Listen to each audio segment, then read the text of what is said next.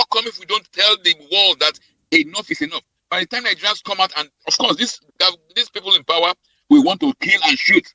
They want to deploy soldiers. They want to deploy policemen. But by the time they start that killing, that is when they know they have killed themselves. And that's the reality. That's how it works. So yes, in a nutshell, Ted Cruz and his colleagues in the U.S. Congress are very right. And we hope that Mr. Donald Trump will also apply the Maduro treatment to those who are criminals in this government. Those who have track records of criminality, whether it's in terms of genocide or in terms of drug trafficking. All right, thank you very much. Thank you very much, Barrister Eze Luche. I think we should be careful what we ask for here. But let's well, that's not the position. That's not our position here. And of course, we don't want any of that, as that might just complicate things in Nigeria. But let's quickly go to Destiny and Abulele. Now, government is saying that, look, they are fighting insecurity. You know, kidnapped victims are rescued in some parts of the country, and we are seeing speedy judgment in, you know, for example, the Orire kidnap and a few others that have happened. Now, but where is the disconnect between what government says they are doing and how the people feel? Government says, look, we are fighting insecurity. Al-Minuki, the terrorist, has been taken out. You know, a few others have been taken out. Terrorist commanders have been taken out.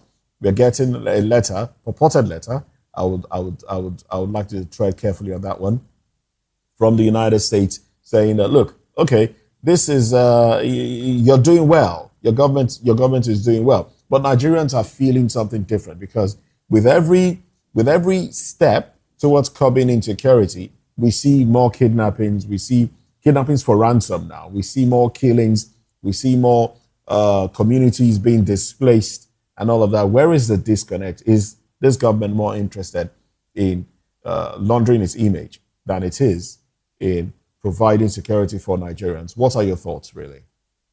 Yeah, Mr. Moses, I think you have said it all. You see, when Professor Patrick said that we should not speak the language of a wedding, a funeral, it was copiously right. You see, what this government, the ruiners in Abuja, what they are saddled with, or perhaps what they are after, or perhaps their priority or priorities, is their image. If you look at Tinubu, it's about his outfit, his person, his courage. He's not bothered about you and I. That is the gospel truth. That's why you can see. You see, they say it is the priority defines the leader. Priorities of a man defines who you are. Tells the world or the outsider who you are, your person.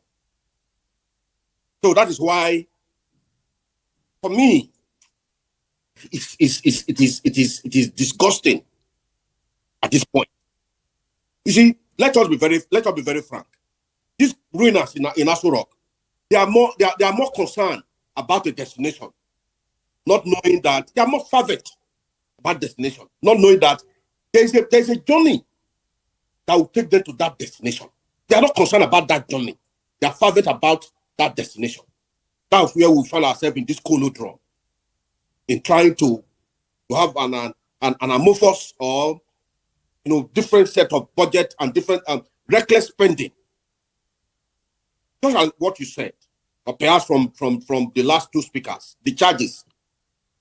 When I read some last night, when I saw the charges, that reminds me of Governor Sheyi Makinde's revelations. See, what this government cannot do in terms of propaganda does not exist. What Tinubu, the ruiners in Aso Rock, what they cannot do in terms of propaganda does not exist.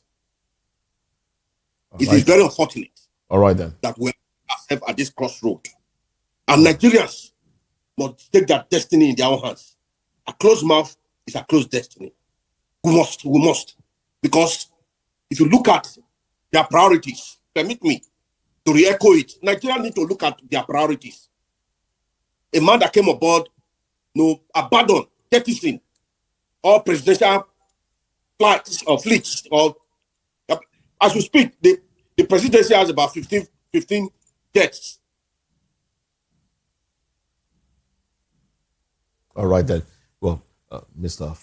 Dele Afanimo, let's get your thoughts on this one as we close home. On which part of the You haven't been following the conversation? Haven't you been following the conversation? No, you talked about the PR stunt. Let's get your broad thoughts on the conversation. Well, my thoughts on all of this is the sentencing is like a slap in the wrist, because somebody who had confessed and pleaded guilty to an offense that carries maximum sentence, why reduce the sentence to life imprisonment? Because what would eventually happen is maybe after 3-5 years, these people will be granted pardon and they'll be free again.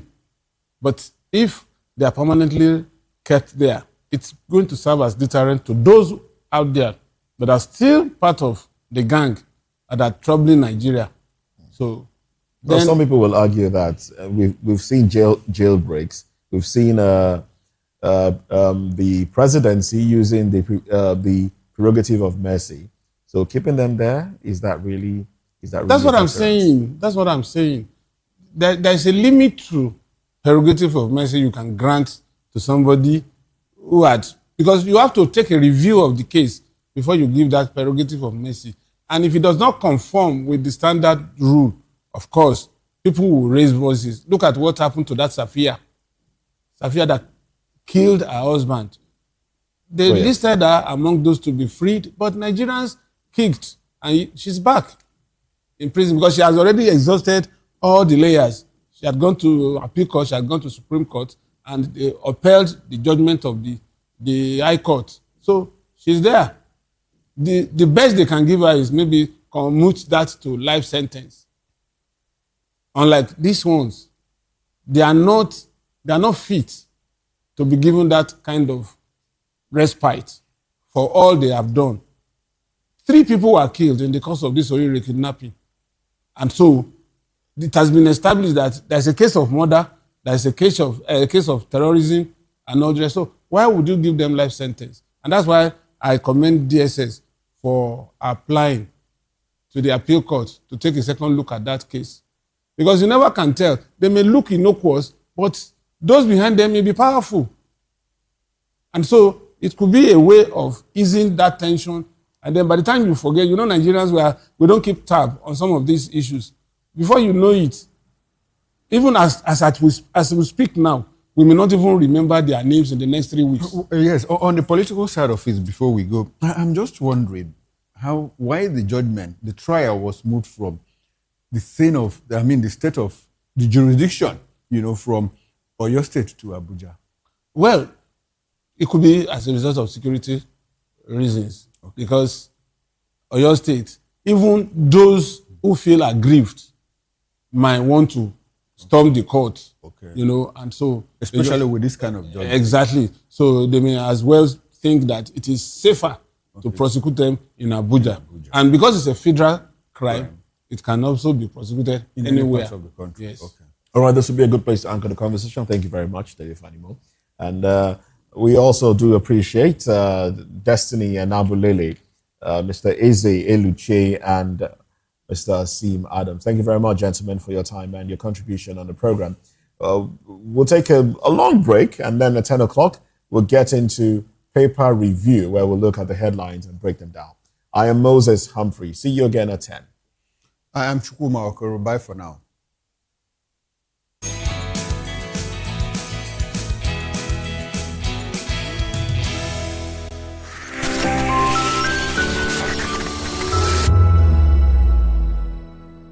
The red carpets, awards, the razzmatazz, music, fashion, interviews, and more. Spotlight on Voice of the People Television. Let's feed you with all the juicy stories in the global entertainment space, bringing you the glitz and glamour as it dey hot. Stay tuned to Spotlight, 1 p.m. Monday to Friday. Spotlight on VOP TV. Entertainment like never before.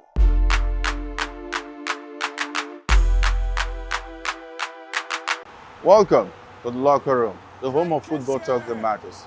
I am Jerry Bourdillon'S. Join us every weekday, Monday to Friday at 5 p.m. Nigerian time, as we share the hot takes and hot debates in the exciting world of football. And joining me are the usual suspects, Atiku and Mayowa, as we break down all the hot takes and everything that's happening in the football. Don't just watch football, live it with us. Catch us on the Locker Room and Voice of the People television at 5 p.m. Nigerian time. And like I always say, if not 20 minutes off, please discuss. And it's Hakim Ziyech who puts the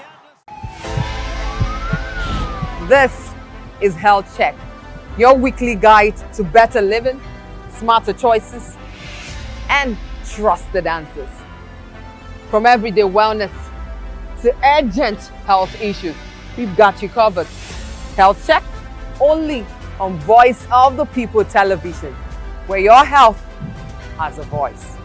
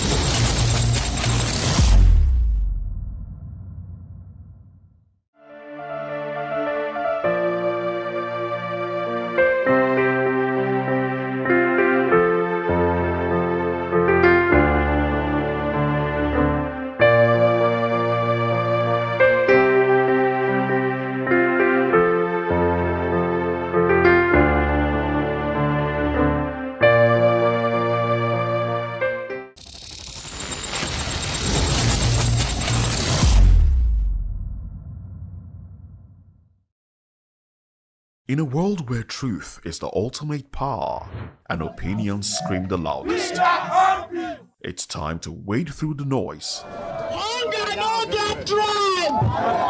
Hunger no get religion! And scan the human interest and trending topics that matter. Stay tuned to The Issues, your plug to the stories making the buzz, from politics to science and technology, social justice, and more. Let's tackle the tough questions and expose the truth. The Issues, on Voice of the People television, Mondays to Fridays, 8 to 9 p.m. The Issues. Don't just react, understand. Africa is on the move, a continent of rising voices, untold stories, and powerful transformations. From the streets of Lagos to the heart of Nairobi, from the mines of Congo to the tech labs of Cape Town, the African story is being written every day. Bold, dynamic, unstoppable. This is African News on Voice of the People television. We don't just bring you the news. We analyze and bring you Africa's heartbeat, the politics that shapes our nations, the economies that drives our future, the cultures that defines who we are, the voice that must be heard. Africa News, Africa's voice, Africa's future. Where Africa speaks, the world listens.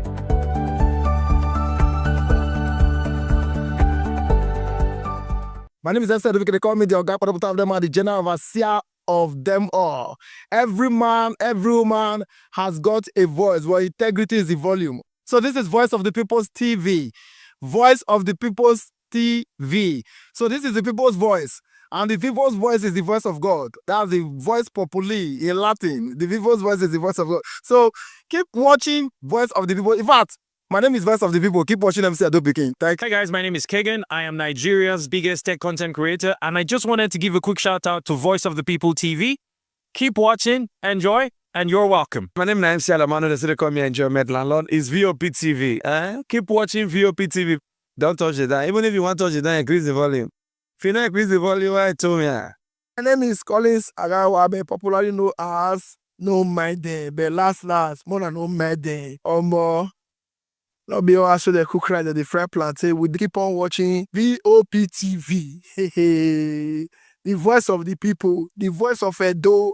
If you want to get the authentic news for Edo, the way it be, that's why they show and all the content it come on at VOP TV.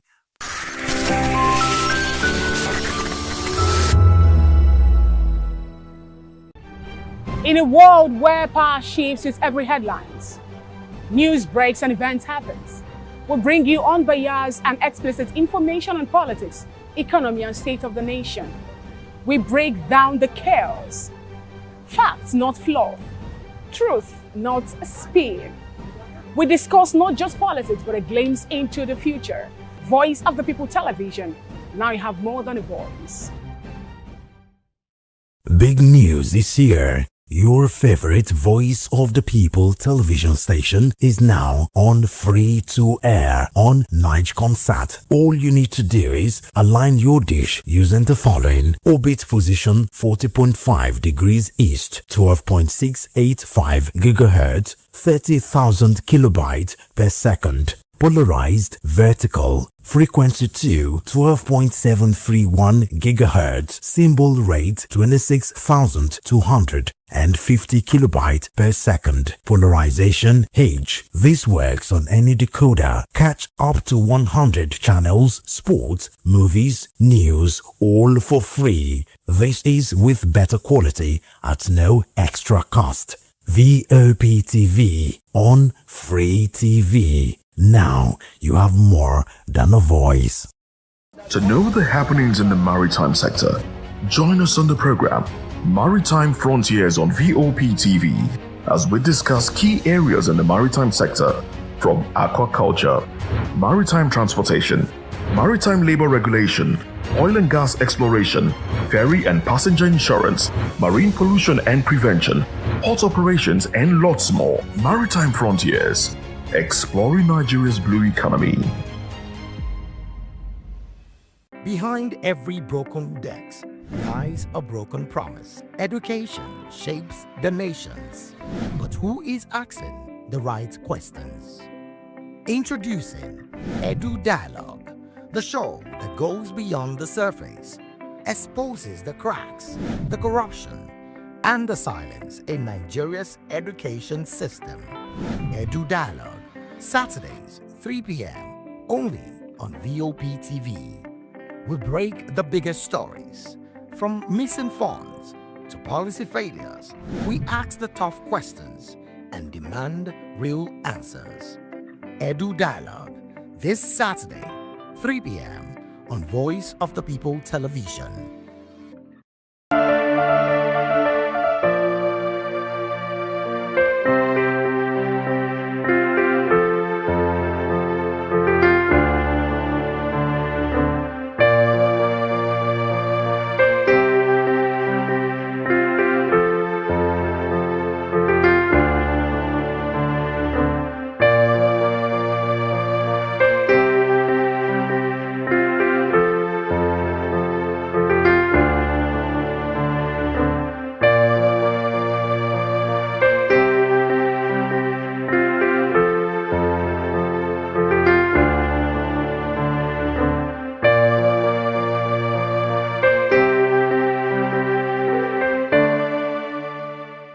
Nigerians, your voice matters, and in 2027 it starts with your permanent voters card, your PVC.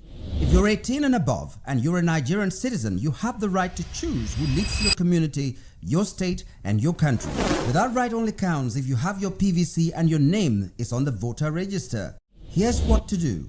First, check if you're registered. If you're not, or if you've moved, lost your card, or turned 18 since the last election, go to the nearest INEC office or an INEC registration center. Second, it's free. Don't pay anyone for any registration or collection. Third, collect your PVC early. Don't wait until the week before elections. INEC will announce dates. Listen to radio, TV, and follow INEC's official pages. Your PVC is more than plastic. It's your power to hold leaders accountable. It's how you decide on roads, schools, hospitals, and jobs for your community. When you vote, you decide the future of your children. Get registered. Get your PVC. Vote in 2027. For Nigeria to work, you must be a part of it. Your vote, your future, your responsibility. This message is brought to you by Voice of the People, VOP Media.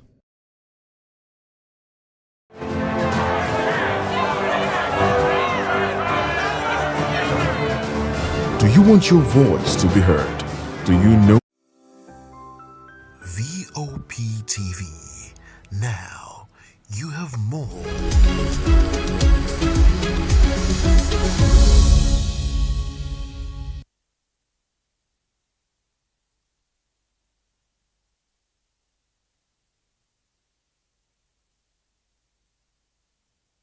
Well, thank you very much for joining us. This is Newspaper Review. I am Moses Humphrey. I am Chukuma Okoro. Good to have you join us again. And we still have our analyst with us. Dele Fanimo is with us in the studio. Thank you very much for staying back. My pleasure. And Barrister Seem Adams also is joining us from our outstation in Port Harcourt. Well, thank you very much for staying back as well. Now, let's dive into it very, very quickly too. The headlines are here before us. And from the Guardian newspaper, House approves state police bill. Amid walkout includes guardrails. Now, this headline also reported in some of the dailies here. The Punch has it as its big story. Says, walkout rocks House as state police bill. The presidency seems to be having its way with this one. What are your thoughts? These are the headlines. What do you say? In the headline, the riders to the headline, was there any specific reason why they decided to walk out of the parliament? No. Because they said due process was not followed. You see, I think due process, yes. But I think the important thing should have been the content of the new bill that is at variance with the previous one. Okay. That would be the talking point. But for me, without that, we may not be able to... Okay, so sorry, let me help you so that you can have an informed opinion on this. They say that the National Police Council has been reviewed. The earlier position was that governors will be part of it, but in the new proposal, governors will be taken out of the National Police Council. They will not be members. And you know that the National Police Council is the council that will oversee the new police, both the federal and the state police. And in case there's a conflict between the governor and the commissioner of police, they have to report to the National Police Council. It's the National Police Council that will now take a decision on that. But the new proposal now that governors will no longer be part of the National Police Council, I think that is their grouse. Well, it could be that the National Police Council will be for the federal police. Because if you are going to use my resources as a governor to fund my state police... No, the National Police Council will now replace the Police Service Commission. That's what I'm saying. If I'm going to use my resources to fund my state police, if there's any conflict in my state, I should be represented on the board that adjudicates on whatever happens in my state. Either I'm at conflict with the Commissioner of Police, or the Commissioner of Police is doing something that is not in line with the way I want to run my security apparatus in the state. So there is no reason why the state governor should not be part of or its representative should not be part of the council, except if the council is going to be limited to administering the federal police. So it still boils down to the fact that walking out may not really, because at the end of the day, if they put it to vote, if the majority gets 2/3 of the vote, they will still go on, regardless of the fact that minority walked out of the parliament, because the law also says 2/3 of the house can go ahead, even when No, this is a case of minority who have their say. That's what The I'm majority saying. will have their way. So why didn't they stay back and debate this thing exhaustively to get to the root of this matter? And then if there is anything that would call for amendment, it's still in the works. It has not been accented by the president. So debate should go on, not just necessarily walking out of the parliament. Well, I think it's a bit troubling that, you know, that it was even the House of Representatives that initially passed the first state one. police bill and now moved it to Senate for harmonization. Now, Senate did their own. And in the process of harmonization, the House of Representatives went back and said, no.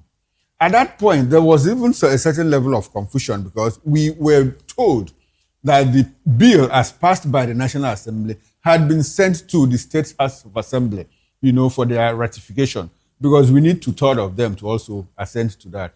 But we now heard again that the House of Representatives is making a review. There's no problem with that. I mean, instead of doing a hasty job and coming out with something, you know, that the outcomes will not be beneficial to Nigerian people, let us do a thorough job. But in trying to do this thorough job now, looks like, from my understanding, looks like we are gradually moving away from the real benefit of the state police and now moving everything back to the federal police that we have, the national police. You recall that in the proposal before the Senate, the proposal the Senate made was that, well, if there's a conflict between the state police commissioner and the governor, the state police commissioner can, as a matter of fact, even report to the president, not even to the IGP, to the president for resolution of that matter. And we cited the instance of Rivers State at that point. Assuming what went down in Rivers State in that process, I mean, the state police commissioner will simply run to Tinubu and said, well, His Excellency, this is what the governor is asking me to do.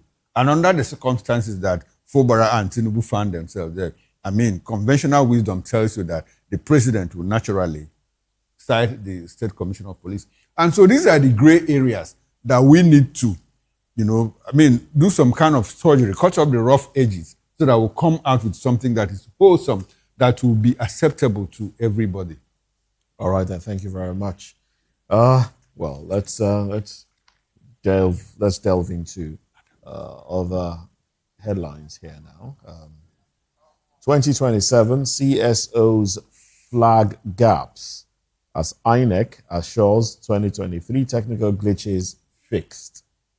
Talking about electioneering.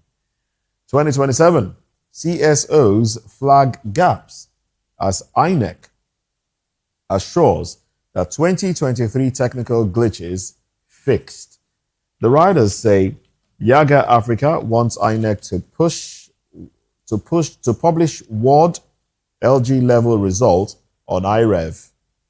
Amukbuton seeks review of Electoral Act to accommodate party dispute resolutions.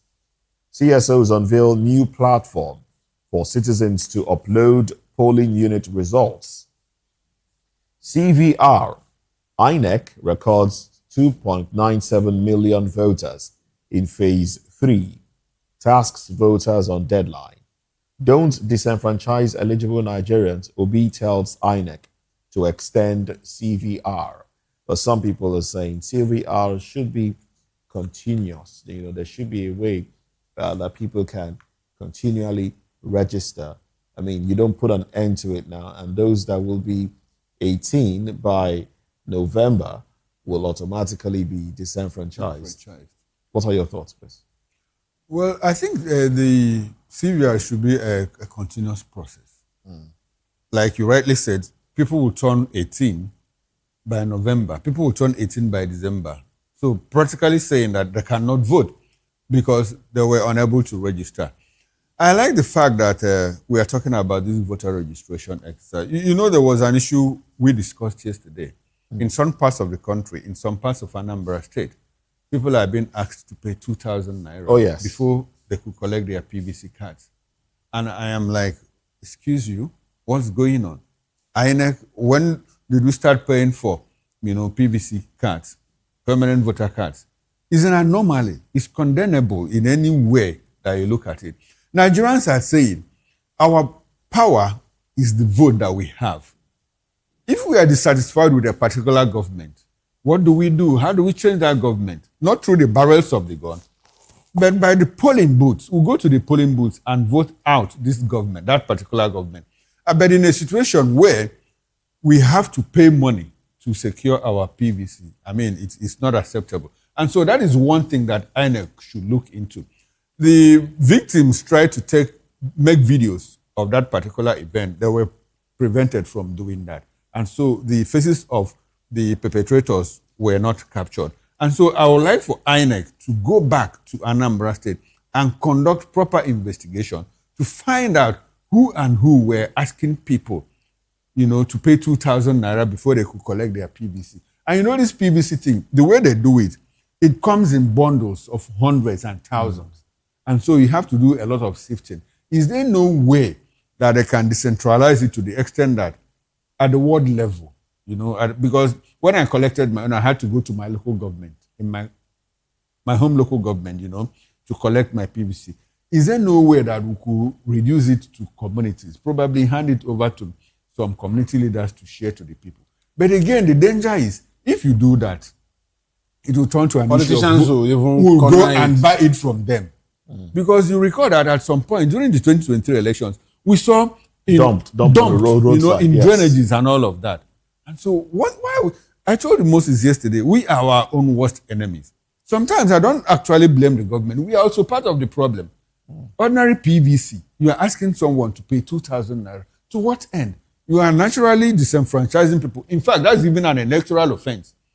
By the letters of the Electoral Act, if by any way, action or omission, you disenfranchise someone, you have committed an electoral offense, and there's punishment for that. So INEC should conduct due investigations and get to the root of the matter to ensure that the perpetrators are fished out and punished so that it will serve as a deterrent to others. If we allow it to stay, it will become a norm. People are paying 7,000 naira to get NIN.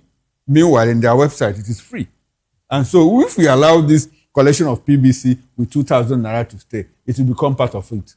And that is one thing that we cannot afford to allow happen to us. I think there are two ways to address some of these problems. One, unfortunately, postal services had gone almost oblivious. Because today, in some other places that are even more advanced than Nigeria, they have ways of sending this kind of cards to the postal address of individuals. If we have that in Nigeria, maybe it would also solve that problem. Again, up till now, I registered some years back. Up till now, I had to travel to my state. When I got to the state INEC office, they said I should go to my local government. I went to my local government. I was tossed around on a number of occasions that at point I had to give up. Because even the man that is supposed to sort the cards, honestly, I also sympathize with him because it's a whole lot. When you have about 40,000 cards, how does he? And these things are not arranged in serial number. That's his job to do. What I'm saying is, it's his job to do. When it's he like gets going there, to a library.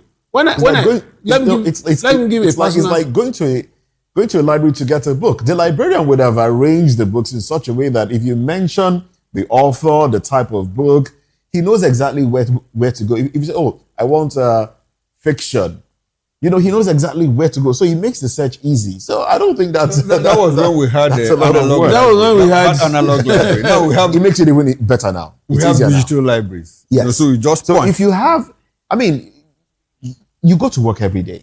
So if your job is to ensure that you arrange them in alphabetical order, you arrange them. Maybe alphabetical, maybe serial number. So you've been in civil service. Follows what? You've been in the civil service. You arrange. Are you talking the ideal or you are talking the reality? No, what should be? The ideal. If it's what should be, then I align with you. But so in most cases, make it happen to be like that. The point is, the person that is supposed to supervise this person, how efficient, how loyal to the organization is that person? Because the supervisor could be somewhere in his farm. That is it. In his part of local government, he could be somewhere in his shop, in his corner shop. At the end of the month, he goes back to receive salary. And if that salary is not paid on time, he will be the first to kick. You go to local government offices, you say you want to see a particular person, that office is under lock and key. They'll ask you to come back. That next was a week. You particular go back governor. next week. They tell you that the man just left. You should come back next week. Do you know what the women do in local government? They carry 2 bags to the office and the slippers. So once they get to the office, after 9 o'clock, they will just pull up the shoe, wear their slippers, keep a bag on the table to show their presence, until they come back to close. Sometimes they don't even close. They don't come back to close properly. That's what happens. All right. So let's go to Barrister Asim Adams now. Barrister Asim, thank you very much for rejoining the conversation. Yes. So a few headlines taken. I would specifically like your. I mean, before you react to this one, I would like your reaction to the police bill, where some rep members walked out.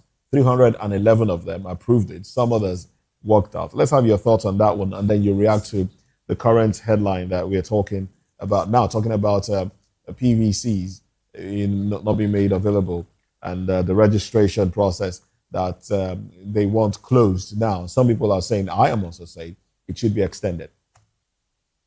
Go ahead, please.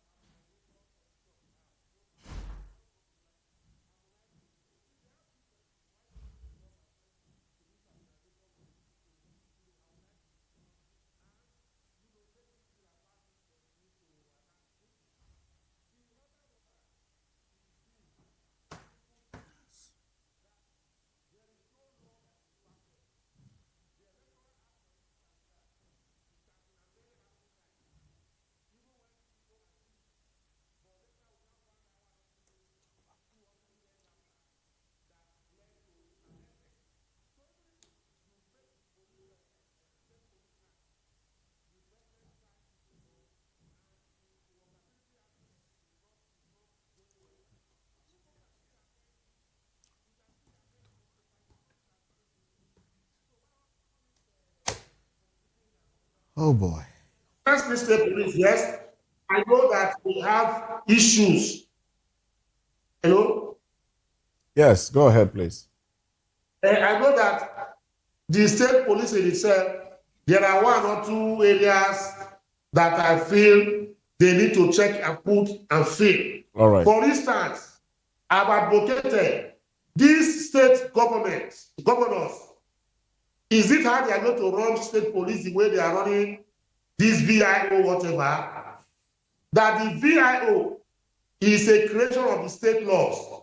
Now, a court of competent jurisdiction, the court of appeal that has jurisdiction all over Nigeria has said, stop this, don't do this, as the case may be. State governors, and they said, no, it doesn't affect them. That it's Delta State that brought the whatever, so it does not affect them. Meanwhile, court of appeal has said it is, they upheld the judgment of the lower court. And on jurisdiction, we are saying court of appeal does not have jurisdiction all over Nigeria. So what that happens, if there is a conflict between the federal police and the state police, and the governors are saying, no, I will not obey court order, even because say there's an injunction restraining me from, giving my command, instructions. That is one aspect I don't know, because the VIO, whatever now, is a problem.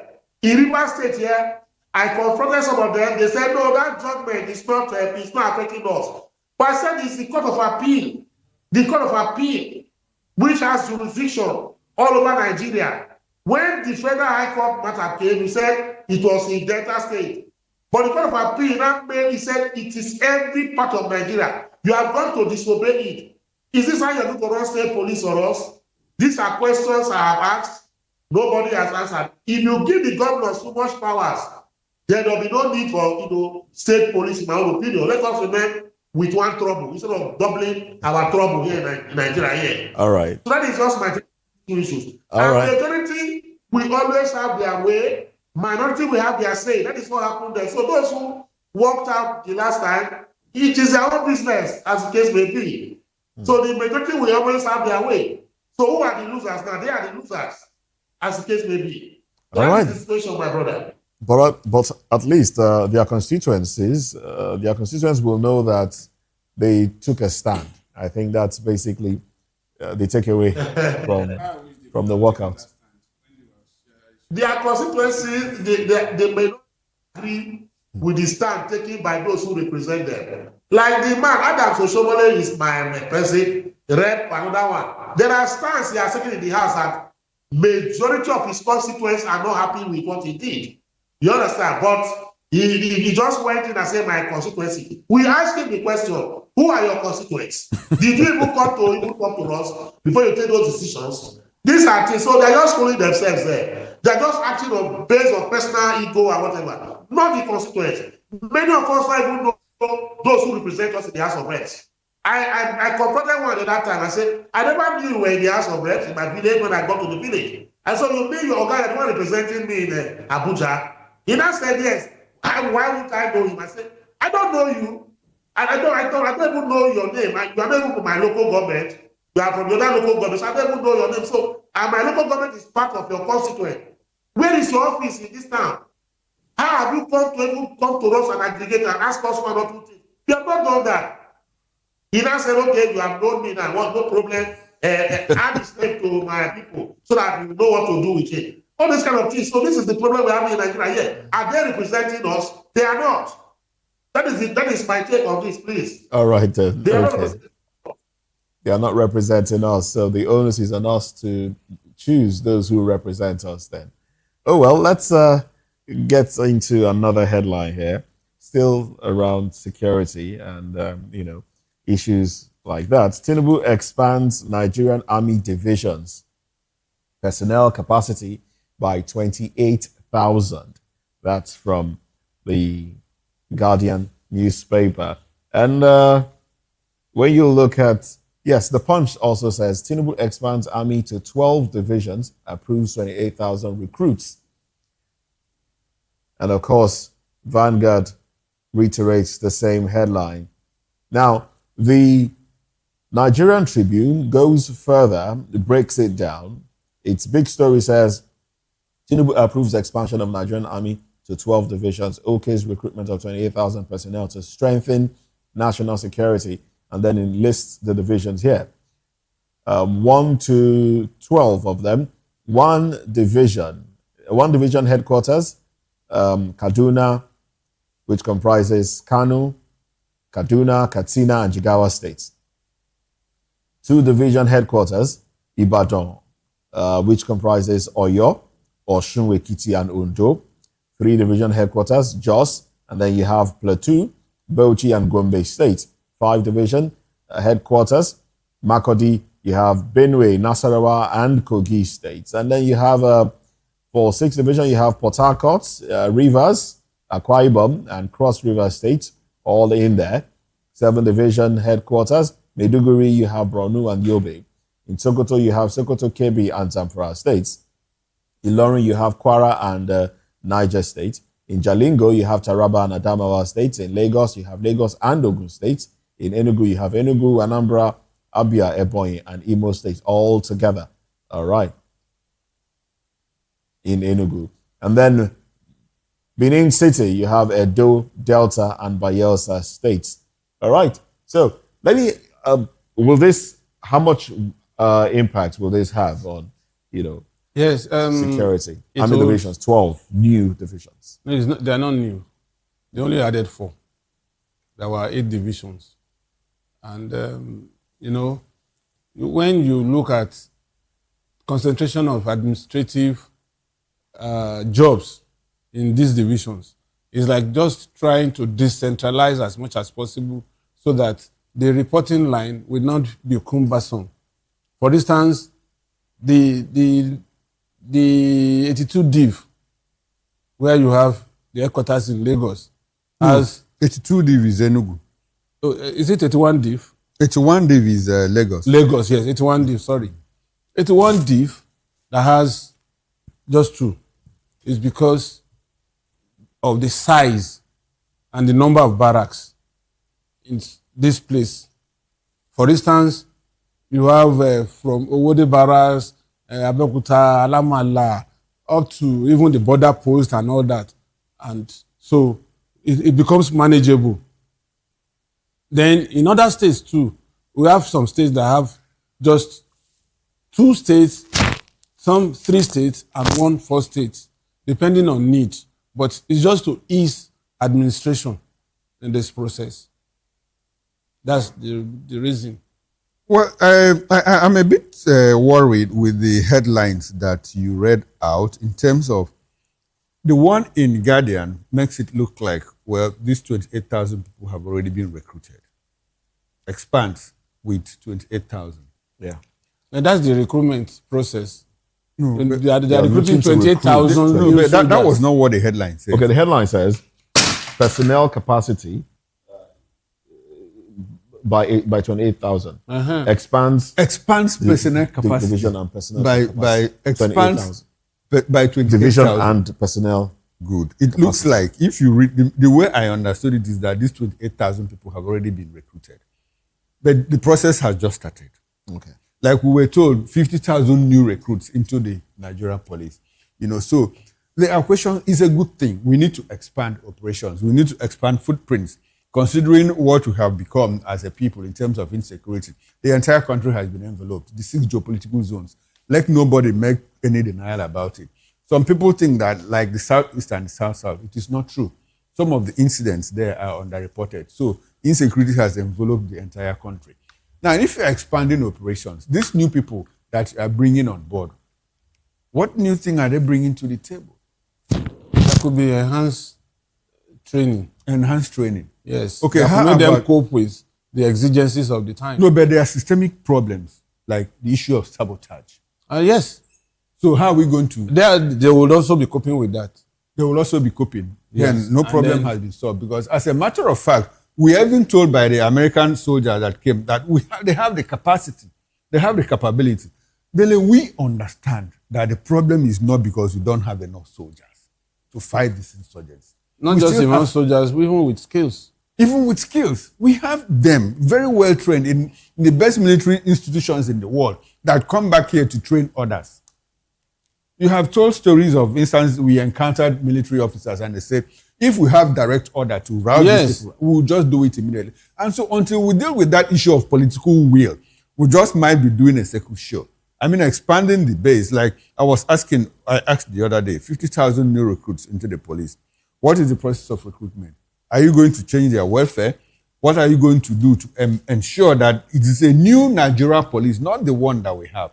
Because if you have 370 something or 341,000 already, and you bring 50,000 into the force without having to reform, the 371,000 will simply corrupt the 50,000. Just like this 28,000 now. What new thing are they bringing to the table? Recruits, foot soldiers to go and start shooting guns or what? How about welfare? How about sabotage? They have been ambushed. In the past 3 months, more than 8 generals have been killed. What should be a major concern in what you are just saying is the process of recruitment. The process of recruitment, not just the process of recruitment. I said that should be a major concern. Okay. Because somebody who was a bandit, somebody who was a terrorist, how much of de-radicalization can you do? Can you even do to make him change his mind? Given the fact that there are allies in the other side, like if he kidnaps, he gets 100 million naira and his own take is or probably 5 million. If he serves as a mole. And if he serves as a mole, you know. So what are you going to do? The best bet is to take out these people out of the military, wherever they are, because it becomes a double menace. One, he's already trained. So even if he was just picking up his rifle and firing, now he knows how to do recce. He knows how to do a lot of things. He knows how to intercept signals. So it becomes a very deadly person going back to where he came from. So what should be done, apart from recruitment, making sure that the right people are recruited? 2, let us also filter those people that had been erroneously recruited and deployed. Let us filter them and get them out. That's the only way we can have a perfect military. That's why it is difficult for American government when they want to come and do rescue mission, when they want to come and take out top commanders of this ISWAP or ISIS. They don't consult Nigerian military. They finish their... That could be moles. Along the way. You understand? That could be moles. So we should take out those moles as soon as possible for us to have a clean military and that will be ready. The only way we can do it is start it from the top. You know where I'm putting emphasis on the top? We have had occasions where communities report where we have information that will be attacked in the coming weeks, in the coming days, and nothing is done. We have had situations where a top military brass gives order, where remove that military checkpoint, and the military checkpoint is removed. After 3 hours, there's a kidnap incident around the school. And up until this moment, we don't even get to know who gave the order or who gives that order. And everything is shrouded in secrecy. Everything is swept under the carpet. These 28,000 people that they are recruiting, they are ranks. They are filed. They are not even officers. And so what they are doing is to train them how to shoot guns and all of that. It doesn't solve the problem. The problem is... But at the same time, that's what we need. Are Nigerian youths willing to go into the military? We need the ranks. We need the numbers there. Moses, we don't need the numbers. We have the numbers that will do this job. What we need is sincerity of purpose. If we don't have people at the top who are collaborating with terrorists, if you recruit 1 million Nigerians, the problem will exacerbate. Until you take out that problem, that political will to ensure that we are intentional in fighting insecurity. From the top, then we'll just be doing a circle show. All right. Barrister Asim Adams, let's have your contribution to this. So my brother, you see, for now, I don't know why President Tinubu and his government, they are chasing the form and not the substance. You know, the security problem we have in Nigeria today is gone beyond form, where you divide, pluralize, divisions of army. recruitment. In fact, Nigeria should not even begin to recruit now until the war on insurgency and insecurity has been won. Because if you begin to recruit now, you're going to recruit, some of these bandits who either escaped or whatever. You recruit them into the system and they make things worse, as the case may be. So it's very wise to do recruitment, because I know the kind of recruitment they do in Nigeria here. The southeastern part, for instance, they participate. I'm not even sure that they have up to 10 recruits from southeast. From the south where we are, I don't think our young men are even gone. So majorly and basically, majority of those who have been recruited are from the northern part of Nigeria. And how do you not distill and remove those who are ex-bandits? It's like rehabilitating them indirectly or conversely, and it may be. So it's not even wise for them to begin to recruit. When you say 28,000, or how many of them were recruited, why? What is the essence? That is number one. Number two, the war against, terrorism, is it by, pluralizing, the divisions that will be effectively won? I do not think so. What should happen more is that the government need to retool the Nigerian forces, retooling them in the sense that buying modern day, equipment, and find out why, the equipment monies and billions of Nigerian money were invested are not working. Where are the Tucano jets? Where are they today? The Tucano jets, where are they? These are things that this man should be looking at. And also, when you recruit and you divide whatever as case may be, at this wartime, the man is not saying this issue with banditry and terror as war. We are fighting a war. People will say it's a symmetric war, whatever they call it.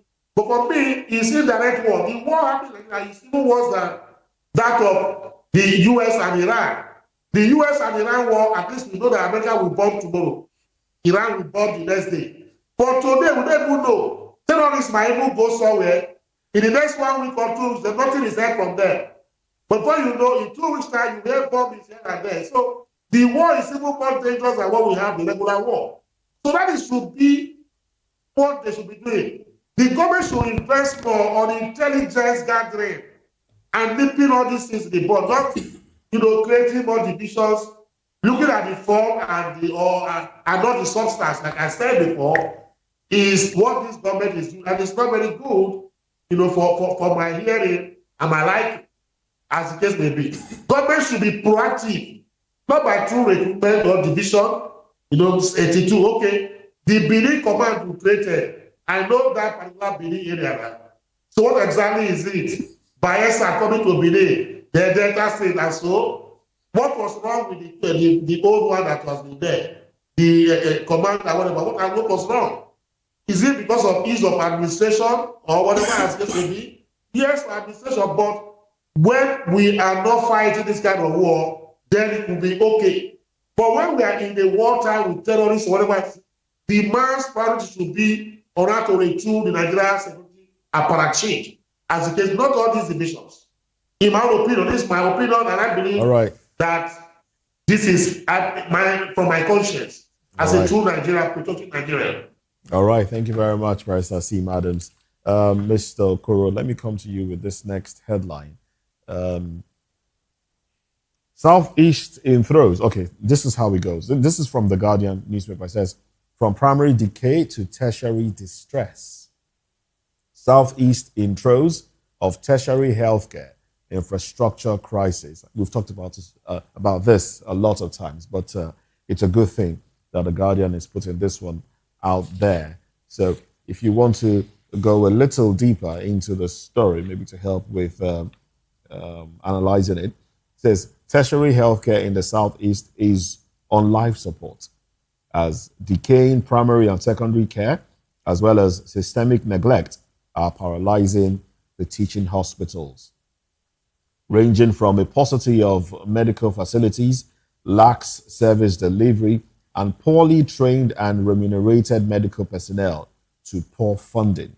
The challenges are simply dire and undermine the realization of goals set by the federal government in setting them up.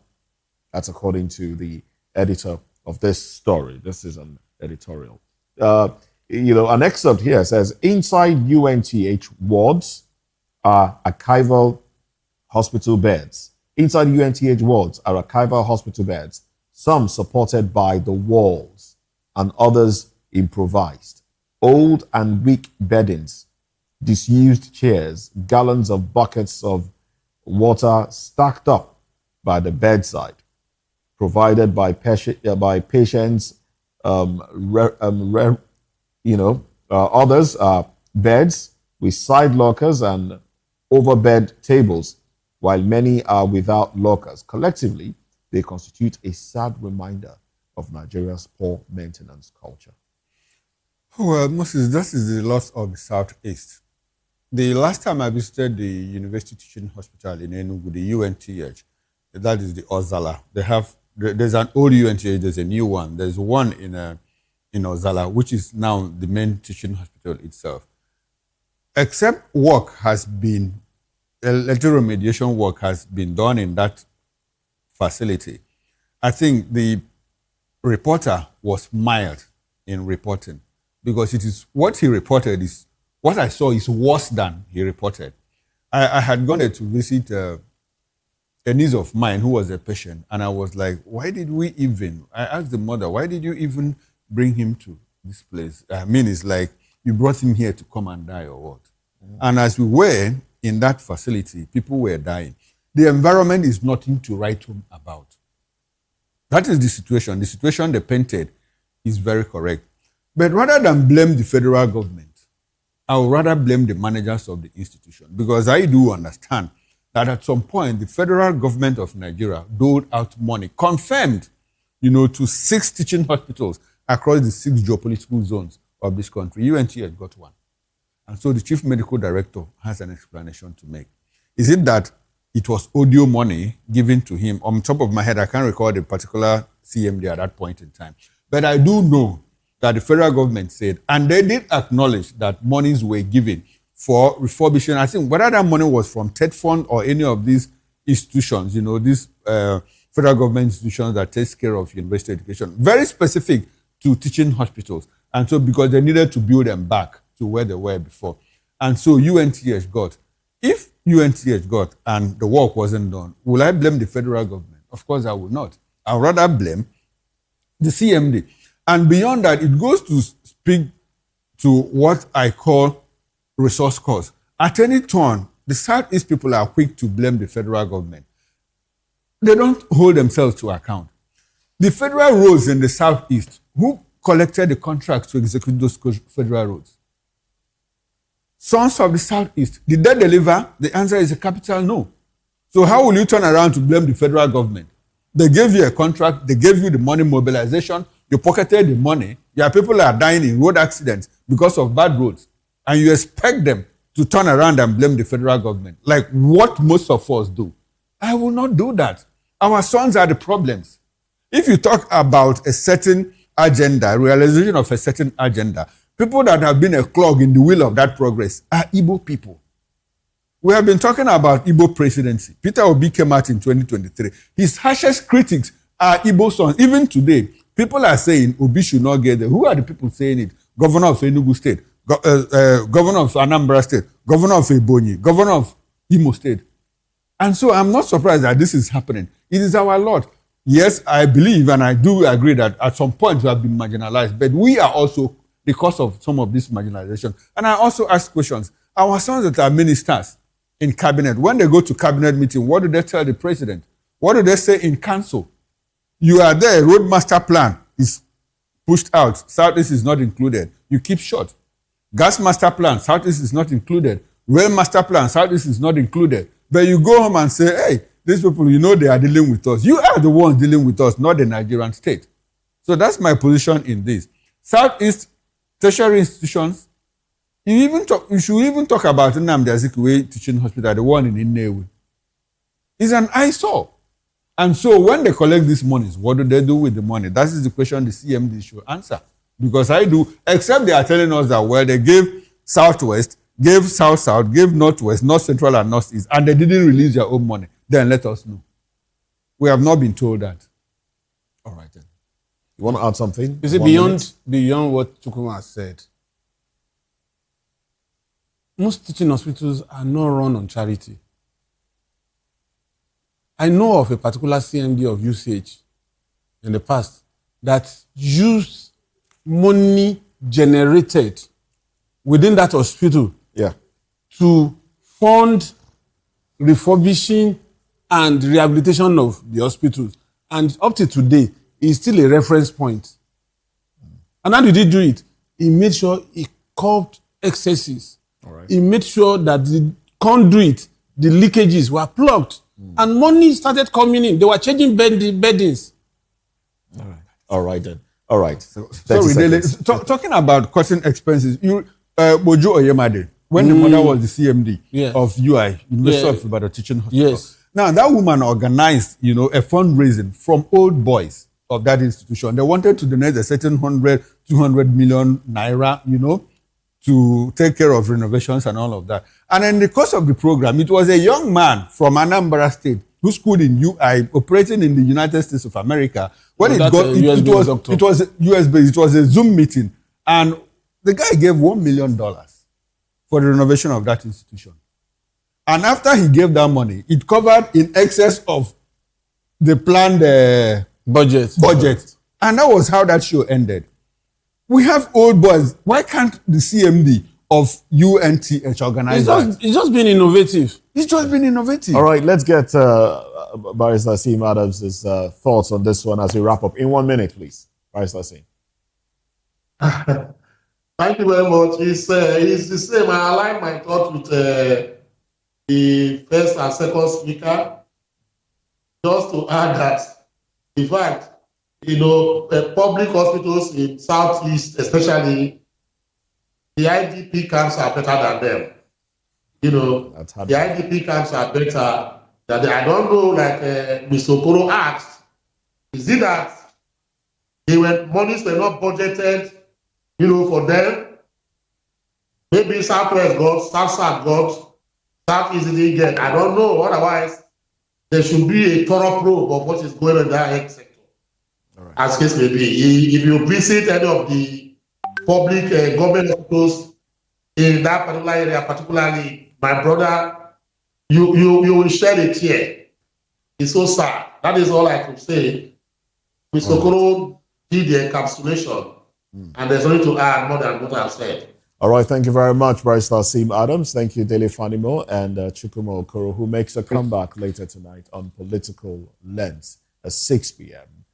It promises to be interesting. We'll be taking you around the nation talking about politics and how it affects you, with analysts to provide perspective to it.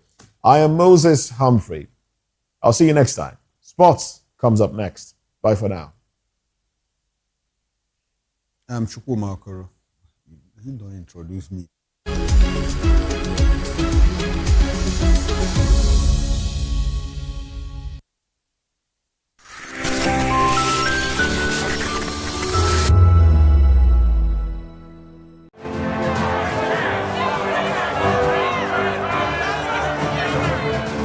Do you want your voice to be heard?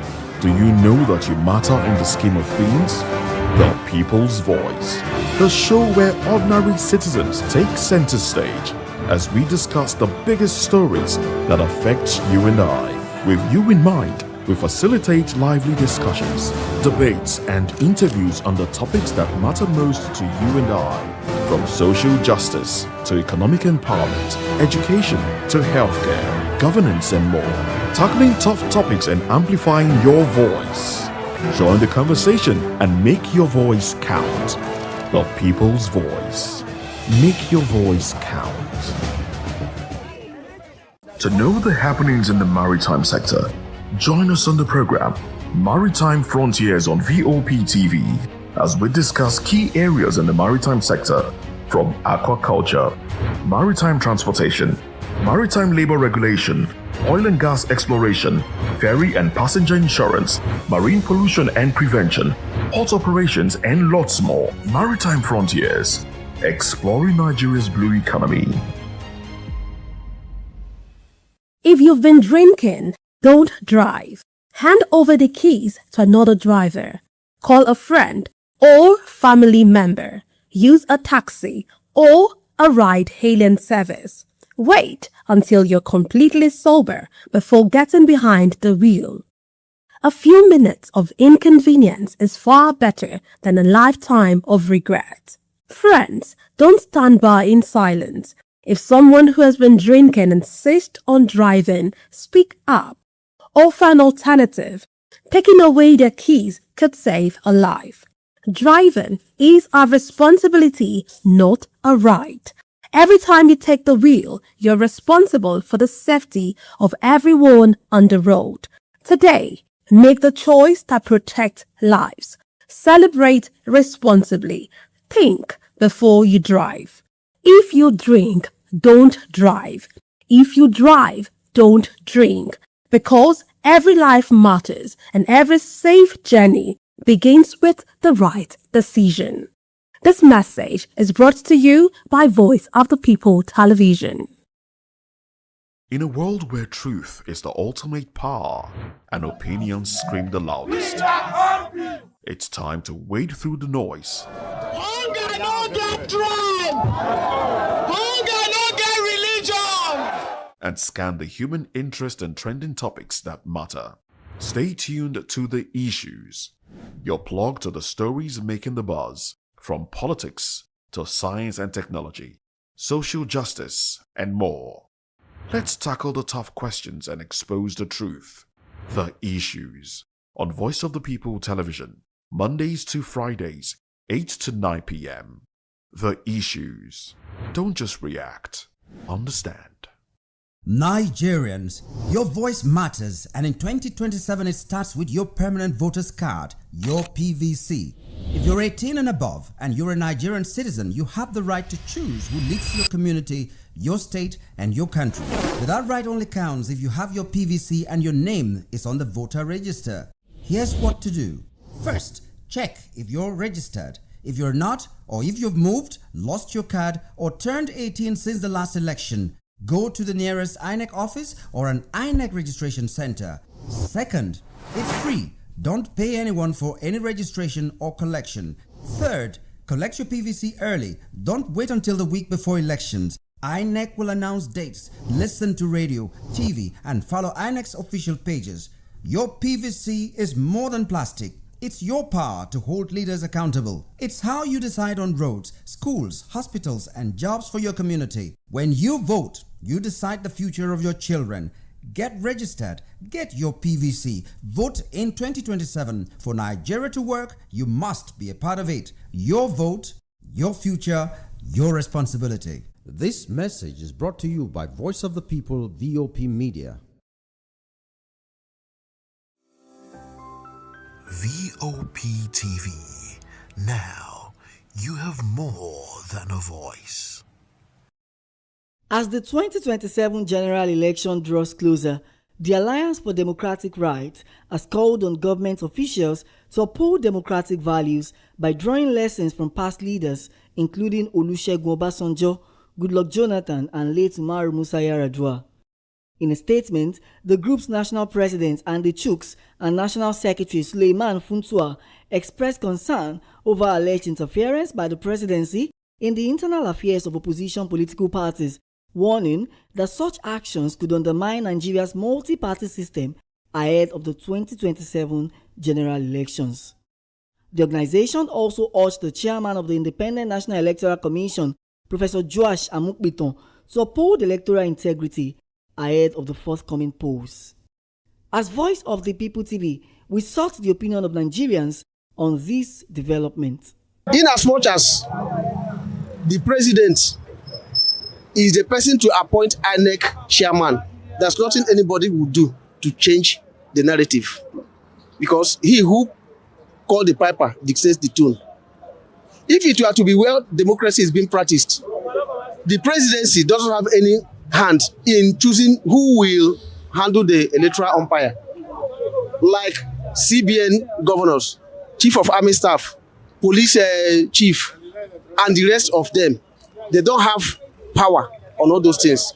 So when you call somebody to do a work, you are the one that appoint him or her. That person must do your biddings, irrespective of anything. If we call it compromising, that's a normal thing. It has been happening, and it will keep happening.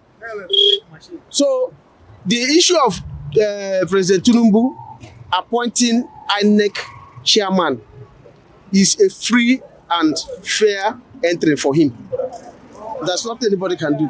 I would say when election want to go on like this, immediately people are voting, they should be maybe uploading it directly. As the 2027 election draws closer, many are calling for accountability, independence of electoral institutions, and a level playing field for all political parties. Matthew Ogunswada, reporting for Voice of the People Television.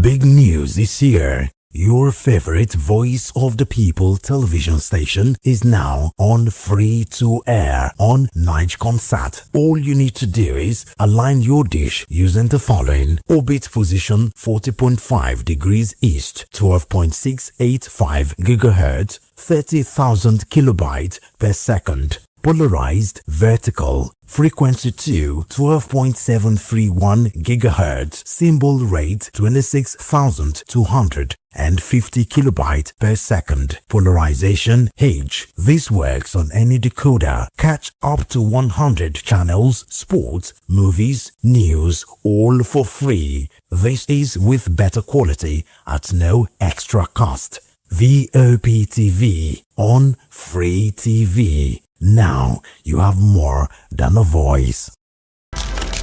In a world where power shifts with every headline. In a nation full of questions. In a world filled with noise, the truth needs a voice. The policies that shapes our world and the economy that determines our future. Every hour, every day, the grapevine keeps buzzing. And together, we are committed to telling the stories that shape our world, because your voice is our focus. Don't forget, our voice matters the most. Let us come together and share our concerns.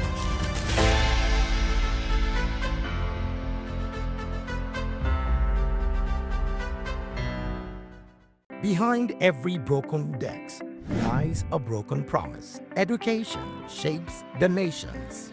But who is asking the right questions?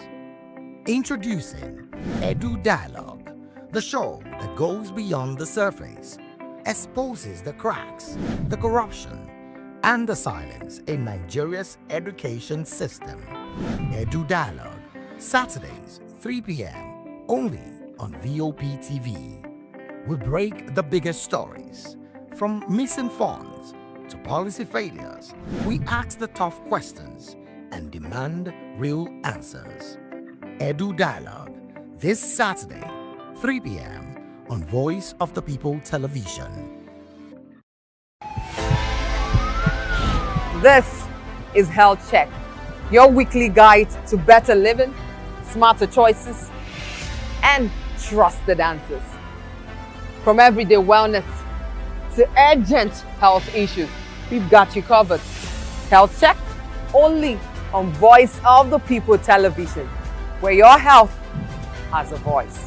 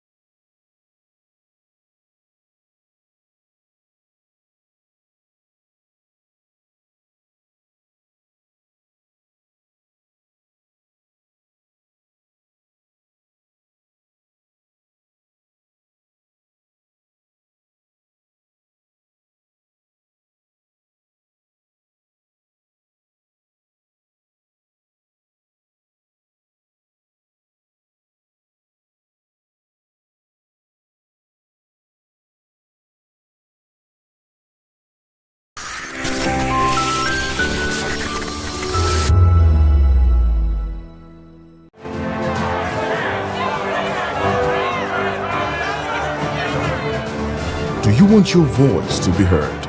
Do you know that you matter in the scheme of things? The People's Voice. The show.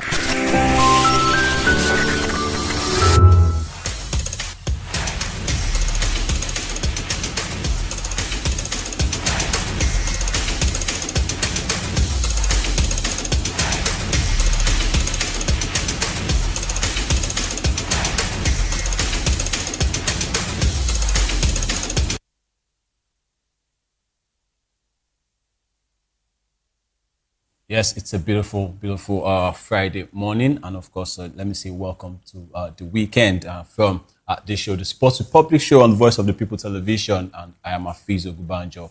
And we are going to give you all the juicy stories from the world of sports. The Commonwealth Games is well and truly on in Glasgow, Scotland.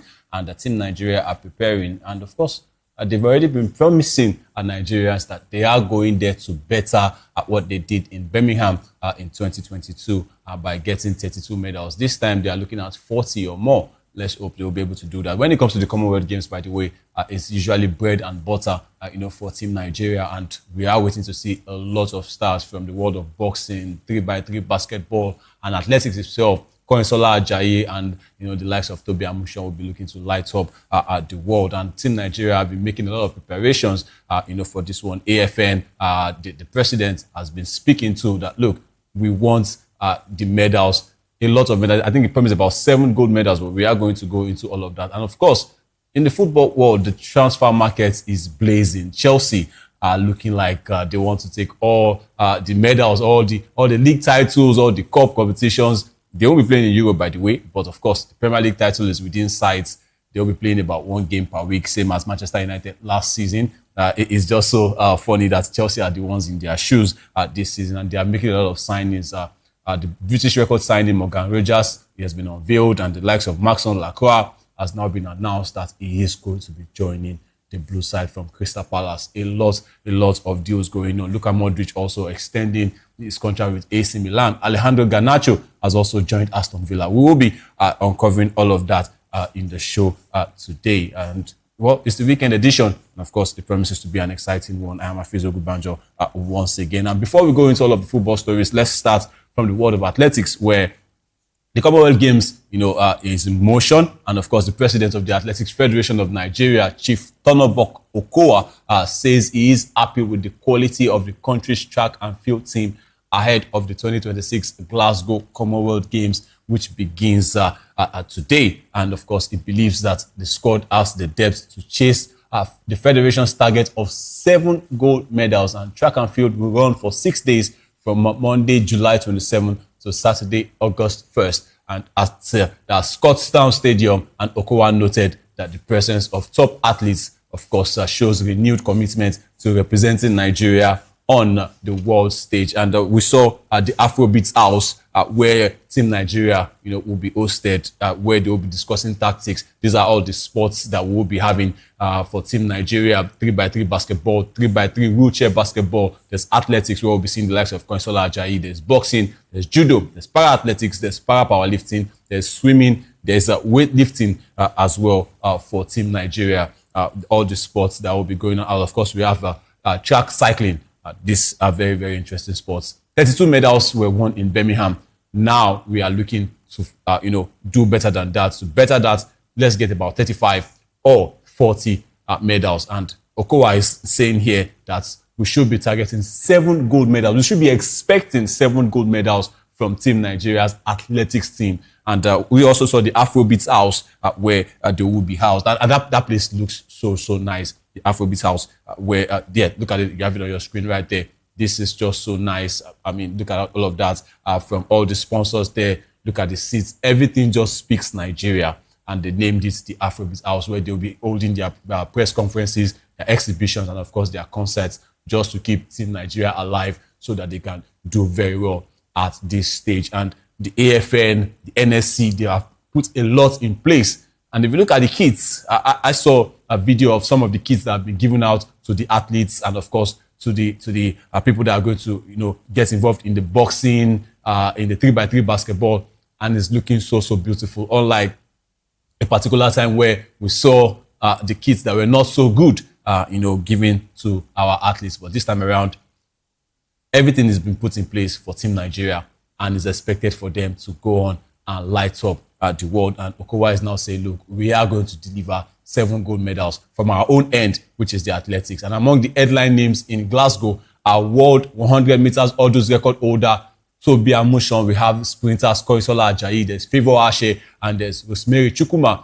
of course. And we have Olympics 400 meter finalist Samuel Ogazi, the shot put veteran Chukwuebuka Enekwechi, and javelin thrower Chinecherem Nnamdi. I mean, these are world-class names going with Team Nigeria to the Commonwealth Games. And of course, the camp also includes several US-based athletes such as Alaba Akitola, Udodi Onwuzurike, Nathaniel Ezekiel, Temitope Adesina, there's Roots Osoro, and of course, Patience George Okon. While decathletes, athletes Jami Schletter will make his Nigeria debut after switching from England. I mean, this is really good for Team Nigeria. And we also have teenage prospect Miracle Ezechukwu. She's also in there with the team. And we have technical director Gabriel Okon, who oversaw preparations in Abuja and, of course, in Aberdeen. And he's also been speaking, and he said, in Team Nigeria's camp right now, morale is high.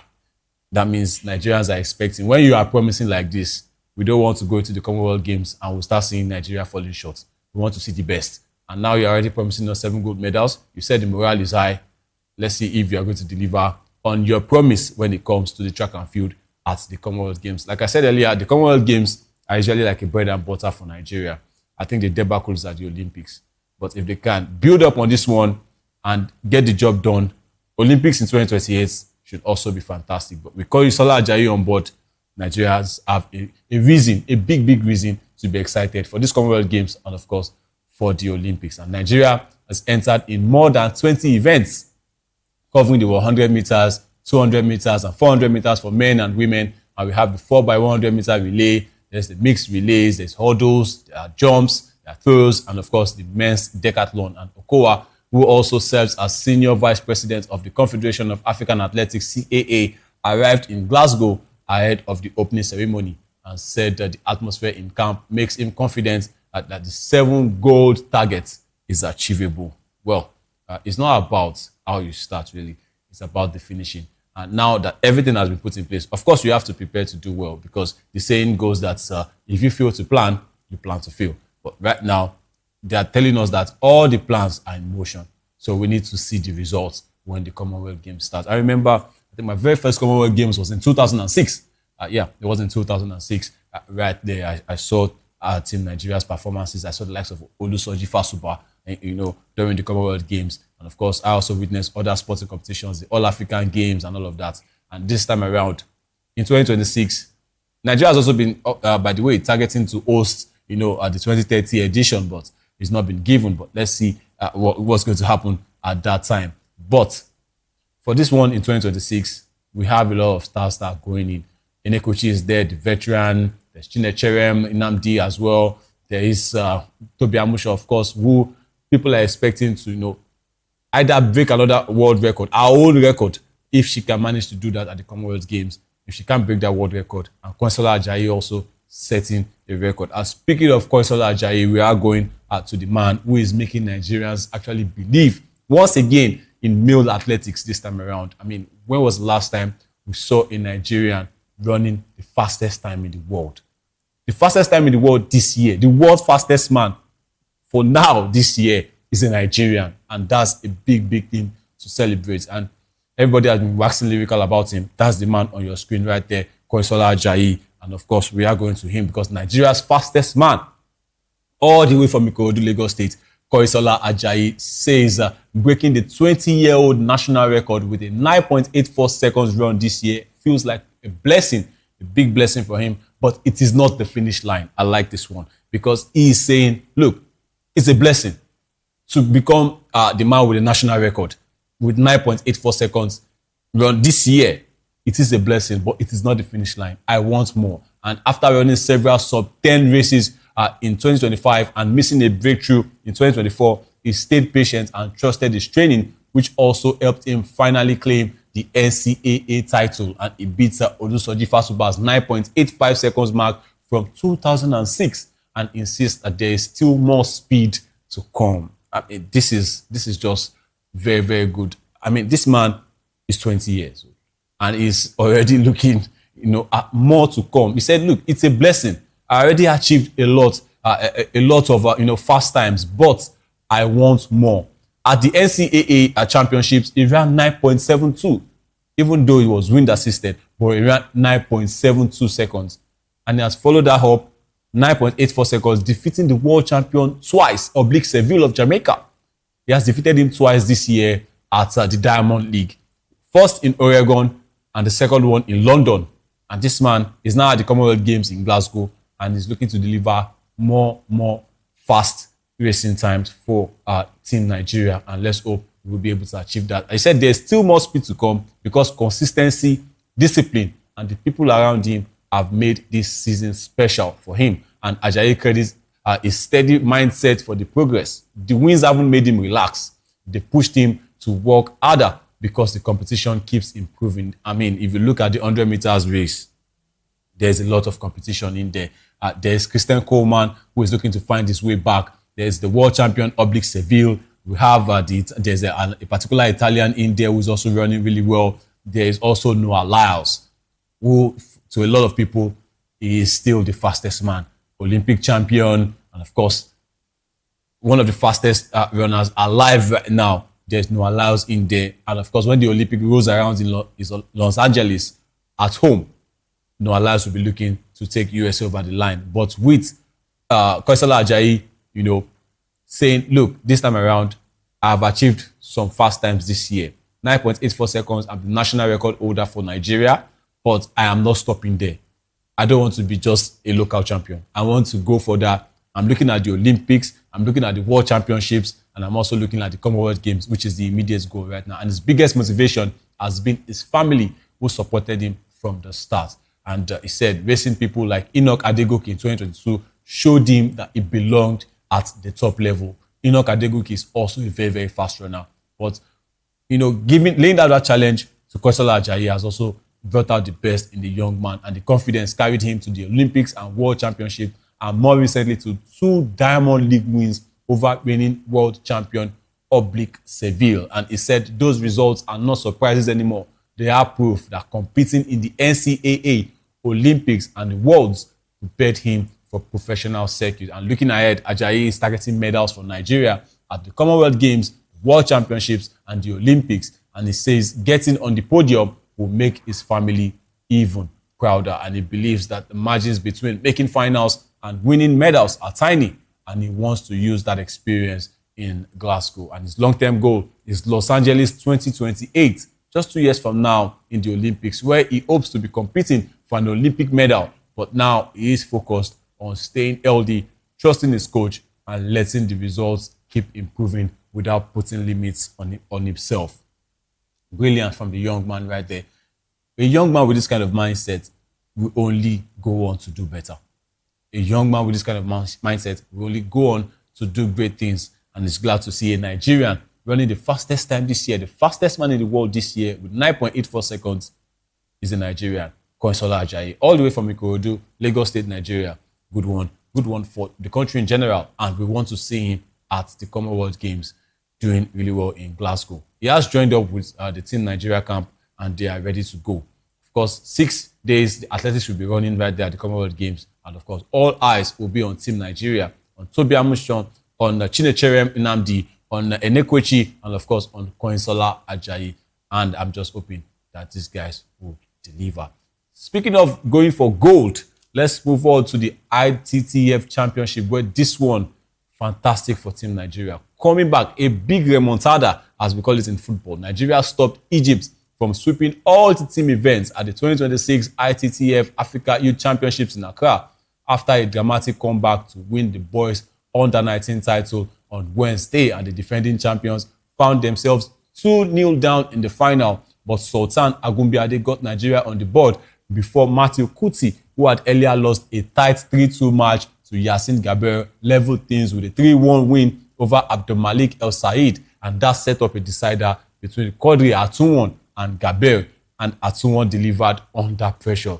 This was the moment where Quadri Atunwon is it going to be the next Haruna Quadri? Well, time will tell. But Quadri Atunwon, I think he went on to say, look, there is a Nigerian legend called Haruna Quadri. I'm also Quadri, and I can be a legend myself. And that was the moment where he defeated Gabriel. I mean, look at what it means to Team Nigeria, putting them on the board. The under-19 boys retaining their crown at the ITTF World Championship. Egypt were going on a clean sweep until this moment right there by Quadri Atunwon. And look at what it meant to, Team Nigeria. Look at that, where he defeated the young man from Egypt. And look, you could see the disappointment on his face. That's talking about the Egyptian Gabriel right there. But celebrations all around for Team Nigeria at the ITTF Africa Youth Championships.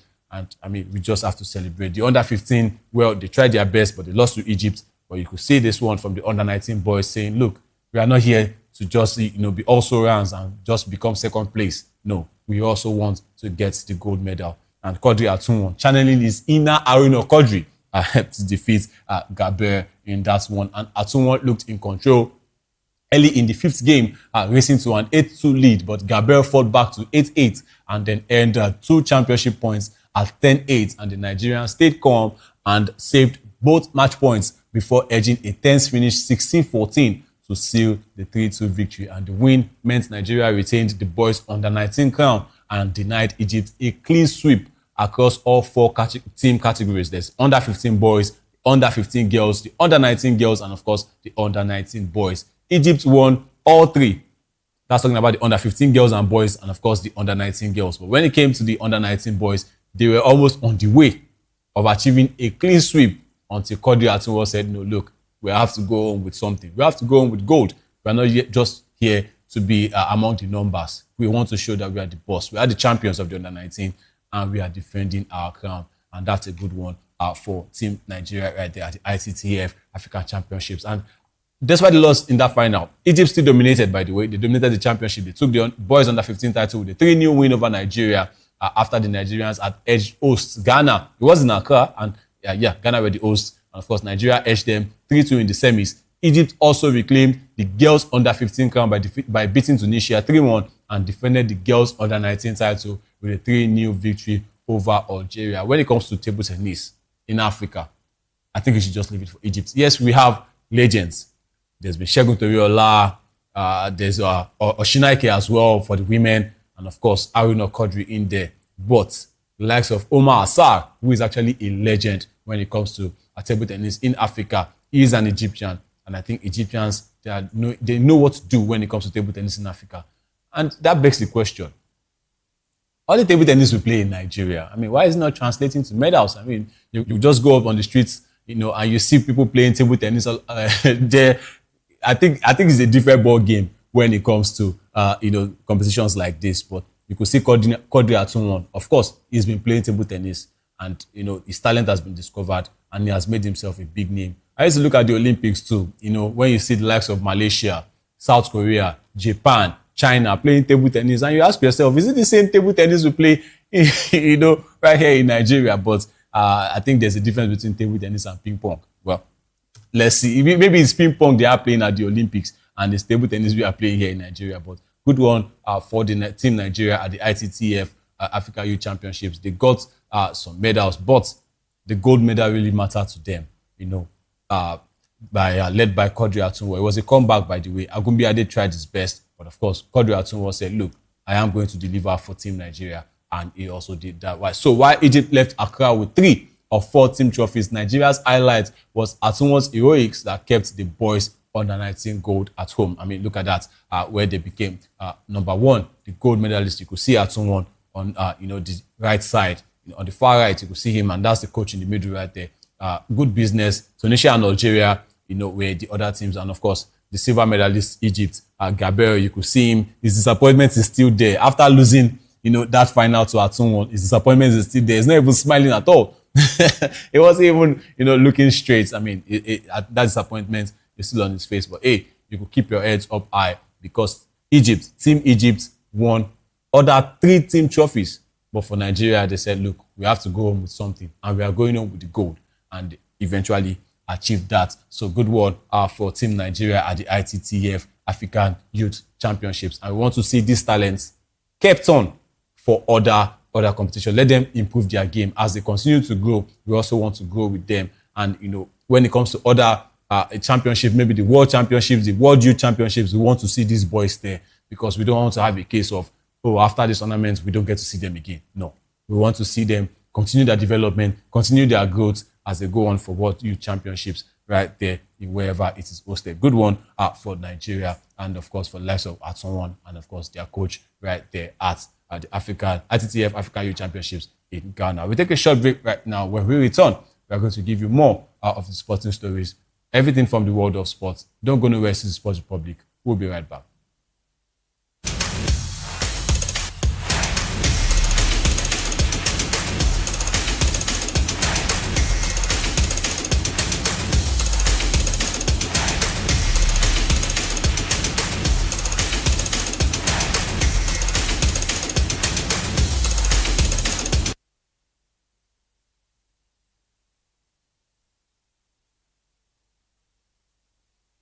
Welcome back from that short break. It's still the Sports Republic show on Voice of the People Television. And of course, let's move on to football stories now, where the Confederation of African Football, CAF, has come out to shut down rumors about changes to the 2027 Africa Cup of Nations format.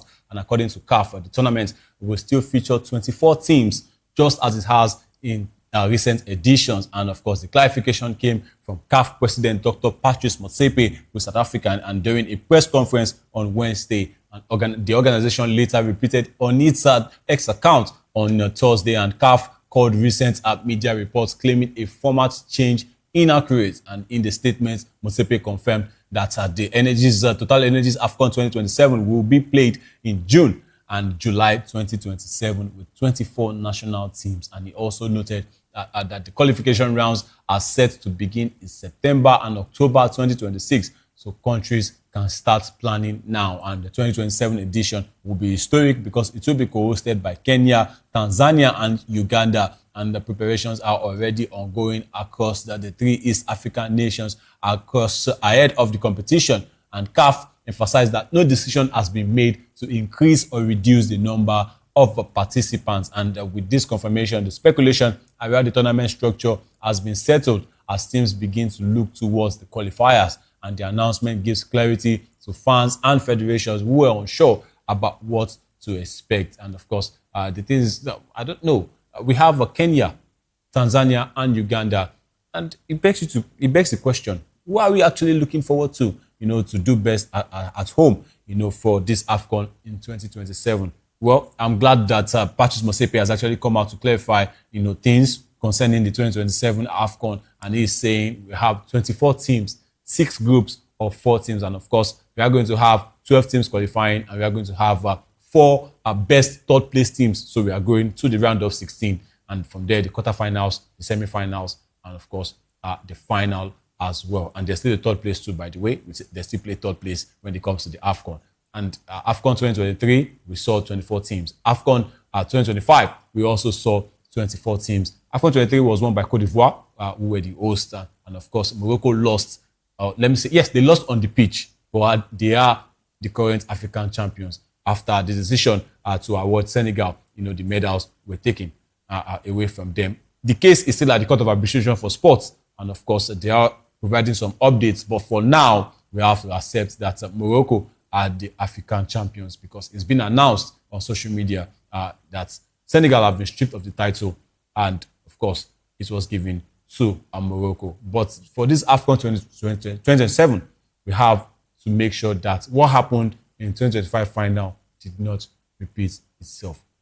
Hopefully it will not repeat itself, because when you have a decision to make on the pitch, immediately on the pitch, that decision should be made.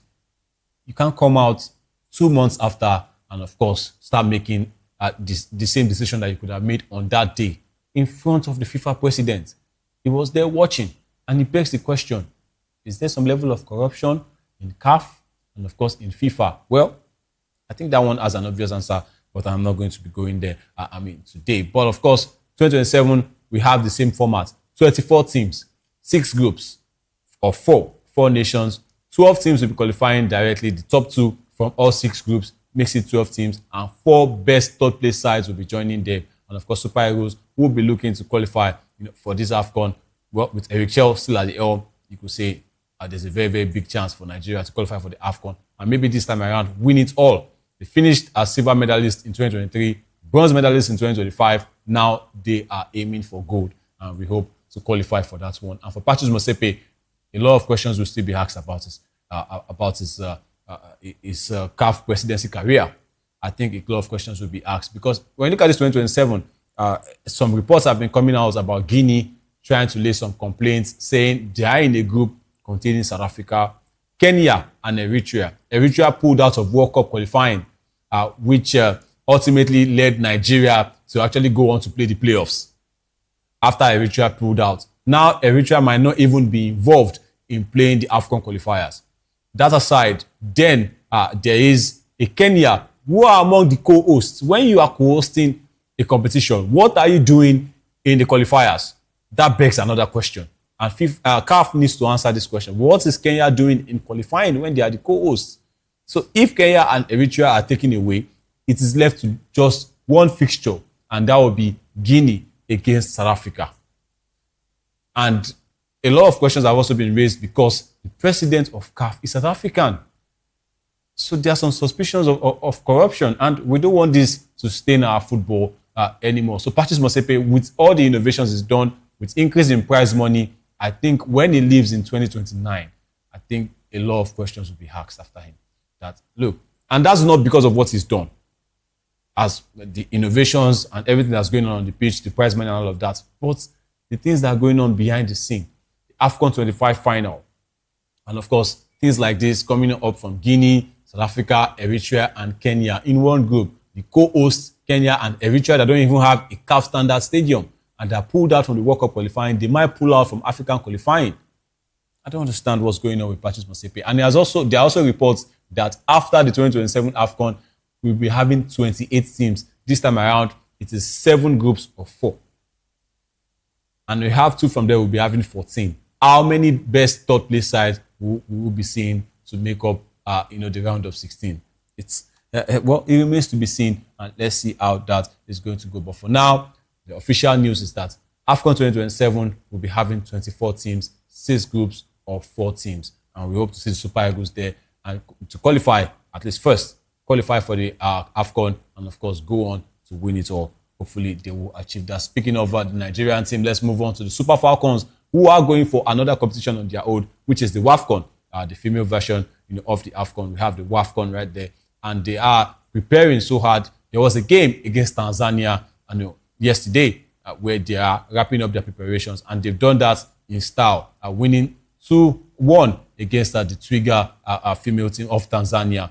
Good job done there by Super Falcons, and they wrapped up their preparations for the 2026 Women's African Cup of Nations with a 2-1 win over Tanzania in an international friendly on Thursday. And Captain Rasheedat Ajibade put the 10-time African champions ahead in the first half, but Tanzania hit back before the break to level the score, and the game looked set to end in a draw until Esther Okoronkwo netted late to secure the victory for Nigeria in their final warm-up match. 2-1, yes, you have it on your screen. 2-1 is ended for the Super Falcons of Nigeria.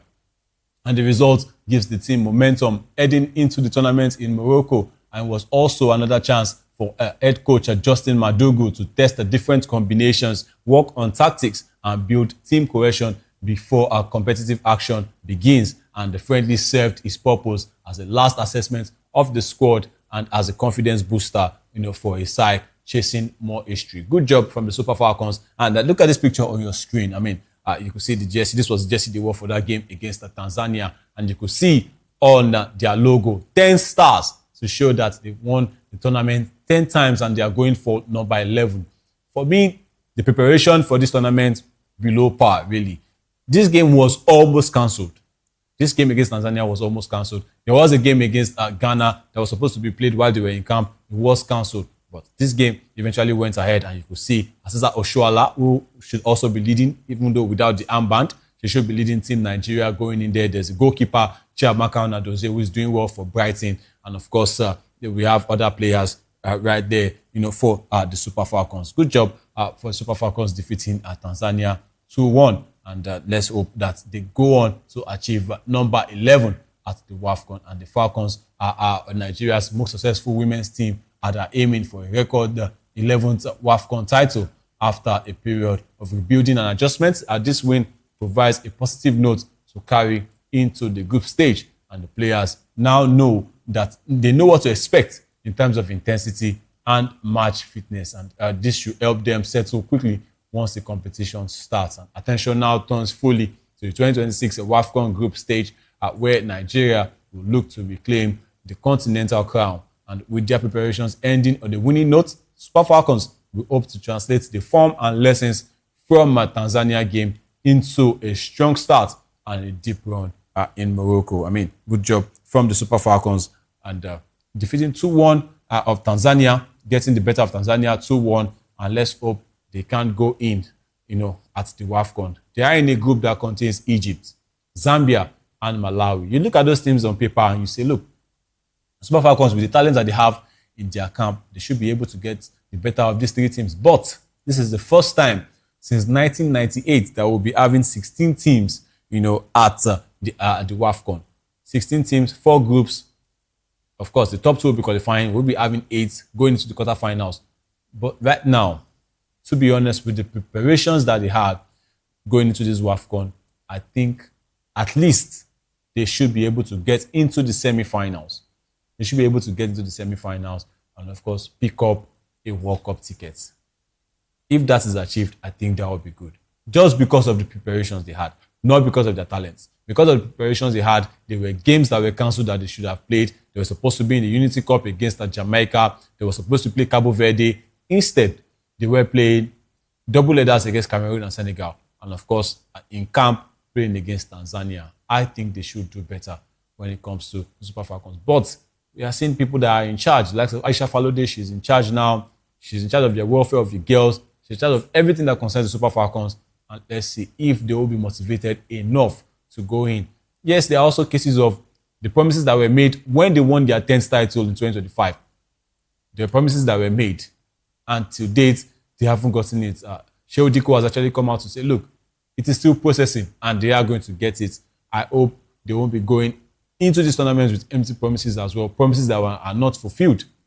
So a lot is behind the Super Falcons, because others, why they are complaining, you could understand, because the Tigress, the basketball women's team of Nigeria, the Tigress, they also were given promises, and the promises have been fulfilled. The Super Eagles as well, promises will have been fulfilled. Then Super Falcons will be asking, when? Why us? Why have we not been given? But of course, let's see if all of that will be settled, because the last thing we want going into the WAFCON is for issues of payments and bonuses and all of that to to emanate again. We want these ladies to go on and capture number 11. They have 10 stars. It won't be a problem if we have 11, 12 or more. And good job from the Super Falcons. Good job that Justin Madugu is also doing with the ladies. And let's hope they will go on to the WAFCON and, of course, deliver, as they always do. They are the best team in Africa by far when it comes to women's football. And hopefully they will be able to, replicate that when they go on to Morocco to play the WAFCON. Morocco, by the way, they are hosting the tournament for the 3rd time in a row. They've gotten to 2 finals in the last 2 editions. They didn't get to win. Now they want to be 3rd time lucky. And they've been actually preparing for this tournament.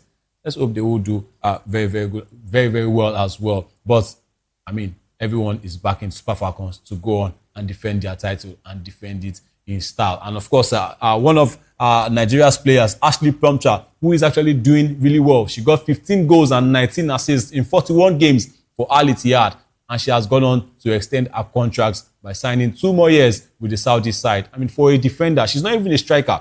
She's not a striker, and she got 15 goals and 19 assists. Good one for Ashley Plumcher right there. She's not a part of this squad, unfortunately, because she is injured. But of course, Ashley Plumcher, whenever she's playing for Super Falcons, she gives her best. And for a defender to score 15 goals and 19 assists, you could say it's the Saudi League. In 41 games, by the way, I think that's still absolutely a fantastic start for a defender. 15 goals, 19 assists. That's 34 goals contribution. 34 goals contribution in 41 games for a defender, I think is fantastic. No matter the league, you can only beat who is in front of you. And still speaking of clubs, and this time Nigerian clubs, and let's talk about NPFL champions.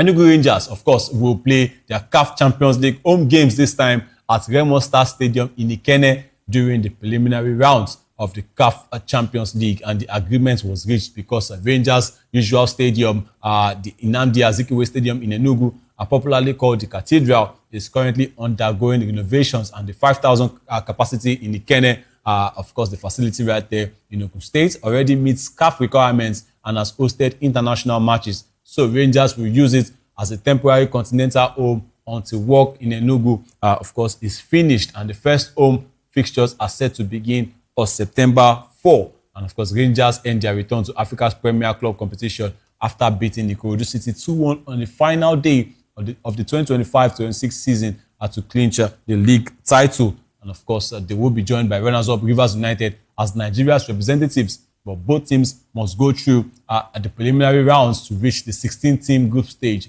And the Flying Antelopes will be aiming to improve on last season's exit when they were knocked out by Angolan side Sagrada Esperança 3-2 on aggregate in the second preliminary round. And there are also discussions about expanding the CAF Champions League format, which could give more NPFL clubs access to continental football. At the moment, only the league champions and runners-up qualify from Nigeria, but an expanded system will open additional slots and bring more prize money, broadcast revenue, and exposure to Nigerian teams. And it could also make the race for top NPFL places more competitive and push clubs to invest further in infrastructure, coaching, and player development. Good one for Rangers.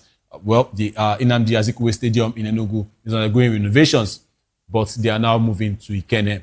But there are a lot of questions.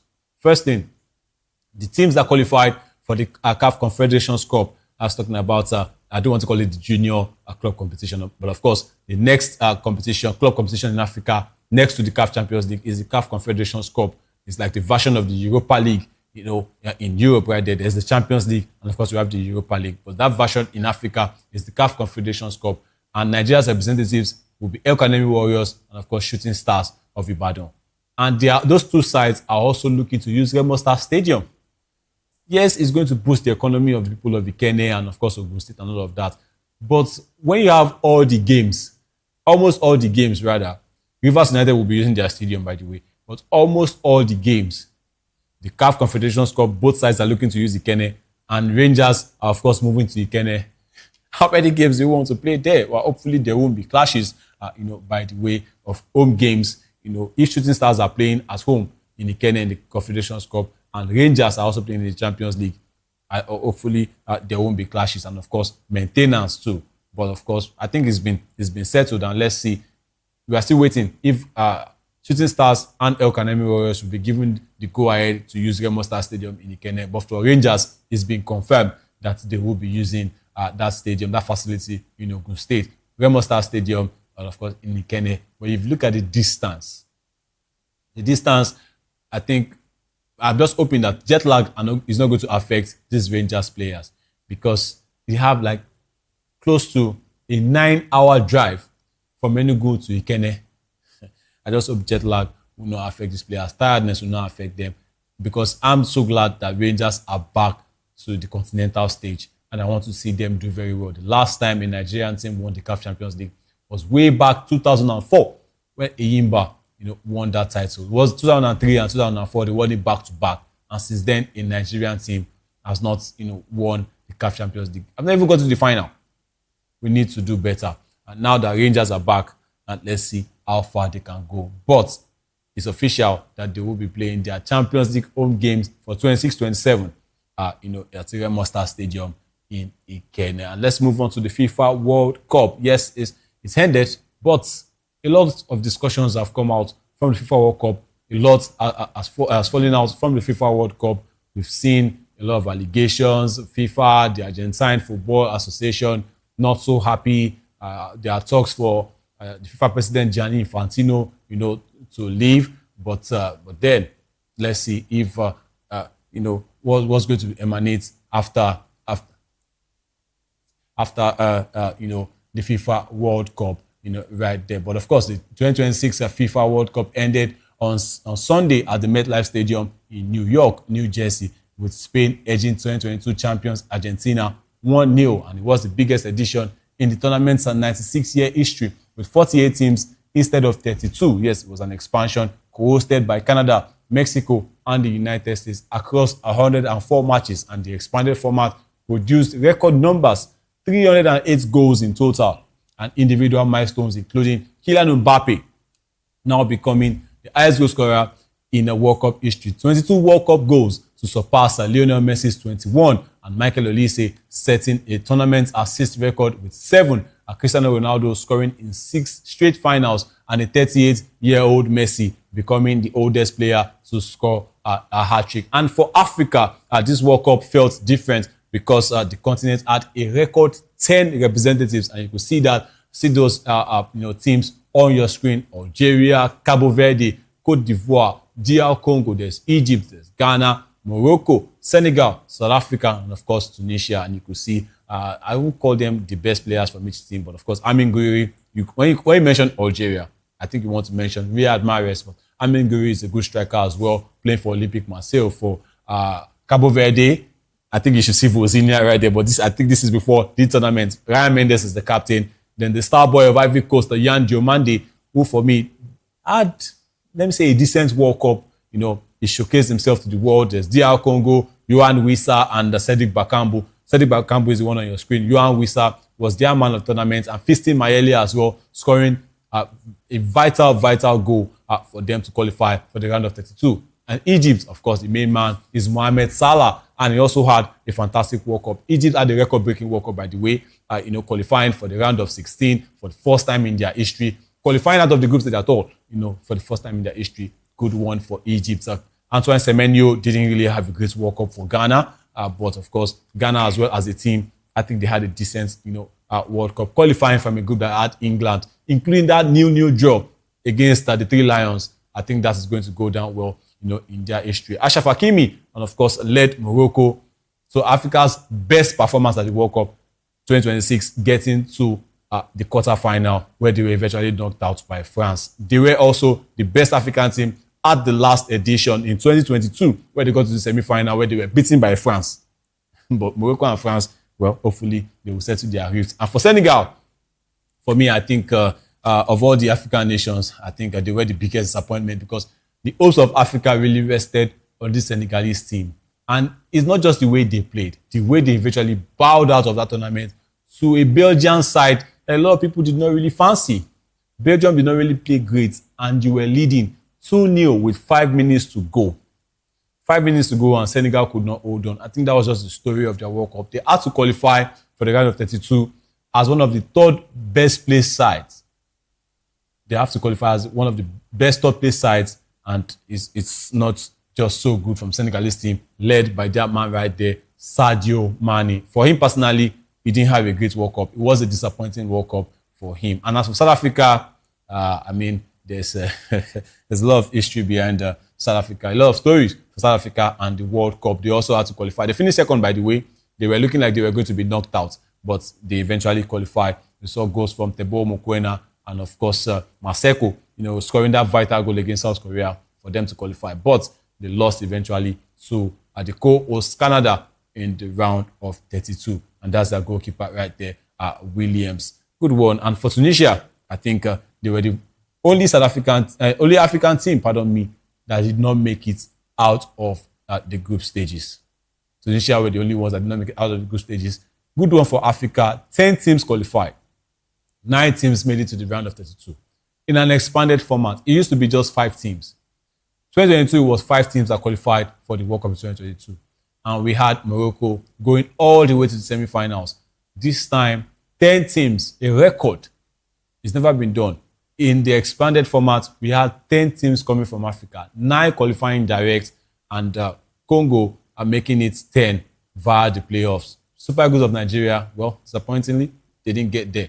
But of course, we're proud of these 10 African nations that represented. And 9 of them, bar Tunisia, made it out of the group stages. Tunisia were the only ones that didn't make it out of the group stages. They were in a tight group. They lost scandalously to Tunisia and, of course, to Sweden and, of course, to the Netherlands. But then they changed their coach. Avi Renard came in, but he couldn't stay it around. But Cabo Verde, they made their debut, and they think they won the hearts of the world. The likes of Vozinha, Sidney Lopez Cabral, fantastic goal. One of the goals of the tournament against Argentina. There's Kevin Pina, who also scored one of the goals of the tournament. A fantastic free kick as well. But Vozinha, that man, he won the heart of the world. And FIFA, I think they actually compensated him well by putting him into the official team of the tournament. He was the goalkeeper in the team of the tournament. Good one for him. Yes, it's debatable. There's Unai Simon in there, the goalkeeper that only conceded one goal, multiple clean sheets. That's the Spanish goalkeeper, the World Cup winning goalkeeper, Unai Simon. And of course, Orlando Gil, who made fantastic save, 15 saves in a game. Just one short of the record, 16 saves by Tim Howard. That was Orlando Gil of Paraguay. But Vozinha, fantastic job. They bowed out to the round of 32, but they did not get defeated over 90 minutes. Good one for Cabo Verde. India World Cup debut, by the way, playing against 3 world champions, Uruguay, Argentina, and of course the Spanish side. The team that went on to win the World Cup could not beat Cabo Verde. In Cabo Verde's debut, I think they deserve much more credit. I was talking about this side with only 500,000 people in their country. Good one for Africa. I think they won the hearts of not just Africa, but the whole world. But 9 African sides reached the round of 32, a haul that raised hopes, given that only Japan and Australia advanced from Asia. And the early signs were encouraging and suggested the continent might finally be breaking through. For Cabo Verde, they were the standout story, just like I mentioned. Among all the newcomers, holding eventual winner Spain to a new draw in the group and taking Argentina to extra time. An Argentina side that had Lionel Messi, they took them to extra time in the knockout round. They showed no fear. They took them to extra time before losing 3-2 after 2 comebacks, with Sidney Lopez Cabral of Benfica scoring a memorable goal and their goalkeeper Vozinha winning fans worldwide. And Egypt also made progress, scoring for the first time at a World Cup. They scored for the first time ever. Imam Ashour scored against Belgium. He has written his name in the history books. He scored against Belgium for the first time at a World Cup, getting past Australia, of course, on penalties in the round of 32, and pushing Argentina to 3-2 after leading 2-0. Though it is allowed Zico goal added some controversy in there. And Morocco again showed pedigree, beating the Netherlands on penalties and defeating co-host Canada 3-0 before France stopped their run with a 2-0 win. Morocco also had the standout player, by the way, Ayoub Bouhaddi. He is a man, 18 years of age. He is a man that showcased his talents to the world. A good one for Africa. But the question remains, when are we going to go all the way to the final? Maybe in the next World Cup, we shall see. An African side is co-hosting the tournament. Morocco, they will be co-hosting it with Spain and, of course, Portugal. And there will be some games hosted by Uruguay, because it's going to be the centenary edition for the FIFA World Cup. The first edition was in 1930, and the next one will be in 2030, 100 years, centenary edition, and Uruguay will also be hosting some games. But it will be co-hosted generally by Spain, Portugal, and of course Morocco. Good one for Africa, but we can do better. And of course, this is where we're going to be wrapping up on, let me call it the weekend edition of the Sports Republic Show on Voice of People Television. Thank you so much for staying with us, and thank you to the guys behind the scene for making this show a wonderful, wonderful one. And I'm going to say, have a wonderful weekend ahead. Up next is the midday news. I'm Afizo Gubanjo, and I'm saying bye for now.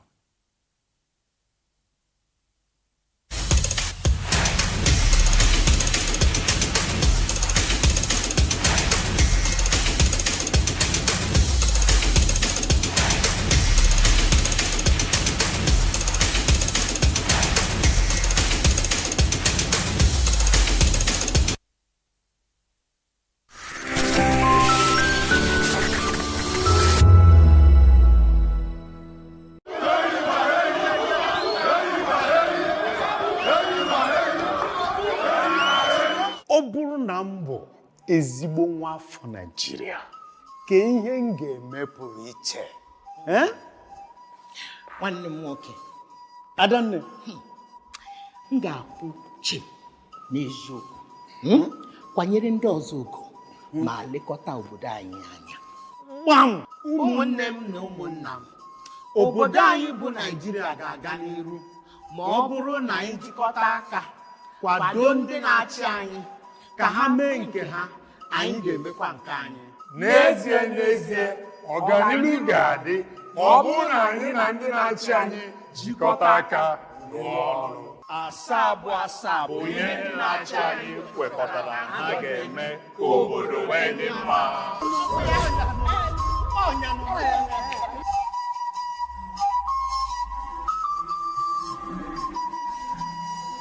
Igbo kwenu. Igbo kwenu. Igbo kwezuenu o. Ọ bụrụ na bụ ezigbo onye Naịjirịa aga m eme. Na-edosa ụzọ anyị ụcha oge niile. Na-akwụtụsi n'ụzọ eziokwu. Na-emere ndị agbata obi anyị ebere. Ndị ọchịchị ga-arụ ụzọ ọma na-abịa. Wuo ụlọ ọgwụ ọma na Anambra. Mee Enugu ka ọ dị nchebe ehihie n'abalị. Nkwekọrịta gọọmenti na nzaghachi ndị obodo. Ụmụnne m na ụmụnna m bilie ka anyị bulie Naịjirịa elu. Nkwekọrịta ndị ọchịchị anyị ga-aza. Ọnụ obodo anyị ga-eme ya. Ọ bụ nkwekọrịta anyị na anyị ga-eme ka Naịjirịa gaa nke ọma.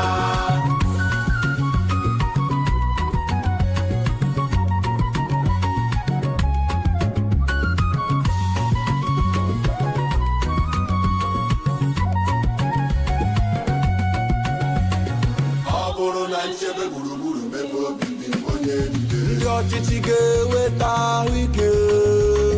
Ọ bụrụ na nrọ ọrụ ike mụta aka ọrụ. Ndị ọchịchị ga-emepe ụzọ ọrụ n'Ebonyi Imo.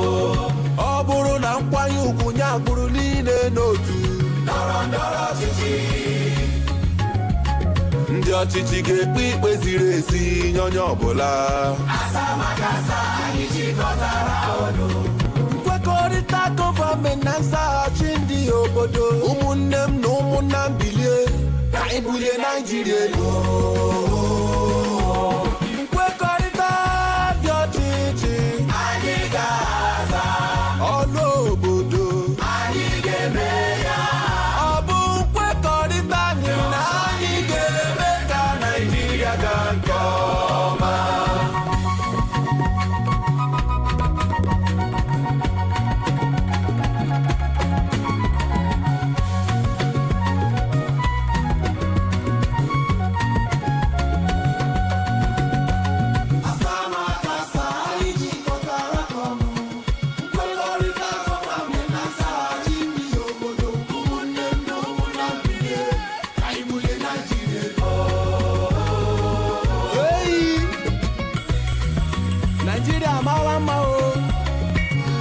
Naijiria obodo mmanụ aṅụ na mmiri ara ehi na-asọ. Ụzọ ọma o, ụlọ ọgwụ ọma o, ebe obibi ọma o. Igbo ndị ọma pụtanụ ka anyị ọlịba. Onye agbakwala nke nwanne ya gbara. Let's go! Abia, Anambra, Ebonyi, Enugu na Imo. Anyị ga-ekwe nkwa na anyị ga-eso ụzọ asaa na asaa ndị na-achị anyị wepụtara.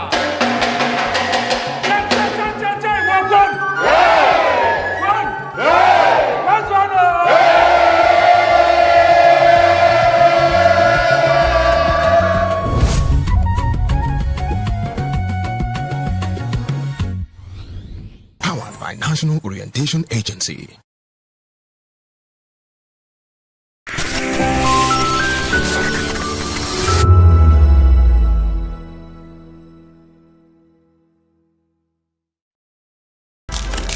In a world where power shifts with every headline. In a nation full of questions. In a world filled with noise, the truth needs a voice. The policies that shapes our world and the economy that determines our future. Every hour, every day, the grapevine keeps buzzing. And together, we are committed to telling the stories that shape our world because your voice is our focus. Don't forget, our voice matters the most. Let us come together and share our concerns.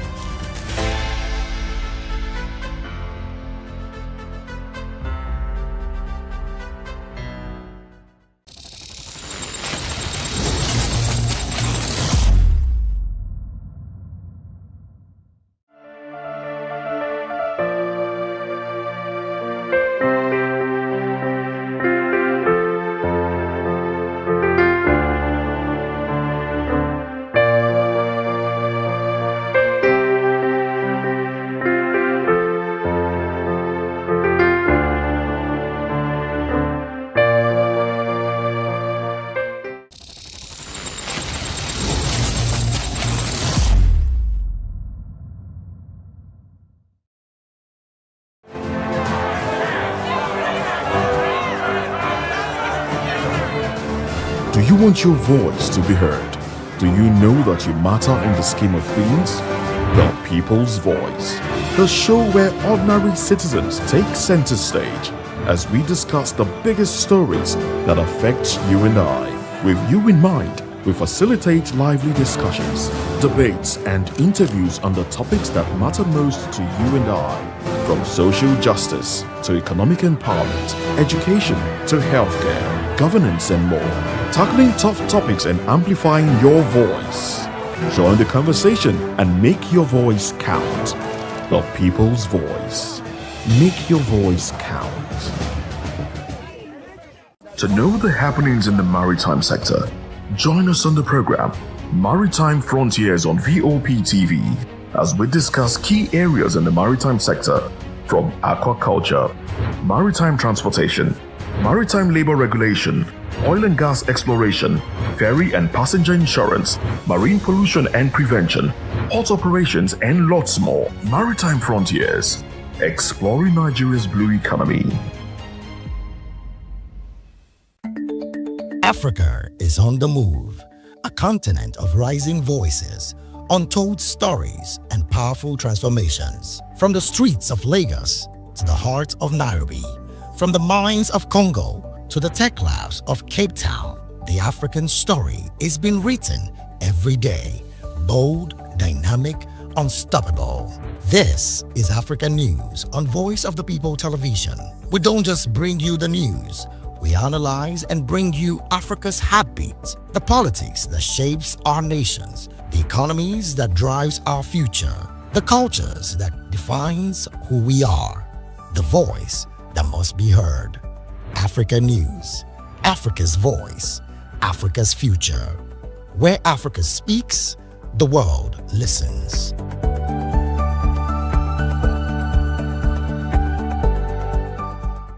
In a world where truth is the ultimate power and opinions scream the loudest, it's time to wade through the noise. Hunger no get tribe.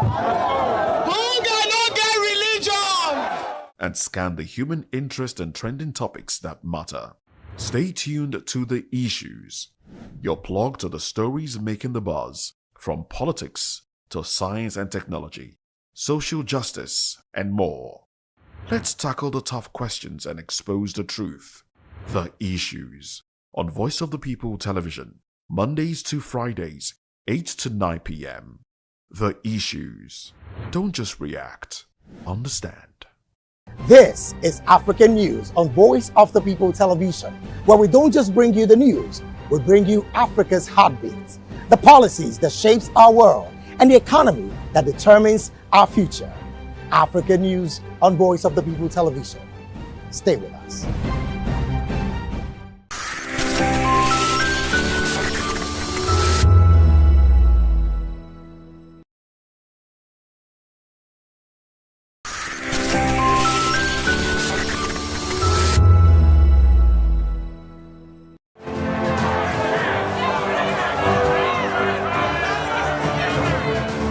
Do you want your voice to be heard?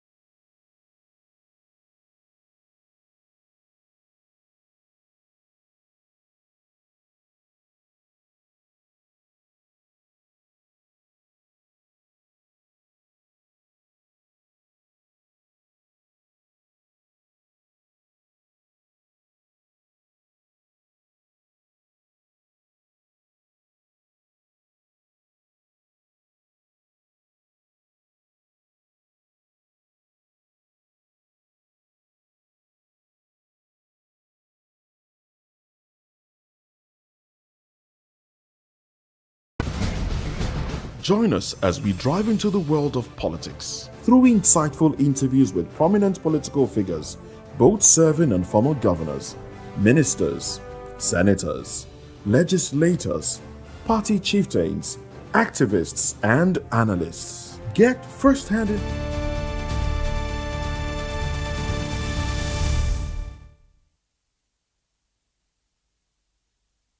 Hello and welcome to the Midday News on Voice of the People Television. I am David Edwin. First, the headlines. Motorists stranded after multiple crashes in Lagos-Ibadan Expressway. Lasema responds to fatal truck accident. Tinubu approves army expansion to 12 divisions. Kwara Union hails creation of 4 additional army divisions. Senate orders sanctions against MDAs. CP vows to hunt Rivers vigilante commander's killer. Police move to restore peace in Iyanomo. Enugu Air confirms Benin Airport incidents. NSIB begins probe. In business, US imposes 12.5% tariff on Nigerian imports. In sports, Barcelona unveils Adeyemi after 22 million euros move. And in entertainment, Burna Boy to headline UK Reggae Festival. And now the news in full.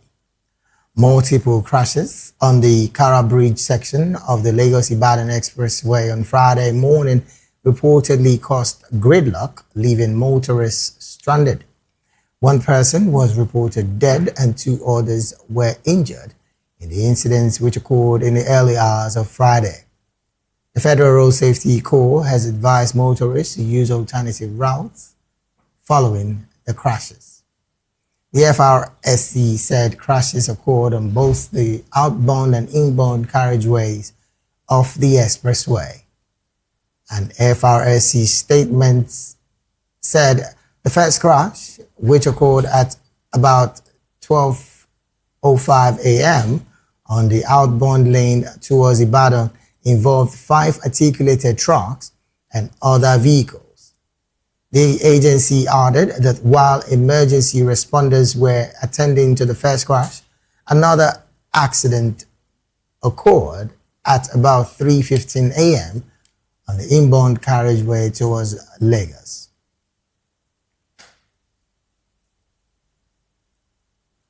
Still on the fatal crash on Kara Bridge, the Lagos State Emergency Management Agency, that's LASEMA, says it responded to a road traffic accident that occurred in the early hours of Friday on Kara Bridge, inward Mowe Ibafo area of the state. It said the agency's response team was deployed at 5:46 a.m. following reports of a truck accident obstructing the corridor. LASEMA said on arrival, responders found a truck laden with bags of monosodium glutamate, which had fallen on its side across the carriageway, obstructing approximately 75% of the road inward Mowe Ibafo. The agency said preliminary investigations indicate that the incident was caused by a mechanical failure, specifically and especially brake failure, which led the driver to lose control and the vehicle to overturn. It added an adult male was found trapped beneath the overturned truck and was confirmed dead at the scene. LASEMA said 2 older adult males sustained minor injuries and were attended to at the scene. Elsewhere, President Bola Ahmed Tinubu has approved the expansion of the Nigerian Army from 8 to 12 division and the recruitment of 28 additional personnel to boost the country's security capacity. The presidency says the move is aimed at improving military operations and strengthening the Army's response to emerging security threats. The special advisor to the President on Information and Strategy, Bayo Ononuga, who disclosed this in a statement, described it as part of the administration's commitment to enhancing national defense capabilities. The restructuring will see the creation of new army division in Makurdi, Ilorin, Jalingo, and Benin City to improve coordination and response time. Implementation will take place in two phases. The first phase, involving the establishment of the 5th, 9th, and 10th Division, is expected to be completed by September 2026, while the second phase, which includes the creation of the 83rd Division, will be completed by December 2026. In a related development, President Bola Tinubu has been commended for creating additional 4 divisions for the Nigerian Army. A group, the Ilorin Emirates Descendants Progressive Union, that's IEDPU, says the creation of the 9th Division of the Nigerian Army with its headquarters in Ilorin, the Kwara State capital, will be of great benefit to the people of Kwara, Niger State, and the nation in general. National President of the Union, Abdul Malik, said that the creation of the Army Division in Ilorin would enhance the security of life and properties of the people of the state.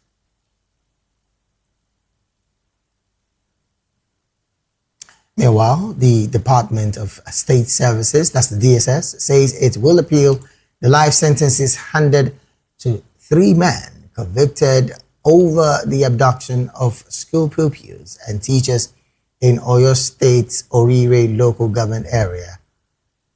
The DSS said it is dissatisfied with the judgment, arguing that the punishment does not reflect the gravity of the crimes.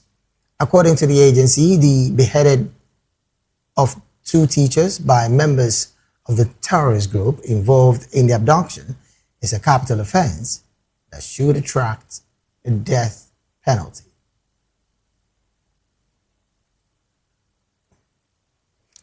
The Senate has resolved to enforce its rules against ministries, departments, and agencies of the federal government that fail to honor invitations to appear before its committees for oversight and budget performance reviews.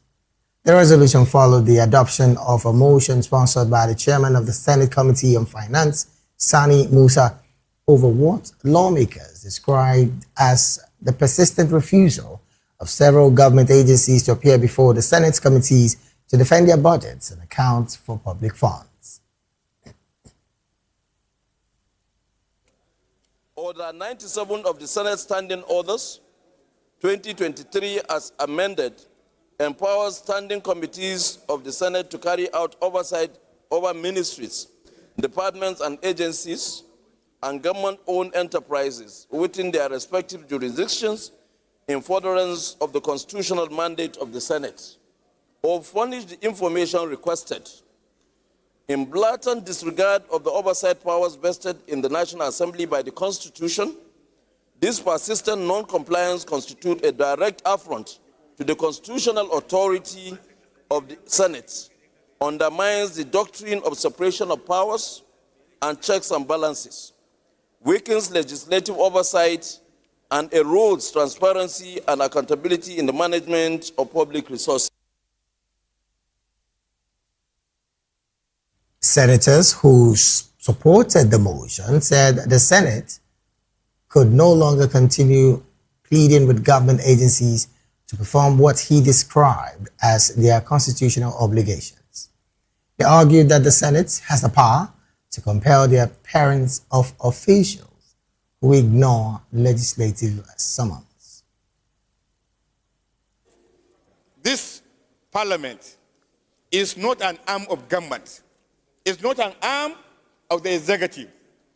This parliament is not a department of the executive.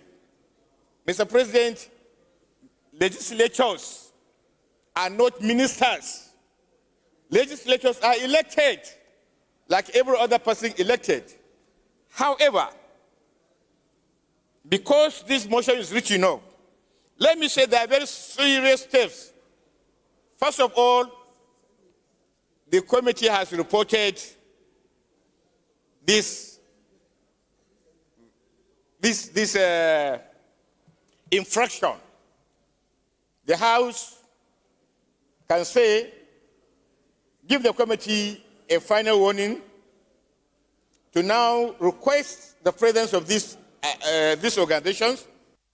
The first point I want to make is that in discussing this matter, we must separate the president and commander-in-chief as the head of the executive from the failure or misbehavior or misdemeanor of MDAs.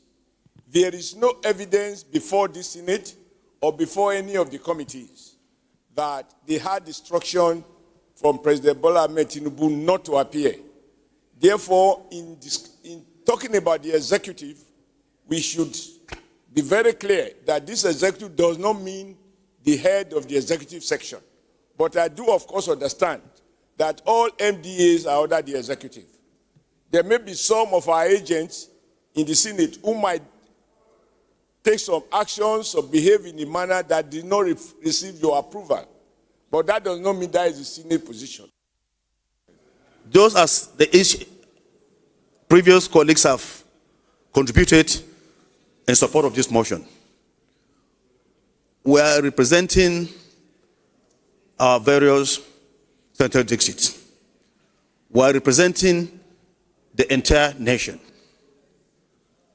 The framers of the Constitution have strong reasons why such powers have been conferred on the Senate, and therefore I agree with the motion with respect to the fact that the clerk of the National Assembly should first write a letter to all the agencies and ministries that have refused to appear before the Senate Committee on Finance, failing which sections 89 subsection D should be exercised. Responding, the Senate President maintained that while the Senate possesses constitutional powers to compel attendance, such powers must always be exercised strictly in accordance with the Constitution, relevant laws, and the Senate's standing orders. Definitely do its work, but we must do so with decorum, and we must also give dignity and respect to institutions that we set up in this chamber. It is only when they falter, like what we are discussing now, then we make an example of them by using the Nigerian Constitution and the powers conferred on us by the corollary to the Constitution, which is our standing orders. You understand what I'm saying? Following extensive deliberations, the Senate resolved to calling on the Secretary to the Government of the Federation, the head of the Civil Service of the Federation, and all ministers to ensure that agencies under their supervision promptly honor invitations from the National Assembly.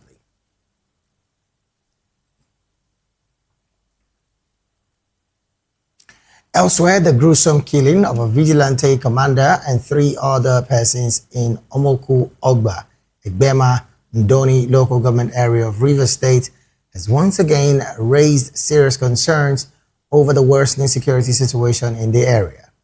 The attack has sparked outrage among residents, prompting renewed calls for swift justice as security agencies intensify efforts to apprehend those responsible and restore public confidence. The gruesome killing of an OSPAC official, Ozemena Stephen Wokocha, and 3 other persons during an attack in Omok on July 22nd, 2026, which also left 1 person injured and receiving treatment. Yesterday, as of 5 minutes after 5 p.m., we received call that some hoodlums drove into the community and started shooting at essence that they met sitting down in a joint. And immediately we rushed down. He happened to be one of our zonal commander by name Comrade Ozimela Munkocha Buski. They normally call him Buski. So we met him lie dead with 4 other women, innocent women that they killed that yesterday. We tried seeing how we can save their life, but the injury was so bad that they couldn't make it. My husband left home yesterday morning in search of our daily bread.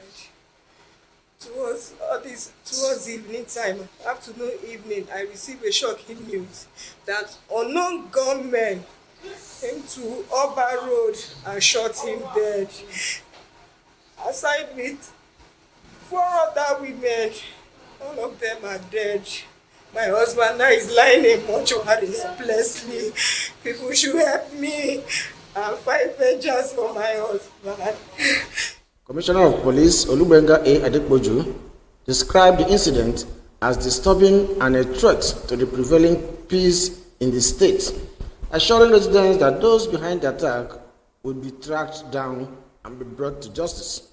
The command also urged community security groups and local vigilantes to work closely with the police under the supervision of divisional police officers and area commanders to strengthen security, coordination, and prevent further attacks. Residents were encouraged to remain calm and support ongoing investigations by providing credible information as the police reaffirmed their commitment to safeguarding lives and property across Rivers State. Amaike Ihoma Okoronkwo, Voice of the People Television, Port Harcourt. Thank you so very much, Amaike, for that report. Moving on to other stories. Residents of Iyanomo community in Ipoba Oka local government area of Edo State are calling for lasting peace after a violent leadership dispute disrupted activities, displaced residents, and led to property destruction. And following the appeal, the State Police Command has deployed security operatives to restore calm and prevent further escalation. Our correspondent in Benin City, Rhoda Johnny, has more in this report. Has deployed security personnel to Iyanamo community in Ikwoba Oka local government area following renewed violence linked to a leadership dispute.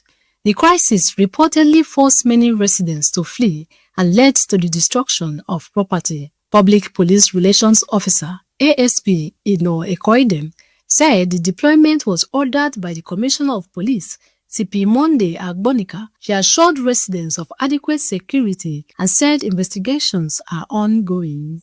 This intervention is being complemented with the investigating team that is have already kick-started investigating the crimes, these violent crimes happening in this community and the apprehension of these perpetrators. We have the leader of this intervention, the Ops Officer from Department of Operations from the State Headquarters, complementing the efforts of the Divisional Police Officer Ologo Division, who are all here on ground with their men, and of course the Civil Defense Corps, who are also here. Speaking through a translator, Pa Robinson Eziko said the crisis stemmed from disagreements over the succession to the position of Odeowere, the community's traditional head. Another resident, Elder Fred Omo Edige, alleged that armed youths invaded with about 4 of my people. So the following day we were granted bail when the police now heard the fact. Go on, when we hear for this village, the time for Brav, we not hear that one. When they make that one called the fear, they run up and down, even one eye closed, one eye open. Now we can't do for this community. That's why we go meet a governor. He appealed to authorities to restore lasting peace and ensure those responsible are brought to justice. I beg, may they try, I beg. Now justice now needs for this matter. I beg. Because I not get as I they talk, so now only this shit now I get. Everything they remove all my property, everything. I not get anything again. Rhoda Johnny, VOP TV News. Thank you so very much, Rhoda, for that report. In another development, Enugu Air has confirmed Now, one of its aircraft was involved in a runway incursion after landing at Benin Airport, ensuring that all passengers and crew are safe. The airline said all passengers disembarked without injuries or casualties, while the aircraft has been secured and aviation authorities notified. Tinubu Air warned that the incident may cause temporary changes to some flight schedules, with affected passengers to be contacted and assisted. In a related development, Nigerian Safety Investigation Bureau, that's the NSIB, says investigations have gone into the cause of the incident at the Benin Airport. The NSIB said a preliminary report would be released within 30 days in line with regulatory requirements, while the final investigation report, including safety recommendations, would be published after the completion of the investigation.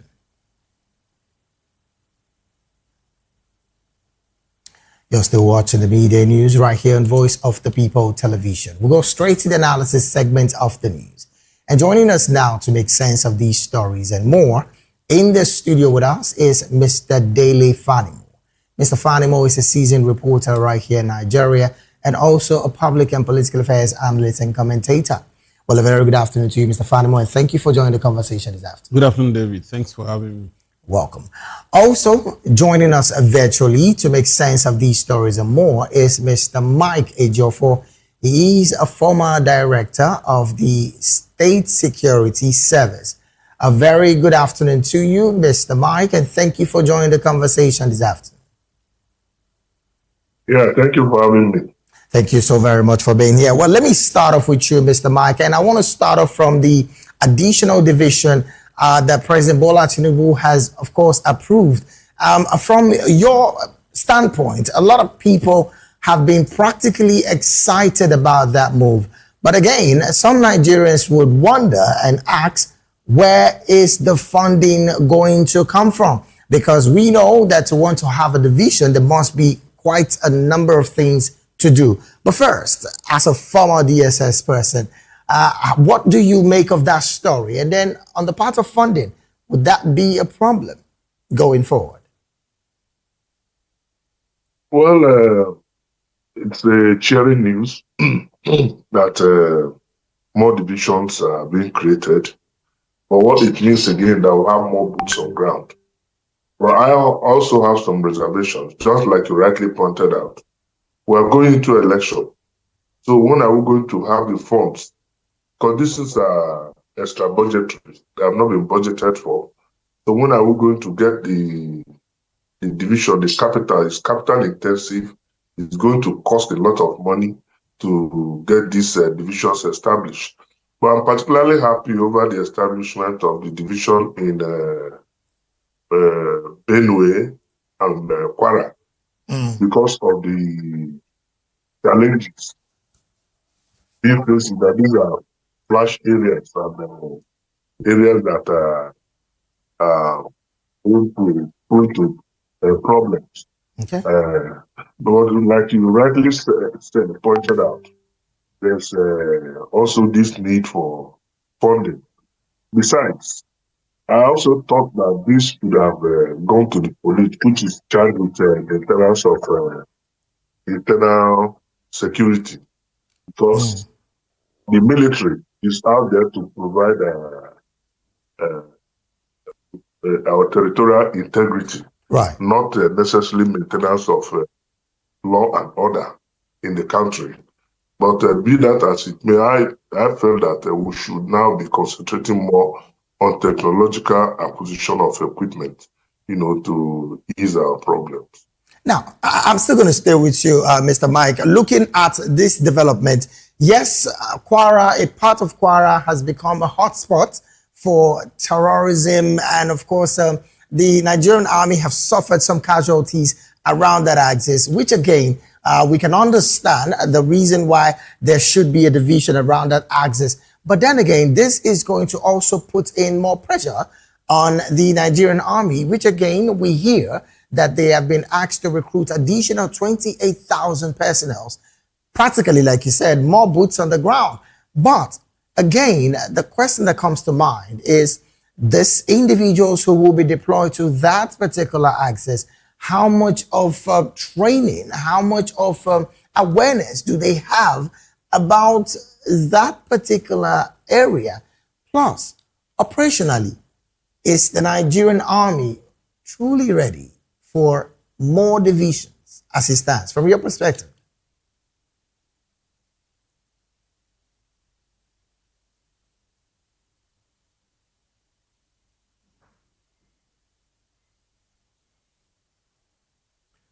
We would like you to respond to that question.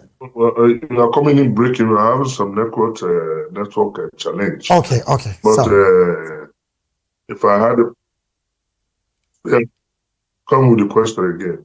The question is, the Nigerian army as it stands, do they have the expertise? And I'm talking about the new people who would be recruited, because we hear that about 28,000 additional personnel would be added to boost the country's security.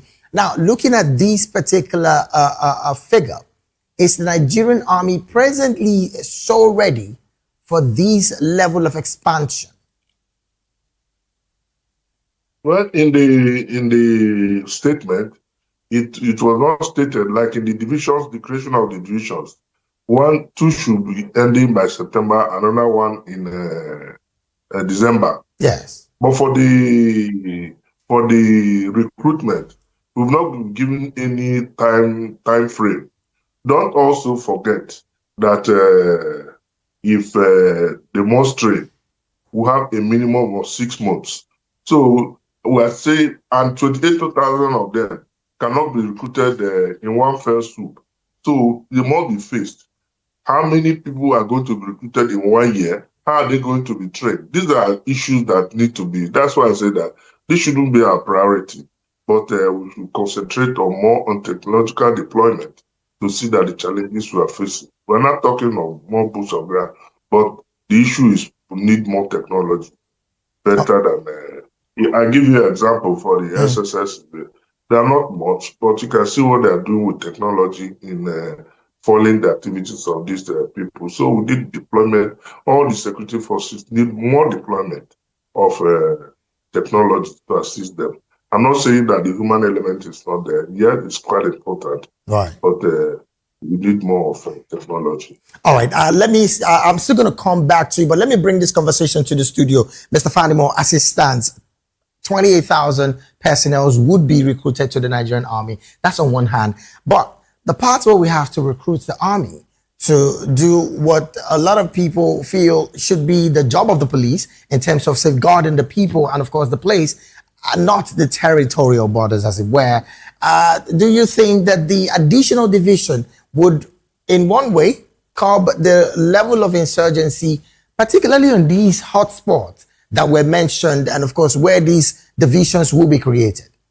Now, you see, the essence of the creation of additional divisions is for timely intervention in case there's emergency.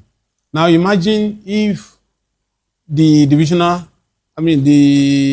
div is at Ibadan, and you have to intervene in Benin, because the brigade commander heads some barracks, right, and then you have the garrison commander who is under him, and then under that layer you have CEOs, commanding officers of the barracks. So, military is regimented, unlike the civil authorities where you can use your discretion. There's a level you cannot use your discretion. Right. So, but when you bring it closer, you can always communicate with your GOCs, who would also use his discretionary power to draft or to reinforce. So that is one of the essence of the creation of these divisions. Now, it used to be 8, now it's 12. So, but the question you asked about deployment of 28,000 men, because these are not officers, as you can see, except when you go through the direction service course. You don't just go through recruitment to to Officer Keda. There is NDA there that trains officers. Yes. You know, it's a 5-year course. But for rank and file, yeah, I mean, for the NCOs, non-commissioned officers, you have just 6 months for their training in depot. I think they've replicated it somewhere in the south now to make it expansive. But the question you ask is, how much of profiling do we have of these recruits? As a media practitioner, I was very close to recruitment process in the Nigerian police when Obasanjo said he wanted to recruit about 40,000 policemen. All manners of people just came in. Miscreants on the street will just disappear, and within 6 months, you find them with uniform, and then they were using a LAD then, long rifle, air rifle, you know. So, but what you see today, you will notice that the preponderance of those who commit crime in the police today are the people that were recruited during Obasanjo's period that were not properly profiled. That's why they have risen to, until early this year, they were largely inspectors. Okay. But I think around March or so this year, some of them were promoted to ASPs, 1-star officer. And look at the number of people that are either dismissed, paraded, you see them around this rank. And that's why even in the police force, they call them Millennium Police.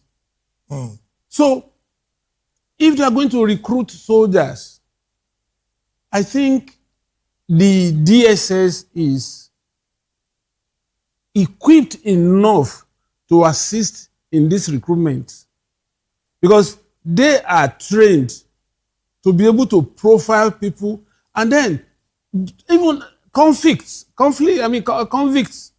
find themselves in the force. There is no adequate capturing of fingerprints. So you don't even know who has gone to prison and come back. So on the part of profiling, there also might just be some major problem. It's not that it might. It's a major problem. Imagine a bandit who had taken obsession, because it takes one killing to become a serial killer. Right. Once you kill and you get away with it, the propensity to kill more is always with you. And there are more incentives out there in the forest than when you are regimented in the barracks. So some of them will just come, briefly understand, and they are more dangerous than the ones in the forest because they have acquired training, they can intercept signals, they can work with radio communication, they know how to go into the trenches, because they have been adequately trained. And then some of them, when they leave the barracks, they go with their guns. Some of them even strap ammunition around their waist to sell for their colleagues in the forest. So it's something that we need to take care of. It's not just the mass that we should be looking at now. We should be looking at the integrity of these people that are going to be recruited, and then the kind of training, because counter-terrorism is now the in thing. That is what is assailing us today. And so it's not just enough for you to go to the firing range, know how to shoot, combat readiness, but the tactics, that is where I align with the other speaker, that technology is the in thing now. Technology can take out 50 bandits without recording any collateral damage on the side of the government. So what would you say on the part of the government funding now of our military? Because yes, the budget again has improved. I'm talking about from last year and all. But what would you say specifically on the budgeting? Because we hear what we practically go for are just missiles and we don't have missiles. And all of that. Armories, guns and all of that. But on the part of technology, do you think the government can do better when it comes to funding? Why not? You see, the strength of a nation lies with the military and the paramilitary. Look at the pushback Iran is giving to America and Israel. Imagine if if they are at our level, by now they will be lying prostrate. So defense is critical, and that's why no funding. But the only problem we have, the Nigerian factor may also creep in along the line, that monies earmarked for certain things are not used for such.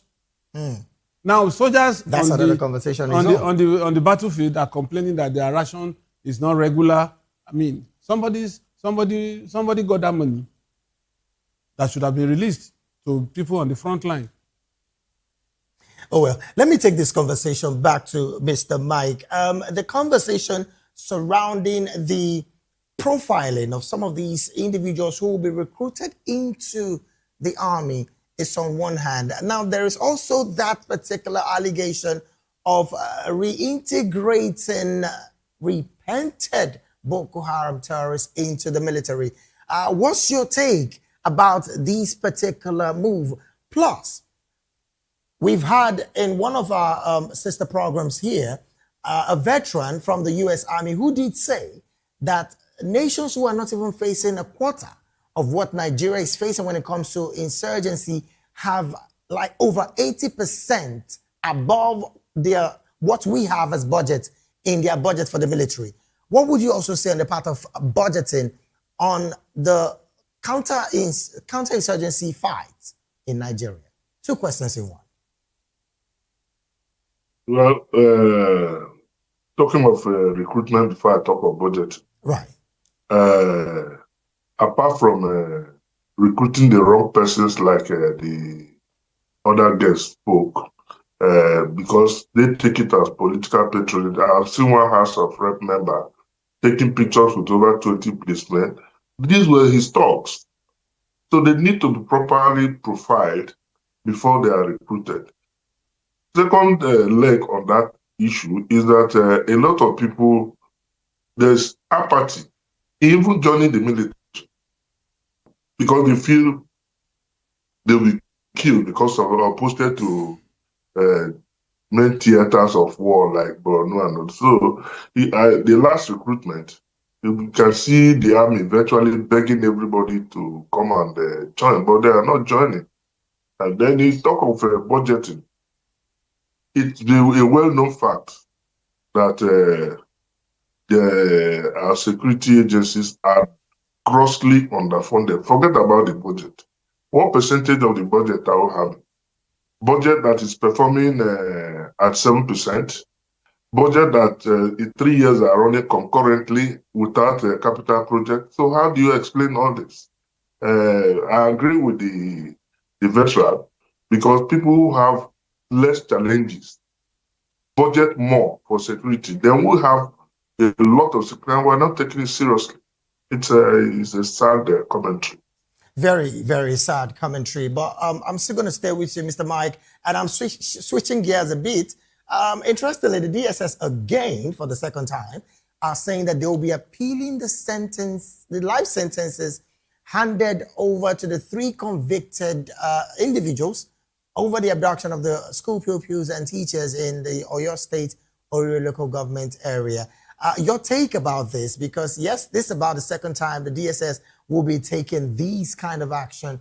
I mean, you would recall that of Bourdillon'S as well was also a conversation that they also said, look, we're not satisfied with his judgment. But looking at that judgment as well, what does that really portend for the fight against insurgency in Nigeria? 2 questions as well in one. It's a sad one, and they draw back to our fight against insurgency. The Terrorist Prevention Act provides that in the course of a terrorist act, a life is lost, then the maximum penalty of death penalty. Though in law, you are not bound to give maximum punishment. The court has the discretion to give whatever punishment. But I'm in complete sync with the State Security Service over appeal on this particular issue. These are people who were demanding the release. Fortunately, because of the watertight case the SSSS established, they pleaded guilty. And you see, the lawyers also create some of our problems. I'm a lawyer, but some of our lawyers create a lot of problems. How can you give life sentence to somebody who brutally murdered and slaughtered and displayed the video? These are parents of other people. These are relations of other people. And you say you are giving life imprisonment, that a new government, next government can come and give them amnesty or prerogative of mercy and get them discharged. They should, I completely agree with the SSS. They should appeal the case to ensure that justice is not only delivered, but seen to have been delivered.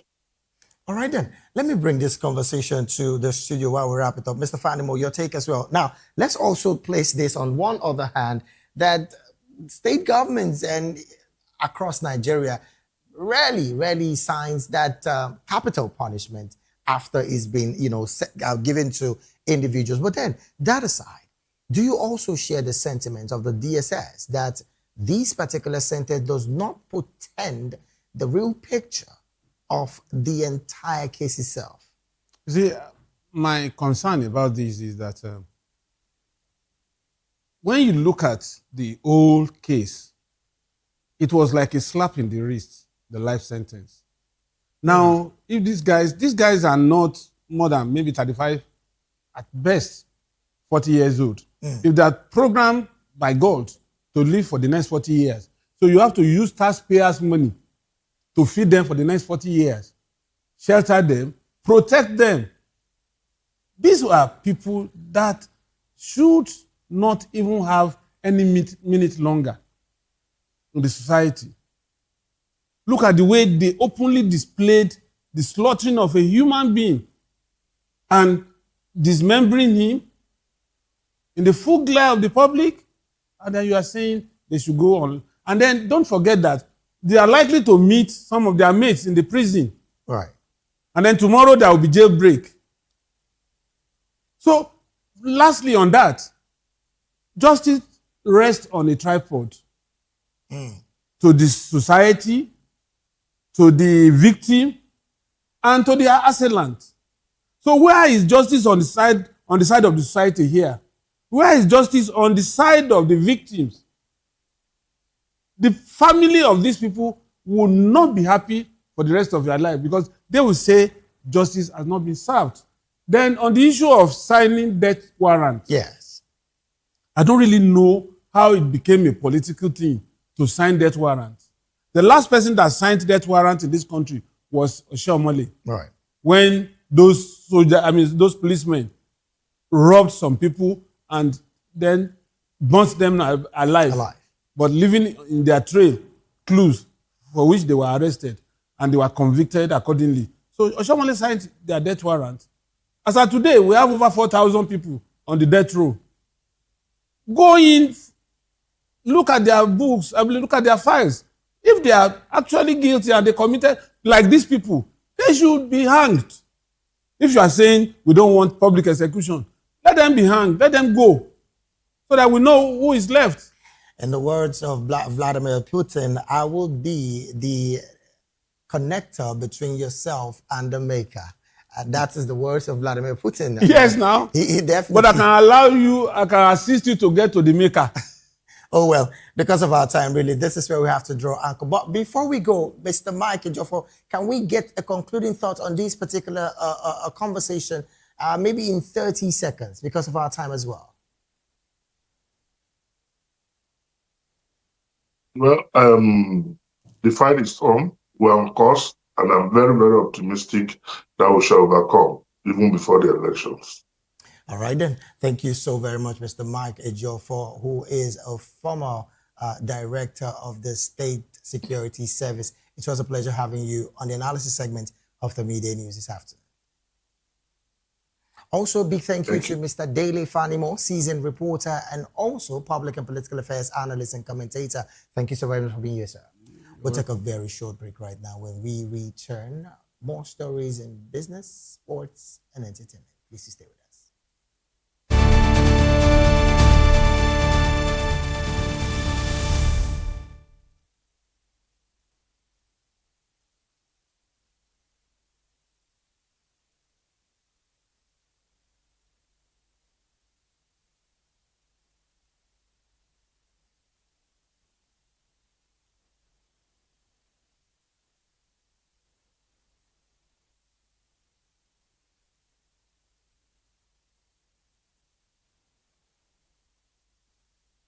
Big news this year. Your favorite Voice of the People television station is now on free to air on Nigecomsat. All you need to do is align your dish using the following: orbit position 40.5 degrees east, 12.685 gigahertz, 30,000 kilobytes per second. Polarized vertical. Frequency 2, 12.731 gigahertz. Symbol rate 26,250 kilobytes per second. Polarization H. This works on any decoder. Catch up to 100 channels, sports, movies, news, all for free. This is with better quality at no extra cost.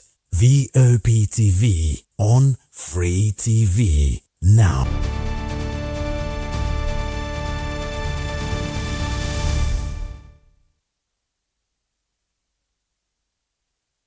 We're glad to have you back. It is still the media news right here on Voice of the People television. Now to some business stories. The United States has imposed a 12.5% tariff on imports from Nigeria. The U.S. government said the move was part of a new trade measure targeting countries it says have failed to ban the importation of goods produced with forced labor. According to the American government, the tariff affects imports from 60 economies that it claims have not imposed and effectively enforced a prohibition on the importation of goods produced with forced labor. The move follows investigations launched by the Office of the United States Trade Representative, that's the USTR, in May 2026 into 60 of the United States' largest trading partners under Section 301 of the Trade Act.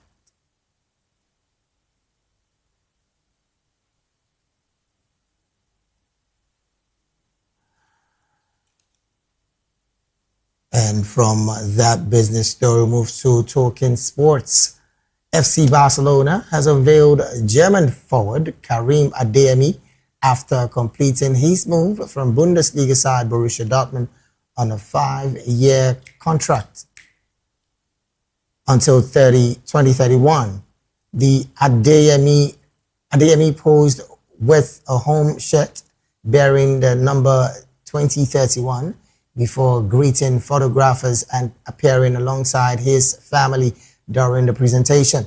The 24-year-old joins the Catalan club in a deal reportedly worth around 22 million euros, with up to 7 million euros in performance-related bonuses. The forward is Barcelona's second summer arrival following Anthony Gordon's high-profile 80 million euro switch from Newcastle United last month.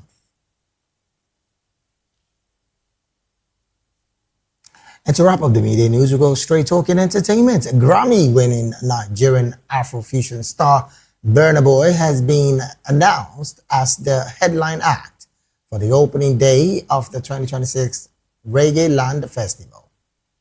The Yay Hitmaker will perform on July the 31st at the Milton Keynes National Bowl, marking his debut at one of the United Kingdom's biggest reggae and dancehall festivals.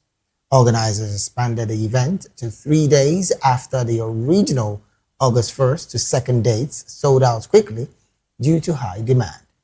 Burna Boy joins a star-studded lineup featuring Vybz Kartel, Shinsi, Beanie Man, Shaggy, Morgan Heritage, Taras Riley, Masika, Christopher Martins, and Julian Marley. The announcement follows his recent performance at the inaugural FIFA World Cup final halftime show. And with that entertainment story, we've come to the end of the media news. Do well to subscribe to our YouTube channel. On YouTube, we're at Voice of the People TV, and on all other social media platforms, we are at VOP TV Live. Top of the hour, 1 p.m. Nigerian time, would be Spotlight with Precious Agumanu. I am David Edwin. Do have a good afternoon.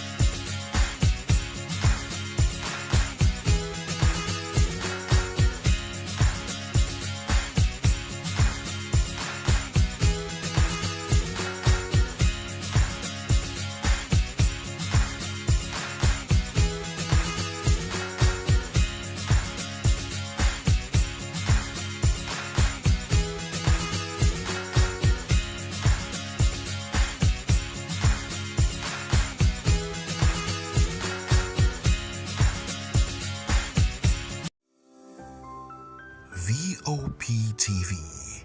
Now, you have more than a voice. The red carpets, awards, the razzmatazz, music, fashion, interviews, and more. Spotlight on Voice of the People Television. Let's feed you with all the juicy stories in the global entertainment space, bringing you the glitz and glamour as they hot. Stay tuned to Spotlight, 1 p.m. Monday to Friday. Spotlight on VOP TV.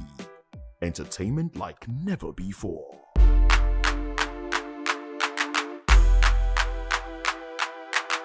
Welcome to the locker room, the home of football talk that matters. I am Jerry Arpillon. Join us every weekday, Monday to Friday at 5 p.m. Nigerian time, as we share the hot takes and hot debates in the exciting world of football. And joining me are the usual suspects, Atiku and Mayowa, as we break down all the hot takes and everything that's happening in the football. Don't just watch football, live it with us.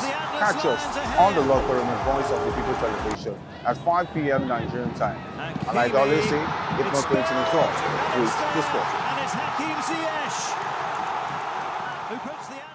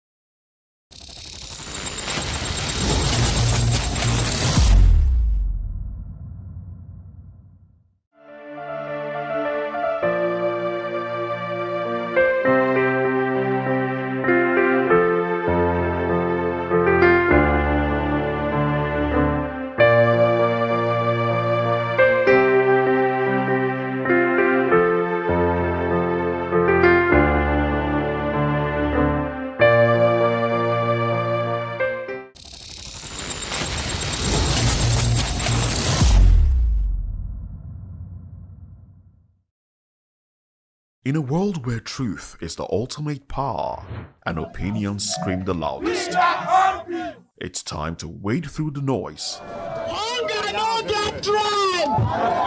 Hunger no get religion. And scan the human interest and trending topics that matter. Stay tuned to The Issues, your plug to the stories making the buzz, from politics to science and technology, social justice, and more. Let's tackle the tough questions and expose the truth. The Issues on Voice of the People Television, Mondays to Fridays, 8 to 9 p.m. The Issues. Don't just react, understand.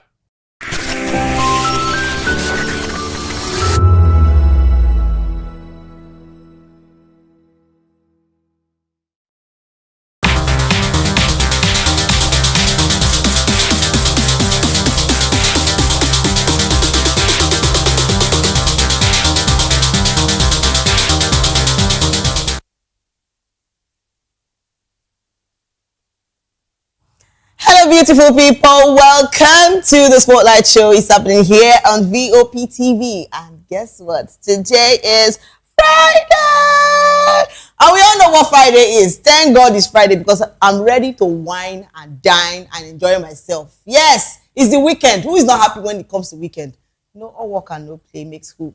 Not me, actually. You have to answer that for yourself. All right, guys. I am not here alone, and you know who I am with, and I'm still your host, though. Make you don't forget, because this is the Spotlight Show, and every time on the Spotlight Show is always an amazing time. And yes, I'm still your girl, Precious Agumanu, aka Call Me Pressy. As they waiting, as they be, and today, my darling and ever beautiful Oindamola is joining me today, and I'm so excited about that.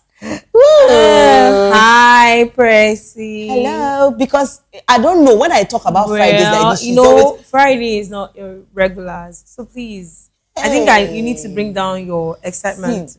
Oh yeah, I want to tell you something. No, work is ending. I'm not bringing it down. It's time to party. What do you mean bring it down? Which party you dey go? Is it your own? Funniest part, me, I have how many parties lined up for the weekend? She doesn't even have any, so I don't understand why she's not doing. What's that? How do you know that I don't have? You don't have any. Even your salsa class, you're not going this weekend. Oh, but you know I go to salsa class. But that's clock it. I like the sound of that. Actually, she was just saying that I don't party, but now she don't already. She not the party. Oh, you know I'm gonna get inside. That's her. It's not me. Full flesh. It's not me. All these things. I don't know who Oyin is talking about. See, don't be deceived. Don't let anybody use the word of mouth to take away your kidney and make you feel like your weekend is not weekend because you're not going anywhere. You see that time I used to tell people that you can have friends, but when it comes to see finish, draw a line. You My see dear, that Damola is doing see finish. There is nothing you want to tell me. Amazingly, if I'm your friend and I don't get to see you finish, then we're not friends. Wow. Yeah. So I think one of the attributes that takes you away from just being a mere colleague to friendship is the fact that you get to know yourself better, you draw closer, you know quite a lot of things about the person. So if I don't get to know anything about you, what's the friendship? No, like if they tell me now, say, Precious faint though. Wow. I'm supposed to talk, say, I'm because say she never chop. I go fit talk, say, blessing her belly she gets. I don't even understand. Like, it's funny, but that's the truth. We all know that if you call somebody your friend, please, and you cannot imagine say they don't see you now for house, they can't call me. As I fit talk, say, now here Precious. These are likable places Precious to be. Wow. You see where's at the talk? Say this Stephen is not plenty. If I don't say you, what be you? Auntie, let me tell you something. You see the part where they say if you know where Precious dey. No, leave me for that. I know. I may not have reason not to know. Anyways, it's Friday. Yeah, it's Friday. Fridays are always lively. You know, and it's a very good week. You know, looking at the fact those JAMB students that were given 1 million naira each on their merits, it was such a sweet thing. Knowing very well that at least education is being appreciated in this country. It's that time. Nobody Big Brother Naija they go they share money. But leave Big Brother. At least MTN Project Fame, I understand that's talent. Yeah. Big Brother Naija, no be talent. But come to think of it, a lot of people we don't go. I don't go want to say a lot. Some people we don't go attend or day for the Big Brother Naija. They don't complain, say they don't today happy about the whole thing. In the likes of Messi. Which of the Messi? Ike. Yes. Okay. See, somebody else. I'm not a fan. We all know that, right? I don't know. Maybe if I now meet her in person, I can have a different perception about her. But then in the house, I wasn't any of her fan. Not for anything. Then when she emerged as me, I was just like, congratulations to her. It doesn't mean I don't hate her. Trust me. I don't have a reason to hate any human being. But I was not a fan. So when she comes out and says it's not the way, you want money, you do body, you chop life, you upgrade. See, ma, I'll tell you something. Which exactly does she not like? Me, I don't have issues with any big brother, Niger, house. At the end of the ex-housemates. No, now. They're all doing well for themselves. I feel. Actually, I don't have issues. There was one that was not doing it once, and then later came out and said, but in life don't better now. I won't remember that guy name. But at least it's not that bad. Even le call where we say that now that pelebe boy that was upon a time in uni last student. No, now he's doing well for himself. They do it once at all. No, he has that. You know, be money with that guy. If you meet him for me, that's a go and sit down there. He has that small stature there. But the truth is, I don't have issues with any of them. Not the at thing all. Is, but I have my sometimes favorite. when I watch, Big Brother, I ask this question: What are we meant to learn? No, nothing to learn. Actually, Because so that's one of the things I didn't really fancy. Okay, so a lot of things initially happens, and I don't even allow children. My children, no, it's not for children. Don't even go there. It's not for children. Ironically, initially it was looking like more of intellectual test kind of capacity game when they started. I'm not talking about Big Brother Africa. They are different. Big Brother Africa was like a porn site. Yes, now at a certain time we have a lot of atrocities going. I'm like, But then Big Brother Nigeria was looking like more of testing of intellect. Yes. And then the whole thing just deviated and like, what's going on? So this makes me ask this question: Why do you feel celebrities they take celibacy as their thing? So this actually leads me to this our first story on the entertainment show, and it's first on our list. We're having popular Nigerian skit maker and content creator Sydney Talker has opened up about his celibacy journey. So revealing that he has not shared a bed with a woman for nearly 4 years. So speaking during a recent interview, the entertainer said the decision has helped him develop greater self-discipline and reshape his outlook on life and relationship. So Sydney actually revealed and that has sparked conversations online across social media, with many fans expressing surprise while others applauded his commitment to his personal values. So his comments have since generated widespread conversation about celibacy, self-control, and personal growth. So, Oyin, I still ask that question. I don't get belly. Like, I don't know, maybe everybody will be, what I would call them, celebrity. They see them as person where one. People don't get the mindset of nobody to just mark this one, go just rest one place, do this one, go just rest one place. Not that kind of imagination. You're asking me, right? Are you asking me? Okay, if you ask me, hey, blood of Jesus. Now who I go? What? The matter why you put her like that? So because you know why they ask this question? It's that. Wait, calm down. You know why they ask this question? Say some people like the fact that some of our celebrities don't they born plenty. And I know different baby mama, baby daddy. No, now we know you know need to some of our celebrities Two-Face, Whiskey, Davido, even Cubana. All of that does, You see one thing with you and we have women too where they don't go for no 1, 2. I send you say maybe they go come back. This is a general news. It's something that everybody knows. It's not allegedly. Is it allegedly? No. We all know Davido has 1, 2, 3. Now Choma Choma be final bust off. But even after Choma, they don't bring so many cases out and all those things. But then we are happy to see him grow. You don't know if it's Natasha that is the final bus stop. Hey, I dare not. I go no further. I'm back. I retrieve my step back. Not retrieve anything here. But trust me, well for Sydney, make no better the thing. Because you say you have not shared bed with a woman, means you are a celibate. What if you are sharing it with a man? I mean, now I'm asking for my audience. It's not you they go. Because God of Jesus. Knowing very well what is the opt game in the industry now. Yes. You can't really say never say never. Yeah. When it comes to the industry, and how scandalous it has become. But then, if you are truly a celibate, celibacy does not mean that you romance. It did not finish it. It did not mean that he has not shed bed. Wait now. The English is pure. It's not pure. Now let me tell you. You know one thing. Okay, recently, I am part of the group of the celibacy group, and we're having a conversation. Yeah. And one of them said, that she wanted to ask for a friend. Yeah. I don't remember. We all had a side look like which friend, which of your friend is there. Then she was like, the fact that now she's a celibate. She has been a celibate for almost 3 years now. But then our boyfriend is pressuring her, and the boyfriend is like, okay, if we will not do the do, can we just do the pre-do? And she now say, okay, what if you have done the pre-do? Are you still a celibate? And we're like, okay, so when we talk about celibacy, we're talking about secondary virginity. Yeah. When you are keeping your body for Christ, when you want to take away your flesh and wait till the wedding night, so leaving your bed undefiled. We know quite a number of us that claim to be celibate. And, when we started the celibate journey, maybe let's say 2010, in 2013, you meet one guy, now break up. You continue the journey again. Yes. So somebody like you cannot say my celibacy started from 2010.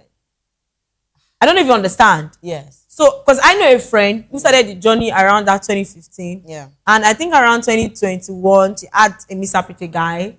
And after she broke up with the guy, then she went back to her celibacy. She's like, I said, hey, now 2023 you start. Because then when you started, you break it. Let me tell you something.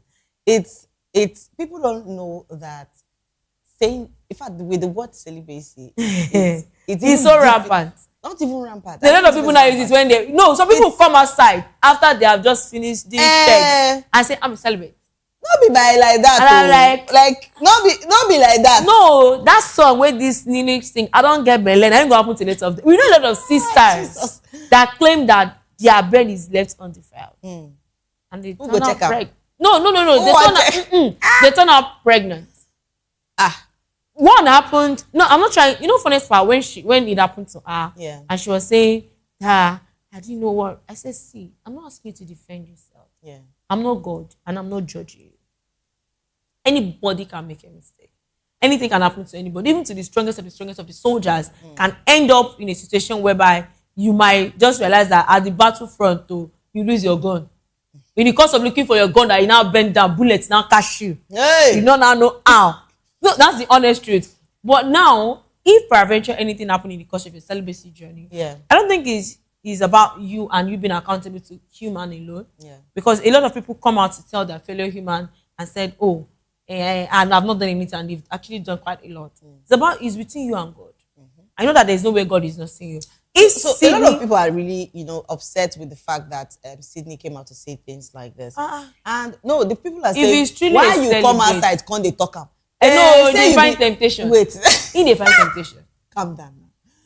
Say you talk, say you don't dey celibate.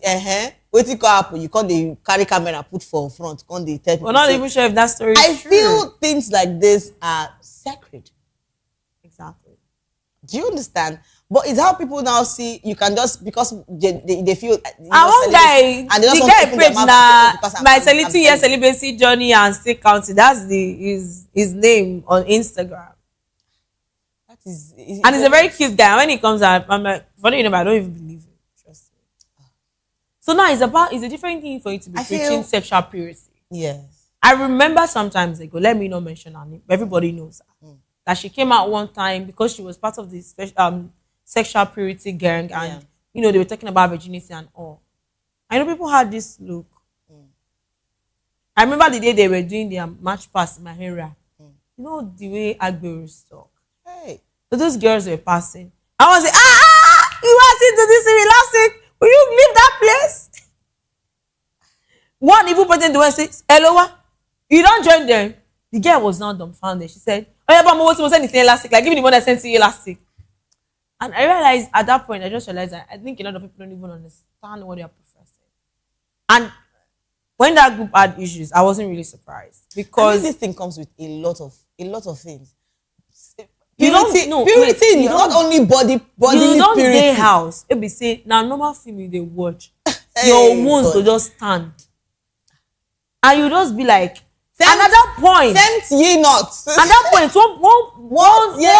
one random person will now call you, and that person will not realize that that's why you are giving your attention to talk to him. You will think that maybe this girl not they receive your own. Not be like, hey, hi, sexy. Not be like. Sometimes I just switch off my phone at those moments. Not because I feel like I'm weak, but because I feel like I don't want to test my strength. So if someone says, oh, I'm celebrating on this for so many years, it comes with a lot of things. Not basically your body. You know, words your of mindset. Your mindset. Things that your thoughts.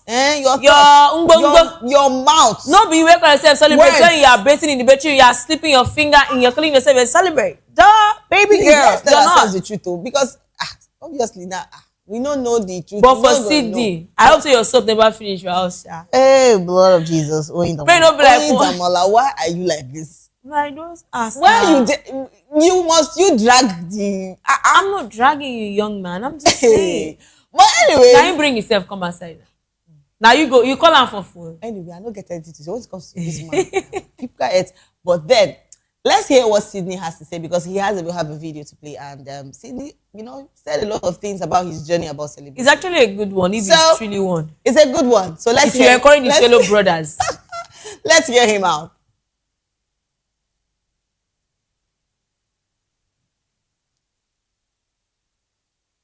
Power, not by my strength, but by His grace.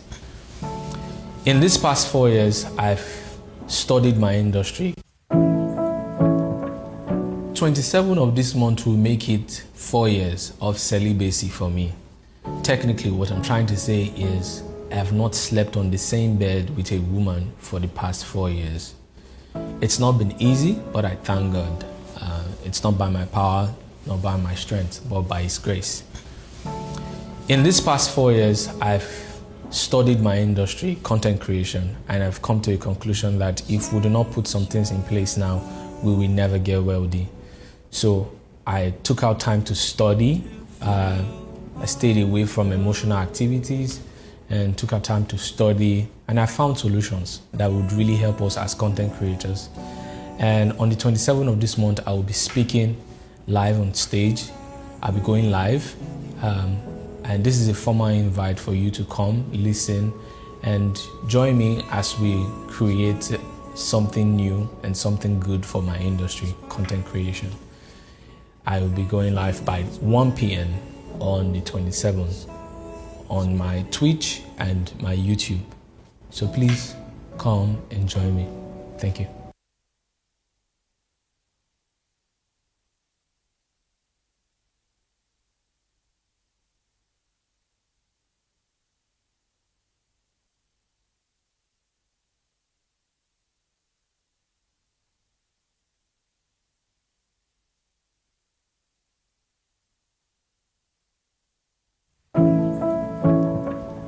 '27 of this month will make it 4 years of celibacy for me. Technically, what I'm trying to say is I have not slept on the same bed with a woman for the past 4 years. It's not been easy, but I thank God. It's not by my power, not by my strength, but by His grace.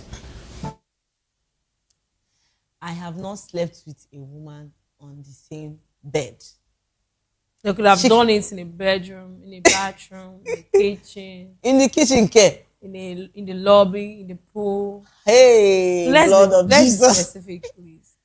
So now, I'm not doubting him for his part. I don't know for whatever reason, but I'm not doubting him. Yeah. Because I feel like whatever reason why he came out to say that, it might be like in obedience to the will of God.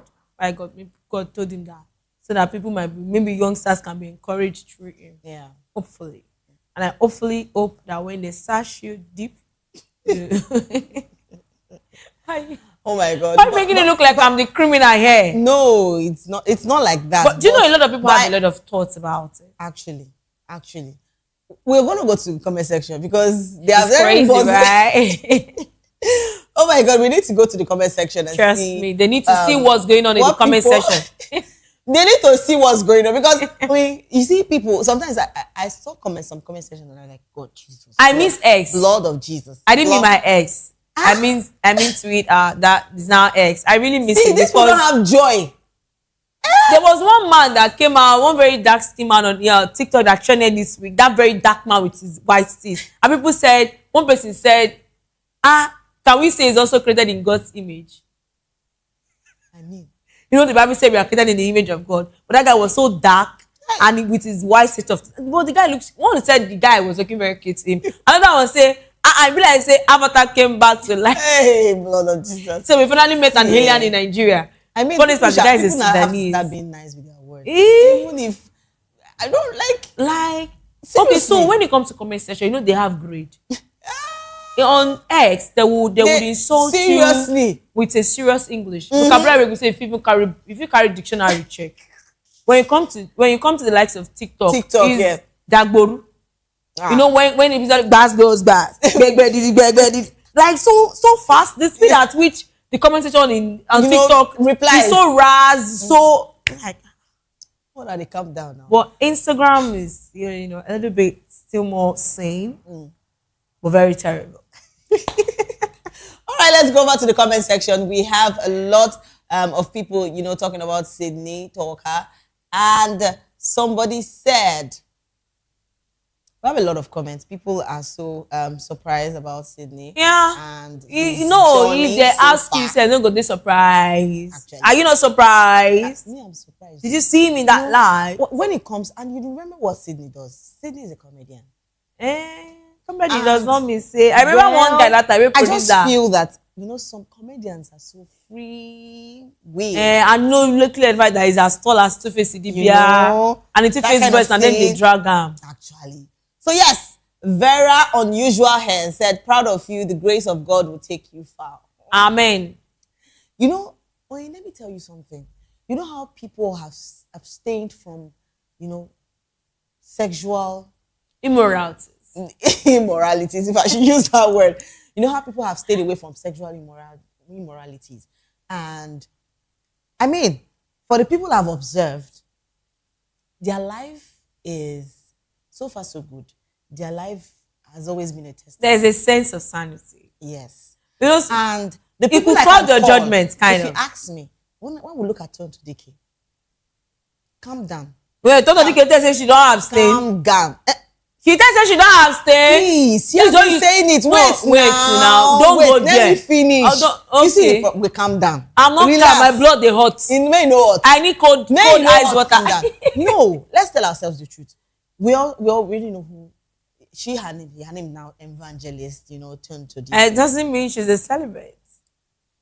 Hello, she was saying if person come out on TV, gonna tell you say on her page, when they tell you say, oh, you because of Valentine you want to go to a man's house to go and say, person where they tell you that kind. No, that doesn't mean that's not elastic. We know quite a lot of people who tweeted from their man's bed, from somebody's husband's bed, and said, so please don't go that route with me, please. I'm not funny enough. I'm a fan of Tonto, but on that table, I'm coming down. Moving on down to where? If you want to use people for examples, okay. So now I think there's Tonto is waiting. Tonto has given her life to Christ. We agree. We're talking about. We don't know. We are just saying. I'm not seeing it. I cannot say it. Even the ones where they talk for self. Do you know? I see what I say, and I say what I see. Hey, as Precious day now, if I want to tell you things about her, things where I don't see. That your I eyes don't tell you say that your eyes Precious now. Do you understand? I can't come and tell you anything about Precious that I didn't see. I didn't see that about Tonto, so I would not be a party to that. Well, you want to use people, use another person. Problem with that though. Problem. Anyways, let's take more comments. We still have a lot of people, still commenting on Sydney Talker's statement concerning his 4 years journey of celibacy. All right, and Ifi Lomo said, "Proud of you." Now you be Mamani. Why are you proud of him? Will you please take the second one? Okay, so Fortune Blinks Jerry had a lot of art shape and a lot of diamonds for him. And Almancho 101 said, "I'll be there to see you all." So at least I want to try to say, go see them for future. And Valentino of Lagos said, "Streaming don't start. This life just have wisdom. 100 piece. 10. So Okay. wisdom overflow. On to the next on our comment We have section. lots of comments. We Because just say some trust me. people don't get joy. I just dey wait for the bus people. You see these people, they calm, you know. No, We their love name you. self is calm. You know the kind of things. No, they are calm. They are calm in nature. Their DP is calm also. So on to the next. Yes. Thank you very much. And Formula himself said, I thought I'll be the first one to comment, but jobless people have already. Hey. Okay, so at least some like nobody first comment, but you agree saying you did jobless because you still waiting, you still comment. So Mr. Prime said, 5 months won't take my life like this, bro. If I sneeze now. God abeg. This man. You see the reason why I said. Mr. Prime, now baby day your DP. I don't understand how you are celebrate and there's a baby on your DP. But Fairfield Media said 4 years, bro. Let me elongate that bro for you. I will join the stream of it in a stream of life. I'll be stream of joy. He said on the 27th that he's coming on live. So we don't know. No, when it comes, you want to show us a medical record. Is where? See, that question is for you. Yeah. Let's take more comments. See, at Mr. Prime, I don't understand your plan. Oh, you talk true now. There's Plex 05 said, God bless you, my twinnie. I don't understand. Now look like Abu now steam together. Which one make my twinnie? God, I beg. Hey, I like this one. 001. Melo say, no be lie. All right, and Thunder said, lovely, but when the celibacy info have to do, what does celibacy info have to do with? With what you created? Well, that's a question because I didn't know the correlation. Like I asked that the streaming is it for him to bring his medical record to certify that he's a celebrity. I don't know, but then I think Phenom MFR say active. You know, a lot of people like news like this. They like to hear things that are shaky. So you know, maybe who knows if it's a joke? Before Uncle Sydney. Don't be Sydney again. Oh my God. That guy really crack joke with straight face. No, now. We never can tell. Never say never. Never say what? Never. It could be a celibate, but it could be a strategy. And it could be a joke. Wow. But regardless of whichever one is, bro. Anyway, I mean, if it's true, if it's what he's doing. If it's true, I take offense. You want marry him? Calm down now. Kilele, why are you attacking me? I don't understand. See, you don't understand Kilele like this. You don't allow me hear words again. And so going to say Kilele. She wants you to say Kilele. Relax, do you know whether it's coming for me? Well, you having a gold hair and he has a, he has a dread. Both of you look at it. On to the next. So our next story, we're talking about the brothers of late Hollywood actor Chadwick Boseman has filed a petition asking a Los Angeles court to remove his widow, Taylor Simone Ledward, as the administrator of his estate, Derek and Kevin Boseman. You know, alleged that Ledward failed to fully distribute estate assets in line with a 2022 probate court order and did not provide proper accounting for royalties, residuals, and other intellectual property rights linked to the actor's legacy. So the brothers are requesting that the court appoint an independent professional fiduciary to oversee the estate's administration. And however, the allegations remain part of an ongoing legal dispute, and the court has yet to, rule on the petition. So while Taylor Simone Ledward has actually not said anything concerning this, but this is a lot. Brother, 6 years where this man don't pass like this. Things on they go on. Brother, your brother died. Now in property they your high. Now in property they your high. I say make I ask. Like, do you know it's a lot how a lot of women have been thrown into depression lately. You see, I've seen a family that the husband died and the woman is left with, taking care of 4 children and possibly few properties here and there, and all of a sudden the brothers wake up one day and say, oh, the tradition says that this woman will not have any of the husband's property. Police the property belongs to the, belongs to him, to like the brothers. Why? So because he's jobless, he doesn't have anything meaningful with his life. Say some traditions, work. There is no tradition. That one is just a stage. You know why I'm saying this? Because they stage these things just to say rip women no get say. Well, you get some of them say when they say they go even collect Kolobi the wife join. It happens. You know, one thing I think I've noticed, and that is certain, is that as a person, either as a man or as a woman, let your siblings be responsible. Actually, when you have irresponsible siblings, it does not matter how successful you are easily leaving yourself up for a very terrible ending. Because in my dialect, they will say one rich man among 20 poor people, all of you are poor. Because they one day drag you down. Yes. To the barest minimum. Because I remember very well a case in 2010 where a woman lost her husband. And the husband happened to be a billionaire. Yeah. The house they were staying in, that estate where I knew that belongs to the husband. Yeah. There's a filling station very close to our house that belongs to the man. There's a plaza very close to that same estate that belongs to the man. At least that's a few properties that I know of. Then it happened that when the man passed, the lady was actually pregnant. She actually put to bed on the day they buried that man. Wow. On his grave. That's a lot. They had to, the baby was already out and they had to carry her with the baby and her. And thank goodness the baby was fine and she was fine. And that's the only child she has for the man. The man has took it from his previous wife who had passed. Yeah. And, the family then sat down. When they get, they get. Yeah. They said, okay, that traditionally they were supposed to, both hand property, then hand it over to the younger brother of that man. Yeah. The younger brother happen to be a man who lives overseas, that has a lot of properties as well, home and abroad, that is happily married with 2 kids himself. Then he said he's not interested. And for that singular reason, he is leaving all the property to her. That they've seen her over the years. She has been a very good mother to those 2 children from the previous marriage of their brother. So they're leaving those 2 children in her custody with her own son. Then they hope that she finds love again, peradventure. And if she doesn't find love, she should try to look for someone. But now the woman was like, she wants that man. That's where the gist started.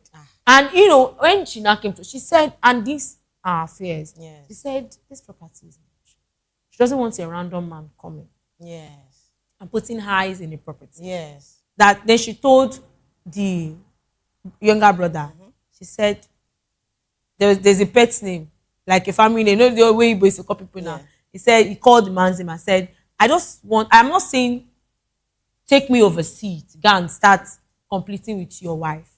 But at least you come to Nigeria once in a while. And when you come, just to satisfy me sexually. But eventually I get pregnant. Hallelujah. And if I don't, no problem. That she's not looking for children again. She already has 2 boys and a girl. And truly, when I met that woman, we didn't even know she was not the mother to those first 2 kids. Wow. I always thought those were her children. Until before something happened, before she now eventually got pregnant. Yeah. So when she said all those things, and truly when the man was coming to Nigeria for maybe final burial or something, which she was prepping, we were the designer. You know, this have a tailor now.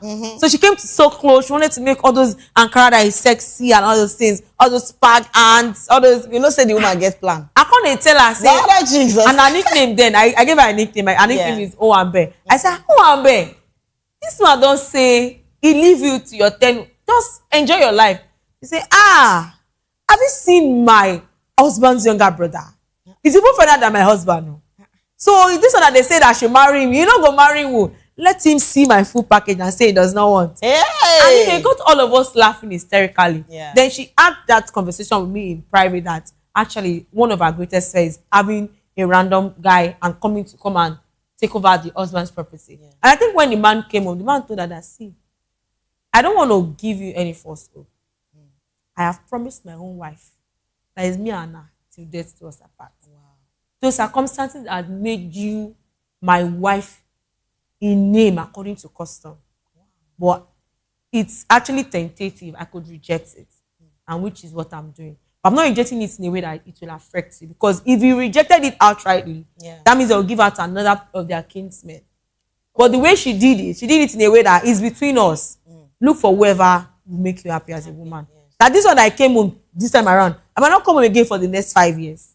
I might not come again for the next 10 years. So don't go and put your mind. If I sleep with you now, it might just be a one-time thing. And you know the funny thing is I can't even sleep with you because I promised my wife that I will not touch any other woman except her. Wow. Say, except maybe in one wife, and which God will never allow it happen to him. Yes. That his prayer is he goes before his own wife too, just like his brother. That's how he and his brother always talk right from time that go like we wish that we leave our wives on earth and not have to lose our wife and her. Yeah. Then when she now came back to me, she now said, then they have one younger sister who never to make am. She won't come turn say they call am. She won't turn viper for the family. Like, hey, she moved into the house. The lady didn't have an issue. It's a very big compound. They even have tenants. Okay. So the lady didn't have an issue. Even gave her an entire flat to herself. One of the flats that was supposed to rent her, like, okay, sister, moving. And she said no. She wants to live in their own duplex in front. She said, okay, no problem. There are plenty rooms. But then she became a thorn in her flesh. She didn't even know what to say. Well, as God will have it, she went to go and misbehave in front of an outsider and now called the husband's brother and said, this is happened. So when the guy came home, he just brought 2 military guys. So pick up. Yes, you are our last born. But if like say something they do you, go and marry.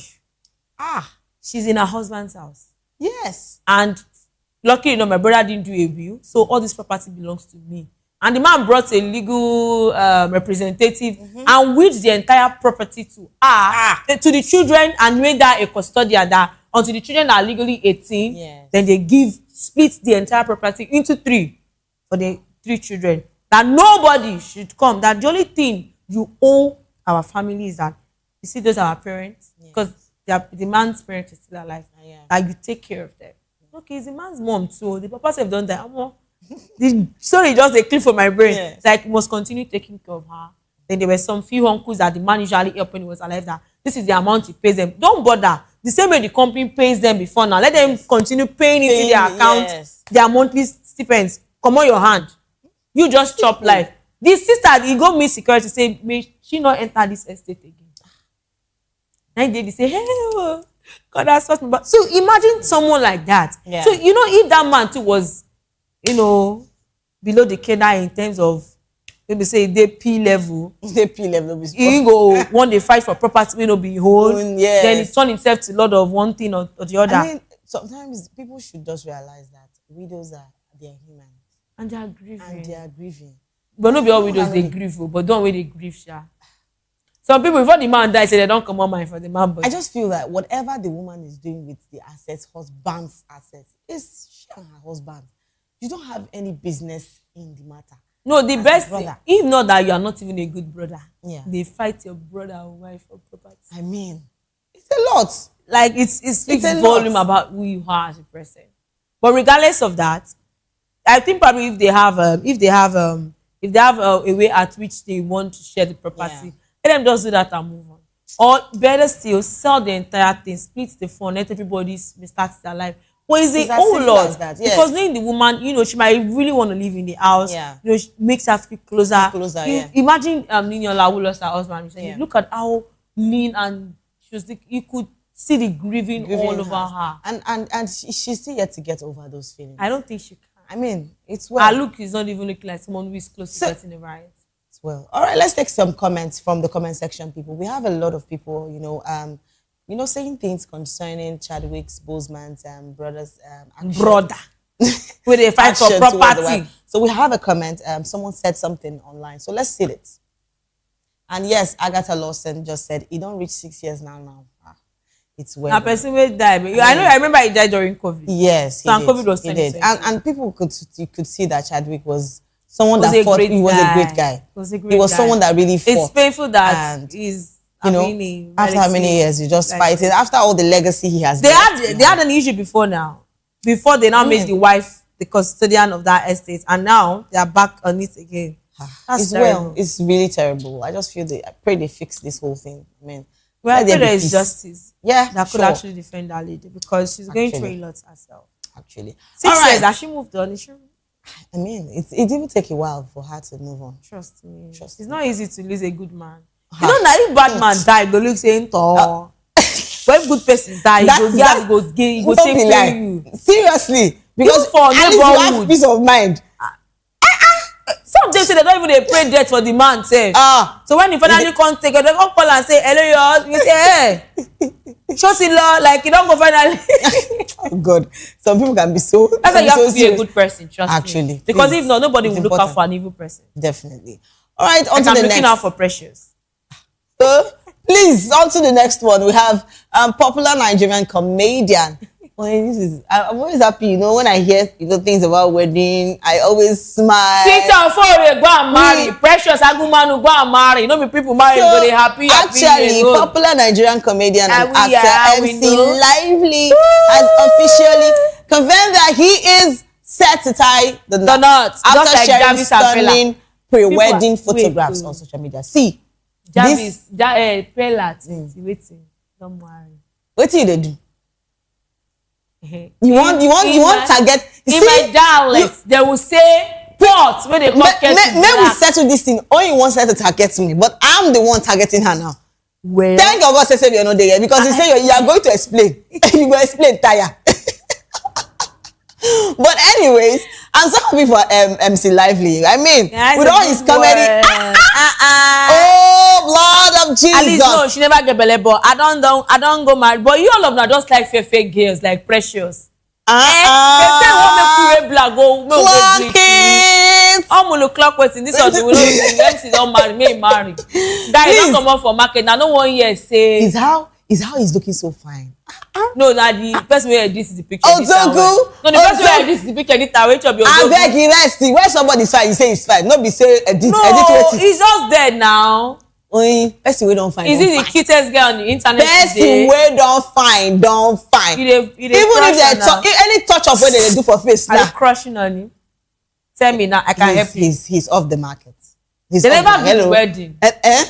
See now, MC like. You don't kiss woman. You don't kiss woman. Shoulder blade. They play. With your, why you don't go kiss your cap? Fully paid. He never pay. Now you won't go pay. You won't go pay. You know whether you don't pay now. You see sometimes these people never can trust them.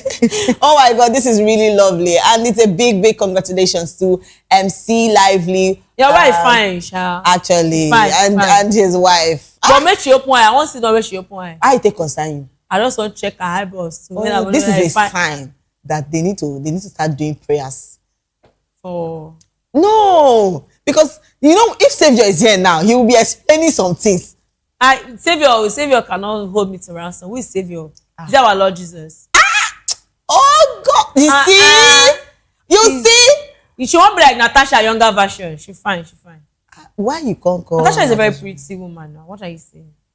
Okay. Very pretty woman at that. Trust me. But she's really beautiful. But wait, why your clothes come big like this? You see your skirt say big. No. You can't go. I don't understand. That's why they look the woman. Look and less. One is like come on cloth for body. Voila. Well, you're getting married to a very pretty woman. Actually, you're marrying a very good guy. And yes, talking about we are still celebrating weddings and weddings.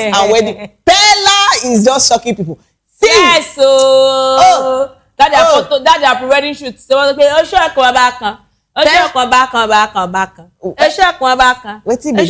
like it shock us. Jesus. Shock us. Oh yeah, they cry.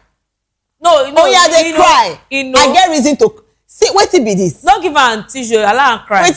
Jesus. You know one thing that I think I like about that of Pella is the fact that even when people have a lot to say about him, looking down on him. I think Jarvis is pregnant. Hey, allegedly. Let's not forget that there was a video where Pella was saying it to someone, but now they've not confirmed. Says allegedly. Before the people come and carry Precious, please don't carry my Precious. Like you think, what are you thinking? Please, so it's allegedly. She's looking like. Actually, I'm so happy for you. And if that's the truth, we are happy for you, baby girl. Because trust me, you deserve all and more. And this is a good guy. Actually, see, guy very good to marry. Now, guy will be safe. If you follow and talk, you go yeah. He can break bottles for you. I don't understand bottle, bow. If you go break bottles off your head, let's know where we are. Oh my God, please! I'm just saying. Outfit is so congratulations! Nice. I mean, the video, aesthetics, everything. Javi, your mommy, your church. This wedding go hot. And guess what? I think Cubana Chief Priest, spawned, did a little, stuff for their upcoming wedding. No, na Kubana na Pella na their boy, na Pella na their boys. Why won't you do something? No, the one wey shock me pass. Na Omolalomi, our one and only Zazu, that said, and I quote, that Pella, if you want to collect cow, is it on the phone? That Pella sent him a message telling him about the clothes and sent a voice note to say that Egbon, I'm inviting you. And afterwards, I just saw the video. I just saw the voice where Omolalomi is now asking that Pella, I think it's better you even pay me to come for your wedding because it's looking like a political rally because both dog and human being Taja Teron will be there in person. I'm not the one who says so. I mean, it was Zazu that said so to the world, to public. The truth is that Baba is getting married. Whether it's Bobo, show me Baba. I beg you. Hey, but I don't like that. I don't like what I don't like. Please. Okay. Bobo is getting married to his girl. He's getting married to his girl. And we are happy for them. So if the ones where they invite say they don't want to come, you know, not lying go see. I feel like that's consign them. They are getting married is the main thing. You go there, but Pella said no to go meet he had that brother. So they go fit collect cow. Anyway. He go meet wetin be their name? Rest. No, now wait. He go meet wetin be this Nkambala family. They can't give am $1. So as now you don't know say we go meet Omolalomi go give you cow. Let's take some comments from comment section. People are excited about Jarvis and Pella, and I mean it's a big congratulations. I am excited also for that. To them, I'm excited. I don't take whole year like baby. The Esega said, "Why are you not part of this shoot to give you us?" No, someone tagged the Esega that why is he not? He all said congratulations with the love emoji. Period. 3 love emoji. Yes, actually. Please let's go on to the next one. They brought out precious art. My heart, God, I bet my heart there with me. Which kind of talk with that one? My heart is with me. Let's take one more comment before we draw the curtain. Yes, Blessing Duru said, congratulations. I am Aminata Kinbola said beautiful couple. Actually, the Mama 24 said congratulations and MC Komo 007 said congratulations family. Are you related to them? And Kesh say your marriage is blessed in Jesus' name. Amen. To that. Okay. Spotlights are saying and amen. Yes, Spotlight people are still saying congratulations. But I've not seen my invite actually, Pella. So until you invite us, so we'll know if we're gonna, we could actually. All right, a big congratulations to Pella and Jarvis. I mean, everyone is excited about them. Yeah. And they can't wait. And if the song when last thing say, I don't get belly today inside the wedding, we happy for you. That song, not be missing. And I need last thing I say, I don't get. See why you have not seen me online all this why. And our response is, I don't get belly. So if that's the truth, why not? It's well. All right, guys. This is where we draw the curtain. Yeah. Thank you so much for staying with us on the Spotlight Show. Remember, if you're going viral or going global, please stay true to your stories. And don't forget to follow us on all our social media handle at VOPTV Live and subscribe to our channels for more exciting episodes and updates. Until next time, I am Precious Agumanu, a.k.a. Call me Pressy. And you know I didn't do this alone. I was here with my darling. She was never alone. She had me, Oyindamola Olukuto. And until the next time, continue to enjoy your weekend. Next time. Think about us. Enjoy your weekend. And send us money. Bye. Bye.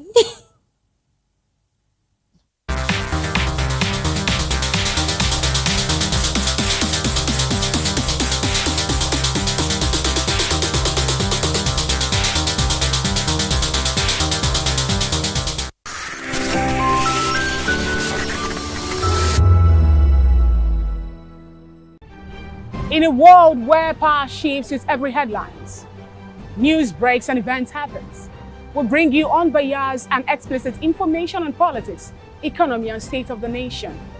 We break down the chaos. Facts, not fluff. Truth, not spin. We discuss not just politics, but a glimpse into the future. Voice of the People Television. Now you have more than a voice.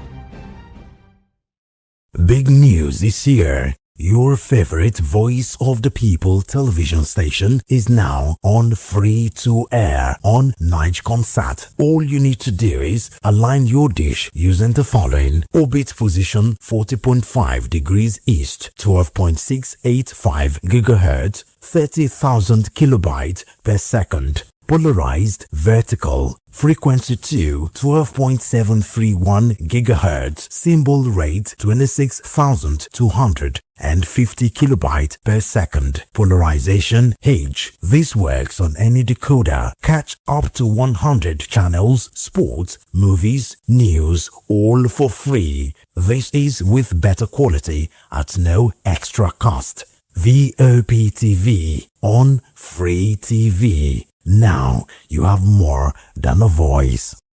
To know the happenings in the maritime sector, join us on the program Maritime Frontiers on VOP TV as we discuss key areas in the maritime sector from aquaculture, maritime transportation, maritime labor regulation, oil and gas exploration, ferry and passenger insurance, marine pollution and prevention, port operations, and lots more. Maritime Frontiers, exploring Nigeria's blue economy. Behind every broken desk lies a broken promise. Education shapes the nations. But who is asking the right questions? Introducing Edu Dialogue, the show that goes beyond the surface, exposes the cracks, the corruption, and the silence in Nigeria's education system. Edu Dialogue, Saturdays, 3 p.m., only on VOP TV. We break the biggest stories, from missing funds to policy failures. We ask the tough questions and demand real answers. Edu Dialogue, this Saturday, 3 p.m. on Voice of the People Television.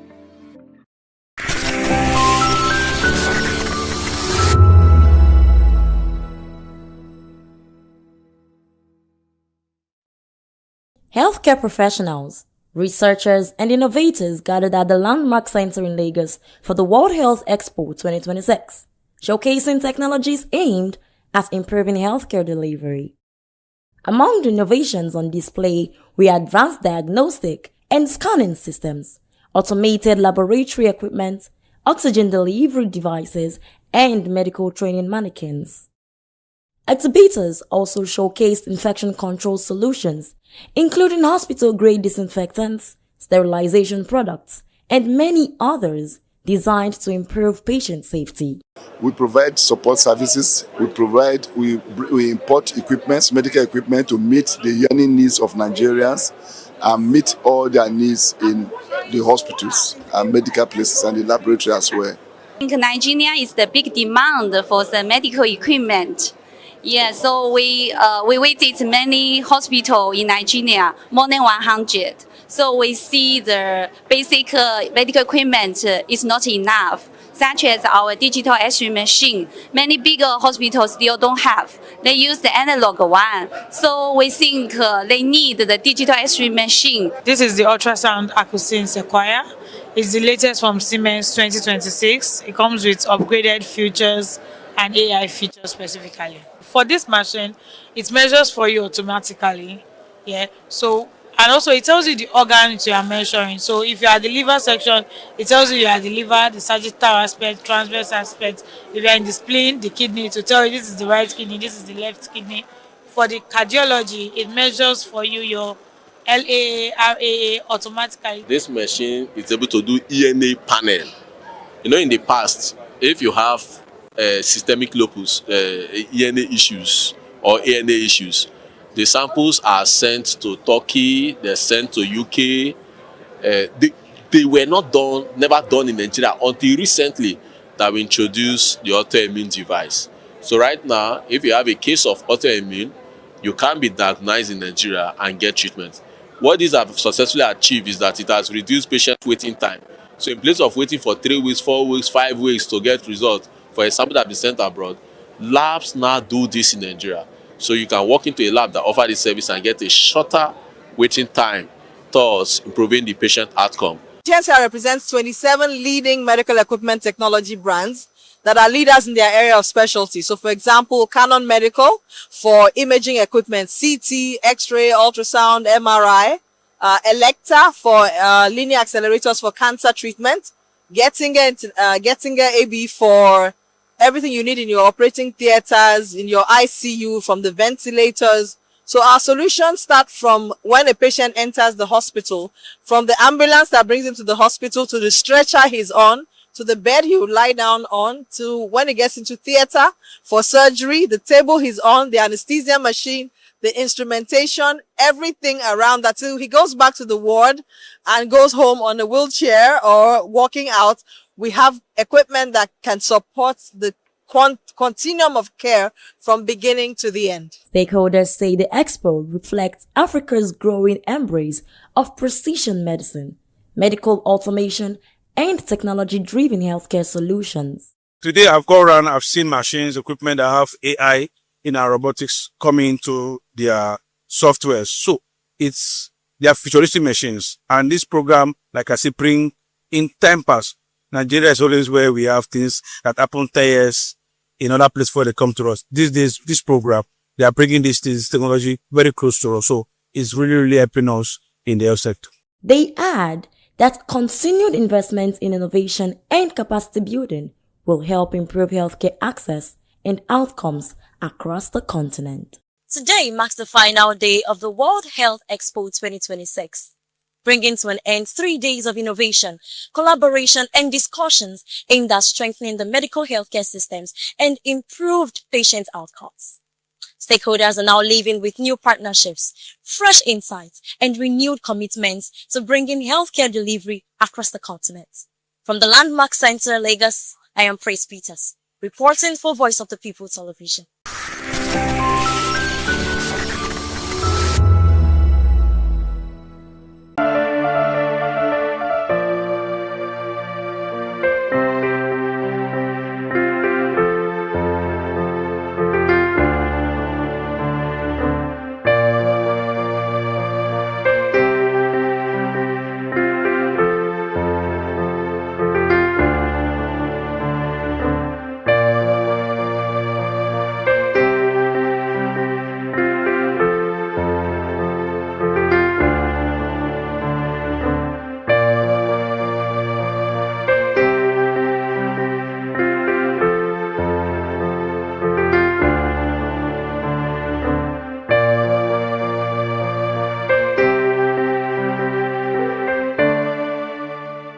Good evening, Africa. My name is Bamakore, actor, model, producer, and I'm giving a big shout out to VOP TV, man. Keep watching.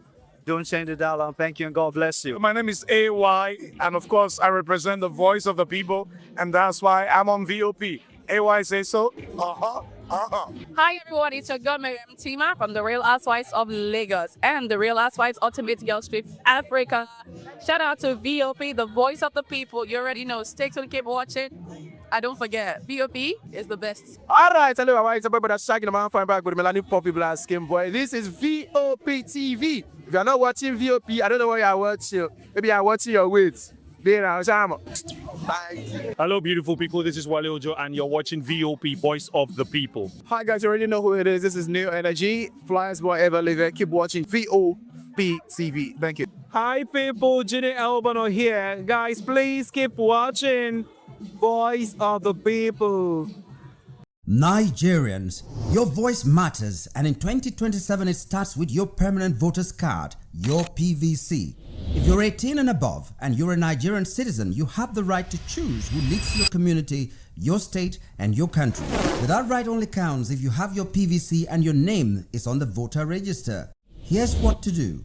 First, check if you're registered. If you're not, or if you've moved, lost your card, or turned 18 since the last election, go to the nearest INEC office or an INEC registration center. Second, it's free. Don't pay anyone for any registration or collection. Third, collect your PVC early. Don't wait until the week before elections. INEC will announce dates. Listen to radio, TV, and follow INEC's official pages. Your PVC is more than plastic. It's your power to hold leaders accountable. It's how you decide on roads, schools, hospitals, and jobs for your community. When you vote, you decide the future of your children. Get registered. Get your PVC. Vote in 2027. For Nigeria to work, you must be a part of it. Your vote, your future, your responsibility. This message is brought to you by Voice of the People, VOP Media.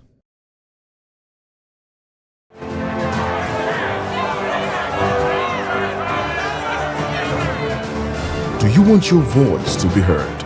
Do you know that you matter in the scheme of things?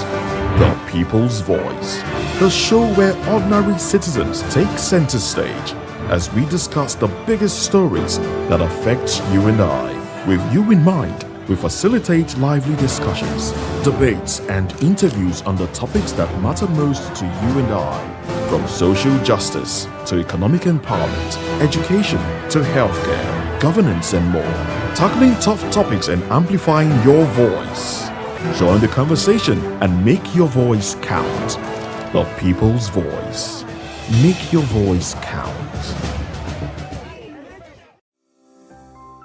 VOP TV. Now you have more than a voice.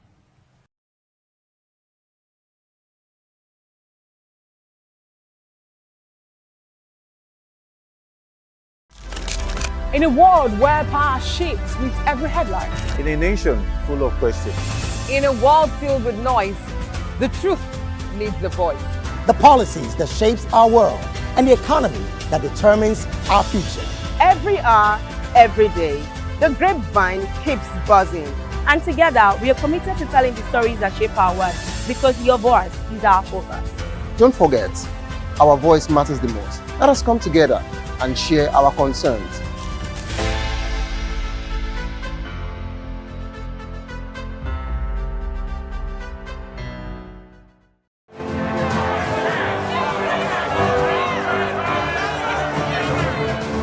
Do you want your voice to be heard?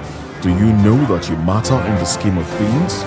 The People's Voice, the show where ordinary citizens take center stage as we discuss the biggest stories that affect you and I.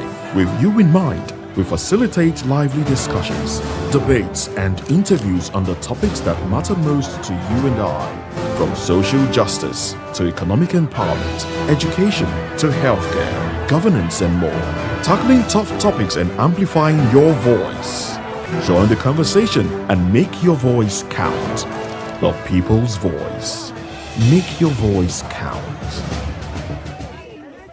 To know the happenings in the maritime sector, join us on the program Maritime Frontiers on VOP TV as we discuss key areas in the maritime sector, from aquaculture, maritime transportation, maritime labor regulation, oil and gas exploration, ferry and passenger insurance, marine pollution and prevention, port operations, and lots more. Maritime Frontiers, exploring Nigeria's blue economy. Africa is on the move, a continent of rising voices, untold stories, and powerful transformations. From the streets of Lagos to the heart of Nairobi, from the mines of Congo to the tech labs of Cape Town, the African story is being written every day. Bold, dynamic, unstoppable. This is African News on Voice of the People Television. We don't just bring you the news. We analyze and bring you Africa's heartbeat, the politics that shapes our nations, the economies that drives our future, the cultures that defines who we are. The Voice.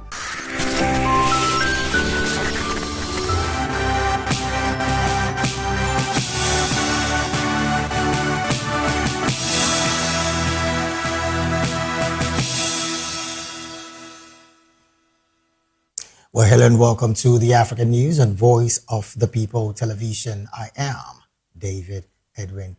Before we begin the news, I would urge you to kindly visit our website. It is www.vop.ng for fresh and trending news stories. We begin the African News from the story where a South African court ruled on Friday in favor of President Cyril Ramaphosa's bid to pause impeachment proceedings against him over a scandal involving $500,000 stashed in a sofa at his ranch. Ramaphosa asked the Western Cape High Court to stop the work of a parliamentary impeachment committee until he reviewed a November 2022 report that found he may have committed serious violations and misconduct. The South African leader has denied any wrongdoing in the case. He has also ruled out resigning over the incident since the allegedly undeclared stash of foreign currency came to light after it was reportedly stolen in 2020. Ramaphosa is accused of hiding from police and tax authorities a 2020 break-in and theft of $580,000 at his luxury Fala Fala farmhouse in the northern Limpopo province. Ramaphosa says he reported the break-in to the police and that the money came from the sale of 20 buffaloes.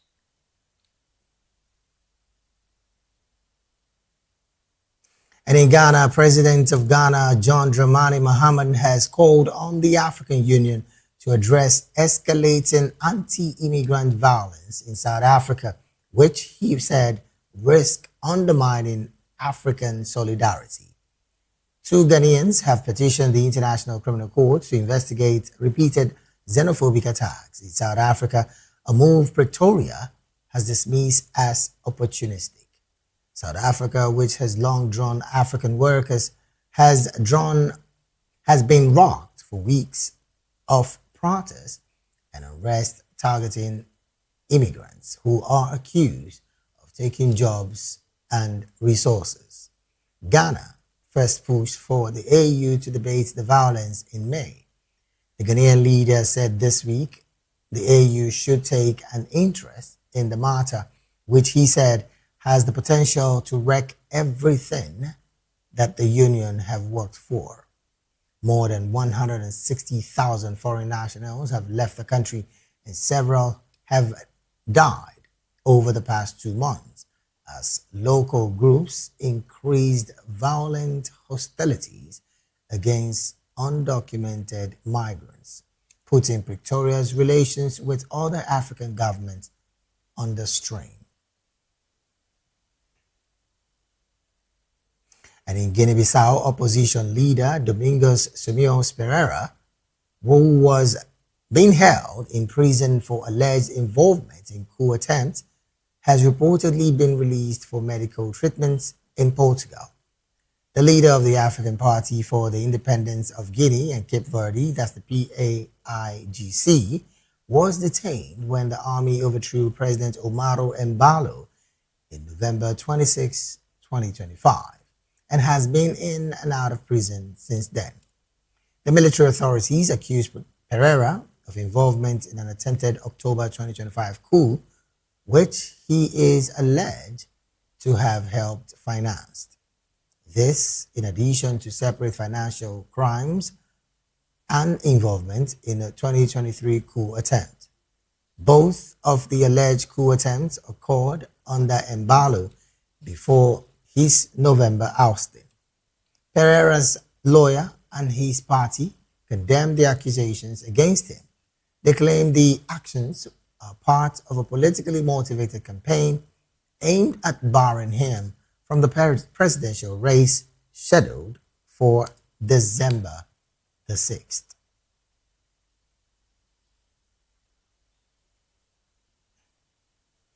And in Nigeria, Nigeria's Vice President Kashim Shettima is in Cotonou for a high-level working visit aimed at strengthening Nigeria's special agro-industrial processing zones programs through closer cooperation with the Republic of Benin.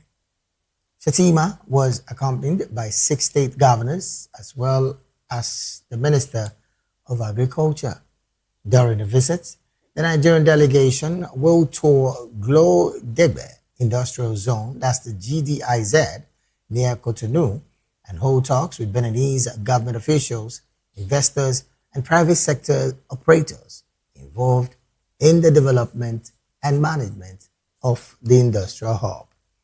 According to Shettima, the visit is intended to deepen cooperation on agro-industrial development and allow Nigeria to study Benin's approach to agricultural value addition, industrial infrastructure, investment mobilization, skill development, and export-oriented manufacturing.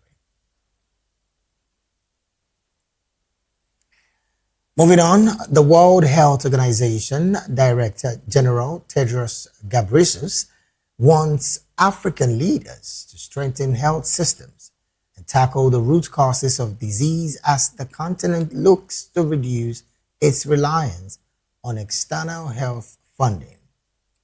The WHO chief addressed and added that the weak health systems and conflicts continued to undermine healthcare, citing the Ebola outbreak in Eastern Democratic Republic of Congo, where fighting has disrupted response efforts.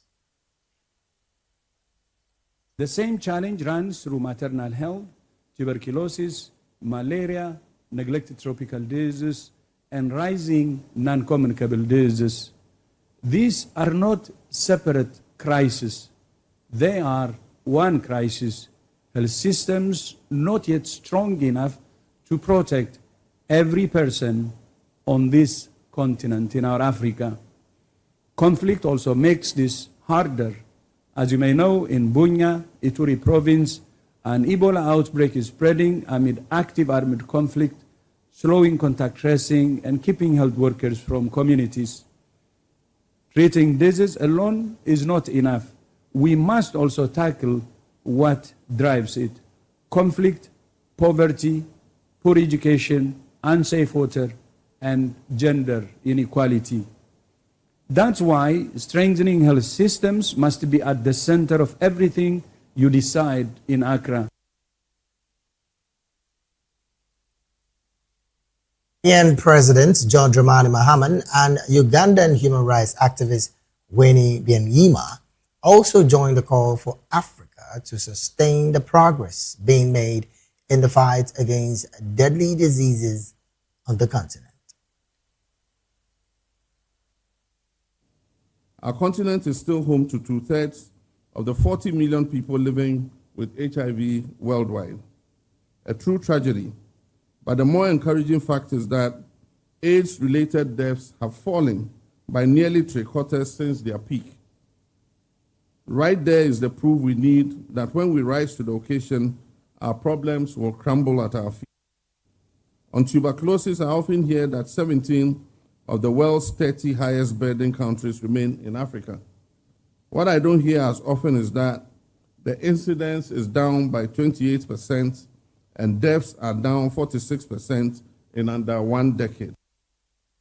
Africa has faced overlapping waves of pandemics, never fully recovering from one before confronting another one: HIV, Mpox, COVID, Marburg, Ebola. The Global Council on Inequality, AIDS and Pandemics, which I convene, found that pandemics and inequality reinforce one another in a vicious cycle.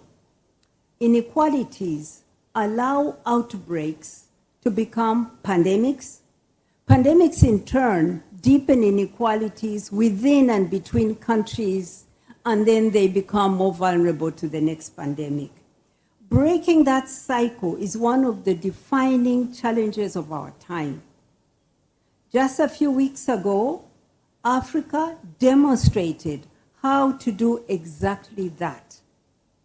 Through your Common Africa position, adopted by ministers of health, you helped shape the political declaration on HIV/AIDS, adopted by the United Nations, at the United Nations by the member states of this world.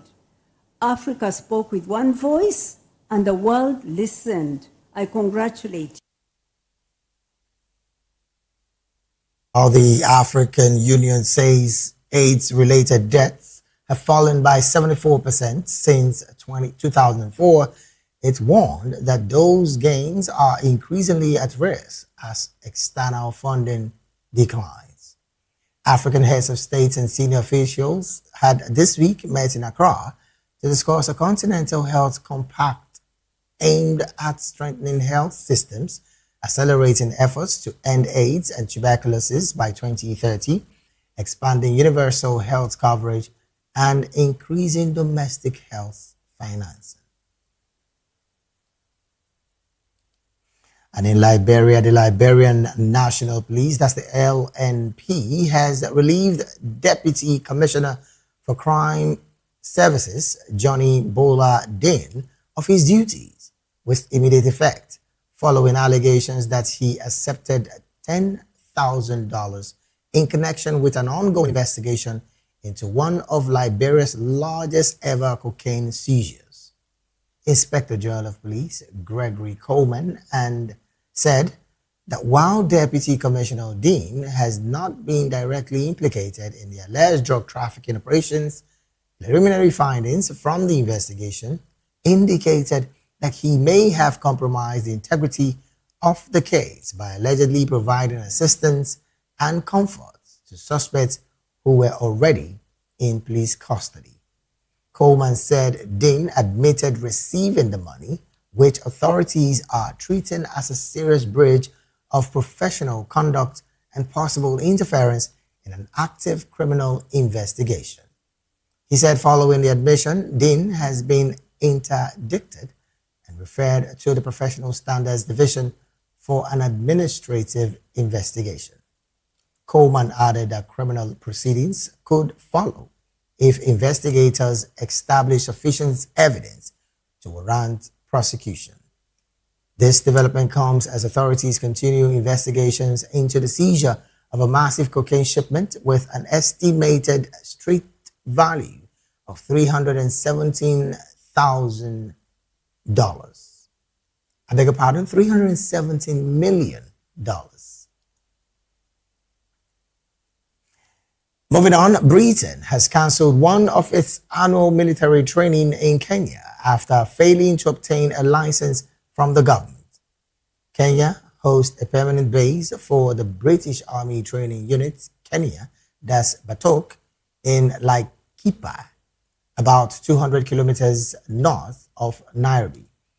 The East African nation became independent from Britain in 1963, but ties remain strong, and their defense agreement allows for several thousand British troops to carry out exercises on Kenyan soil each year.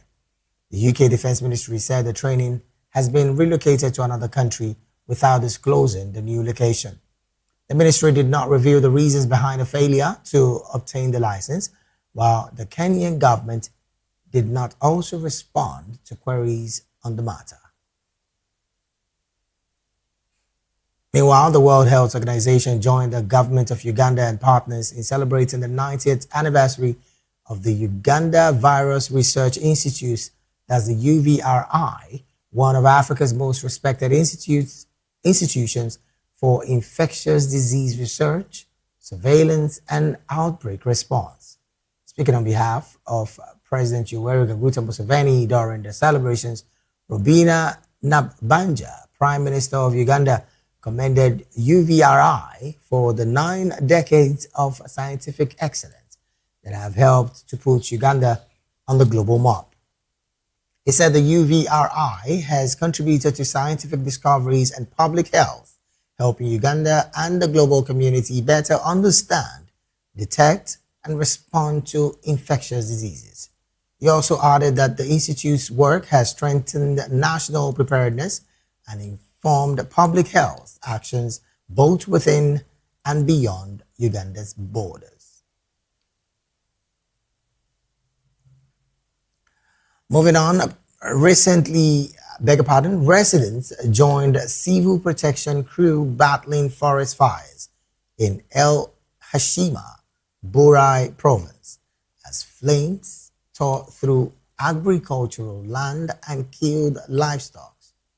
On Wednesday, residents and firefighters were seen using water to tackle the blazing fires. According to local authorities and Transport Minister Sayud, security investigations are ongoing to determine the causes of the outbreak of the fire. The investigation will still determine whether they were caused by natural reasons or have a criminal nature. Authorities have evacuated residents from areas threatened by forest fires in Seraidi and Naba province and cleared the local hospital as flames approached. The Interior Ministry said on Tuesday that 6 persons had died in fires across several Algerian provinces. Civil protection figures showed 3,719 fires were recorded between May 1st and July the 20th, compared with 1,501 during the same period in 2025. Still talking wildfires. Wildfires tore through a forest in Tunisia's northern Bizerte governorate, scorching one of the area's best known natural landscape. The blaze, which broke out on Tuesday between Raf and Sidi Ali El Mekki, has burnt trees to ashes and caused extensive damage to private property. Tunisia's state news agency, TAP, reported that civil protection teams extinguished the blaze at dawn on Wednesday after more than 16 hours of continuous firefighting. It added that monitoring operations were continuing because of high temperatures and strong wind, with crews watching for many renewed outbreaks.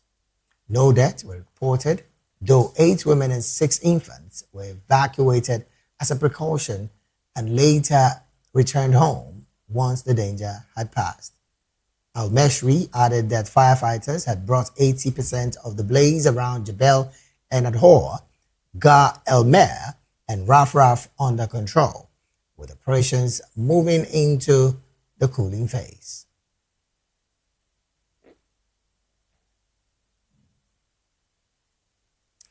You're still watching the African news right here on Voice of the People television. We'll go straight to the analysis segment of the news. And joining us now to make sense of these stories and more, in the studio with us is Dr. Peter Anosike. He is an author right here in Nigeria and also a public and political affairs analyst and commentator. Doctor, a very good afternoon to you and thank you for joining the conversation. Thank you for having me. Also joining us virtually all the way from Uganda is Barrister Edward Okwaro Matakenye. Barrister Edward is a lawyer in Uganda, a business associate, and also a human rights activist. Barrister Edward, a very good afternoon to you and thank you for joining the conversation this afternoon. Okay, well, I understand that Barrister Edward is here to join the conversation. Also joining us virtually live from Kenya is Mr. Martins Irere-Njoy. Mr. Martins is a public and political affairs analyst and commentator, financial advisor, and the CEO and founder of WorldGate Insurance Agency. A very good afternoon to you, Mr. Martins, and thank you for joining the conversation this afternoon. Oh dear. Well, I understand he's also not joined the conversation yet, but we have also from Kenya, Mr. Sintati Wasilwa. Mr. Sintati is an APAC assistant lead analyst and manager for Europe, Middle East, and Africa. He's also a public and political affairs analyst and commentator. Well, a very good afternoon to you, Mr. Sintati, and thank you for joining the conversation this afternoon. Good afternoon to you, David. Happy to be here. Thank you so very much for joining the conversation.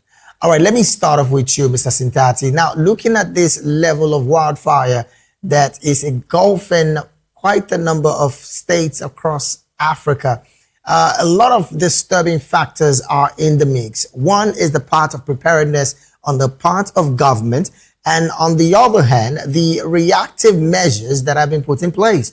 From your standpoint, what do you make of this situation? And then how can it be mitigated to the barest minimum? Because this is causing quite a lot of damage to homes and ancestral homes, I dare say. Well, first of all, David, I think these fires are not really a new thing. They've been happening year in, year out, especially in the case of countries in the northern part of Africa, Tunisia, Algeria, and also sometimes, Morocco. This time round, and even the other years when you check across the existing evidence, even in Europe, these wildfires are also happening.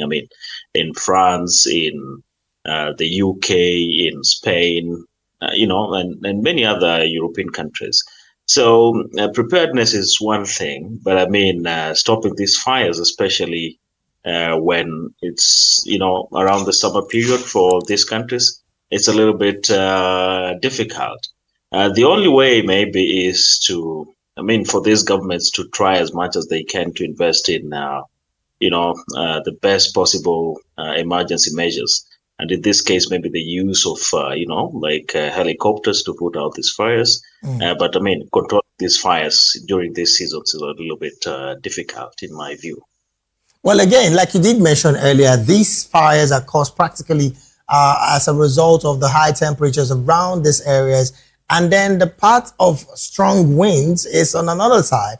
Yes, you've mentioned the part where the government have to, be very more prepared in all of this. But again, concerns have been raised about funding, some of which have said that at this point, these countries, even though there is also some level of economic dependence on the situation between the US, the Iran, and of course Israel, which again is having its ripple effects on the economy. Should the country at this point have even more, I want to use the word carefully, emergency fundings for these kind of situations? Because the lives of individuals and properties of these citizens are also at stake in all of this. Well, it's one thing to, want the government to have emergency fundings in place, but it's a totally different thing, when you look at the reality on the ground. I guess generally across Africa and even in a host of European countries, there hasn't been so much consideration, to enhancing the quality of public utility services, especially emergency services. But I guess it's a wake-up call for these governments, to try and invest in the best possible emergency equipment, and that only comes with increasing the budgets for such kind of incidences. Unfortunately, I'm not really certain that that is going to happen, and the reality is we may have to live with these emergency fires. Those parts of Northern Africa across to Europe, for the better of the coming years. All right, and let me bring it back to Nigeria here, Doctor.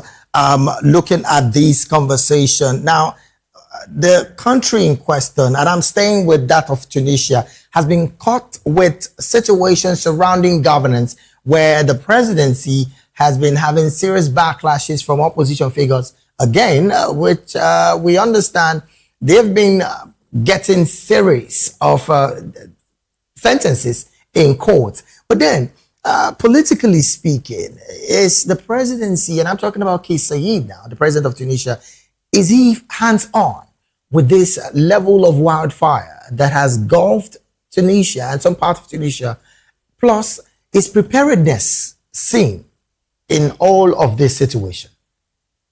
For me, there's a very big difference between politics and governance. Understand? Right. You don't use politics to distract governance, because once governance is distracted, the people suffer. Understand me? So there should be a boundary that's between the two. Right. But at times, in the state of emergency, you keep politics aside. Understand? And solve problem. Then after solving problem, politics continue. But this thing, one, there's no way we can stop natural disasters. Sure. It must occur. So the best thing is to go to other countries that this thing is happening, like in the United States, Brazil, and then how they curtail their own. Understand me? Because in Brazil, at times, fire can burn for 36 months continuously. Understand me? So the same thing with the state of California in the United States. All those very hot hot areas. Yeah. So they should go on a study. How do they manage this? You cannot stop it, but you can manage it. So because just like in West Africa now, we are in the rainy season. So we cannot expect this kind of a thing now. But North Africa, they are on a different zone. Yeah. And this did not just starting, it is start now. So so they should have studied it and know when it will come and how to manage it when it's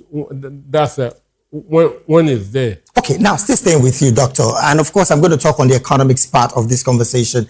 If wildfire like this are being experienced, you uncover that agricultural products and of course livestock are victims of these kind of wildfires.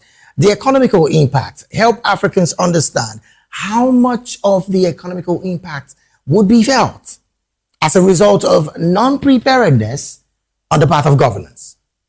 Well, the issue is this. It is an invitation to hunger, understand? Because livestock that are destroyed, trees that can be used for timber that can be used for making a lot of things, paper and other are destroyed. Yes. So the economy is destroyed, that livelihood is destroyed. Then people's central home, understand me, are also being affected.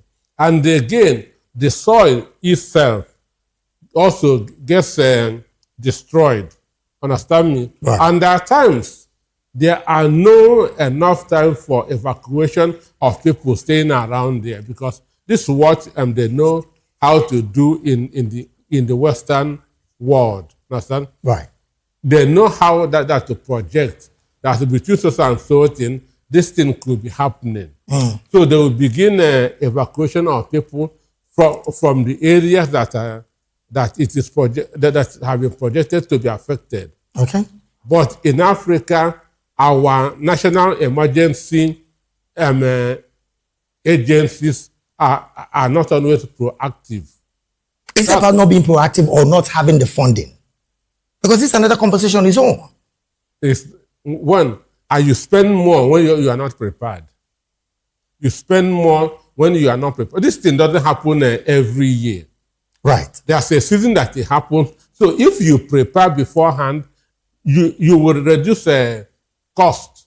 Understand? You will not be running a helter-skelter. So the only thing is that one, lack of preparation, lack of projection.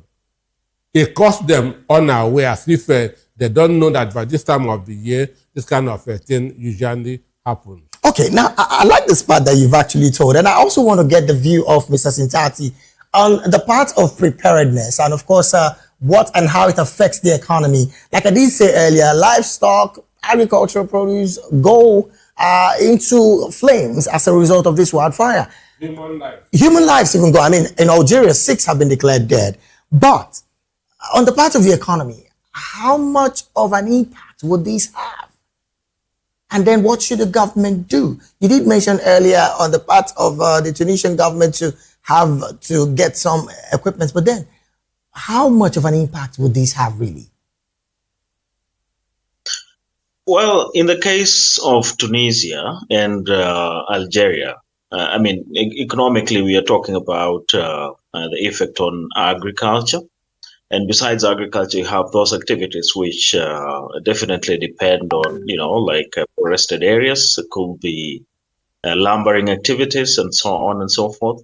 And even in terms of, aviation, because when there are wildfires, technically, they can also significantly disrupt, aviation-related activities, flights and so on. So those are the impacts that you're looking at this time. And more specifically in the case of Tunisia, I mean, Tunisia since, when there was the Arab Spring, so many Tunisians really hoped that the government that took over, including President Kais Saied, would really engineer some really, really tangible economic and social reforms. that is really, it's yet to happen. And Tunisia, in my books, it's one of those African countries with pretty much high potential, but yet still struggling with the basics of governance. So a country which is struggling with some of these governance issues becomes very difficult to imagine how it can take a proactive step, like putting up some robust budgets to be able to, proactively expect such kind of wildfires happening, and to put up, the most strategic or the most practical mitigation measures to handle that. So it may not really happen unless the political class, the government of the day, endears itself to the realities that it needs to, take a proactive step in handling these issues, David. All right, then let me bring it back to Nigeria. Now, Doctor, he did mention the aftermath of the Arab Spring, and I'm staying with Tunisia's story. Now, looking at the fact that Tunisia is presently ranked 5th in the economies of Africa, and of course, you understand that we're talking about 54 African economy. Do you think that the government of President Kais Saied hasn't really done much, even though, yes, this is the conversation in the Tunisian state where citizens are saying they're not having it good? The issue is a German philosopher by the name Jerry Bentham said that the purpose of government should be the happiness of the greater number of people in the society. Understand? There's no way everybody in a given space will be happy. Okay. So your concern is let more number of people be happy with what you are doing. But can the people be happy when the presidency dissolved the parliament? And is that even still a democracy? No, you said that some people are happy. There's no way everybody will be happy. The factors are what I just placed right now, Doctor. But even in Britain and in United States, even in Switzerland, understand me, right? Where that could be like heaven, everybody's not happy. So, but the issue is this: we've not evolved enough to practice democracy in Africa. Understand me? Really? We have not evolved enough to practice democracy in Africa. We are still practicing the primitive system of governance before the coming of the of the Europeans. Okay, now, Doctor, has Liberia evolved enough in the practice of democracy with these reports where the Liberian National Police has relieved the Deputy Commissioner of Police and, of course, Deputy Commissioner for Crime Services, Johnny Boladin, of his duties? Now, because he accepted $10,000 in connection with the ongoing investigation into one of Liberia's largest ever cocaine seizures. Now, this story popped up earlier this week, and of course, we did reel out the story where 2 foreign nationals who chose not to talk to the press at the time of arrest were seen. Now, $10,000 bribe, and he has to be relieved of his duties. In Nigeria, investigations are still going on, Doctor. Asking him that to step aside is the right thing to do, so that his office will not impair the investigation. And even no matter how a society has evolved, criminal elements must still be there. Criminal elements to the point of the deputy head of crimes unit? Jesus has Judas Iscariot. You just took me to another level, Doctor. All right, let me go to Mr. Sintati. Your take as well on this particular development. I mean, this is an ongoing investigation, the largest when it comes to Liberia's ever cocaine seizures. And then the Deputy Commissioner of Crimes is being fingered as collecting a $10,000 bribe. Your take? Well, I guess due to the magnitude of the incident itself, that is the primary reason why he's been forced to get out of office.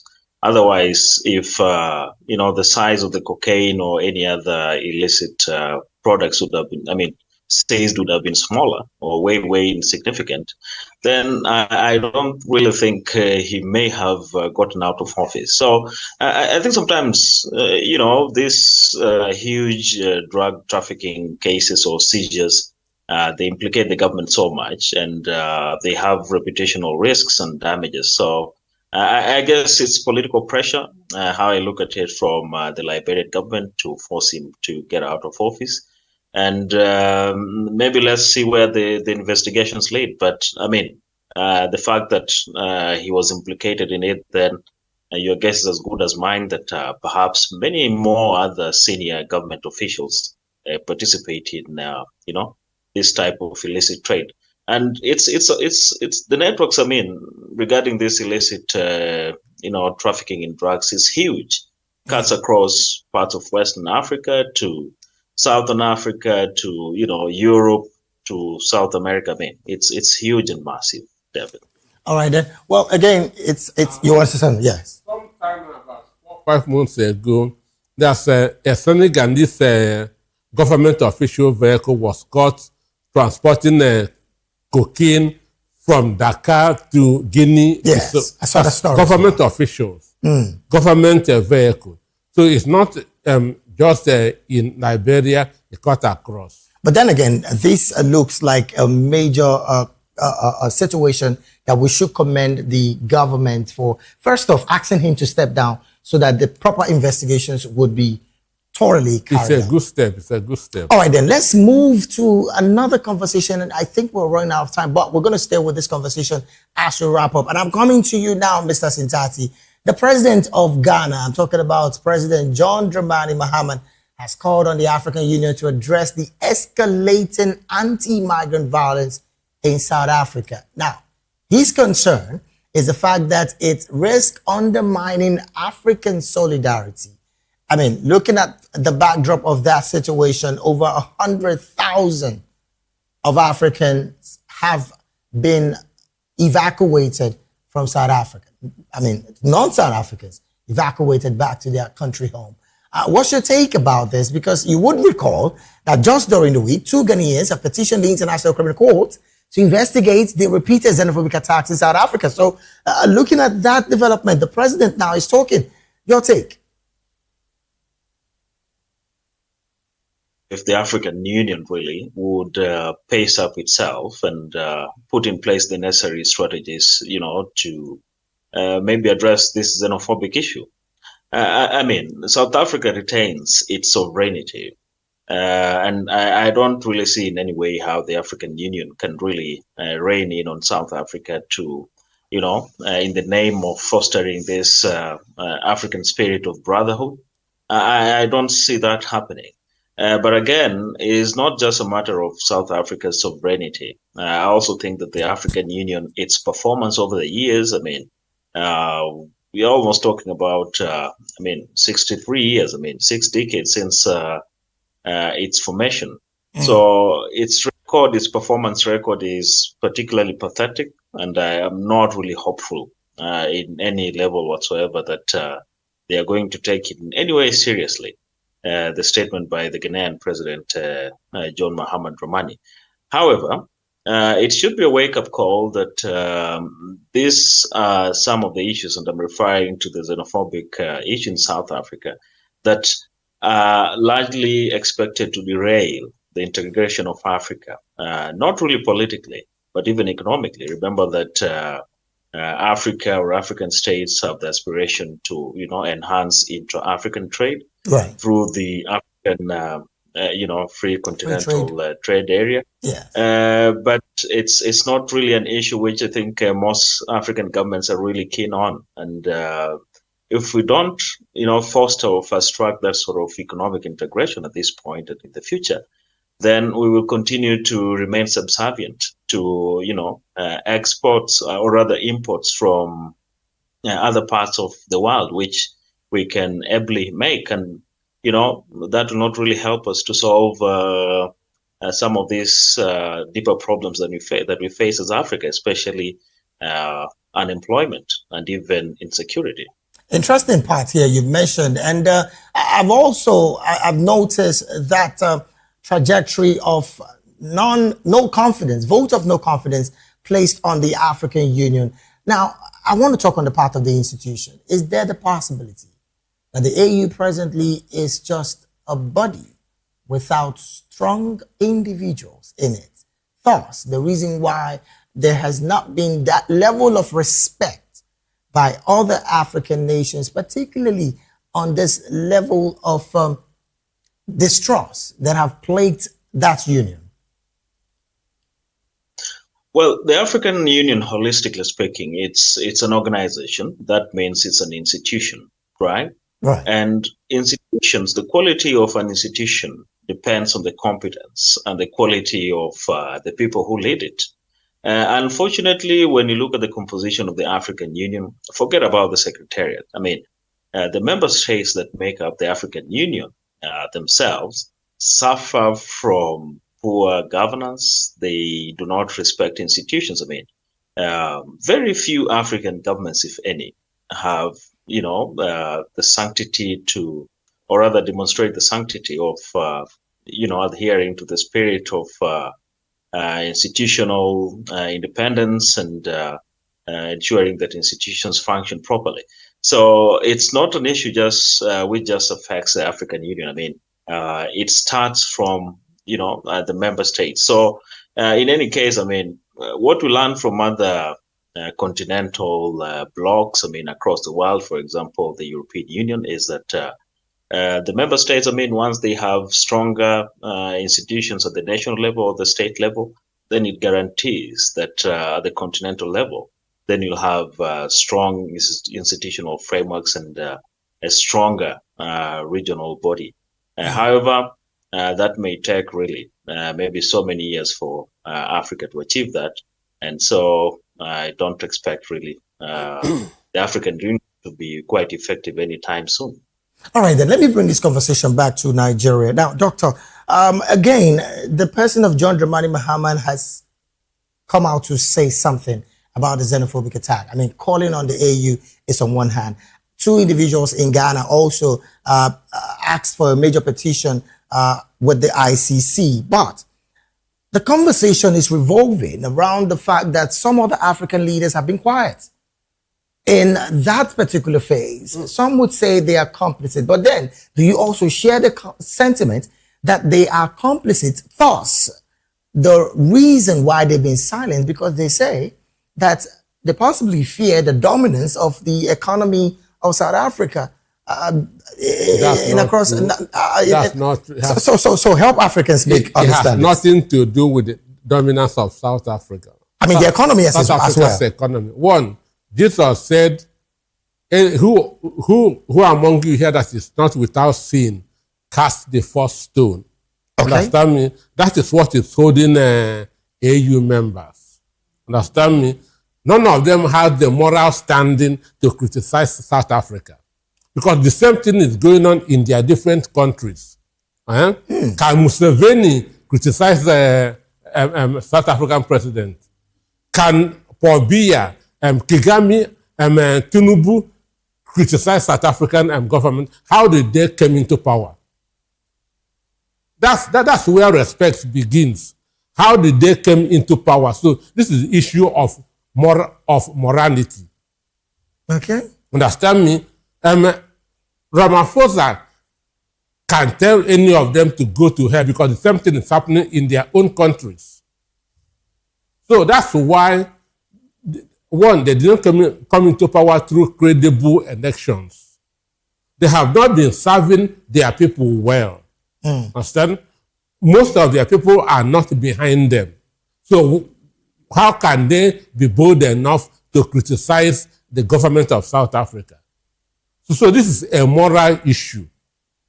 It has nothing to do with with how big the South African economy is. So in other words, the institution, the AU as an institution now, they lack the moral authority to criticize what is happening in South Africa. Because of our time, really, this is where we have to draw anchor on the analysis segment of the African news. We've been talking with Mr. Sintati Wasilwa, who, again, like I did say earlier, is the APAC Assistant Lead Analyst and Manager for Europe, Middle East, and Africa. He's also a public and political affairs analyst and commentator. Thank you so very much, Mr. Sintati, for lending your voice on the conversation this afternoon. Thank you, David.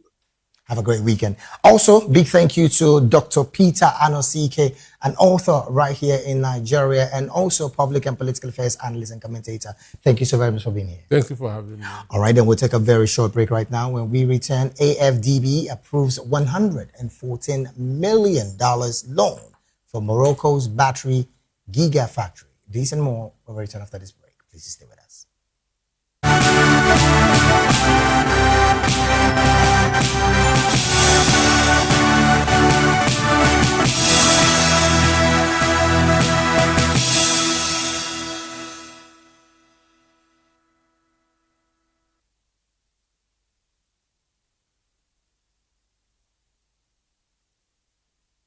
We're back. It is still the African news right here on Voice of the People television. Now to other stories. The African Development Bank have said it had approved a £100 million, euro, that's around $114 million loan to help finance Africa's first gigafactory in Morocco. The project, led by China's Goten High-Tech, a company listed on the Shenzhen Stock Exchange, will require an initial investment of about $1.3 billion to build an integrated cathode to sell lithium iron phosphate battery gigafactory, according to the project's developers. AFDB said it also plans to mobilize up an additional 141 million euros from financial partners for the project, acting as mandated lead arranger. The plant is expected to produce cathodes and anodes with a view to exporting the bulk to Europe. Morocco's proximity to Europe and its existing automotive industry make it attractive to Chinese EV battery makers. And from there on, we'll move on to some business stories. The South African rand recovered some ground in early trade on Friday, clawing back part of its sharp losses in the previous session when the central bank left interest rates unchanged, defying market expectations for a hike. In early trade, the rand traded at 16.78 against the dollar from its previous close. The South African Reserve Bank unexpectedly kept its benchmark lending rate unchanged at 7.00% in a shock to financial markets, which have priced in another rate hike. The currency plunged after the rate decision was announced, trading down more than 2% against the dollar on the same day at one point.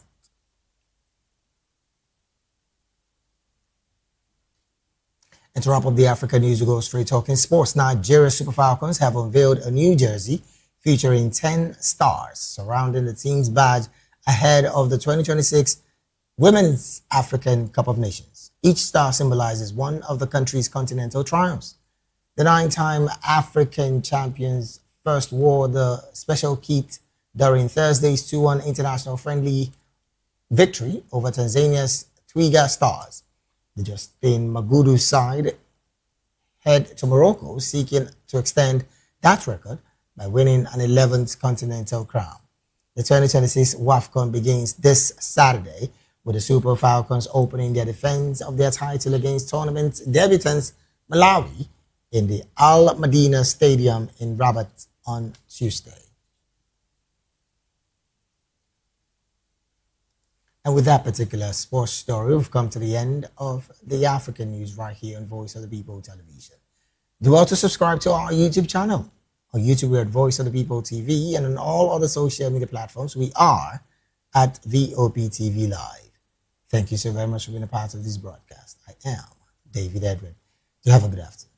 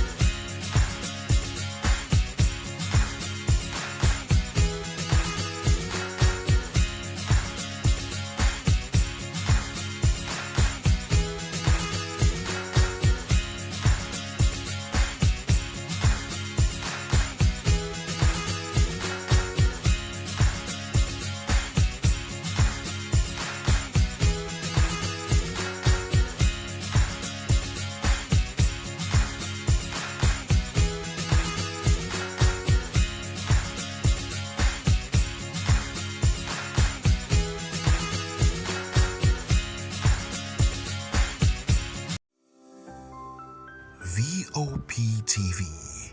Now, you have more than a voice. The red carpets, awards, the razzmatazz, music, fashion, interviews, and more. Spotlight on Voice of the People Television. Let's feed you with all the juicy stories in the global entertainment space, bringing you the glitz and glamour as they hot. Stay tuned to Spotlight, 1 p.m. Monday to Friday. Spotlight on VOP TV. Entertainment like never before.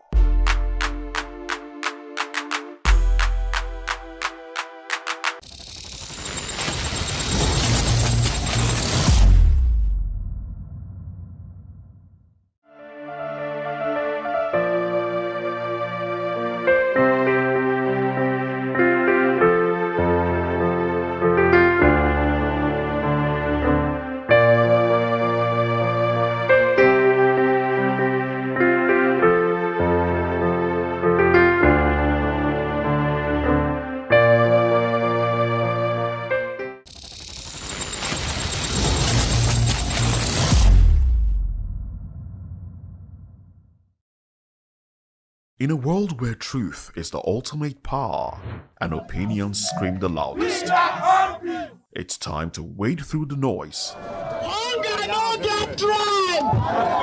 Hunger no get religion! And scan the human interest and trending topics that matter. Stay tuned to The Issues, your plug to the stories making the buzz, from politics to science and technology, social justice, and more. Let's tackle the tough questions and expose the truth. The Issues on Voice of the People Television, Mondays to Fridays, 8 to 9 p.m. The Issues. Don't just react, understand. Africa is on the move, a continent of rising voices, untold stories, and powerful transformations. From the streets of Lagos to the heart of Nairobi, from the mines of Congo to the tech labs of Cape Town, the African story is being written every day. Bold, dynamic, unstoppable. This is Africa News on Voice of the People Television. We don't just bring you the news. We analyze and bring you Africa's heartbeat, the politics that shapes our nations, the economies that drives our future, the cultures that defines who we are, the voice that must be heard. Africa News, Africa's voice, Africa's future. Where Africa speaks, the world listens.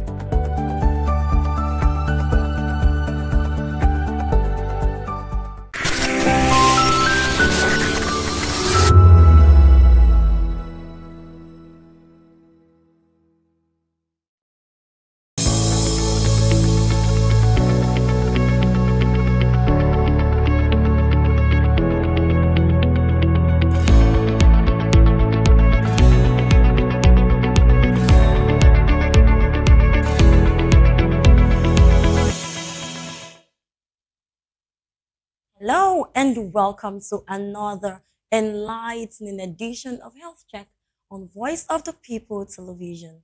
I am your host, Praise Peters, and it is beautiful, always a pleasure to be here again with another educating episode.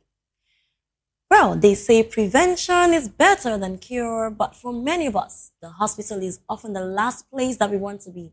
We postpone medical checkups because we feel healthy. And we are too busy, or we're just hoping that whenever we're experiencing, we'll just go away on its own. I mean, the body self-heals. But the reality is that, some of the most serious health conditions don't begin with pain or obvious symptoms. I mean, things like high blood pressure, diabetes, kidney disease, glaucoma, hepatitis, and even some cancers quietly develop over time and only become noticeable when complications have already begun to set in. So today, we are asking a simple but important question.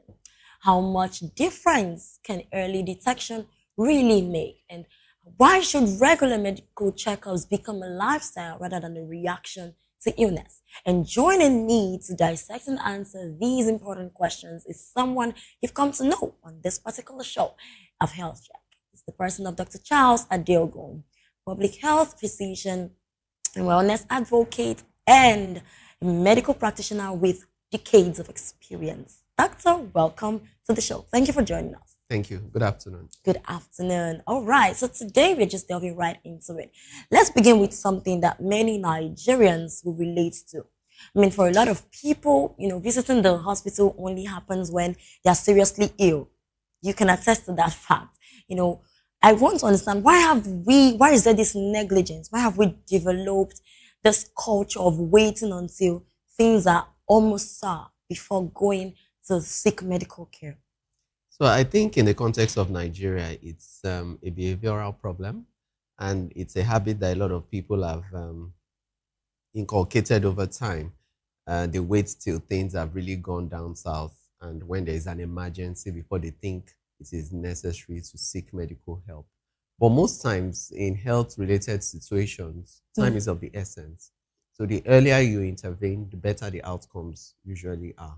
For a lot of people, they believe they can wish their symptoms away. For some people, it could be because of cost implications of seeking health care. Yeah.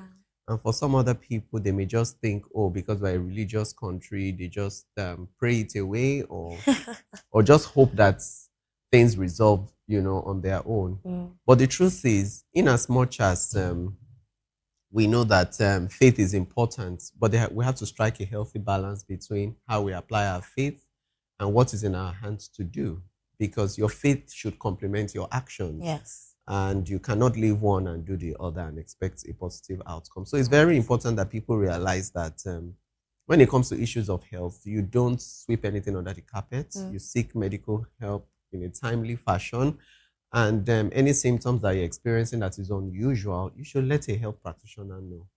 And of course, we have a lot of self-medication issues, which also gives rise to its own problems. Mm. So it's very necessary that people realize that you don't wait till an emergency, because if you do, sometimes it may be too late to salvage the circumstance. Right. You talked about self-medication, and to the best of my knowledge, that has been happening that happens to literally everybody, including babies. Just let me just give her this and she'll be fine. So I want us to talk about the conditions that possibly might be a big deal that we are not paying attention to, just because self-medication has been helping to salvage the situation at a particular time. We have cases like headaches, we have cases like breathlessness and all of that. And some people will just go self-medicate and they would not know that it could lead to something more serious. So what are the conditions that could be triggered by self-medication if not taken good care of on time? So there are some conditions that you don't trivialize when they happen, like a chest pain, like a headache, like breathlessness, like you mentioned, even feet swelling, even a chronic cough. These are conditions that people would say, oh, it's an everyday thing, we always have it, and when we take this, it goes away. For instance, taking cough for an example, cough can be both a cardiac symptom and a respiratory symptom. So if you are always assuming every cough is just you getting a cough mixture, then you'll be mistaken. Because sometimes a cough mixture may not work for the kind of cough a person has, because there can be a cough of heart failure. Yes, because when you have pulmonary edema, you can have cough, you can have shortness of breath, and you'll be assuming it's the regular cough you normally have. So it's wrong for us to make assumptions. You can imagine somebody who is dealing with a very serious issue and is trivializing it because the symptom feels common. You would notice the person will run into problems, and by the time they finally get to the root of the matter, things are already complicated and it's already an emergency, and not every of these emergencies have good outcomes in the end. Even for fever in children, you find out that a lot of people just say, oh, it's just a fever, just give paracetamol, maybe it's malaria. Not every fever is caused by malaria. A fever is just an immune response to possibly an infection, to an inflammatory reaction, to malaria, amongst other things. So it's very important that you see a medical practitioner who would give you the right guidance, right counseling on the appropriate investigations to undergo, so that your diagnosis can be precise, because that's the only way your line of management can be correct. Good. All right. So some people out there might be saying, okay, we want to now take steps, but the hospital could be a burden to always go to, knowing that they're usually crowded. Sometimes you have to be faced with mean doctors. Of course, we're not going into that today. And some other situations like where some people are just lazy and some people are just swamped. They're just too busy. So for context, how often should we go for medical checkups? How regular should we go for medical checkups, regardless of the age? So medical checkups is something that is mandatory for everybody, because even an apparently healthy person may have an underlying problem that is yet to be detected. And no matter how long you have this underlying illness, whether you are living in denial with it or you are ignoring it, one day it will rear up its ugly head and become more complicated. So it's very necessary that at least every year, we normally say every year, annually, go for an annual health check. But nowadays, because of the times we live in and because of the prevalence of certain illnesses that, of course, you would agree with me that nowadays we have more illnesses, incidents of illnesses than it was in the past. And it's because of the westernized diets, because of some of the things we get exposed to, environmental toxins, stress levels, lack of sleep, poor nutrition, obesity, amongst other things. So you can say that we have a rise in many of these illnesses. So therefore, at this point, we can say that once a year may not be even enough. So maybe every 6 months, you should have a proper health check as an adult. But if you have an underlying illness, you may probably need to even have it more frequently so that you monitor your underlying condition and then you're seeing your doctor more frequently. All right, talking about checkups. One of the best ways to encourage preventive healthcare is by bringing healthcare closer to the people. And so it's a delight to mention that recently, VOP Media, in collaboration with MedQuick, organized a 2-day medical outreach in Ikeja, Lagos, where residents received free health screenings, digital diagnostic services, and virtual consultations with doctors from different different parts of the world. And this outreach not only connected people with healthcare professionals, but also reinforced the importance of knowing one's health status before symptoms become severe. Let's take a look. Improving access to quality health care remains a critical priority, and technology is increasingly bridging the gap between patients and medical professionals across the world. As part of this commitment, MedQuick, a medical technology company in collaboration with VOP Media, organized a 2-day medical outreach in Ikeja, Lagos, Nigeria, bringing innovative digital healthcare solutions directly to the community. MedQuick is a company that specializes in digital health. We are based in Dubai, in United Arab Emirates. MedQuick's mission is to provide optimum healthcare to everybody who deserve it. We believe that healthcare is not something that people need to strive for. This is something that it's the right. So we started our initiative in Africa because we believe this continent needs our support. And this is why we're here. Honestly, an inspiration is being a human being, because everybody sees what's happening in not just Africa, in Southeast Asia, in the Middle East as well. We're from the Middle East, so we understand the principle of not to have certain things, And some things that are luxuries in the Western world is a necessity over here. And if we can make something really good, why wouldn't we do it? So we participated in exhibitions in Africa, especially in South Africa, and we expanded, and we're here in Nigeria right now. So our outreach is to inform everybody in Nigeria that we're here. MedQuick is here. We're not here just to visit. We're here to change the digital ecosystem in Nigeria. As I said on the radio station, we're looking for local partners, people that have a vision, that know the local know-how. We're here, we give you the tools, the solution. We're a software company, so we're coming here to give you the solution, the tools to be able to take Nigeria, because the main reason we came to Nigeria is not out of luck. Nigeria was chosen by us because we saw how the government was pushing for the vision of digitalization. We typically monitor those things. Governments who have initiatives that want to digitalize their healthcare sector, looking for teleconsultation, telehealth, we believe that there is a plan, 2030 Nigeria, the regulation over here as well. So there are certain guidelines or initiatives or green lights that tell us Nigeria is ready for the next step. And that's why we came here. Our pilot is a perfect example. For me, before I initiate any contact with any private or public hospitals or governments or everything, I will show them videos and documentation and paperwork from South Africa and Mozambique and Sudan. And they're like, not every problem is the same everywhere. Nigerian healthcare problems are not the same as the ones in South Africa, not the same as the ones in Mozambique. Each of them have their own. So we want to cater our solution to the issues that are faced. And what's best to come on site, do for the community outreach, help the community, help the people who need the help, and then show them factual information. This is not a proof of concept. This is not a prototype. This is an actually working system, as you can see, and this is shown to you with results. This is not fake patients we're putting. This is real individuals who are Nigerian citizens that we did this assessment, and we're creating reports with our doctors we're working with as well. To keep that in mind, Dr. Charles and everybody, every doctor and nurse are registered and certified by the Ministry of Health. So we made sure to be up to the standards. So actually, a funny story, we were participating in WHX Dubai. It's an exhibition there. So we had a booth over there, a bunch of Nigerian doctors, delegates from the Ministry of Health came to visit us. And I actually the first met with Dr. Charles, and point of contact was through that initiative. He was there in Dubai. We had a conversation. We did a demo for him. That was in February, late January, early February of this year. It's July. We're here in Nigeria. So a lot of back and forth talking and everything, but this is how it started. MedQuick is here to stay.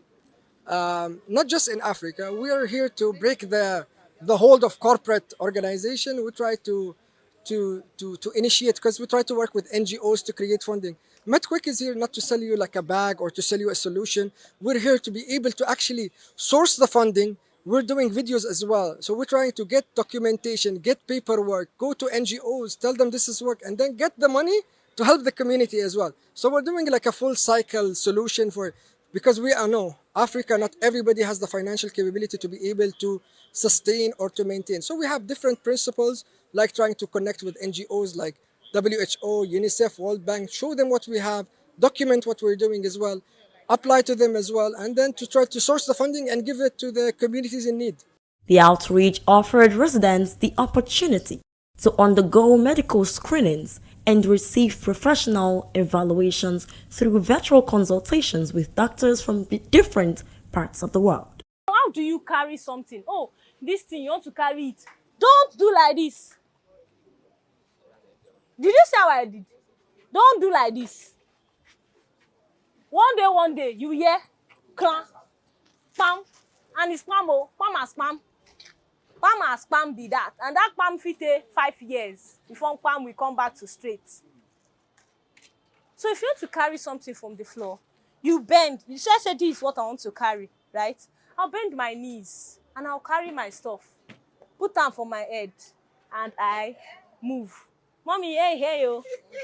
Hey is the true fact because anything will happen. By leveraging digital technology, healthcare professionals were able to access patients, review diagnostic results, and provide expert medical guidance beyond geographical boundaries. In Nigeria, so this is the first one, but we've been to Africa, we've been to South Africa, Durban and Johannesburg, and went to Mozambique, Nakala and another city, and we've been to Sudan and Kenya. And now this is the first time in Nigeria. We just, first of all, we just, you know, as the CEO said, Africa is like the Middle East. We want the digital health to be known for everyone. So because not everyone can go to the hospital, at least get consultation. Usually when you go to any hospital and do a consultation, you will pay some money, which is most people, they can't afford the money to pay a consultation. So they come to us here, at least we do the consultation, we give them prescription, everything, because we have our own doctors here in Nigeria. And then they can go to the hospital and get whatever they want. We're not 100% the foundation, we work with the foundations, with the NGOs. We try to help, first we try to help more people than selling. So we help more people too. We get to know, as my role in the company, I get to know all the NGOs. I talk to them, World Bank NGOs. I talk to them so they can fund our projects. In Nigeria and South Africa, we did in Mozambique and we did in Sudan. We got funded from World Bank and some NGOs. So we could help a lot of people to do some good stuff with us also. We're not the only people who do some good stuff. So first of all, from you guys, from the media, from you, which is the first thing we did today, we did an interview on the radio. So that's how everyone knows it. From the media, from the NGOs, from our connection, from people we know. I already told, I have a lot of connection in Nigeria from LinkedIn. We have meeting on Saturday and Sunday with some digital health company, from media. We have like more than 10 meetings. I have to meet some people. So we will see how we can help the Nigerian people and the digital health, how we develop it, everything. At the end, we will see all the results. We have a result. Everyone can see our result. We will show how accuracy we were in this pilot. And we have the doctors. We have three doctors from Nigeria, one doctor from Sudan, and tomorrow will join us another doctor from South Africa, and we will let everyone see the result. We will let you see all the results we did. It has been amazing and mind-blowing, honestly, because to think that there can be a bridge between the patient and the doctor, like real-time attendance, real-time consultation, it has been amazing. And also you can get everything you need in a backpack. Like, you know, Dora, backpack, so everything is set, so that's it. The most prevalent condition I've seen so far, with the few patients I've seen, is majorly hypertension. Most people have uncontrolled hypertension. Most people believe that once they take their drug for a while, they can like drop it if they feel okay. So just because you feel okay doesn't mean the reading is okay. And the doctors have been able to analyze that despite the fact that they are not here physically. They've been able to prescribe medications, they've been able to like prescribe tests they can run to get more information, and also they've been referred to, the doctors refer them to general surgeon, cardiologists and other departments that really deal with the condition. For people out there, I'll just advise you to come here to get checked. And also for medical professionals, this is a backpack you do not want to miss on, because anywhere, anytime is on point. Okay, for people out there that needs better healthcare and don't have access to it, I believe that companies purchasing these products actually can make them go to rural areas where you can actually get healthcare checkup, like detailed and comprehensive healthcare checkup without breaking the bank. Patients presenting with different health conditions received personalized medical attention, including tailored prescriptions. Referrals for further investigations were necessary, and recommendations for continued care at appropriate healthcare facilities. For many beneficiaries, the outreach was an opportunity to gain a better understanding of their health and receive expert medical advice that may have otherwise been out of reach. I had the medical lesson from VOP, then I come down here to get my medical checkup. And it went well. They asked me a little questions and I answered the way I was directed. And also, people I saw here, they are real, and what they gave me was okay by me. I'm satisfied with the doctors, and they directed me who I will go and meet and what I'm going to do the next. I'm okay with it. The Almighty will bless them for this opportunity they gave us to do, that their hands will never dry up in Jesus' name. I used to dedicate hours listening to VOP 90.3 FM. And I said that I must be here today because of what is going on. You can see the number of people that are here. Tens of hundreds of humans gathered here. Most of them are here. Let's see these powerful guys I used to talk to. And let me complain of what is disturbing me. But the most important thing I want to talk about this 90.3 VOP FM station is that they've now stretched beyond the limits of broadcasting.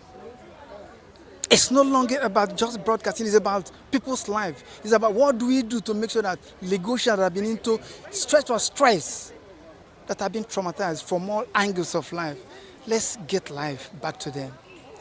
No studio, no FM studio, no television. I don't think there's any that has done this. This is the first time we're experiencing it in Lagos.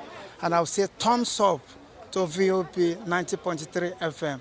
Thumbs up to all those beautiful voices we've been hearing. At least I've seen some of them today. I'm happy to be associated with them. And I'll continue to say, yeah, keep moving. We are behind you. Okay, I came to be screened on my site. I've been having a sight challenge, glaucoma and cataracts. So I heard about the screening, the health screening that is going on here. Then I came to be screened. And some of the other health challenges too. So when I came and I was able to link up with some of the doctors outside here. So they were able to examine me and also provide some solutions to the challenges I'm having. Like the sight challenge now, I need to go for surgery. And some other health challenge also I have. There's one also I have to go for surgery too. So I thank God for this opportunity that VOP have given to us to be screened freely. I thank God for the initiative, and I pray that God will help me to get a place that I will do the surgery and also the finance to take care of the surgery too. As you can see, since I lost my vision, I can't view the television. You can see my radio is always with me. It has been my companion. Ever since I have started challenge, I've been listening to the radio. And when I got to know about VOP, I'm always with VOP almost all through the day. So as I'm here with me, you can see my radio here. With my bag, I have power bank. When the battery goes down, I charge. I listen to VOP. They do their various programs. They have been encouraging and they have been helping. Beyond providing consultations, the initiative highlighted the growing role of technology in transforming healthcare delivery. making quality medical expertise more accessible while encouraging early diagnosis and preventive health care. Through this partnership, MedQuick and VOP Media not only connected residents to healthcare professionals, but also demonstrated how innovation can improve health outcomes and expand access to quality medical care within local communities. The second day of the medical outreach continued at St. Jude's Catholic Church, Ikeja, as residents once again turned out in large numbers to take advantage of the free healthcare services. Building on the success of the first day, the outreach featured more advanced diagnostic equipment, enabling healthcare professionals to carry out a wider range of medical investigations. Beneficiaries were screened for conditions including hypertension, diabetes, thyroid disorders, prostate-related conditions, hepatitis B, and other underlying health concerns through comprehensive laboratory testing. With the aid of modern laboratory tools and digital healthcare technology, patients received thorough assessments, accurate diagnosis, personalized medical advice, prescriptions where necessary, and referrals to appropriate healthcare facilities for further treatment. For many residents, the outreach provided access to medical tests that would ordinarily cost thousands of naira, removing financial barriers to early detection and encouraging more people to take charge of their health. The successful conclusion of the two-day outreach once again highlighted the importance of preventive health care, demonstrating how collaboration, innovation, and community-focused initiatives can bring quality healthcare closer to the people. Today's outreach is a reminder that quality healthcare goes beyond treating illnesses. It begins with prevention. It begins with early detection and making healthcare accessible for everyone. As residents live with prescription, medical advice, and better understanding of their health, the hope is that initiatives like this will continue to make residents know that they should prioritize their healthcare and healthier living. I'm Praise Peters, reporting for Voice of the People Television. Welcome back. That report shows us something very important. Many people don't know there is a health problem until they are screened. And sometimes a simple health check is all it takes to detect a condition early enough to prevent serious complications. And so, doctor, from your experience, how common is it for people to discover conditions like hypertension, diabetes, and other illnesses during routine medical screenings? Because I want to believe that you were also involved in this particular screening process. Yeah, so I was involved in the coordination of the event, but I also realized that just like other medical outreaches that have been conducted in the past, sometimes this is the first time people are actually finding out about conditions they never knew they had.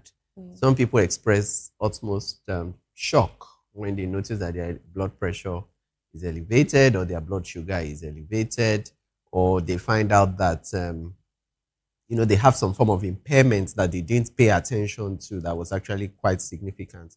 So in the process of consulting with them, we're able to pick up some symptoms that they probably trivialized before, but they didn't know were key indicators of something more important that relates to their health. So I believe something like this is quite a noble cause and is quite commendable. And we encourage more of this community interventions to happen more frequently, because it helps people realize that they've been taking a lot of things for granted over time, and they could have probably sought help earlier. Because in some cases, we have some people who have already been visually impaired, for instance, or have other conditions that if they had access to the right information earlier, the case may have been different. Wow. Well, one of the things that really stood out for me in this particular report and outreach was that there are digital innovations. So it's easy to be able to detect what someone is going through just by digital technology. I mean, how do you see innovations like virtual consultations happening in Nigeria and helping some of the complaints that people might have about having to go to the hospital themselves? So I think it's a good development that advancement in technology has also aided access to healthcare. And this has improved accessibility to good doctors, consultations, regardless of the time differences. And also, the ability to make sure that distance is no longer a problem. Even the remote areas can actually access good quality consultation. So this helps people to get timely, accessible information regarding their health, at the right time when they need it. And it also gives them the opportunity to come to have a personal interface with doctors, with the best doctors from wherever they are located. So now location or geographical location does not become a problem. So it bridges that gap. So this is a welcomed development. And also we see that the ability to run multiple tests, on site and getting results very quickly is also a very positive development, because people don't have to have long waiting times for reports to be out before they get reviewed by their doctors before treatment starts. So all these show that technology is indeed a blessing to the medical field. Yeah. And I'm sure we're going to see more coming up. We are definitely going to see more. I think this is a really, really beautiful one. Well, before we wrap up on the show today, I want you to say something to Nigerians that are probably slacking in the discovery of whatever is going on in them, in their health and in all of that. I want you to talk to them and help them realize that prevention, early detection saves lives more than treating an advanced illness. So in conclusion, it's very important for us to emphasize that it's always cheaper and better and safer for you to treat your illnesses when they are not complicated yet. Picking these illnesses on time will give you time to intervene early, make necessary dietary or lifestyle modifications, and making sure that you are started on the correct line of treatment to make sure that your quality of life and your life expectancy is prolonged. Because by the time you present when things are already complicated, the doctor can only try their best with what is available to see if they can salvage an already bad situation. Sure. So it's always best that you seek help in a timely fashion. Don't wish your symptoms away. Don't ignore your symptoms. Don't live in denial. And try as much as possible to ensure that any line of treatment or management given to you, you adhere strictly to them. Yeah. And that guides you to your path to recovery. Yeah, amazing. One more thing I want you to talk about is what daily habits that we can do to make sure that we live a healthy life. Daily habits, they are the simple things we keep saying over and over again, and we all know about it, but it's just that for us to actually be committed to it is the problem. Yeah. So first is your nutrition. You have to eat healthy. You are what you eat. Secondly, you need to make sure you get quality sleep, quality rest, stress management, maintain a healthy weight, be physically active, because now being sedentary is the new smoking. You need to be very, very active physically. And then also your emotional health is paramount, to make sure that you surround yourself with good people, have a good support system, and make sure that you have a way to manage stress appropriately. For a lot of people, it still boils down to the fact that as you are getting older, which is happening to everybody, every new day makes you, older. You need to make sure that you are on top of your game when it comes to your health. And you choose exactly foods that nourish your body, not necessarily what you crave. Right. Thank you so much, Doctor. Well, this has been a very, very interesting episode. One thing is clear from today's episode, and it is that good health is not something you should think about. It's not something you should only do when you are sick. It is something that you must really, really, really pay good attention to, and you must protect it every single day. Well, we've emphasized that early detection saves lives, and it could help life-threatening situations from happening around your health. Regular medical checkups is very important. It's one of the simplest ways that you can manage your health and live longer lives, of course. Well, our sincere appreciation goes to Dr. Charles Adeogun for bringing us this valuable insights in this episode. Thank you for having me. Thank you so much, Doctor. Thank you. And thank you for staying with us on another exciting episode of Health Check. I am Praise Peters, and remember that your health is your greatest wealth. And don't wait until it's too late. Make preventive method a priority. Until next week, when we bring you another wonderful educating episode, please be safe, stay alive, and stay healthy. Bye for now.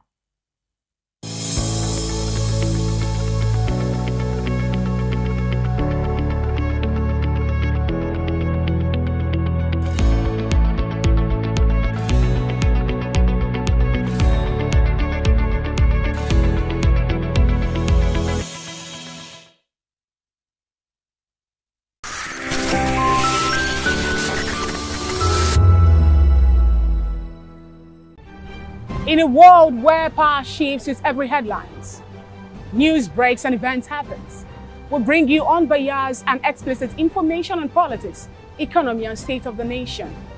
We break down the chaos. Facts, not fluff. Truth, not a spin.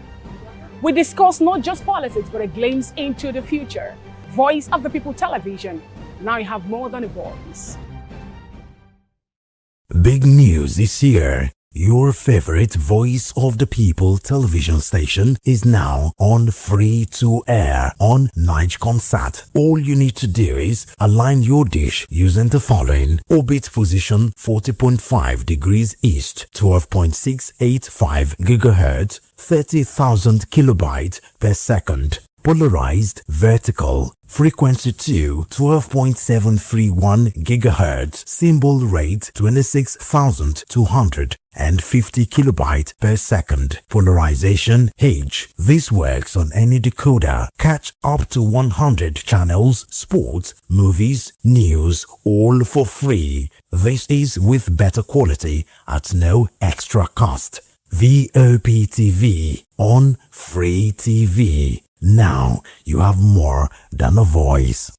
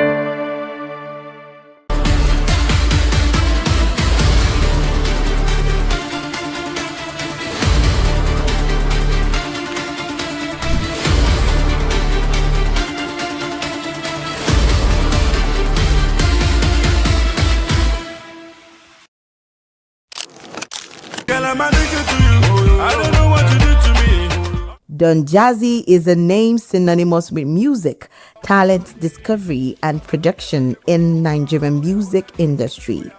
Born Michael Collins Ajere on November 26, 1982, Don Jazzy grew up in Ajegule in Lagos State, where he honed his skills in music, playing drums for churches. Co-founding Mo Hits Records in 2005. Stop the door, talk to my baby. Don Jazzy's production skills and collaborations with artists like D'banj catapulted him to fame. His unique blend of Afrobeat, hip-hop, and pop created timeless hits like Dorobuchi and Chop My Money. A recipient of numerous awards, including several BET Award nominations, Don Jazzy's impact on Nigerian music is undeniable, having impacted on the careers of Tiwa Savage, Ricardo Banks, Crayon, Korede Bello, and others. Today, Don Jazzy's Marvin Records empire is solidifying his position as a music mogul. Don Jazzy also focuses on giving back, supporting education and music initiatives. Don Jazzy is a true maestro who is shaping Nigerian music landscape with his unique sound and vision.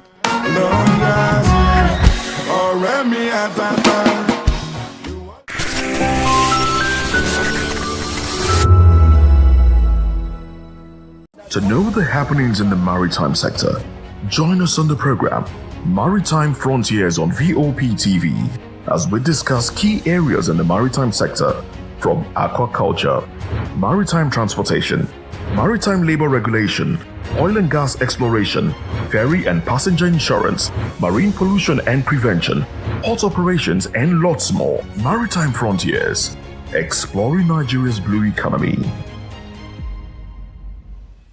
Behind every broken desk lies a broken promise. Education shapes the nations. But who is asking the right questions? Introducing Edu Dialogue, The show that goes beyond the surface, exposes the cracks, the corruption, and the silence in Nigeria's education system. Edu Dialogue, Saturdays, 3 p.m., only on VOP TV. We break the biggest stories, from missing funds to policy failures. We ask the tough questions and demand real answers. Edu Dialogue, this Saturday, 3 p.m. on Voice of the People Television.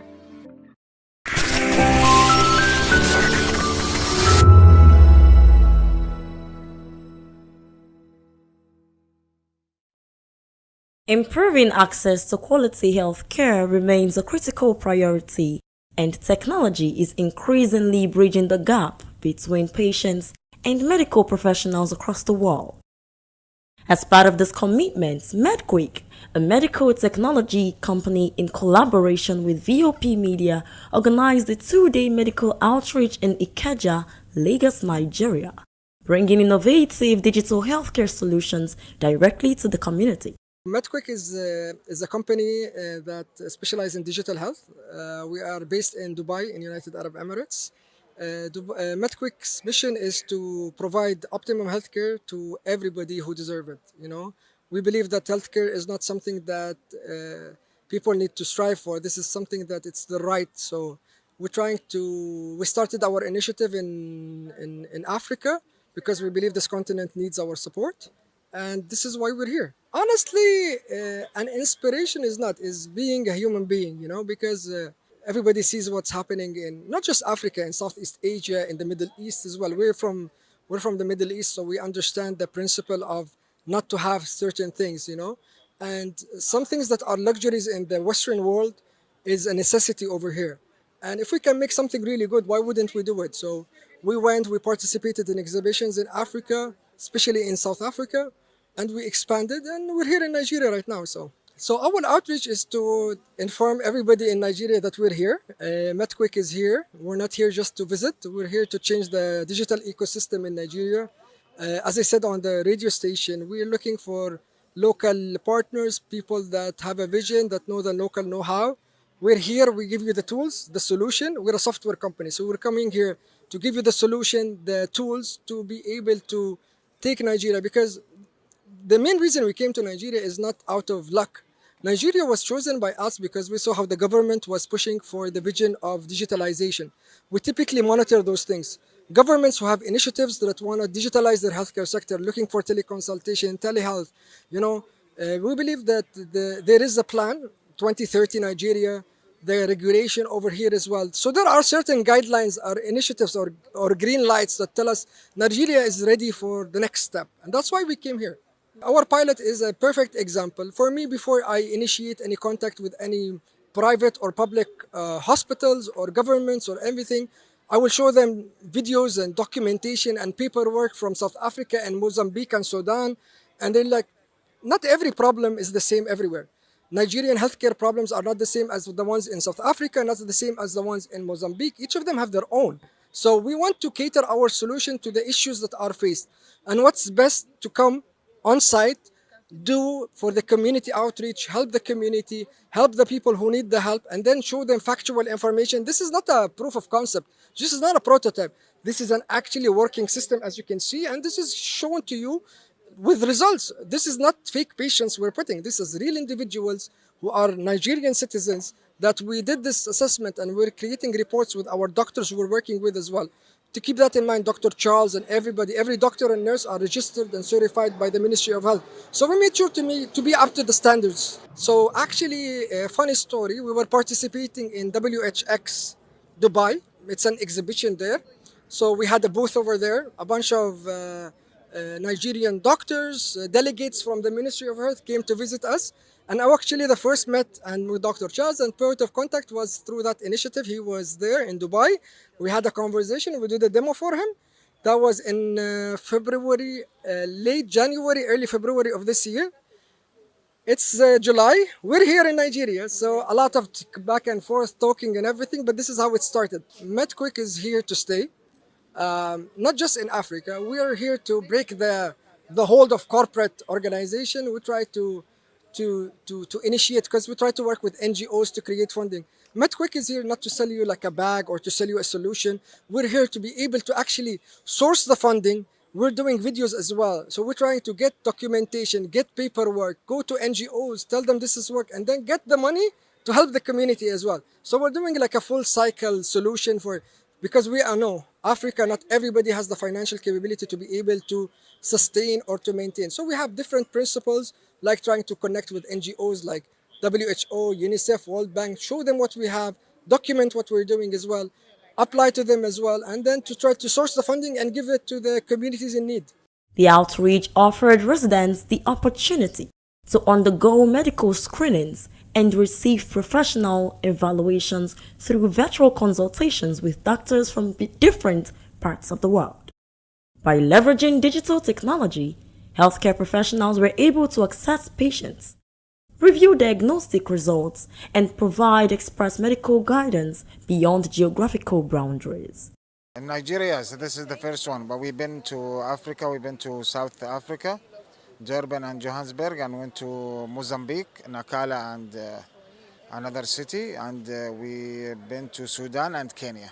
And now this is the first time in Nigeria. We just, first of all, we just, as the CEO said, Africa is like the Middle East. We want the digital health to be known for everyone. So because not everyone can go to the hospital, at least get consultation. Usually when you go to any hospital and do a consultation, you will pay some money, which is most people, they can't afford the money to pay a consultation. So they come to us here, at least we do the consultation, we give them prescription, everything, because we have our own doctors here in Nigeria. And then they can go to the hospital and get whatever they want. We're not 100% the foundation, we work with the foundations, with the NGOs. We try to help, first we try to help more people than selling. So we help more people too. We get to know, as my role in the company, I get to know all the NGOs. I talk to them, World Bank NGOs. I talk to them so they can fund our projects, in Nigeria and South Africa. We did in Mozambique and we did in Sudan. We got funded from World Bank and some NGOs. So we could help a lot of people to do some good stuff with us also. We're not the only people who do some good stuff. So first of all, from you guys, from the media, from you, which is the first thing we did today, we did an interview on the radio. So that's how everyone knows it. From the media, from the NGOs, from our connection, from people we know. I already told, I have a lot of connection in Nigeria from LinkedIn. We have meeting on Saturday and Sunday with some digital health company, from media. We have like more than 10 meetings. I have to meet some people. So we will see how we can help the Nigerian people and the digital health, how we develop it, everything. At the end, we will see all the results. We have a result. Everyone can see our result. We will show how accuracy we were in this pilot. And we have the doctors. We have three doctors from Nigeria, one doctor from Sudan, and tomorrow will join us another doctor from South Africa, and we will let everyone see the result. We will let you see all the results we did. It has been amazing and mind-blowing, honestly, because to think that there can be a bridge between the patient and the doctor, like real-time attendance, real-time consultation, it has been amazing. And also you can get everything you need in a backpack. Like, Dora, backpack, so everything is set, so that's it. The most prevalent condition I've seen so far with the few patients I've seen is majorly hypertension. Most people have uncontrolled hypertension. Most people believe that once they take their drug for a while, they can drop it if they feel okay. So just because you feel okay doesn't mean the reading is okay. And the doctors have been able to analyze that despite the fact that they are not here physically. They've been able to prescribe medications, they've been able to prescribe tests they can run to get more information. And also they've been the doctors refer them to general surgeon, cardiologists and other departments that really deal with the condition. For people out there, I'll just advise you to come here to get checked And also for medical professionals, this is a backpack you do not want to miss on, because anywhere, anytime is on point. Okay, for people out there that need better healthcare and don't have access to it, I believe that companies purchasing these products actually can make them go to rural areas where you can actually get healthcare checkup, like detailed and comprehensive healthcare checkup without breaking the bank.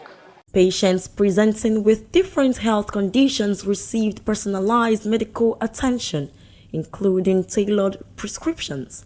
Referrals for further investigations were necessary, and recommendations for continued care at appropriate healthcare facilities. For many beneficiaries, the outreach was an opportunity to gain a better understanding of their health and receive expert medical advice that may have otherwise been out of reach. I had the medical listing from VOP, then I come down here to get my medical checkup, and it went well. They asked me a little questions, and I answered the way I was directed. And also, people I saw here, they are real, and what they gave me was okay by me. I'm satisfied with the doctors, and they directed me who I will go and meet and what I'm going to do the next. I'm okay with it. The Almighty will bless them for this opportunity they gave us to do, that their hands will never dry up in Jesus' name. I used to dedicate hours listening to VOP 90.3 FM. And I said that I must be here today because of what is going on. You can see the number of people that are here. Tens of hundreds of humans gathered here. Most of them are here. Let's see these powerful guys I used to talk to. And let me complain of what is disturbing me. But the most important thing I want to talk about this 90.3 VOP FM station is that they've now stretched beyond the limits of broadcasting. It's no longer about just broadcasting, it's about people's lives. It's about what do we do to make sure that negotiations that have been into stretch or stress, that have been traumatized from all angles of life. Let's get life back to them. No studio, no FM studio, no television. I don't think there's any that has done this. This is the first time we're experiencing it in Lagos. And I'll say thumbs up to VOP 90.3 FM. Thumbs up to all those beautiful voices we've been hearing. At least I've seen some of them today. I'm happy to be associated with them. And I'll continue to say, yeah, keep moving. We are behind you. Okay, I came to be screened on my sight. I've been having a sight challenge, glaucoma and cataracts. So I heard about the screening, the health screening that is going on here. Then I came to be screened. And some of the other health challenges too. So when I came and I was able to link up with some of the doctors outside here. So they were able to examine me and also provide some solutions to the challenges I'm having. Like the sight challenge now, I need to go for surgery. And some other health challenge also I have. There's one also I have to go for surgery too. So I thank God for this opportunity that VOP have given to us to be screened freely. I thank God for the initiative, and I pray that God will help me to get a place that I will do the surgery and also the finance to take care of the surgery too. As you can see, since I lost my vision, I can't view the television. You can see my radio is always with me. It has been my companion. Ever since I have started challenge, I've been listening to the radio. And when I got to know about VOP, I'm always with VOP almost all through the day. So as I'm here with me, you can see my radio here. With my bag, I have power bank. When the battery goes down, I charge. I listen to VOP. They do their various programs. They have been encouraging and they have been helping. Beyond providing consultations, the initiative highlighted the growing role of technology in transforming healthcare delivery, making quality medical expertise more accessible while encouraging early diagnosis and preventive health care. Through this partnership, MedQuick and VOP Media not only connected residents to healthcare professionals, but also demonstrated how innovation can improve health outcomes and expand access to quality medical care at St. Jude's Catholic Church, Ikeja, as residents once again turned out in large numbers to take advantage of the free healthcare services. Building on the success of the first day, the outreach featured more advanced diagnostic equipment, enabling healthcare professionals to carry out a wider range of medical investigations. Beneficiaries were screened for conditions including hypertension, diabetes, thyroid disorders, prostate-related conditions, hepatitis B, and other underlying health concerns through comprehensive laboratory testing. With the aid of modern laboratory tools and digital healthcare technology, patients received thorough assessments, accurate diagnosis, personalized medical advice, prescriptions where necessary, and referrals to appropriate healthcare facilities for further treatment. For many residents, the outreach provided access to medical tests that would ordinarily cost thousands of naira, removing financial barriers to early detection and encouraging more people to take charge of their health. The successful conclusion of the two-day outreach once again highlighted the importance of preventive health care, demonstrating how collaboration, innovation, and community-focused initiatives can bring quality healthcare closer to the people. Today's outreach is a reminder that quality healthcare goes beyond treating illnesses. It begins with prevention, it begins with early detection, and making healthcare accessible for everyone. As residents live with prescription, medical advice, and better understanding of their health, the hope is that initiatives like this will continue to make residents know that they should prioritize their health care and healthier living. I'm Praise Peters, reporting for Voice of the People Television.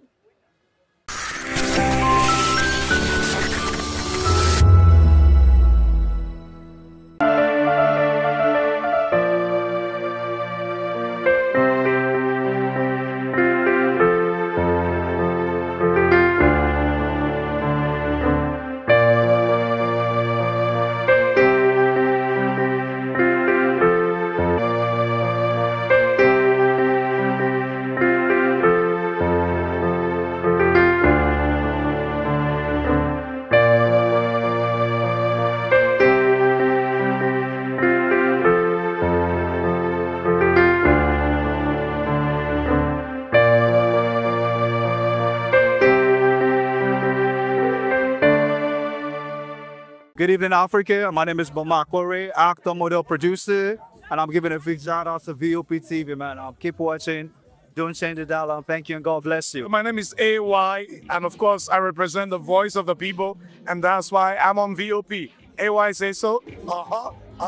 Hi everyone, it's your girl Miriam Tima from the Real Housewives of Lagos and the Real Housewives Ultimate Girls Trip Africa. Shout out to VOP, the voice of the people. You already know. Stay tuned, keep watching. And don't forget, VOP is the best. Alright, hello, it's about that shaking the man fine back with Melanie Poppy Black Skin Boy. This is VOP TV. If you're not watching VOP, I don't know why you're watching. Maybe you're watching your weight. Hello, beautiful people. This is Wale Ojo, and you're watching VOP, Voice of the People. Hi, guys. You already know who it is. This is New Energy. Flyers boy ever live. Keep watching VOP TV. Thank you. Hi, people. Ginny Albano here. Guys, please keep watching Voice of the People. Nigerians, your voice matters, and in 2027 it starts with your permanent voter's card, your PVC. If you're 18 and above and you're a Nigerian citizen, you have the right to choose who leads your community, your state, and your country. But that right only counts if you have your PVC and your name is on the voter register. Here's what to do. First, check if you're registered. If you're not, or if you've moved, lost your card, or turned 18 since the last election, go to the nearest INEC office or an INEC registration center. Second, it's free. Don't pay anyone for any registration or collection. Third, collect your PVC early. Don't wait until the week before elections. INEC will announce dates. Listen to radio, TV, and follow INEC's official pages. Your PVC is more than plastic. It's your power to hold leaders accountable. It's how you decide on roads, schools, hospitals, and jobs for your community. When you vote, you decide the future of your children. Get registered. Get your PVC. Vote in 2027. For Nigeria to work, you must be a part of it. Your vote, your future, your responsibility. This message is brought to you by Voice of the People, VOP Media.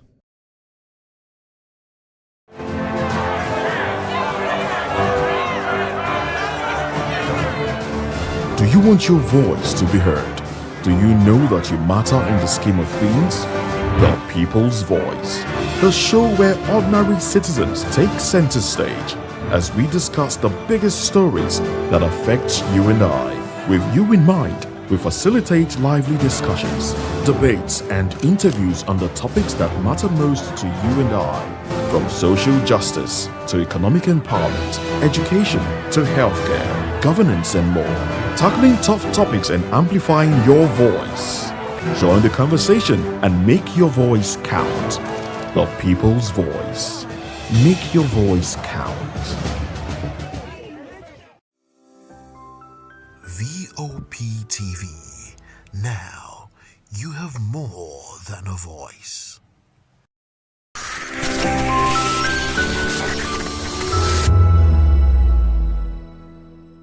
Welcome to the locker room, the home of football talk that matters.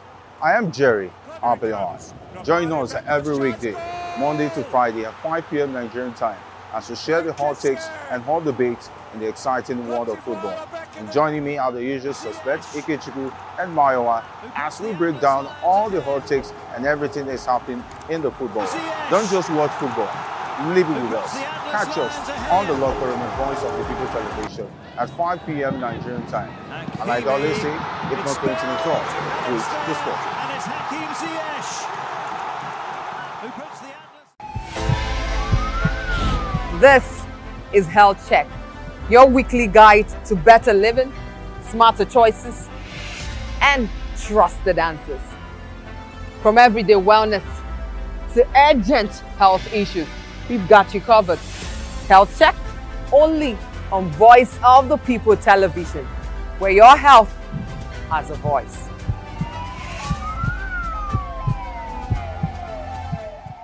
The red carpets, awards, the razzmatazz, music, fashion, interviews, and more. Spotlight on Voice of the People television. Let's feed you with all the juicy stories in the global entertainment space, bringing you the glitz and glamour as it is hot. Stay tuned to Spotlight, 1 p.m. Monday to Friday. Spotlight on VOP TV. Entertainment like never before.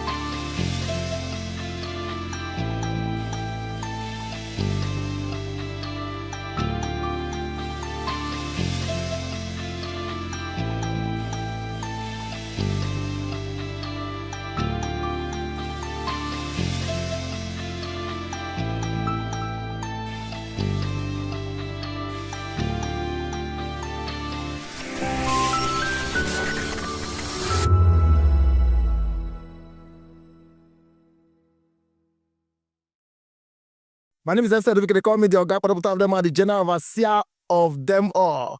Every man, every woman has got a voice where integrity is the volume. So this is Voice of the People's TV. Voice of the People's TV.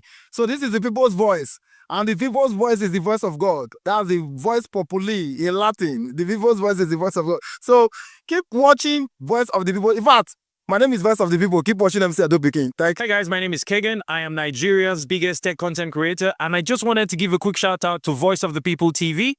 Keep watching, enjoy, and you're welcome. My name is MC Alamano. They still call me Enjoyment Landlord. It's VOP TV. Keep watching VOP TV. Don't touch it down. Even if you want to touch it down, increase the volume. If you don't increase the volume, I told me. My name is Collins Agawabe, popularly known as No My Day, but last, more than No My Day, or more. No be all also the cook right at the fry plantain. We keep on watching VOP TV. Hey. The voice of the people, the voice of Edo. If you now want to get the authentic news for Edo the way it be, that's why they show and all the content anything come on at VOP TV.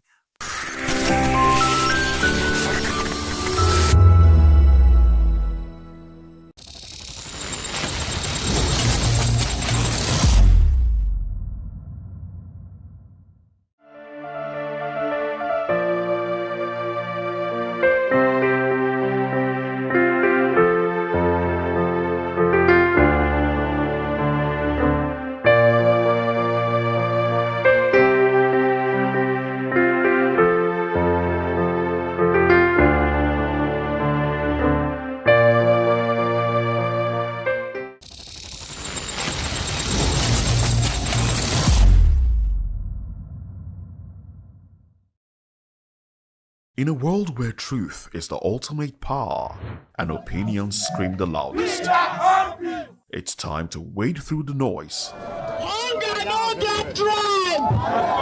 Hunger no get religion. And scan the human interest and trending topics that matter. Stay tuned to The Issues, your plug to the stories making the buzz, from politics to science and technology, social justice, and more. Let's tackle the tough questions and expose the truth. The Issues on Voice of the People Television, Mondays to Fridays, 8 to 9 p.m. The Issues. Don't just react. Understand. Africa is on the move, a continent of rising voices, untold stories, and powerful transformations. From the streets of Lagos to the heart of Nairobi, from the mines of Congo to the tech labs of Cape Town, the African story is being written every day. Bold, dynamic, unstoppable. This is African News on Voice of the People Television. We don't just bring you the news. We analyze and bring you Africa's heartbeat, the politics that shapes our nations, the economies that drives our future, the cultures that defines who we are, the voice that must be heard. Africa News, Africa's voice, Africa's future.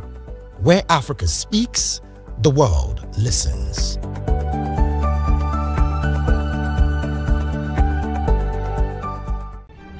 In a world where power shifts with every headlines, news breaks and events happens, we bring you unbiased and explicit information on politics, economy, and state of the nation. We break down the chaos. Facts, not fluff. Truth, not spin.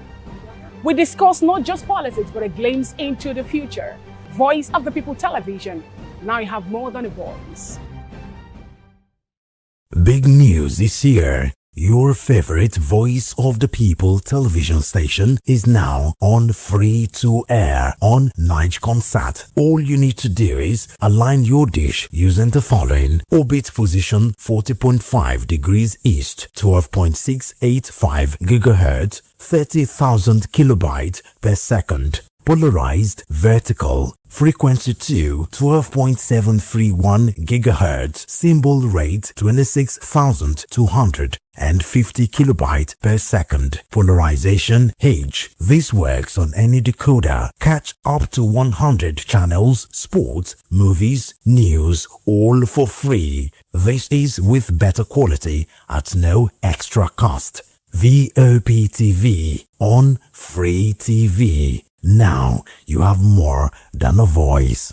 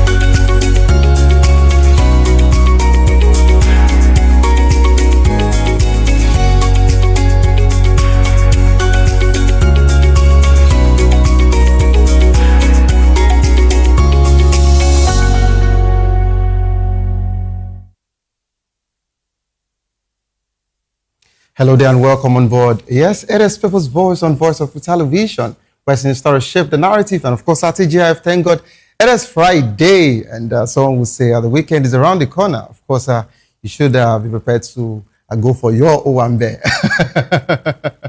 All right, welcome on board. Yes, there is the space where we get to dissect all major, conversation that is dominating the airline and sparking conversation across the nation. You will agree with me that we've been having several situation going on in the country as we speak. And this is that particular moment again where we need to look into the Nigerian situation. US to Nigeria, release Nnamdi Kanu, and of course stop Christian killings. This is coming from the United States of America, and you know what this particular cause means for the government. Of course, I will be saying what will happen as regards to this particular one in the coming days. Join the conversation with expert insight and citizen perspective. Share your thoughts with us. I am Xavier Udo. Let's look into other news stories with details. Crashes cause a gridlock on Lagos-Ibadan Expressway. Multiple crashes on a car bridge. Lagos-Ibadan Expressway have caused heavy gridlock since early morning today on Friday. FRSC said one person died and 2 were injured. The first crash involved about 5 trucks and the Sienna due to speeding. The second involved a Mazda bus with a brake failure. FRSC advised motorists to use the Ikorodu-Shagam or Lekki-Epe route. And of course, a rescue operation are still ongoing. This is quite a very serious one. When I saw this, it was quite sad, but we just hope that the situation would be handled properly. And away from that particular one, INEC needs financial autonomy for credible 2027 polls. This is coming from the chairman, INEC chairman, Professor Josh Amukwiton, says the commission cannot be truly independent without financial autonomy. Speaking in Abuja, he warned that dependency on the normal budget process weakens INEC and threatens credible 2027 elections. Financial autonomy is essential for free, fair, credible elections, Amukwiton said, noting that despite constitutional funding provision, INEC still relies on approval from other institutions. To join the conversation, kindly call the number 081-387-14129, 081-387-14129. Follow us on social media at VOP TV Live. You can use the hashtag People's Voice on VOP TV, and of course on YouTube with Voice of the People TV. Kindly hit the subscribe button, and together we can make our voices heard. It is time for us to go on a quick break. As soon as we return, we'll be dissecting the conversation here. US to Nigeria, release Nnamdi Kanu, stop Christian killing. US, of course, if US is saying this at this particular time, what else do you expect from the Nigerian government? Don't go nowhere, please. Stay tuned. We'll be right back.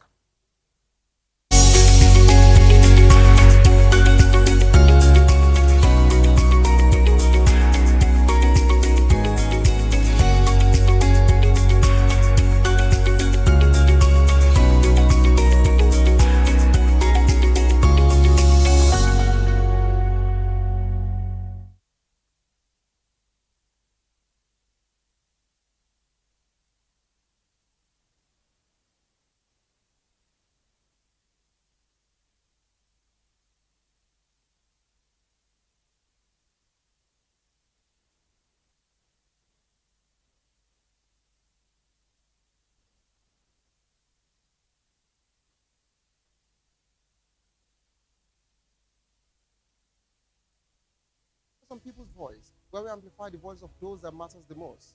Join the conversation. Share your thoughts with me. I am Xavier Udo. Weekdays, Monday through Friday, from 4 p.m. to 5.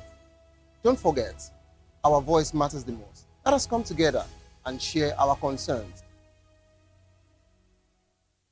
In a world where truth is the ultimate power and opinions scream the loudest, it's time to wade through the noise. Hunger no get tribe.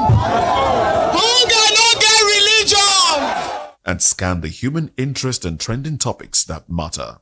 Stay tuned to The Issues, your plug to the stories making the buzz, from politics to science and technology, social justice, and more. Let's tackle the tough questions and expose the truth. The Issues on Voice of the People Television. Don't just react, understand. Big news is here. your favorite Voice of the People television station is now on free to air on NigeComSat. All you need to do is align your dish using the following: orbit position 40.5 degrees east, 12.685 gigahertz, 30,000 kilobytes per second. Polarized vertical, frequency 2, 12.731 gigahertz, symbol rate 26,250 kilobytes per second. Polarization H. This works on any decoder. Catch up to 100 channels, sports, movies, news, all for free. This is with better quality at no extra cost. VOP TV on Free TV. Now you have more than a voice. In a world where passion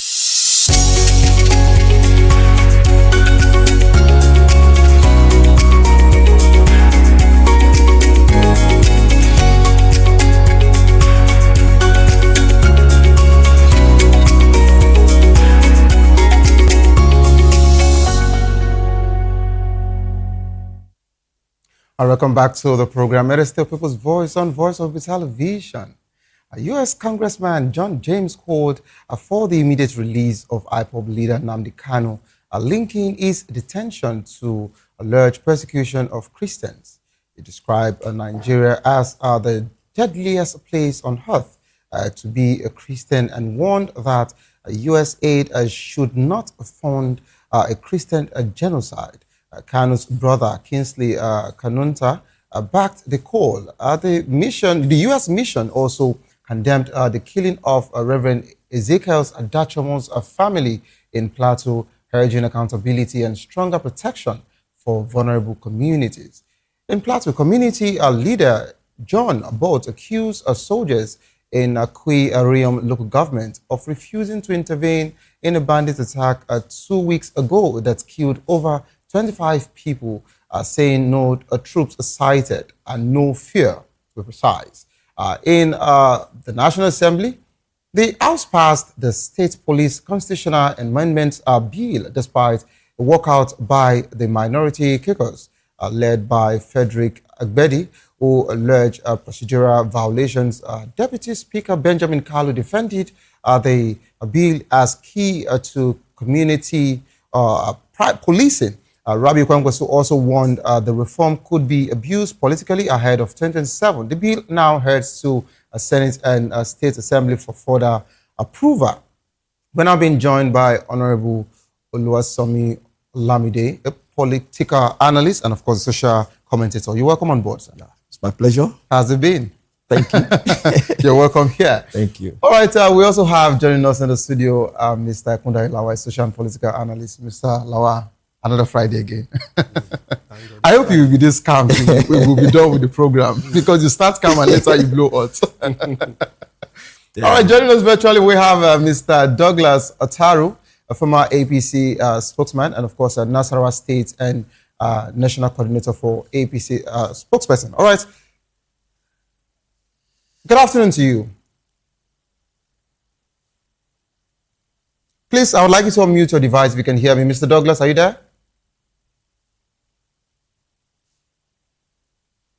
All right, so I'm told that your network is somewhat, shaky. So we'll just hope that you are settled in properly. All right, I'll bring it to the studio, and Mr. Lawa, I'll start off with you, just like what we just saw and what is, been read to us. Let's talk about the U.S. intervention and, of course, Kanu. The Congressman John James calls for Nnamdi Kanu release immediately. Does this actually signal a shift, as regards to U.S.-Nigerian diplomatic, relations? Because you'd agree with me that if the U.S. decides to start cutting off aid, to Nigeria, it means a lot. But we'll be getting into all of that. But what does this signal? And of course, amidst this political era that we're in. Yes, thank you. There's a lot of, controversies surrounding the conviction of Nnamdi Kanu. How do you mean? Even starting from the way he was, brought, extradited from Kenya. I mean, not even extradited, sorry. He was brought from Kenya down to Nigeria. Nigerian government was told that they didn't follow due process in bringing him here. Even a court in Kenya, fined the Kenyan government for that action. But here in Nigeria, the whole process went forward. And then with all the controversies here and there, he was jailed. I remember Kanu was last minute was saying that he was demanding for the law in the constitution that convicted that they are using to convict him. But still, he was convicted, and then he's serving life. But linking this Kanu's detention to Christian persecution, is it a fair characterization, as regards to the situation that made them, convict him in the first place? No. One thing is this. I won't blame the person who link it with the Christian genocide. Okay. Because both of the Christian genocide itself has been underplayed in Nigeria. They keep saying there's no Christian genocide, and then we keep seeing things like that happening. So if somebody is now coming up, linking everything that is happening in Nigeria here that are, on a questionable note, then what can we say? What can we say? Because we have exposed ourselves to the world, our incompetency here to the world. So what else do you expect? A lot of things, a lot of backlash will be coming towards us.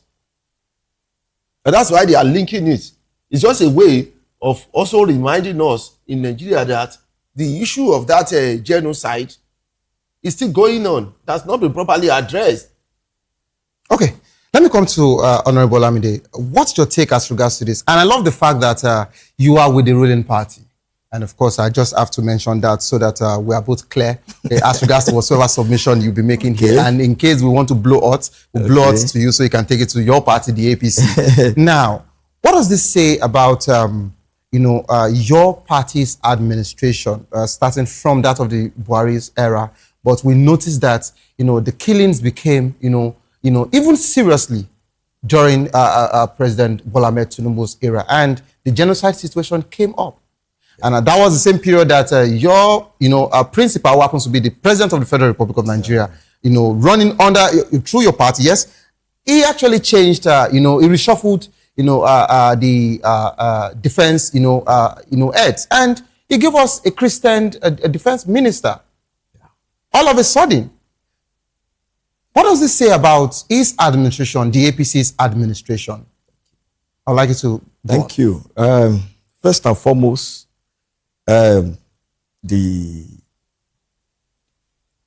want to pay my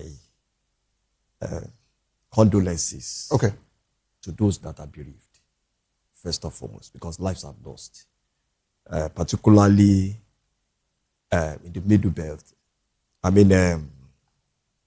Middle Belt and other parts in the country. The killings, banditry, kidnapping, and terrorism are not limited to one location. It's a general phenomenon currently. And it has been before this administration came in. Be that as it may, I will comment on that. But I want to say that the U.S. Congressman, John James, is entitled to his opinion because that is what is brought before him. And it's what we call political expediency to use, to galvanize opinion against criminalities that are perpetrated by citizens in whatever form. We have to understand that Nigeria is a sovereign state and there are due processes to be followed when it comes to issues of criminalities. And a court of competent jurisdiction will not sentence a citizen without giving the fairness for his own to, giving his own liberty to, bring out his case in defense. We all know what happened in the case of Nnamdi Kanu, and we know how the court, through different processes. I've tried as much as possible to ensure that it was given fair hearing. Some will say it was not, but however, we knew how even his own defense counsel turned down, they're giving him defense. However, his brother is entitled, because he's his own brother, to ensure that there is a political undertone expediency leaking, because he's a Christian. But when they were perpetuating as a leader, did he ever say he was a Christian at that time? Why? When we link the criminalities in the Middle Belt as a case study, and Nnamdi Kanu, let us look at it. What was brought before the congressman, was it fair? It's a one-sided opinion that was brought before him. I would have expected that the congressman himself will hear the second opinion. What is the second opinion? Are you saying that there's no Christian genocide? No, are you saying Christians are not being killed? I'm not talking about the Christian genocide. Yes, okay, so I'm talking about what I'm saying in respect to the Nnamdi Kanu. Now, for that of Nnamdi Kanu, Honorable, please. Yes. For that of Nnamdi Kanu that you're talking about, yes, we've also seen in the north, yeah, where they say that they are our brothers, they even reintegrate them back after they say they are repented. These are the same people that have said over time that they don't also want any other region. Yes. And they even went as far as killing that we all know, we see it, aside from even the, what we call it, aside from, kidnapping people. These people literally goes to our military base, they ransack, they kill people. But when they say they want to repent, don't forget that this particular repent situation, we have what we call the safe corridor. Yeah. That was enacted in Bauchi, if you remember, Mr. Lawa. So this particular system has been ongoing for a while now. And they even have a spokesperson, allegedly, who happens to be Sheikh Gumi, that will say you shouldn't even kill them. You shouldn't even do this. Instead, you bring them in. If they are repented, you allow them, you reintegrate them back to the system. The Nigerian infantry, the army, were complaining that why should they bring the people they've actually once fought against to integrate them back into the community and bring them into their own midst as well. This happened last year. So if you are freeing some part of the country, the northern people or some, non-state actors that we feel that they are from the northern parts, so we cannot even generalize because this is not about the north now. But if you are freeing some people, if you feel some people can change or what have you, so why does it have to be, different for a certain part of the country? And I'm talking about the southeast. It's just a question. Thank you very much. Your opinion is speculative, and at the same time, it's not speculative because it's a policy. Number one, we have on good note that the terrorists, some of them that were captured, we are taken to court and are being sentenced. Nobody's talking about that. They were sentenced, and there are a lot of them. Even the kingpins have been sentenced. That is one. Secondly, when you say repentance and it's a policy, I don't know how the policy, you look at the policy, but when someone comes and you is captured and is ready to, at the level of commitment, that is, I'm ready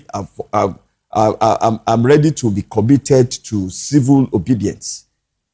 Well, are you going to kill the person that is already captured?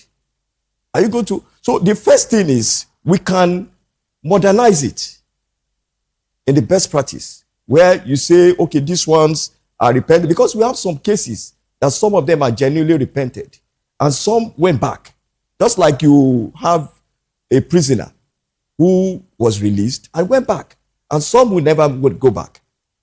So what I would expect is that it's a process where if the government looks at it and in the foreseeable future and it's felt that it's not practicable in some instances, where there should be some mechanism whereby those that are already, repented will be rehabilitated before they are absorbed into the military. So when they are absorbed into the military, they have already been fully rehabilitated from their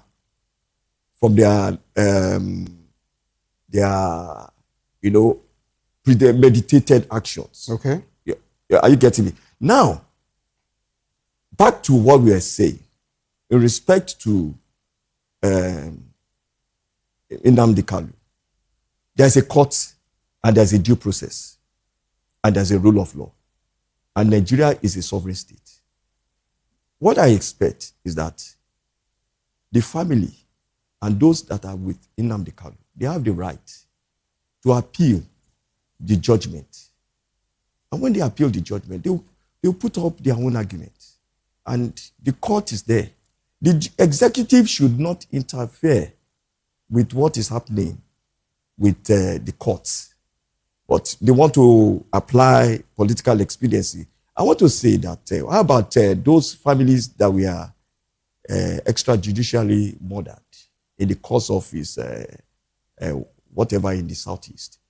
I'm not trying to make. What about the ones that were also murdered by the repented terrorists? Thank you. Mr. Lawal, you said you wanted to say something. Please, Honorable Yes, Mr. Lawal. sorry, so that I can just take a short time. Okay. Now, let's start from that Kanu issue that you mentioned. The way Kanu was brought from Kenya to Nigeria, is it normal? Is it according to our law here, or did they use some kind of law somewhere? And then they went ahead with that process to try him for something that was, improperly done. It's even against, you get it, the law. And then you went ahead with it. Have you considered how he was brought from Kenya to Nigeria and then subjected to trial? Second, have you considered that even this Kanu you are talking about, the only thing they use against him is something that has to do with verbal? You never caught him with a gun. You never caught him with weapons. He wasn't caught in a place of action. And he was sentenced to life imprisonment. Good. But these terrorists we are talking about, he said it's a policy. Now, is it, even if you want to integrate a repentant, by a terrorist, and somebody who have committed a grievous crime as killing others, collecting ransom and everything, the only place you have is the military. Why don't you integrate them into the local government, where they will be doing some kind of menial work, where you will be monitoring them? More or less like we call it community service. Yes, until you are sure that, okay, these people have all truly repented.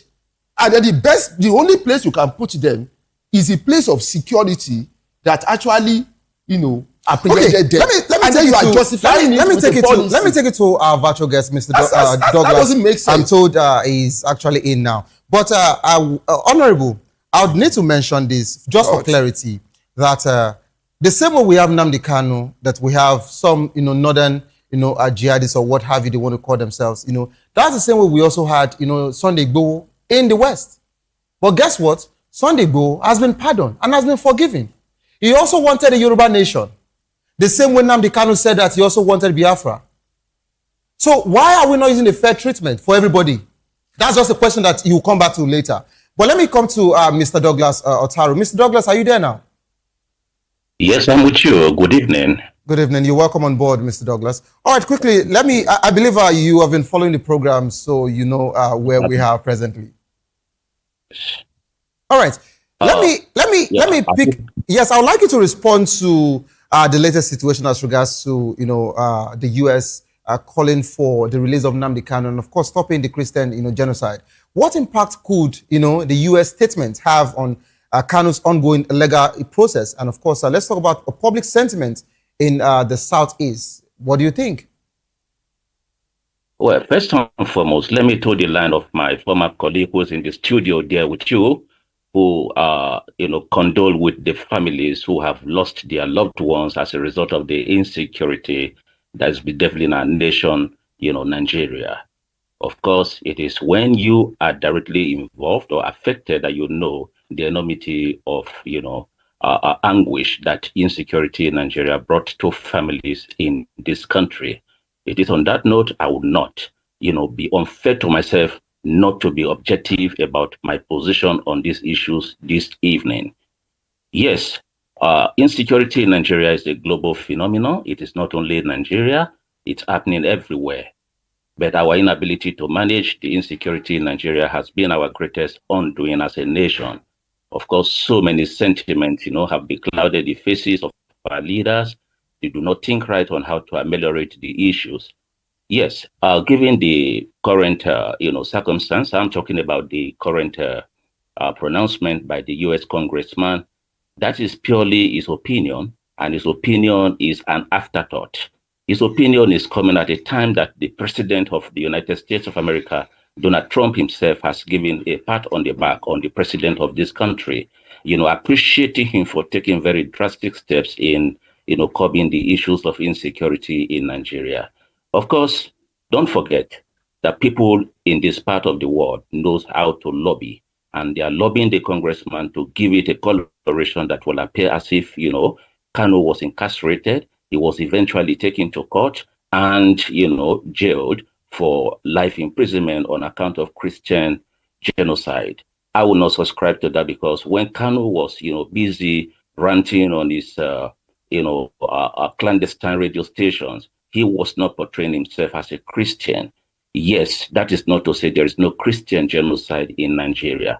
There is a lot going on in Nigeria that needs to be taken care of with regards to religious intolerance, especially on the part of the northern Nigeria that is highly intolerant when you talk about, when you talk about religion.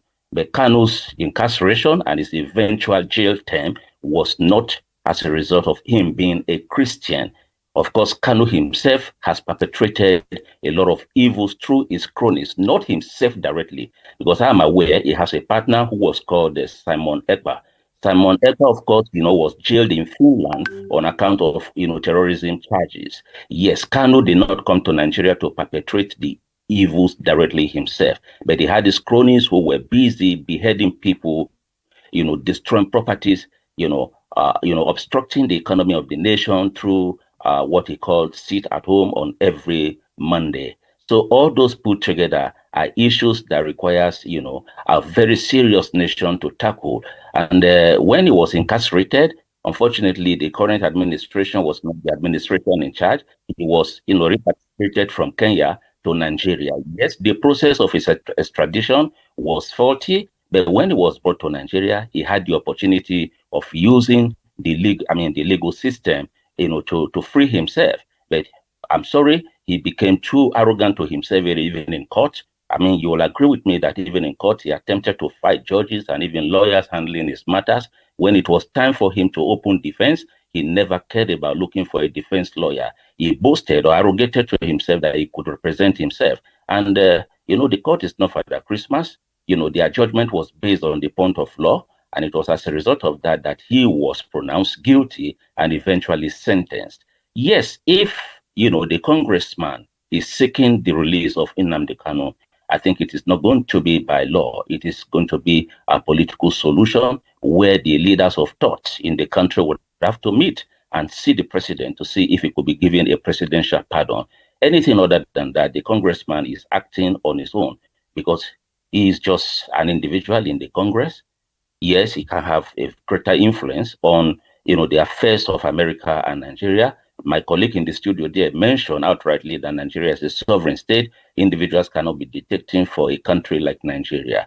More so that there is, a synergy between the American government and the Nigerian government on how to curb the insecurity in this country. I think. All right, for now, so I would like to ask you, as regards to Reverend Dachomo's family, and of course 25 others, in Rium local governments there, of course, in Plateau State. What does this point out as what does this point out as regards to the failure? Is it that of the intelligence? Is it deployment or political will? Because they mentioned that, of course, they reached out to the nearest, Nigerian army, and they told them that there was no troops on ground and there is no fear for them to get there. And why does it have to be Reverend Dachomo's family? I'm just asking a question, so I'd like you to respond. Yeah, fine. It's very unfortunate, I must say. In my introductory statement, I did say if insecurity has not happened to you, you might not appreciate the enormity of the pains, it afflicts on the families, directly. Of course, I'm speaking to you today. I'm a victim of insecurity in this country. Mine may not be loud, but of course, I've had my own fair share of it. Yes, Reverend Dachomo, unfortunately, has been affected directly. I empathize with him again. Yeah, what really happened, in the plateau, on the plateau, sometimes it's not just about the insecurity. There are other political undertone to it. And that is why to comment on the issues on the plateau, sometimes we might appear to be very, very sentimental. Yes, on the whole, I want to say that the military's inability to respond swiftly may not be unconnected to corruption that is, reading the entire nation, particularly the military as an organization, where the armies are not well funded and they don't respond to emergencies, especially when they have a fifth columnist within their ranks. Blood run through their veins. There is this sentiment that is attached to most of the army officers, who are serving in the military. They find it very difficult to act when it has to do with their own people. So I think the government need to check all of this, All right. because it is unfortunate for an organization such as the army to say they do not have fuel to mobilize their operatives to a crime scene. So that is most unfortunate. Once again, I empathize with Reverend Dachomo. I hope such will not happen again. All right. Thank you so much for your contribution. I'll bring you back to the studio now. All right, Honorable, I know you have a lot to say. And it's looking like thank you. Should I say I'm drilling you? No, but I just want clarity. Yeah. Okay. And I love the fact that you're also, part of the ruling party. Now let's talk about the state police bill. Yeah. Okay, so you would have to, inculcate everything together as regards to what you want to respond to. Some are already criticizing that this particular, new police bill would be used by governors, and it to be politicized. Yeah. How should we actually trust this process? Thank you. First and foremost, let me comment on what my colleagues just said. Now, when you have a military formation and we have this kind of thing, there should be accountability. That is what this government is talking about. There should be accountability because we are talking about human lives. When someone passes away, it's not coming back. So it should not be swept under the carpet. That incident should be accountable. Those who are in charge should be held accountable. I will call for independent investigation to see to the end of it. I'm surprised that you are saying now you would rather suggest that the government, calls for independent, investigation. But I realize that the APC or this administration actually frown at any independent investigation. Are we to talk about the IMF money that independent, they've not agreed that. The governor for your state also mentioned, Seyi Makinde, that he wants to call the United Nations to do the investigation as regards to what happened with the Orire people. And the presidency actually said no, and they actually, bashed him from that particular one. So since when have we started, appreciating independent? When it comes to, there are areas where certain sensitive matters need caution and discretion. Really? Yes. Number one, this is a military formation, right? And most expeditiously, it has to be military that we investigate. We have civil societies. When the most recently, when there were agitations about the insecurity, I could recall that the Minister of Defense said that he would love that the civil societies and those that are influencers should come and see what they are doing. There's nothing bad. Everybody is part of government. So why is the government against Seyi Makinde calling on the United Nations to actually investigate what happened? Seyi Makinde is an accountable officer. His Excellency, the Governor of Oyo State, is an accountable officer. He's an accountable officer that does not have power over, the force. He has a vote, security vote. Okay, that's number one. He's the chief security officer of the state. Whatever that cannot command the police. Whatever is not about commanding the police. That cannot actually reach out to the military to come and do anything. You are the MD of your studio. Okay, right. Whatever happens here in your studio, you are held accountable. Not the commissioner of police. It's you.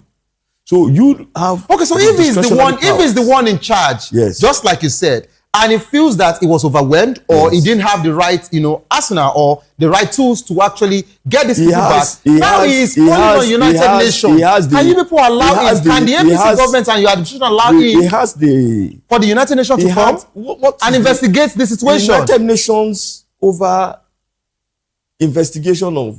It's just for clarity and transparency. What is the clarity when he has even said that the day he declared his intention to ride on the presidency, there came in the actions. Was that what happened? Do you know what he's saying exactly? What His Excellency the governor is trying to do? He's not hitting what is expected to do. What was he expected to do? He's expected to galvanize, right, all the necessary security apparatus in the first instance. That he can't command. That he can't control, that he can't command. When you can't command. Yes, now. You can't command. Yes. What about other states? Does it not have the state security trust fund? Does it not have? No, wait. My question is, who can a governor of a state command? Every state, Lagos State has a... Who can a governor command in the force and the military today? Be it police or the military. Let me say something, sir. Just give me a minute. There's a difference. I want to clarify something before you continue. There's a difference between fund and personnel. Get it right. You may give a governor the fund. You get it? Is he using the fund? I'm coming. Wait. You give him security vote. So what is he going to use that security vote for? Wait. Now, the person who commands the personnel, that is the security personnel, is absolutely the president. You get what I'm saying? Now, look at the difference. So what you are saying here now is that you are putting the blame squarely on the desk of Mr. President. Absolutely. When you have a security vote, you are putting on Mr. President. Let me take it to Mr. Douglas. With due respect, just a minute. When you have a security vote, you see, there is what we call deterrence.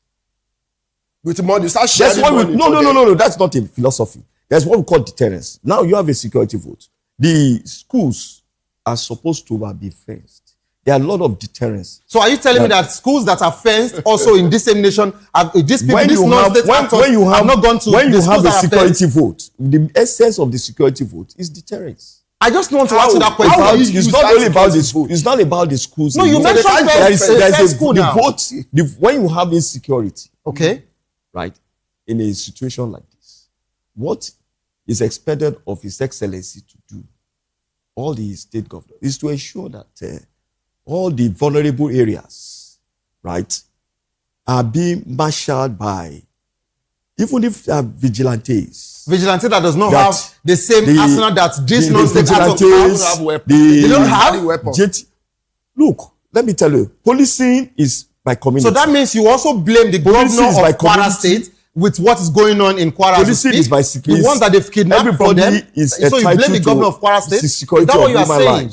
That is one. Number two, His Excellencies, the governors are expected to apply the security vote judiciously. How? Not only you can't. Okay, let me take it to Mr. Douglas, so we can. Mr. Douglas, I don't know if you are in support of what your colleague is saying in the studio, but I'd like you to give clarity in just 20 seconds, please. We're pressed for time. We have to go now. I may not be completely at variance with him. First and foremost, let me speak on Seyi Makinde. Of course, his complacency is, very obvious and odious at the same time. He has displayed some high level of leadership irresponsibility because when these things happen, these are domestic, issues, and domestic issues ought to have been treated with levity, liaising with the president and commander-in-chief. But of course, I'm aware that chain of, communication has been disconnected over time because of certain political considerations. And I expected him as a governor to have made fences with Mr. President. That he didn't do.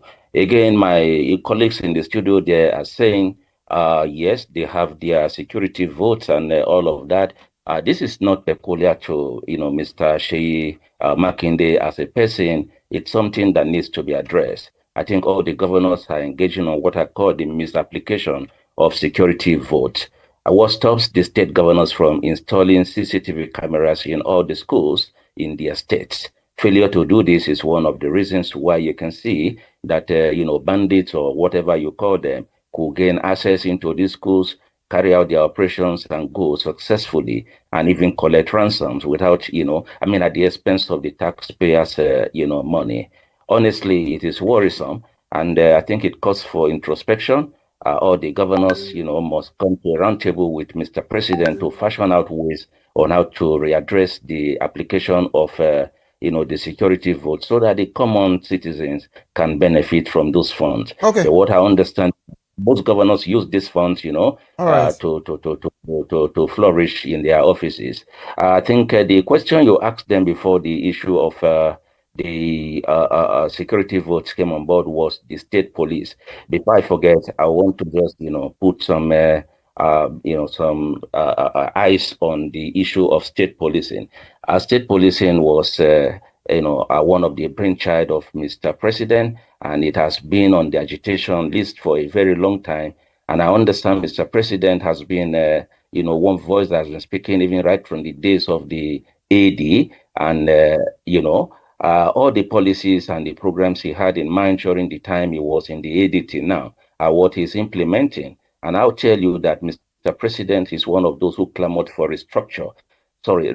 Yes, when I mean national restructure. All right. Thank you so much, Mr. Douglas. We're pressed for time. Thank you so much. This is how far we can actually go as regards to the program. Mr. Law, I'd just like to take your concluding thoughts. Kwankwaso actually mentioned that this will be misused. I'm talking about the state police against the 2027 election. Yes. What's your take? Yes. In just 20 seconds, please. 20 seconds. My headache is the hurriness at which they are doing this state police thing.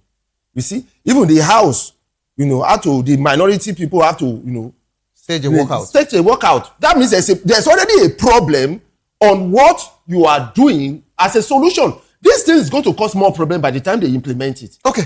All right. Thank you so much, Honorable. In just 10 seconds, please. I think the opposition are inconsistent. Okay. On one breath, they are talking about insecurity. Okay. Now there's a solution on the table. Okay. They say no.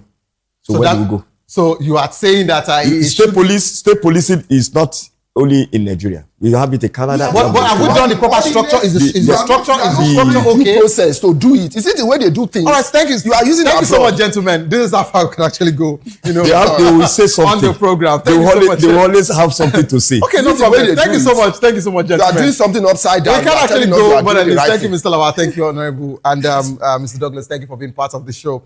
Yes, this is how far we can actually go on the program. I actually wish we could actually do more, but it's so unfortunate that the time is not friendly today. Yes, coming up next is Locker Room. If you love world of football, I'd like to stay able to enjoy that particular from my team. Don't give up because it is not over. Tough time doesn't last, but tough will do last whatsoever your face will soon be over, and you will definitely smile again. My name remains Xavier Udo. Have a good evening. Rest.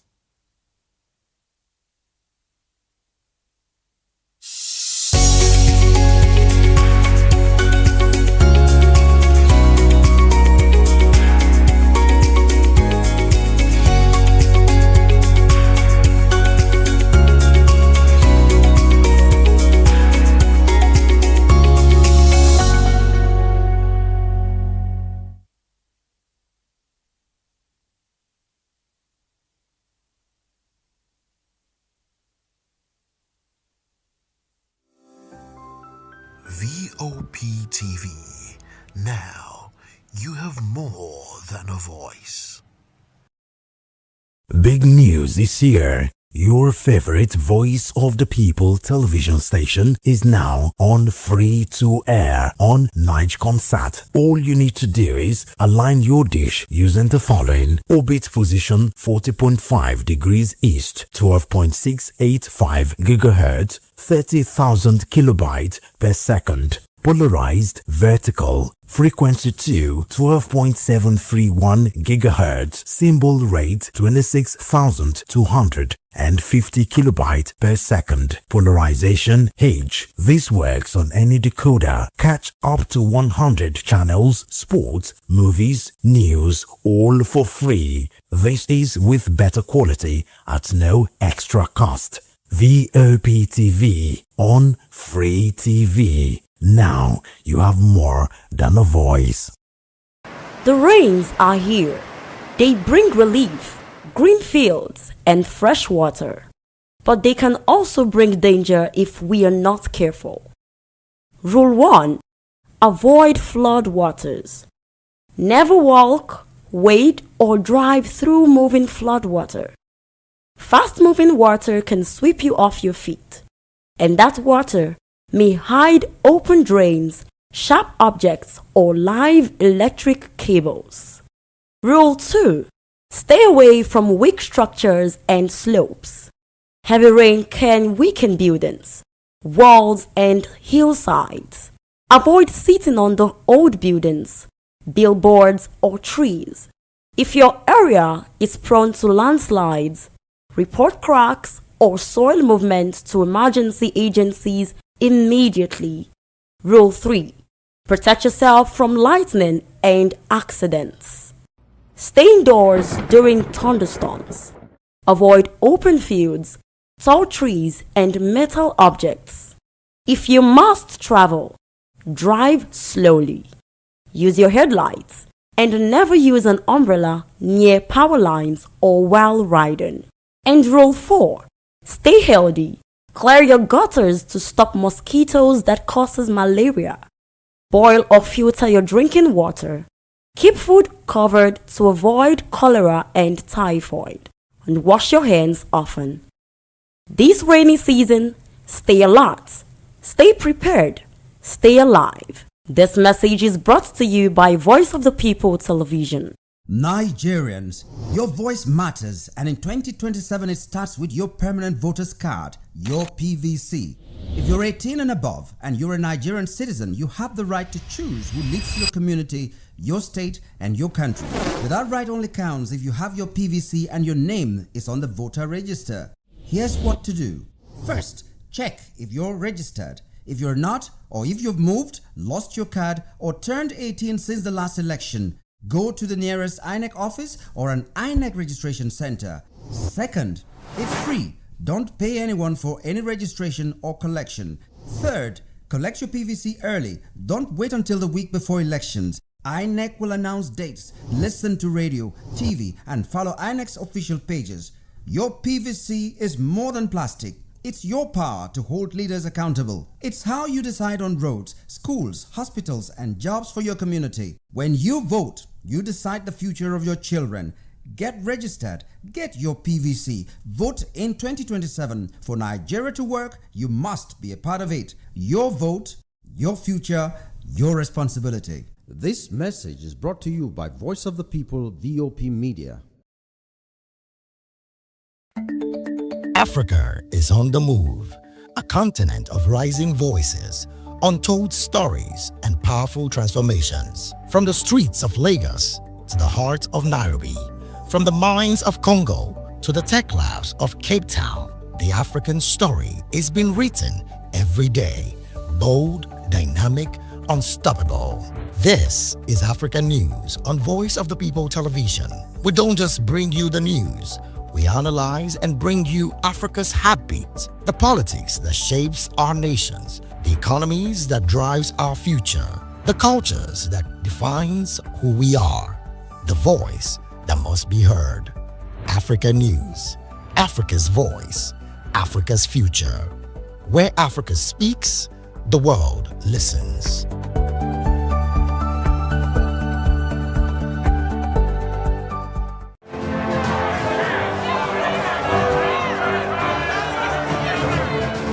Do you want your voice to be heard?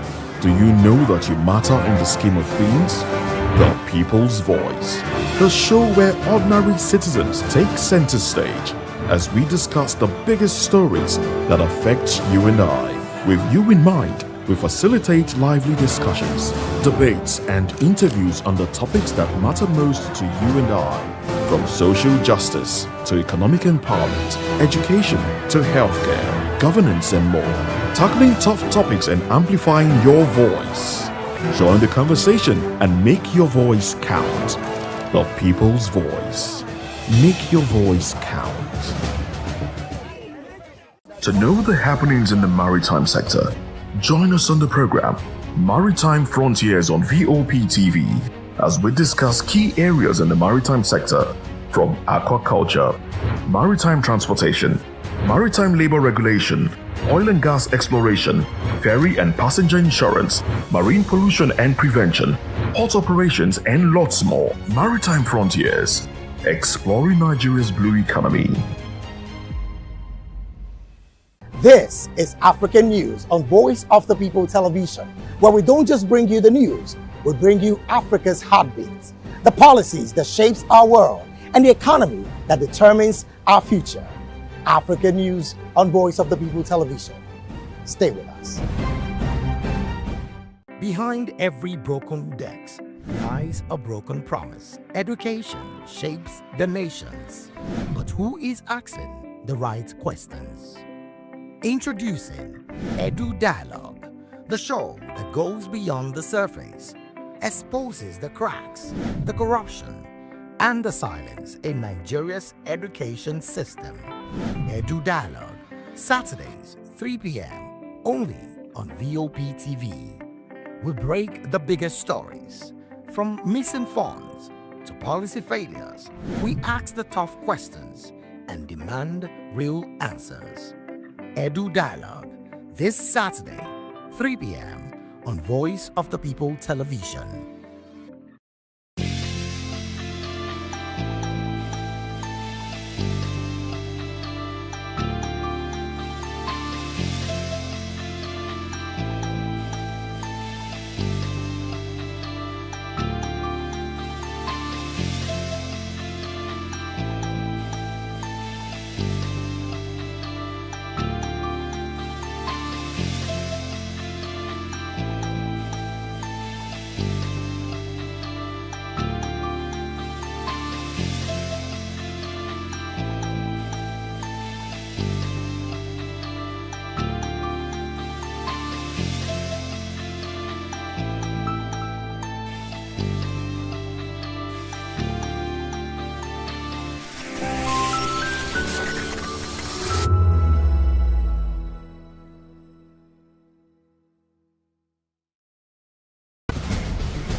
Join us as we drive into the world of politics through insightful interviews with prominent political figures, both serving and former governors, ministers, senators, legislators, party chieftains, activists, and analysts. Get first-hand information into the decision-making processes that affect our daily lives. Highly engaging one-hour program that brings political discourse into focus. I am Chukwuma Okoro. Political Lens, Monday through Friday, 6 to 7 p.m. Join us. In a world where truth is the ultimate power and opinions scream the loudest, it's time to wade through the noise. Hunger no get tribe. Hunger no get religion. And scan the human interest and trending topics that matter. Stay tuned to The Issues, your plug to the stories making the buzz, from politics to science and technology, social justice, and more. Let's tackle the tough questions and expose the truth. The Issues, on Voice of the People Television, Mondays to Fridays, 8 to 9 p.m. The Issues. Don't just react, understand.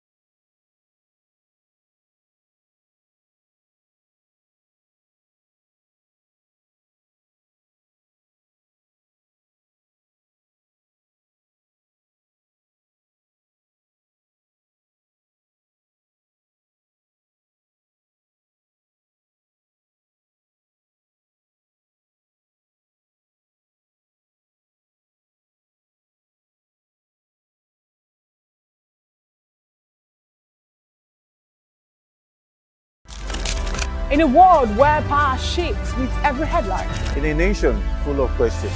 In a world filled with noise, the truth needs a voice. The policies that shapes our world and the economy that determines our future. Every hour, every day, the grapevine keeps buzzing. And together, we are committed to telling the stories that shape our world because your voice is our focus. Don't forget, our voice matters.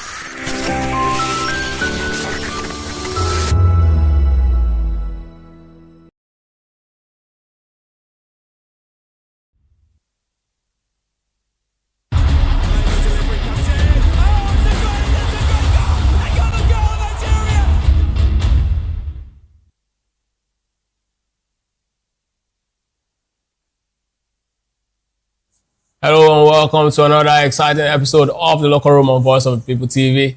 It is actually the week edition of the show, and of course we'll be looking forward to the very big one coming over in the weekend, talking about the WAFCON 2026, where the Super Falcons will be looking at adding another star to their jersey. Of course, it's 10 stars now, and we're looking at them adding another one, making it 11, unprecedented anywhere in the world. And this team is a team, I must say, they've got quality to go all the way to actually do it. We'll also be taking beaming our satellite into what's happening in the world of coaching, where coaches like Pep Guardiola are rejecting jobs, and of course, Jurgen Klopp also accepting his, his own role as the new coach of the German national team. Also, we'll also be taking our spotlight through to one of the OGs in this particular tournament, talking about the World Cup that just ended in North America, where United States of America, Mexico, and Canada actually hosted this three World Cup for the very first time in the history of the World Cup. And of course, one of the top players who actually was one of the winners of the 2022 FIFA World Cup, talking about Nicolas Otamendi, also hanging his boots after this particular tournament that they lost in the finals to the La Roja, talking about Spanish national team. And it's actually an era of stars, which means the La Roja will definitely be adding another star to their jersey, making it 2 after 16 years, where they actually won the very first one in 2010, right here, in Africa, when South Africa actually hosted. That's exactly the only time an African nation has ever hosted the World Cup. But hey, it is a locker room, the home of football, where we'll definitely be looking at every football stories, making headlines across the world. And of course, we'll definitely be bringing you up to speed with the latest information. We'll definitely be breaking down all of the stories and then giving you, the details that you need to stay informed about sporting conversation. I'm not going to be doing this alone. Marwa Kufile joins me virtually as we look into all of this conversation. And it is one of those very special editions where you look at, big tournaments coming up, and then also have, someone who's well-grounded to actually look in through all of this conversation, to break it to the, smallest and tiniest empirical states. This conversation is going to be quite interesting. I urge you to sit tight because we're going to be going on a roller coaster. It's one of those shows you don't want to miss. Marwa, welcome to the show. Yeah, good evening, Atiku. Thank you for having me on the show today. Absolutely, Marwa. I mean, the Nations Cup, talking about the Women Nations Cup, will be on Sunday. That's exactly when it will be starting. For the very first time, expanded format, just like we actually saw in the just concluded World Cup, which was for the very first time, 48 teams. We'll be seeing 16 teams in this particular edition, and the women, the super women, because that's exactly what they are. They're the champions of Africa once again after their very interesting performance right there in Morocco. And of course, interestingly, this particular tournament is going to be hosted in Morocco again, and these girls are actually going there to actually see if they can actually add additional stars. Now, the big conversation here is that the Super Falcons new jersey in this tournament will be, laced with 10 stars. And I mean, a lot of questions people they're asking: are they jumping too soon? Is this a legacy or just arrogance on their part? It's not arrogance. If you have won the Women's Africa Cup of Nations 10 times, I think it is you have to remind people why you are the best team on the continent. At the world stage, if you win the FIFA World Cup, you have 1 star, depending on number of World Cups you've won. So for me, I think it's a very good one from the Super Falcons of Nigeria. You have to remind everybody that we are 10 times champions of this tournament, because in the last couple of years, countries that cannot lace our boots have been trying to say they are the best team on the continent. We've seen South Africa, Morocco, in the last 2 editions of the WAFCON have finished second. So you just have to remind everyone that if you want to come for the coin in this instance, you better not miss. That is what Morocco tried to do the last time out, and then missed, and we punished them for it. So we have to remind every one of them that yes, if you want to get this crown, you have to do it 10 times over. Not like Vinicius Junior Radasha, but you have to do it 10 times for you to get close to what the Super Falcons of Nigeria have done. So for me, I really like the arrogance. There are some arrogance that is merited. Okay, you agree now. Arrogance, you can say yes. Okay, now you agree now it's arrogance, because the argument against them is the fact that, okay, yes, you actually decide to actually put these 10 stars around your jersey. Now, if you go to the World Cup, you go to Olympics, you cannot actually have these, stars littered around your jersey, which means that every single time the Falcons will be actually going for a particular tournament, there need to be a redesign of their jersey. I mean, that's exactly what, a lot of persons are saying. I mean, if it's a World Cup, you're having 10 stars, you can actually put down that jersey across any competition you're playing because you're a world champion. But then, if you're going to the bigger stage outside the shores of Africa, that jersey becomes useless.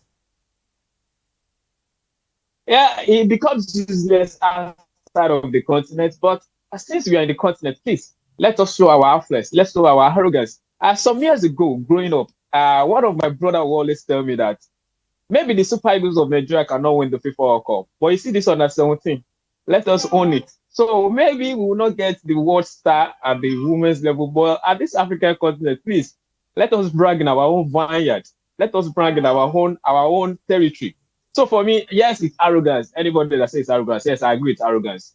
And there are some arrogance that is merited. There are some arrogance you have to show, yes, this is arrogance. And when we get to the world stage, we'll sort it out. But on this continent of Africa, we are the best team on the continent, and we have shown it not once, not twice, 10 times. The closest country to us is Equatorial Guinea, and they won it twice. So, and when they won it, we all know what happened that period. So for me, I love this sort of arrogance. There are some arrogance you can back up with facts, and that's what the Super Falcons will be doing at this tournament.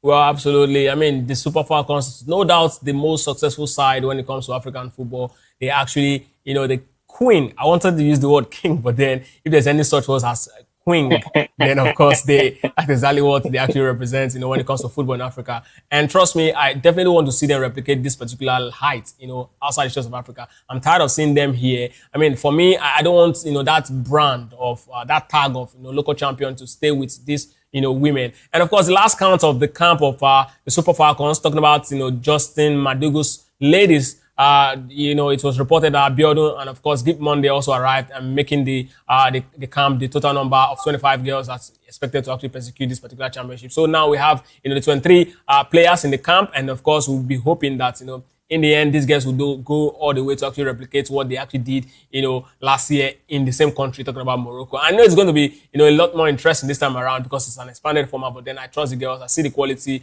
I know they have all it takes to actually do the job. Of course, let's move away from the Super Falcons and go straight to coaching, where former Liverpool gaffer Jurgen Klopp has been unveiled as the coach of the German national team. I mean, in his remark, he was talking about this is going to be his last job on as the coach of the German national side, and being the coach of the German national side, there's nothing he doesn't want to be put under any sort of pressure, and his team, the German nation as a country should actually stay away from his family. That if he senses any sort of pressure from his family, if he senses any sort of discomfort, he's definitely going to leave the job. But he also said that he's open to criticism, that if anything happens, that at the end of the day, that, they see something that is not good, that they see something that, they feel like, Jurgen Klopp, you're not getting this right. He's open to actually having that sort of conversation. But anything that has to do with, his family being disturbed, he's not, up for it. But then tell me exactly your take about this Jurgen Klopp taking over the job of, the German national side. And one of the things he also quite literally said was that, as a coach of Germany, that German football has a certain philosophy. We want to go back to that particular level. We want to go back to that particular height. We want to play the real German football. And that's exactly what this man you see on your screen here is actually saying. I mean, Mario, tell me exactly, what you think about his role as the new, German national team coach. What exactly are your expectations of him? Yeah, for me, I think for Jurgen Klopp, I agree with about not focusing on the job and making sure he will do the job, but not the interference from the journalists in maybe his family's affairs. I agree with him totally about that. And what it also shows is that, yes, dedicated to this job, but he's also not desperate. getting this job, and you understand why, because he has managed Liverpool, Borussia Dortmund. You can say yes, he has conquered the club football because he has won the Champions League, won the Premier League, won the Bundesliga. So the two places he has managed, the two leagues he has managed, he has won league titles in those countries. So you can say yes, he has to feel his bargain in club football, and this is the national team. So my expectation of Jurgen Klopp for the diamond shot, like they call the German, is the Germans have been a shadow of the Germans some of us grew up watching and also read about, because one thing about the Germans over the years is the efficiency we are known the German for. They are called the German machine for a reason. And when you talk about machine, maybe you are not expecting something fancy, you are not expecting something beautiful, you are just expecting a team that will get the job done. And that is what the Germans have been known for over the years, right from the 70s, where Franz Beckenbauer was the captain of the team when they won the FIFA World Cup in 1974, known as West Germany, to 1990, where you have the Jürgen Klinsmann, Rudi Völler out of this world. I also winning the World Cup in Italia 90, and the recent title they won in 2014. It was also a bit of efficiency with the Toni Kroos of this world, Miroslav Klose of this world, and Mario Götze getting that win a goal at the final in Brazil. So those efficiency is something that we've not seen of the Germans. The Germans are a bit maybe exciting, because when you look at the German guys now, you have Musiala, you have Florian Wirtz. So for me, I think I'm expecting under Jurgen Klopp, I'm expecting the Germans to come back into that efficient way, because you also look at Jurgen Klopp with the clubs he has managed. From Borussia Dortmund to Liverpool, you can see that Gengen present, like he calls it. You can see a team that is ready to run for 90 minutes, a team that is ready to get the job done. So this is what I'm expecting from Jurgen Klopp. I was reading a story about him some years ago, I think in the early 2000s, after the Germans were maybe a bit of a disgraceful tournament for them. Was it at Euro 2000 or maybe failing to qualify for one of the tournaments, and the Germans FA were like, we have to get a foot spirit, we have to get something doing. We have to go back to our academy, try to revamp the academy. And Jurgen Klopp was one of those people that also prefer a bit of solution alongside Ralf Rangnick to the German team then. And it was that rebuilding that led to the stars of the Mesut Ozil, the Thomas Muller of this world, that finally gave their fourth crown in 2014. So maybe a bit of that, the Germans also could do a bit of that, and also a bit of coaching also, because Julian Nagelsmann came on board as one of the exciting coaches in the European scene when we see his team at Hoffenheim to Bayern Munich. But in the last tournament, it was a bit of, you could see a bit of disconnect from the German team at this World Cup that just finished, because there was the talks about Oliver Baumann was their number goalkeeper during the qualifiers, and coming to this tournament, Manuel Neuer has to come out from retirement back into the team. Dennis Undav also a bit of back for Leroy Sané, maybe not deserving to go to this World Cup with the German national team. So all this outside noise or a bit of distraction did not really help the Germans at this World Cup. So for me, under Jurgen Klopp, I want to see a resemblance of the Germans we used to know. I'm not expecting an instant resemblance. I just feel like in 2-3 years, maybe before the next World Cup, we'll see a more competitive German national team. And then what Spain showed at this World Cup is that sometimes maybe you don't need to have superstars for you to do the World Cup. Yes, Lamine Yamal was one of the exciting players coming to this tournament, but was not even that really important for them at this World Cup. Rodri is a Ballon d'Or winner, but when you are looking at players to watch out for at the last World Cup, maybe you mentioned 10 players before you mentioned Rodri's name. But one thing the Germans, the Spaniards showed that they have the team, they have the cohesion that you will need at the national team level. So if the Germans could find a way to get back into the drawing board, maybe yes, they could be competitive, and I expect that under Jurgen Klopp. And the Germans getting their way also has to do with Bayern Munich also be a German team, because one thing the German national team have shown us that when you have a core of player from a certain team and everybody aligns with a thought or with a playing idea, maybe you can conquer the rest of the world. I think this is one of the things that Jurgen Klopp will try to bring back into the German national team. And I'm expecting a much more better German team at the 2030 World Cup, provided they qualify for that tournament under Jurgen Klopp. I'm expecting Germany to return back to their glory days. Maybe not win it, but a more competitive, a German team, not those ones that will be getting knocked out in the round of 32 of the World Cup, or not even making the round, because the last World Cup before this in 2022, the Germans were knocked out in the group stage of that tournament. So I'm expecting a much more competitive German team under Jurgen Klopp, and I think he has the ability to deliver that.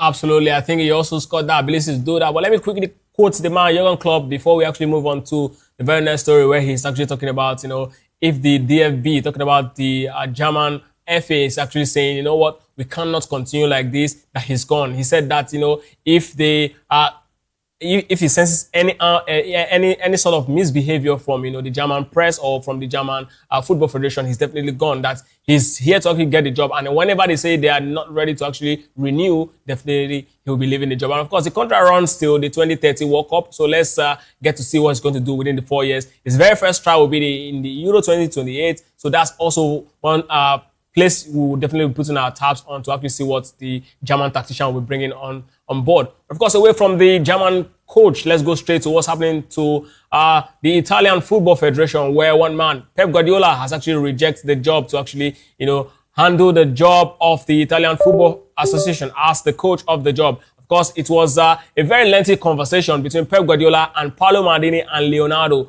3 days, it actually was a very difficult conversation right there in Barcelona, hoping to actually convince Pep Guardiola to actually accept the job of the Azzurri. But of course, unfortunately, the man turned down the job. And of course, they actually did, move for him because of the statement he made earlier on by saying that, if he leaves Manchester City, he's not going to be doing what he did for Manchester City elsewhere, coaching, rebuilding, staying there for that long 10 years. Maybe, according to his word, he said, maybe he might be taking on the job of a national team assignment next. So that's exactly what, the Italian FA actually latched on. And then under Paolo Maldini, they went on for him. And he said, you know what? I'm not ready for the job right now. I mean, it's not even up to a year that I actually left Manchester City. So I will not be taking this job. And now, the Italian FA is actually looking at, an ex-Italian football player, talking about, Andres Pirlo to actually take over the job, or Roberto Martinez. But we'll come into the Andres Pirlo and Roberto Martinez conversation pretty much later. But let me ask you, Mayowa, looking at, Pep Guardiola, and then first it was Jurgen Klopp, and then we also have, Carlo Ancelotti. These three coaches have actually won the Champions League at some point. I mean, they're also handling national team projects. What exactly is happening to football? Is it that every top manager, because back in the days we don't have it, that top managers move from club, and when they retire, then they go straight to national assignment. But what's really happening? Even Deboski at some point, he was the man who actually won the World Cup for the very first World Cup for Spain in 2010. So tell me exactly, is there a sort of paradigm shift from club football to international football for managers? I think for me, one thing that has really changed in football is these managers, there's a sort of attachment managers now have to teams they manage.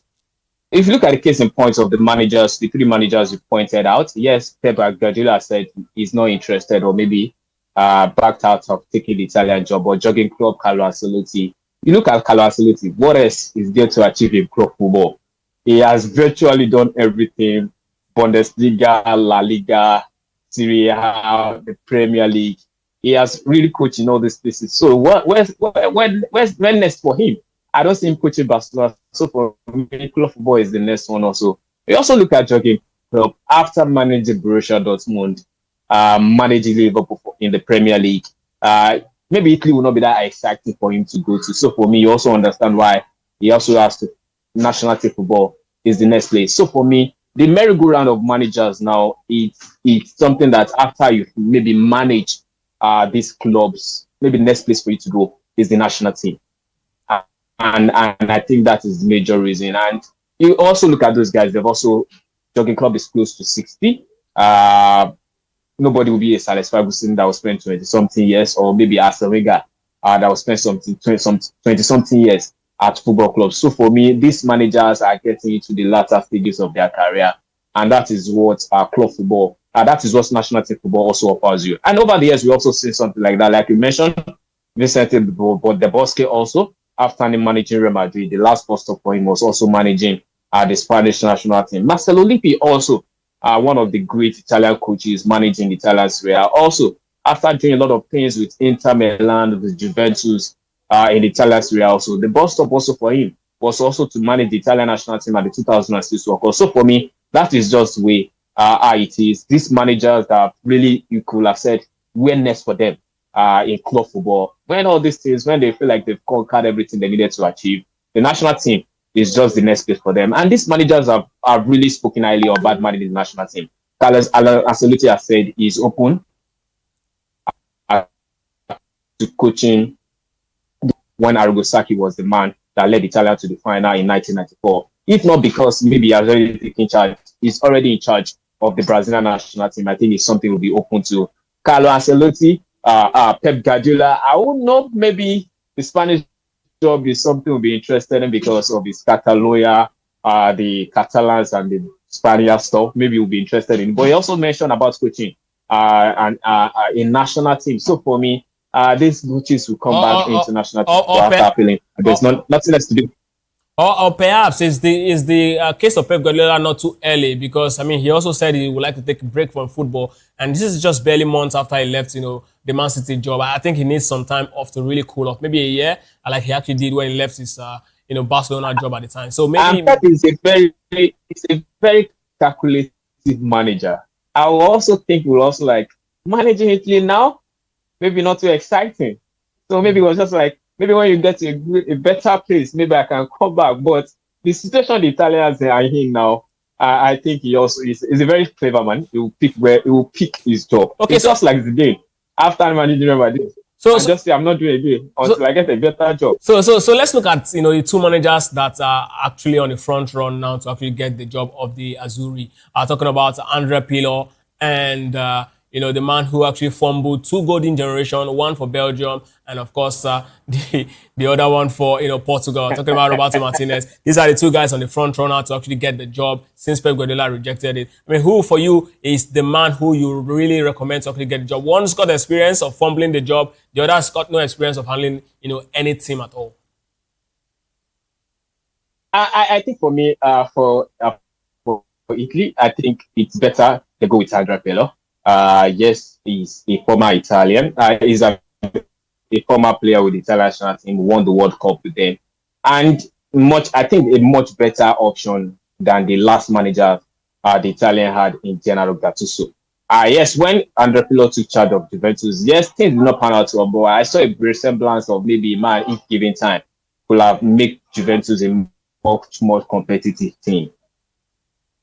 So for me, I think Andrea Pirlo is the best bet for the Italian to go with. Yes, he's a former teammate with the current technical director of the FIGC, the Italian Federation, in Paolo Maldini. So for me, Andrea Pirlo is a better bet than Roberto Martinez. Yes, Roberto Martinez has managed national teams, like you rightly mentioned, at the Belgian national team, the Portuguese national team. But I just feel like the Italians need somebody in-house. They need somebody that can look at what is wrong with the Italian national team. They look somebody that has a bit of command. I've never in my life, not in the bit of disrespect, regarded Gennaro Gattuso as a coach like that.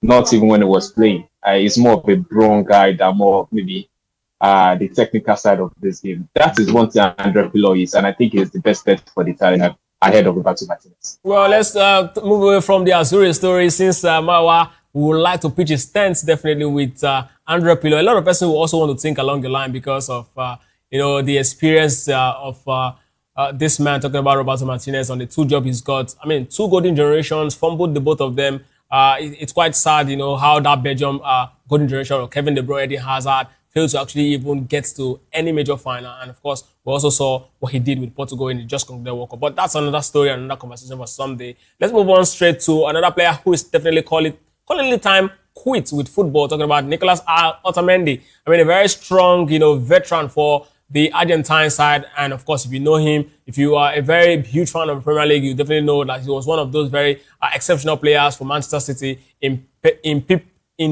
the peak Pep Guardiola era, where he actually helped Man City actually, got a lot of success in his time. And this man here eventually is saying, you know what, I'm done with football. I'm lacing my boots And I mean, this is the time where I say it's over. I mean, a lot of players actually also left the big stage after this World Cup. The likes of Luka Modric, and of course, a lot of persons hoping, or there are rumors, I beg your pardon, saying that Lionel Messi and maybe Cristiano Ronaldo will definitely also officially make it known that they will be also exiting the big stage. I mean, let's talk about this young man, Nicolas Otamendi, and the future of the centre back for Argentina.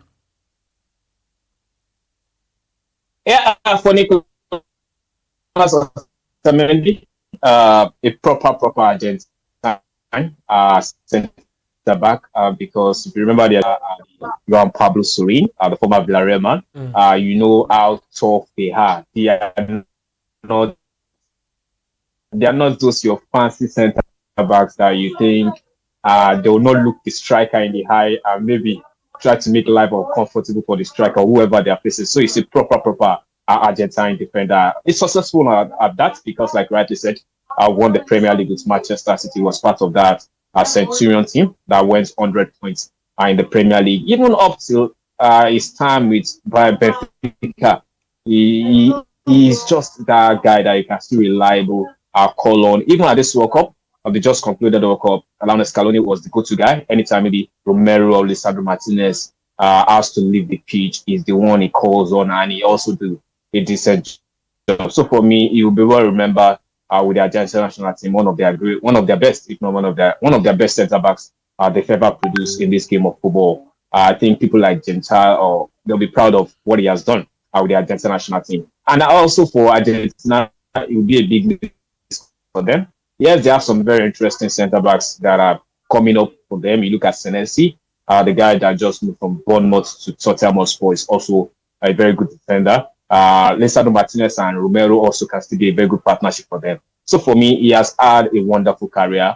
How many players in this world could say, how many professionals could say they'll win the World Cup? They won the World Cup with the Argentina national team, not coming from the bench, playing a big part role in them, winning the Copa America twice also. So what a journey he has had. I think his journey at the national team is something he will tell his children, his grandchildren, his great-grandchildren, if he's alive, to tell them a story about playing for Argentina national team. And also, it will be a very proud moment also to tell you that your teammate is Lionel Messi.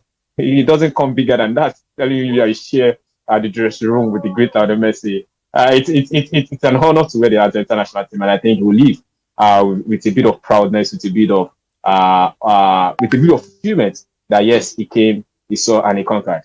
Yeah, absolutely. I mean, 2 Copa America title. I mean, 2 World Cup silver medal. And of course, 1 World Cup gold. That's exactly, the career of this man, Nicolas Otamendi. And of course, not forgetting numerous Premier League titles that he also won, alongside, the other side. Like you rightly mentioned, the Centurion. I mean, one thing that we're actually looking forward to see if any Premier League side will be able to actually replicate that alongside the Arsenal unbeaten. I think these are the 2 biggest,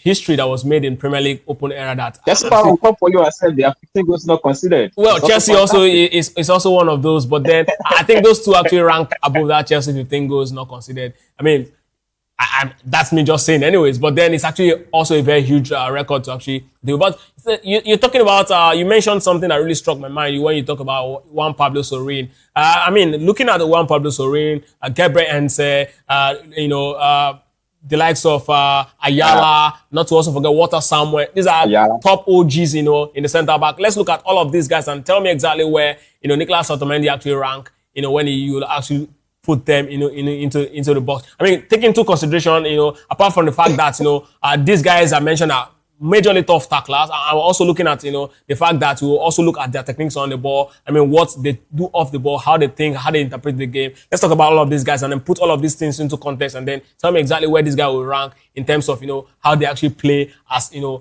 centre back. It's a tough one for me, honestly, because when you were mentioning those guys' names, I was just reminiscing what those guys really did for in their career. But if I'm to put it down to the national team, because at the end of the day, Walter Samuel, Juan Pablo Sorin, none of them won something tangible for the Argentine national team. I mean tangible, I mean the World Cup and the Copa America. I'm not sure Walter Samuel won the Copa America because the last time Argentina won the Copa America until 2021 was 1993. So I'm not sure what Osama was part of that team in 1993. So for me, based on what Otamendi achieved with the national team, I think I'll rate him number one if we are limiting it to national team. Because I know the Otamendi did not win the Champions League. Osama won the Champions League with Inter Milan in 2010. Roberto Ayala also, his Valencia team also got to the Champions League final, a bit unfortunate. They missed out on it, meeting Real Madrid, Bayern Munich in those finals when they also got to those finals. So for me, I think Otamendi rank highly. For me, I think he ranks above those guys you mentioned because at the end of the day, you have to put something on the table, and that is something he has. He also has the longevity also because you look at his career from Valencia to Manchester City to Benfica, and he has so consistently at the top level. He also belongs at the top level, playing for top clubs in the European sense. So for me, Otamendi, I don't know. At the end of the day, somebody born, maybe born in the 70s might say there's somebody greater than Otamendi. But from what I've seen in the last 30 years, I think Otamendi ranks higher than those guys you mentioned. No disrespect to them, but at the end of the day, you have to put something on the table. Absolutely. Otamendi has the World Cup and the Copa America to show for it. At the end of the day, you definitely have to put something on the table because it's exactly what defines a glorious career. Because the truth is, Otamendi actually did win all of these things by playing regular as part of the team, not just on the bench. So this is exactly where I definitely will agree with you because he didn't win this. Not just 2 minutes sitting on the bench. Yeah, exactly. He's actually a very key player of all of these teams that he won this major laurels for. But of course, let's move away from Nicolas Otamendi. He's still talking about the centre back, and this time we're looking at the Francis Maxime Lacroix, who joins Chelsea from Crystal Palace. I mean, that's actually a very big move for the French younger defender. We saw that particular story, following it up during the World Cup, and then hoping that it definitely materialized.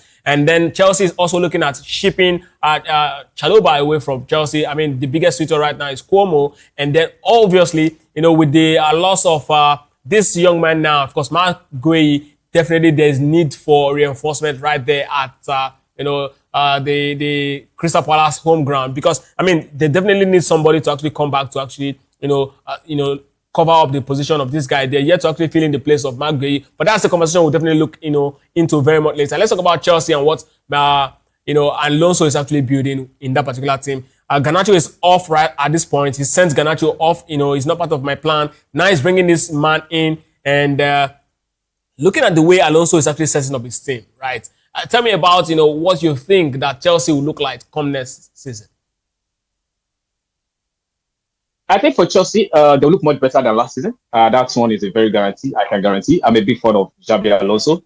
Right from its time at Bayer Leverkusen. Yes, I know things did not go down well at Real Madrid, but how many managers survive Real Madrid? So for me, I won't use that to really maybe judge him. Yes, people say you're as good as your last job, but I know what I saw at Real Madrid. I know the kind of politicking that happens at Real Madrid, so I won't use that to judge him. So I'm expecting something much better from Chelsea. I think they'll be better than what we saw last season, because Chelsea were a mess of a club last season. At the world champion finishing 10th, having 3 managers, 3 people handled them last season, from Maresca to McFarlane, who took charge for 2 games, to Liam Rossignol, the professor himself, and now McFarlane ended the season with them. So it was much more a season to forget for Chelsea Football Club. So for me, under Xabi Alonso, I'm expecting something much better from Chelsea. And you also look at their signings. Yes, I'm of this belief that sometimes, yes, signings whet the appetite of the fans because they want a fresh new toy. They want those fancy things. Yeah, my club has signed this player. My school has spent this money. The season will be better. I'm not a big fan of that. But if you look at the signings Alonso has made, Morgan Rogers joining Chelsea, now Lacroix also joining the club. Now you think, yes, these are exciting players, because at the Premier League last season, Morgan Rogers won the Young Player of the Year, if I'm not mistaken, the Premier League last season. Lacroix was one of those defenders that really did a very good job with Crystal Palace last season, winning the Conference League, winning the Community Shield. Even when they lost McGuire, he was like the leader of that backline after they sold McGuire, the January of this year, to Manchester City. And if Xabi Alonso, from what I'm expecting of Xabi Alonso, if he's trying to do the 3 at the back that was prominent with Bayer Leverkusen, I think Lacroix is somebody that will slot in into that defense smoothlessly, because the three at the back was something Oliver Glasner, the manager of Crystal Palace last season, also played. And you can see the kind of solidity maybe they have in important moments in which they have to have those solidity. So for me, Lacroix is a good signing for Xabi Alonso. Yeah, not a fantastic World Cup, because maybe the highlight of Lacroix World Cup this World Cup was Danny Homo not doing that pass when he was there. The Jude Bellingham goal in the third place also was not good sight to behold for Lacroix. If you are trying to get it, maybe if they show you those two highlights, you're like, which kind of defender am I getting? But over the body of work he has exhibited for Crystal Palace over the last couple of seasons, I think it's a good buy for Chelsea. He also give them that a bit of solidity, because Chelsea last season without Leverkusen, when he got injured at the start of the season, you think that leadership was lacking at Chelsea. Wesley Fofana play maybe the most number of games he has played for Chelsea since he joined them last season, but they need a bit of presence in their defense, and I think that is something Lacroix will offer them joining the club. So for me, a good signing for Chelsea. Hopefully, it pans out well for them, and I think the team is looking very good for Chelsea under Xabi Alonso with signings they've made. I think they'll come good next season. I'm not saying they'll win the league, even though they're not playing in Europe next season, but I think we'll see a much more better Chelsea team, a much more competitive Chelsea team in the Premier League next season under Xabi Alonso. Well, with Morgan Rogers joining the side already, and of course Maxence Lacroix, they've gotten we want to call in an attacker midfielder, and then we also see a defender. Do they also need an additional signing, or you say from here you think Chelsea is good already? They've lost Marco Corella as well, if you know, and of course I don't think that the young man Valentin Bako. You said what? I said they're playing Palestra, the Atalanta defender. Yeah, of course. Also brought in. Yeah, absolutely. But then, you look at the level of the player that's actually leaving, and then look at the person that's actually coming. But let's look at what's going in the last 1.5 years. Those players, the core of those players have left in Eberichi Eze, in Maguire, now Lacroix also leaving the club. And maybe before the season starts also, you can't even say maybe it's one or two players we never knew. Maybe young Philip Mateta tried to get a move to AC Milan during the January transfer window, if not for some medical. He would also have left the club. So we don't know whether maybe another club might try to test the water with young Philip Mateta. So for me, it's a big shoe it will be filling. But I look at some of the guys still in the club. You look at Daichi Kamada. If Oliver Glasner is not tempted to move him from Palace to Nottingham Forest, because he was the guy that brought him from Frankfurt to Crystal Palace, if he's not tempted to maybe told the guy to join him at Forest, I think I will still do a good job. They have Jeremy Pino, the World Cup winner. Crystal Palace having a World Cup winner. It's something you will say maybe some years ago. It's not possible, but they have Jeremy Pino. I like the look of Strand Larsen also, the Norwegian striker, which they also got. So for me, yes, I think he can do a good job of maintaining the club status in the Premier League. If you look at the players Crystal Palace has, some of the players they also signed, I think they are still a club that can still stay in the Premier League. But I just want Palace fans to have this belief at the back of mind, because sometimes during the season, last season, they got too comfortable. They believe their own hype. They think they've arrived by trying to demand much more from Oliver Glasner. You are a mid-table club. You are a selling club. Any player of your club that really maybe catch the attention of some of these big boys that will come calling. So don't come into next season like, yes, we are a conference league winner, so our standards have suddenly rise. What you had in the last 2 years is something that maybe will take you another 50 years to achieve. But Maiwa, you agree with me that every great thing actually starts small, right? I mean, they started small. They've actually started winning laurels, so they definitely. I mean, human needs is insatiable, so they definitely start demanding for more. Yeah, I mean, that's exactly what it is. Sometimes you also have to understand that sometimes you stumble on top what you're not born into what. So you have to manage it. It's not like because you just. But why managing it? Definitely, you have your sides, in the fact that you want to upscale, and that's exactly what they are doing. Yeah, maybe in life, maybe that is applicable. Not in football. In football, you need somebody that will pump in money into it. And the Crystal Palace are not. Their stadium, Selhurst Park, maybe one of the smallest stadium in capacity in the Premier League. How much can they rake in from stadium, ticket sales? How much of mechanizing are they selling? How much of fan base do they have? And whether we like it or not, football is it's an elite sport. Maybe not like Formula One, but it's a sport that rewards the big boys. Except maybe you have a sugar daddy. Maybe you have an oil company, a Manchester City, a Roman Abramovich that will come in there and blow everybody away. Malaga tried this some years ago. You know where they were, how things pan out for them. So for me, it's just maintaining your standard. Maiwa, it's good you mentioned something about money right now. Is it really about the money? Because, I mean, we've seen club sides where money was pumped. In the end, they didn't even turn out to be what people actually expected. I mean, one of the perfect example, I think it was this same Crystal Palace a couple of years ago when they actually came from Championship. They have huge backer who actually pumped a lot of money. No, Queen's Park Rangers, I beg your pardon. Queen's Park Rangers had huge backers at the early era of Manchester City when they also started their revolution, and they also had huge backers pumping a lot of money. A lot of persons were looking at them as going to be the next big thing in England, but at some point, they were unable to actually keep up. I mean, is it really about the money, or is it just the project, in sight by, the people who actually own the club? The money plays a very big role. Yes, you have a project, you have people that can manage this, but the money plays a big role because when you pump money into football clubs, you're not pumping money for 1 or 2 seasons. You are pumping money for years. You are pumping money for years, especially if you are trying to form a club that maybe doesn't have the history, doesn't have the tools. Because if you are owner of Manchester United, you already have the head start. But if you're managing a club, maybe owning a club like Crystal Palace, you are backward. Perfect example for me has to be maybe Newcastle United. They have maybe one of the richest owners to own a football club, but because of the rules, all those things, they were not able to spend freely. So for me, a Crystal Palace is not that. They don't have even a Saudi owner or maybe United Arab Emirates owner. So for me, one thing you have to understand is that as a club like Crystal Palace, what you achieved in the last 2 years, fantastic. The best time of your memory as a Palace fan.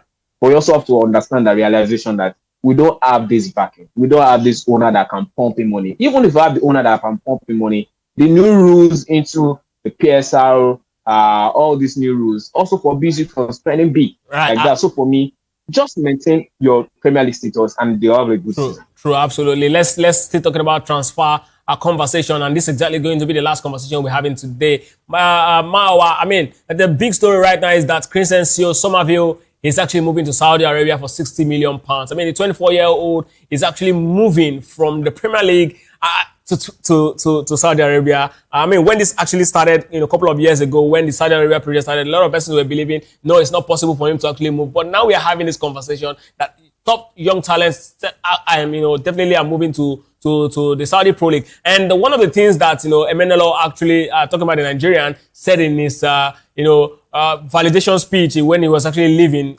as the head of football director of the Saudi Pro League, was that, they've moved away from having top signings and big name. Now they have moved into the generation where they'll start signing players of this age, young players who definitely will be coming to Saudi Pro League. And this is exactly one of those, signings that he actually meant when he actually said he's left it in good hands. Also, not forget that they also at some point signed, a certain John Duran, and this guy moving to Saudi Pro League. Tell me exactly, is it really that the project is really attractive, or this man just jumped on a transfer of about £60 million knowing that he doesn't really want that money anywhere in Europe?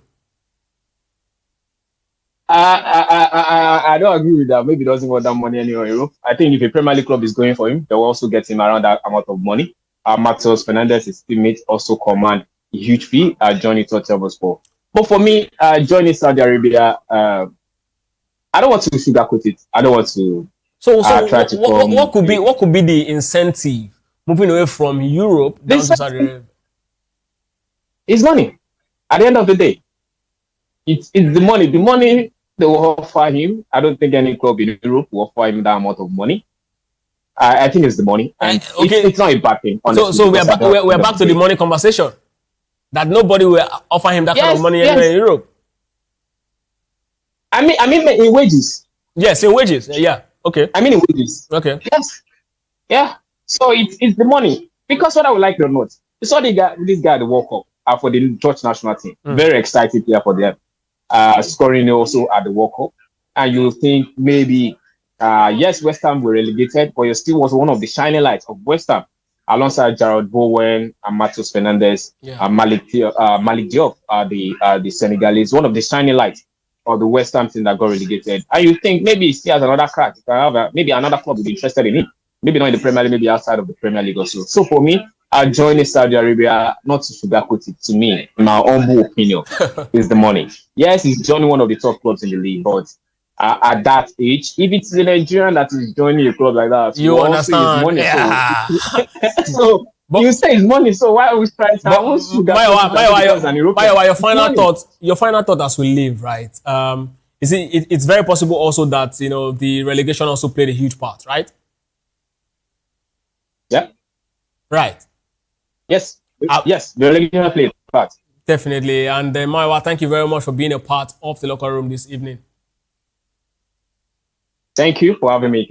Really appreciate it. Absolutely. Any day, anytime. I would definitely love to have you because you've given us a lot of insights looking at the conversations that we've been having today. And of course, this is exactly where we'll be drawing the curtain on this episode of the show. Up next is Political Lens with Chukwuma Okoro. I'm Ikechukwu Agu. Stay tuned.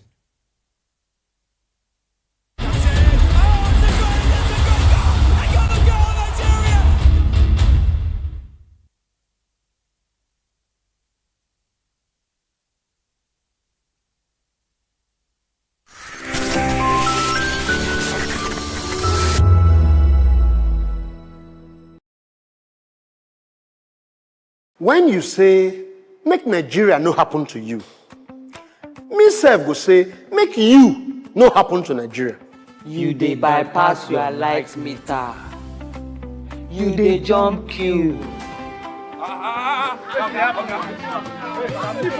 Yet, you dey wait make Nigeria change for you.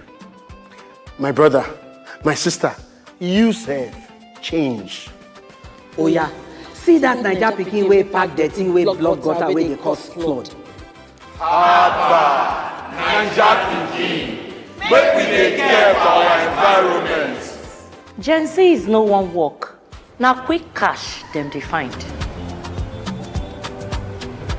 Just like that, boys don't turn Pablo, and girls, Hablets. Wetin dey happen? We dey argue online, spread fake news with our full chest. Divide ourselves on top religion, tribe, and politics matter. But we go dey shout, no unity for Naija. My brother, my sister, unity begins with you. Someone japa, nobody wants stay. But who go fix Naija if no be you? Omo, you go stay o. Naija dey wait for us same way we dey wait for Naija. That na why National Orientation Agency don bring this better ogbonge plan wey go change the game. That na 7 for 7 agenda. 7 promises from leaders and 7 citizen codes. Equality, democracy, entrepreneurship, employment, peace and security, inclusivity, justice, meritocracy. Now the Naija promises. But without our own discipline, duty of care and tolerance, respect and true leadership, transparency we all need, environmental awareness, resilience in no go walk. 7 promises, them don't talk am. 7 codes, now we go do am o.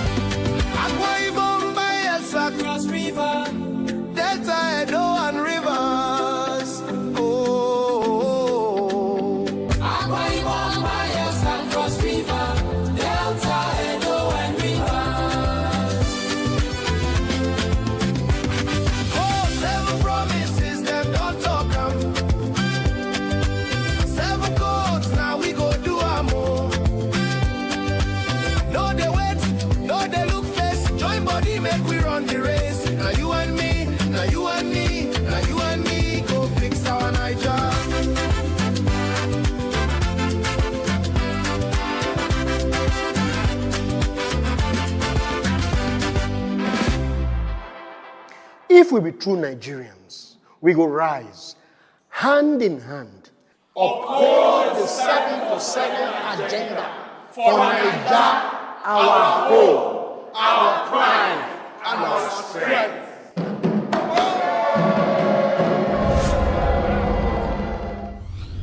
Powered by National Orientation Agency.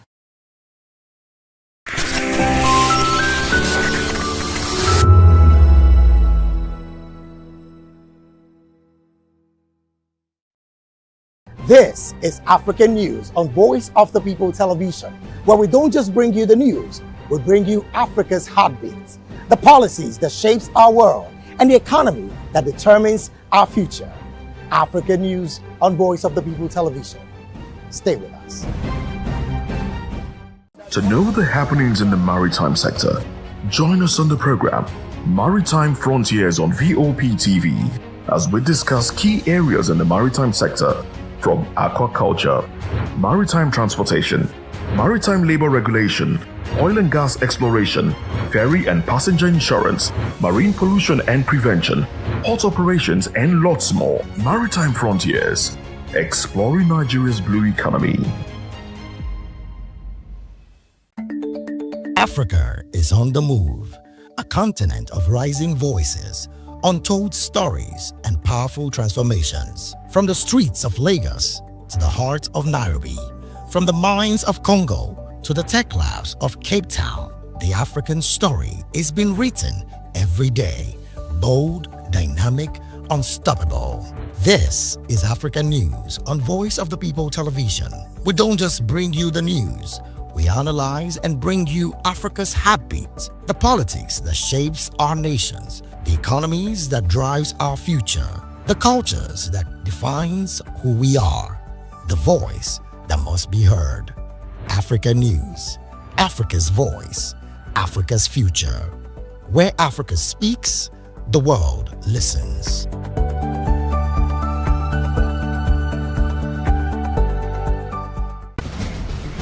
Join us as we drive into the world of politics through insightful interviews with prominent political figures, both serving and former governors, ministers, senators, legislators, party chieftains, activists, and analysts. Get first-hand information into the decision-making processes that affect our daily lives. Highly engaging one-hour program that brings political discourse into focus.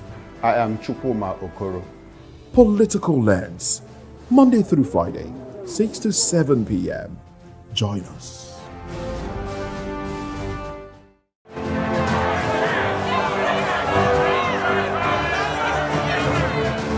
Do you want your voice to be heard?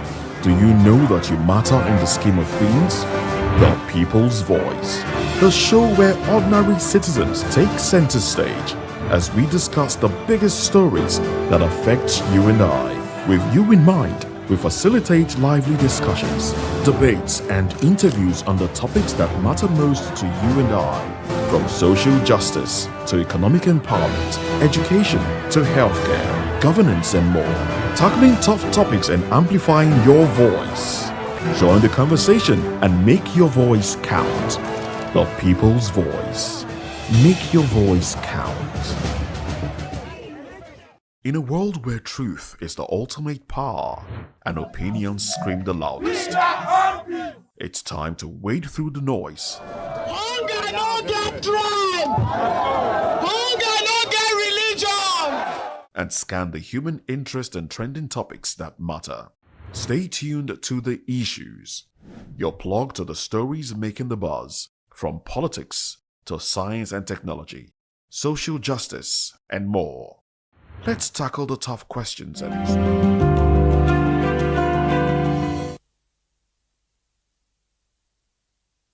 The opposition landscape continues to witness fresh tensions, with the former Secretary to the Government of the Federation, Babashir Lawal, warning Nigerians against supporting Atiku Abubakar, former Vice President of the Federal Republic of Nigeria, while the former VP pushes back against allegations of ethnic politics and political interference. Meanwhile, the presidency and Atiku are locked in a war of words over renewed debate surrounding President Bola Tinubu's past U.S. forfeiture case, with both sides trading accusations over accountability, credibility, and political motives. Also tonight, Rabiu Hukwanso, vice presidential candidate of the NDC, raises concerns over the wave of defections to the ruling APC, questioning the state of Nigeria's democracy ahead of 2027. While in the southeast, Abia Governor Alex Oti distances himself from claims of a united regional endorsement for Tinubu's re-election, put forward by Imo Governor Hope Uzodinma, insisting voters will have the final say. And as security remains a major national concern, President Tinubu's approval of an expanded Nigerian army structure and recruitment of 28,000 personnel takes center stage. Good evening and welcome to Political Lens. I am Chukuma Okoro. Many thanks for joining us. Now let's bring in our guests. We've been joined in the studio here by Dr. Peter Anosike. Peter is a philosopher, journalist, business consultant, and the author of Dangote's 10 Commandments on Money. Good evening, Dr. Anosike, and thanks for joining us on Political Lens. I appreciate your presence. Now, quickly, let's run into it. Former Secretary to the Government of the Federation, Babachir Lawal, has urged Nigerians not to vote for former Vice President Atiku Abubakar in the 2027 presidential election. Lawal accused Atiku Abubakar of promoting ethnic politics and alleged that he was attempting to replace the ADC governorship candidate in Adamawa State, Suleiman Omar, with Tokro Modibo. I think both of them come from two ethnic divides. Well, Atiku, through his media aide, Frank Shaibu, denied the allegations, describing them as false and politically motivated. He insisted that he had no role in any attempt to change the ADC governorship candidate, maintained that the party remains committed to internal democracy, and urged supporters to ignore what he called malicious propaganda aimed at creating division within the opposition. Dr. Peter, let's have you react to this charge against Atiku Abubakar by someone who knows him very well. Babachir Lawal, former Secretary to the Government of the Federation, is from Adamawa State, just like Atiku Abubakar. From Adamawa State. And so he knows him too well. And he says, Nigerians, don't vote for this man. He is a bigod, ethnic one for that matter, because he's playing some ethnic cards, even at the governorship level in Adamawa State. You know, what is at work here is interest. Understand me? What is at work here is interest. The former secretary was in support of the candidate that they now want to remove. And that candidate is not a Fulani ethnic stock like Atiku Abubakar. So, and that's why he's now accusing him of ethnic bias and so on and so forth. So, but for me, there should be party supremacy instead of individuals nodding over. I know that when APC came on board, they handed the party structures to former governors, former senators, former House of Reps. And that's one of the problems that the party is having now. And this former that are now the one putting their own people, understand, as candidates. And it is causing a lot of problems in many of the states. Understand me? Okay, so you think it's just about politics? Because, I mean, in other places... It's about interest. It's about interest. It's about interest, but should it descend to this kind of muckraking, mudslinging, where the former SGL says, well, Atiku Abubakar is an ethnicist. I mean, he doesn't consider the interest of other people. He's always promoting Fulani ethnic interest and all of that. Because I also understand that in some other parts of the country, especially the north, we have had people... Kukwanso is having a running battle with members of the NDC who said, well, practically all the elective positions in Kano State were provided by Rabiu Musa Kukwanso, but I have not heard anybody accuse him of being an ethnic jingoist. So does it transcend, you think it is mere politics, or is it some kind of personal rivalry? One is Fulani, the other is House. I hate to play this, but it looks like it's what it is, because I have not heard, any other person accuse another one of being an ethnicist in trying to share political position. No, the issue is this. The current ADC governor that's candidate, understand me, is from the Hausa stock. Okay. Understand? But there are some squabbles that he will not be able to win an election. Understand me? That he will not be able to win an election. So that's why they are now trying to say, let them put the new person who is from the Fundani. Okay, if they have that kind of division in Adamawa State, wouldn't it have been appropriate to look for another Hausa man to replace him instead of having to take a Fulani man, which probably lends credence to what Babachi Lawal is saying? But you know, just like in Kanu, Hausas made up of 85% of the population of Kanu. Okay. Funanis are just 15, but it's Funanis that are ruling in Kanu. Exactly the point. And I've not heard, I'm not sure you have heard someone say, well, Rabiu Musa Kwanso, an ethnic jingo is for trying to play this card. So is it just about politics, or is it about It's interest. It is interest. It is political interest or it is political interest. It is political interest. Okay. Babachia is fighting for his interest. Understand me? The person that they want to remove is his own person. The person that they want to remove is his own person, and he's not happy about it. Well, I know you are not Babachi Lawal, but I am trying to understand why he would tell Nigerians in general not to vote for Atiku Abubakar in 2027. I mean, let's even interrogate. No, for me, it is taking the disagreement too far. Okay. He shouldn't have gone to that extent. Well, Atiku prides himself as a bridge builder. I mean, he normally tells Nigerians. And he is. I have wives from practically every part of Nigeria. But does it come across to you as somebody who will play ethnic cards if he gets into the presidency? He has not done that, understand me? And I don't see him doing that. Just like the head of his Atiku media team is an Igbo man. Okay, talking about Upon Ibe. Okay. Understand me? And if you go to his university, understand me? He just hired people not minding where they come from. Understand me? So I see him as a business-minded person. Business-minded person. And the business-minded person doesn't care where somebody come from. All he needs is a result. All he needs is a result. So I'm not seeing him as an ethnocentric.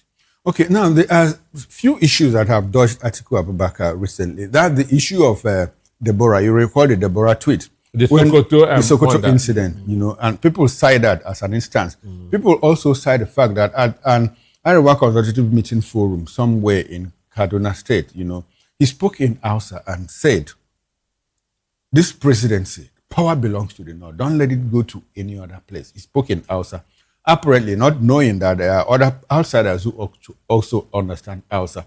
In all of this, is it fair to say that Atiku is a pan-Nigerian? Is he a nationalist? If he could come out with such statements, he could deny the Kaduna issue. But I mean, in the case of Deborah, you know how he had to pull down that tweet because Muslim youth threatened him. If you don't pull it down, we are not going to vote for you in 2023. And he quickly pulled it down. How does it portray him as an individual? For me, like I said, Atiku is a business-minded person. He operates with a business mentality. Okay. Result is what I want. But even these people assuming they read or they research, understand me? In 20, that's when Ekweme called for that's for this geopolitical zone. Okay. Atiku said that he did not support it because it came from an Igbo man. Okay. Understand me? But nobody's an angel. Nobody's an angel. You cannot get a sent an angel on the banner. I'm not sure that Nigerians are looking for a sent, but Nigerians are interrogating, you know, comments, actions by people that aspire to lead them. If an Atiku Abubakar, you know, was one that said, well, I don't support the 6th geopolitical zone because it came from an Igbo man. Already he's stereotyping. That's under the Abacha administration. Under the Abacha administration, under the G4, G34, and all of that. But today, everybody's enjoying it. Everybody's enjoying it. Just that it has not been constitutionalized. It's not recognized in our constitution, but practically every government uses it in redistribution of resources. And they are also campaigning with it Northeast has not produced president. And so if we have somebody who could make that kind of statement, but like I said earlier, I asked earlier, how could it be that Babachi Lawal, you think that it doesn't transcend political interest to get into ethnic rivalry? That he will tell the whole of Nigerians. For me, this is just that's an angry statement. An angry statement. An angry statement. Which he has not retracted. So he's still angry. And probably will still be angry by till tomorrow or next if he doesn't retract it. They have a way of settling their problem. But the problem is, any statement that is put out there remains there. Any statement that is put out there remains there. Now, that leads me to my second question. In a society that is so bifurcated, like our own, along fault lines, how much of this will impact Atiku's electoral fortune in 2027? If people are being told, well, hey, don't vote for this man because he's this kind of person, he's this kind of person. In a society that is already divided along fault lines, religion, ethnicity, class, and all of that, how much of that will impact on Atiku's electoral fortune in 2027? It is happening everywhere. Understand me? It is happening everywhere. So Nudo told the Igbos, don't waste your vote. Okay. Understand me? That they should vote for Bola Ahmed and Tinubu. So to him, voting for P2B is wasting their votes. But my response to that is that let me waste my vote. Understand me? Let me waste if voting for P2B is wasting vote, let me waste, I will proudly waste my vote. Understand? So it is happening everywhere. There are angry people, there are happy people. But the question is this, the person that is saying this, what is his electoral value? Okay. How many people does Babachi command in Adamawa? Okay. In Adamawa, Atiku has the largest business that employed over 50,000 people. His Faro water employs more than 200,000 people in the north. Okay. It is the highest sending water in the north, owned by Atiku, Faro water. So, how many people is working under Babachi Lawal? Sure. But you know that the issue raised is a very sensitive, but I keep going back to our fault lines. Okay, so you don't think that it's going to impact his fortunes? No, this is a free word. Okay. He can vote whoever he wants. Okay. And those that hear from him can also vote for whoever they want. Understand me? Okay. But the issue is that he's not. He doesn't have that much political weight in Adamawa. Okay. Now, Peter, let me ask you a question. A certain man in the north has been telling his people, well, don't vote for this particular man, that comes from elsewhere, because his people were instrumental behind the killing of our leaders at some point in our national history. And people tend to listen to him. You think that such statements, whether they are callous, whether they are heavy or weighty, don't influence voters? One, it depends on who is voting. I mean, it depends on who is saying it. Okay. Then it depends on the awareness of the people. Okay. 2 days ago, the governor of Plateau State said that they were tricked into killing the Igbos during the Civil War. Okay. Understand me? That they were tricked into killing the Igbos during the Civil War and apologized to Igbo community in Plateau State. So awareness is and some people are misinterpreting that as a way of buying cheap popularity for the elections. And they're asking, why didn't you make this apology before now? I felt the same way too. I felt the same way. And by that, he has contradicted Gowon's own view. Okay. Understand? Because Gowon said that it was trees that were being shot. Okay. Understand me? That it was trees that were being shot. But the governor has come out and said that they were deceived, which I know that is true. Okay, you believe that they were deceived? I'm just asking. I'm not saying. I'm asking. At that point in time, Benue and Plateau has the largest number of infantry in the Nigerian army. Okay. Understand me? And that's when the popular Nantan mafia was in existence. Okay. So it was them that were used to fight the war. Okay. And Gowon wasn't really in control. Mind you, Gowon signed the Aburi Accord. Coming back to Nigeria, Shehu Musa Yar'Adua told him, you shouldn't have signed this thing. You have practically sold Nigeria to Ojukwu by signing this thing. So Gowon was not really proper in control of the government. Oh, okay, so how much of what Caleb Mutfwang said, do you think that it will sway the Igbo community in Plateau State to vote for him? Well, I'm not there, but You are not there. As an analyst, like you said, you don't even believe him because he's politically motivated. He's just coming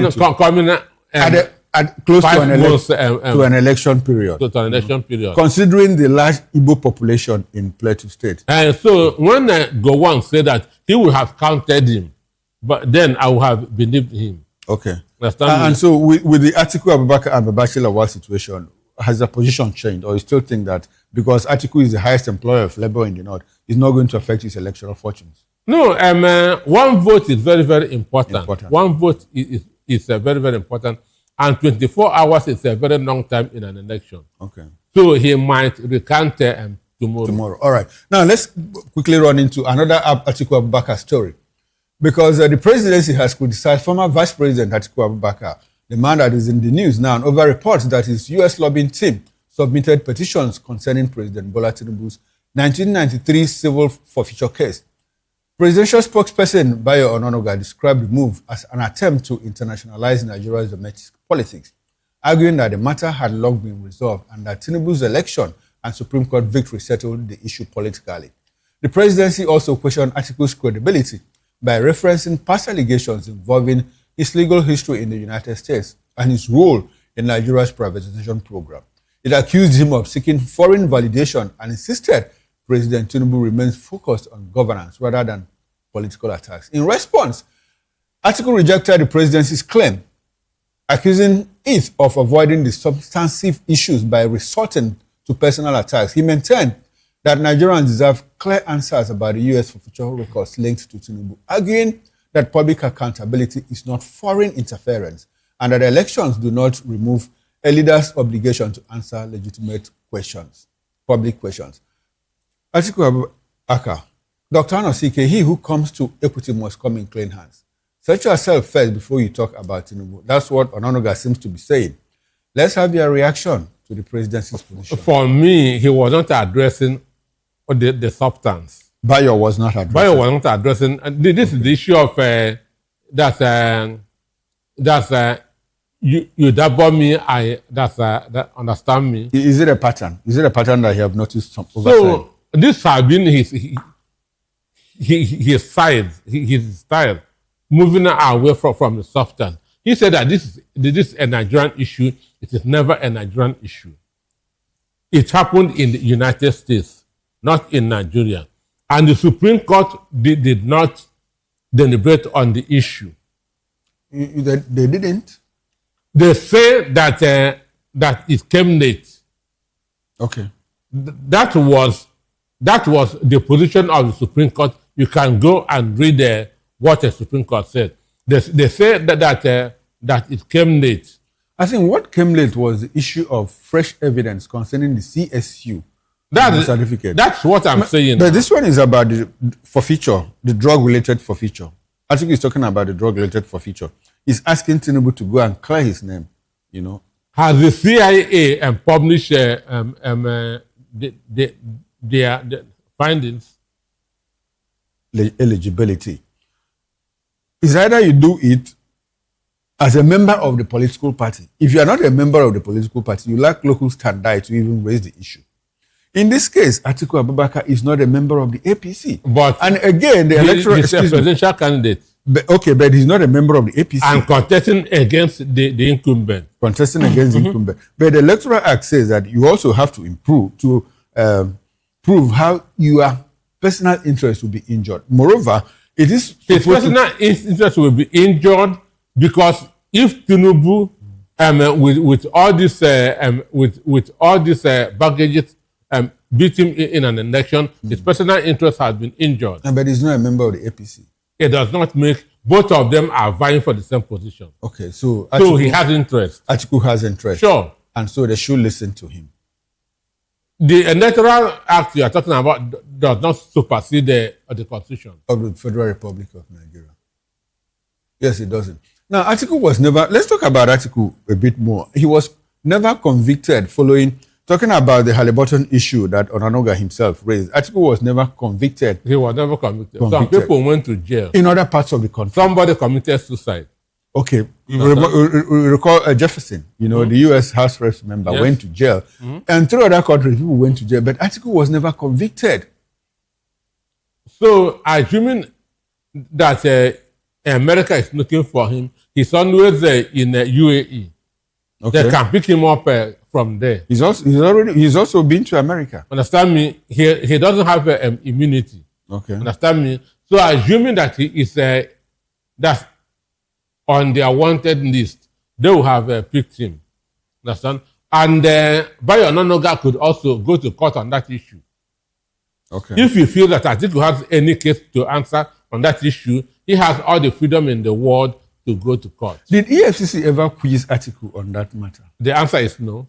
And so why? Nigerians are asking, why didn't they quiz him? Because Nigerians are quick to say, well, you have to account for what happened in the power sector under you, for what happened in Halliburton and all of that. Why is it that EFCC never quizzed him up until this moment? Chukuma, I know one thing. If Atiku was in any way culpable, Obasanjo would have jailed him. Even when they settled before the second election. Why did he quit PDP? PDP. He wasn't given ticket, and he wanted to contest. So assuming that he has anything that's to hide, Obasanjo would have. Obasanjo said, "I have forgiven you, but for this, the presidency, not for you at this time." So for me, he used to say that he is the most investigated vice president in the whole world, and okay. I agree with him. Just like Peter Obi is saying, I'm the most investigated politician in Nigeria. Do you also agree with that one? Sure, because they have been sweeping everywhere to see if they can get anything that's on Peter Obi. The Pandora Papers, they didn't see anything. They have been investigating, and if they have seen, they will have taken Peter Obi to court. Okay. Understand me? So, and I know if Atiku has committed anything, Obasanjo would have jailed him. Okay, so when Nigerians ask questions like this, how much credibility do you as an individual have in the personality of Atiku Abubakar? How do you... I'm asking you a straightforward personal question. How does Atiku Abubakar come across to you as a Nigerian, as someone who wants to be a president? How do you see him? If you consider everything that surrounds him, the information, the accusations, the allegations... You cannot get an angel on the ballot. Okay. You cannot get an angel on the ballot. Politicians are not saints. Only there are categories. Some are worse. Now, Atiku Abubakar, one of his apologies, one of his supporters, a guest on my show said, well, Atiku Abubakar and Olusegun Obasanjo, he was in charge of the economic team. He headed the National Economic Council and all of that. And did well. And so under him, they said that they prepared the grants for Nigeria to move to the biggest economy in Africa, worth $500 billion. Which was achieved under Jonathan's administration. I'm just citing. Like you say that. I said by then, I was saying in most of my write-up publication, I was saying that this ticket is the best ticket that Nigeria has ever had since 1960. Okay, because both of them were business people. Both of them were business people. Business people don't waste money. 2019, Trump was already president of the United States. Trump came 2024. Second term, Trump 2.0. His first outing, 2014 to 18. No, 2016 to 2020. So, yes, 16 to 20, exactly. Now, it ran side by side with Buhari's tenure. Yes. And so, he was already a president then. And so, are you referencing Peter Obi and Atiku Abubakar as business people because Trump happens to be a businessman. I'm not talking about Trump here. No, you said that we are operating on a different environment. I'm talking of Nigeria. In Nigeria. No, you said We've that never had the reason why we have not had a good leader is because we have never had a a thoroughbred businessman. And I'm saying, are you saying this because Trump is your idol who happens to be a businessman as the president of the United States? What I'm saying has nothing to do with Trump. Okay, but I just wanted from experience. Okay. Knowing what good businessmen do. Okay. Clinton wasn't a businessman. Last time, he wasn't a businessman. He was a good leader. Hmm? He was a good leader. Well, it depends. Bush too wasn't a businessman. He was a good leader. It depends. So if we had had the Atiku a big ticket, Nigeria would have gone far. Okay. Nigeria would have gone very, very far. So it's a very big opportunity that we missed. All right, Peter, let's move away from Atiku Abubakar and talk about Rabi Musa Kwankwaso, who has alleged that many governors defected to the ruling APC because they believe that the presidency will influence the outcome of the 2027 general elections in their favor. He described the trend as a worrying sign for Nigeria's democracy. While speaking in a national TV station interview, Kwankwaso claimed that many politicians no longer prioritize winning the support of voters. Instead, he alleged they believe institutions such as security agencies and INEC, the election umpire, will back them. He added that political desperation is driving these defections, or drove those defections, argued that some governors are willing to do anything to secure political advantage ahead of the 2027 election. Peter, are the governors alone in this desperation? People have also accused Kwankwaso of desperation for 2031. How do you react to his position? One, we are addressing what he said. Okay. And it was the fear of losing tickets and the fear of going to prison that made most of the governors that to join APC. Oh, okay, and not because they believe that the results will be written. One, because that's Kwankwaso's position. Because they know that elections in Nigeria are not free and fair. Okay. Understand me? If you believe that your work will speak for you, understand me? Anywhere you are, you stay there and you contest. But they believe that votes are written. They believe that votes are written. And it is only the ruling party that has the machinery of writing votes. Understand me? So that's why this kind of a thing is happening. It wasn't, they were not defecting because they love Tinubu so much, or they love. Some of them said that the president is doing so well and we want to align with the center. You must come up with something. Daud Lawal, you know him, governor of Zamfara State, said, well, why I'm leaving is because as a member of the PDP, my APC counterparts are getting in excess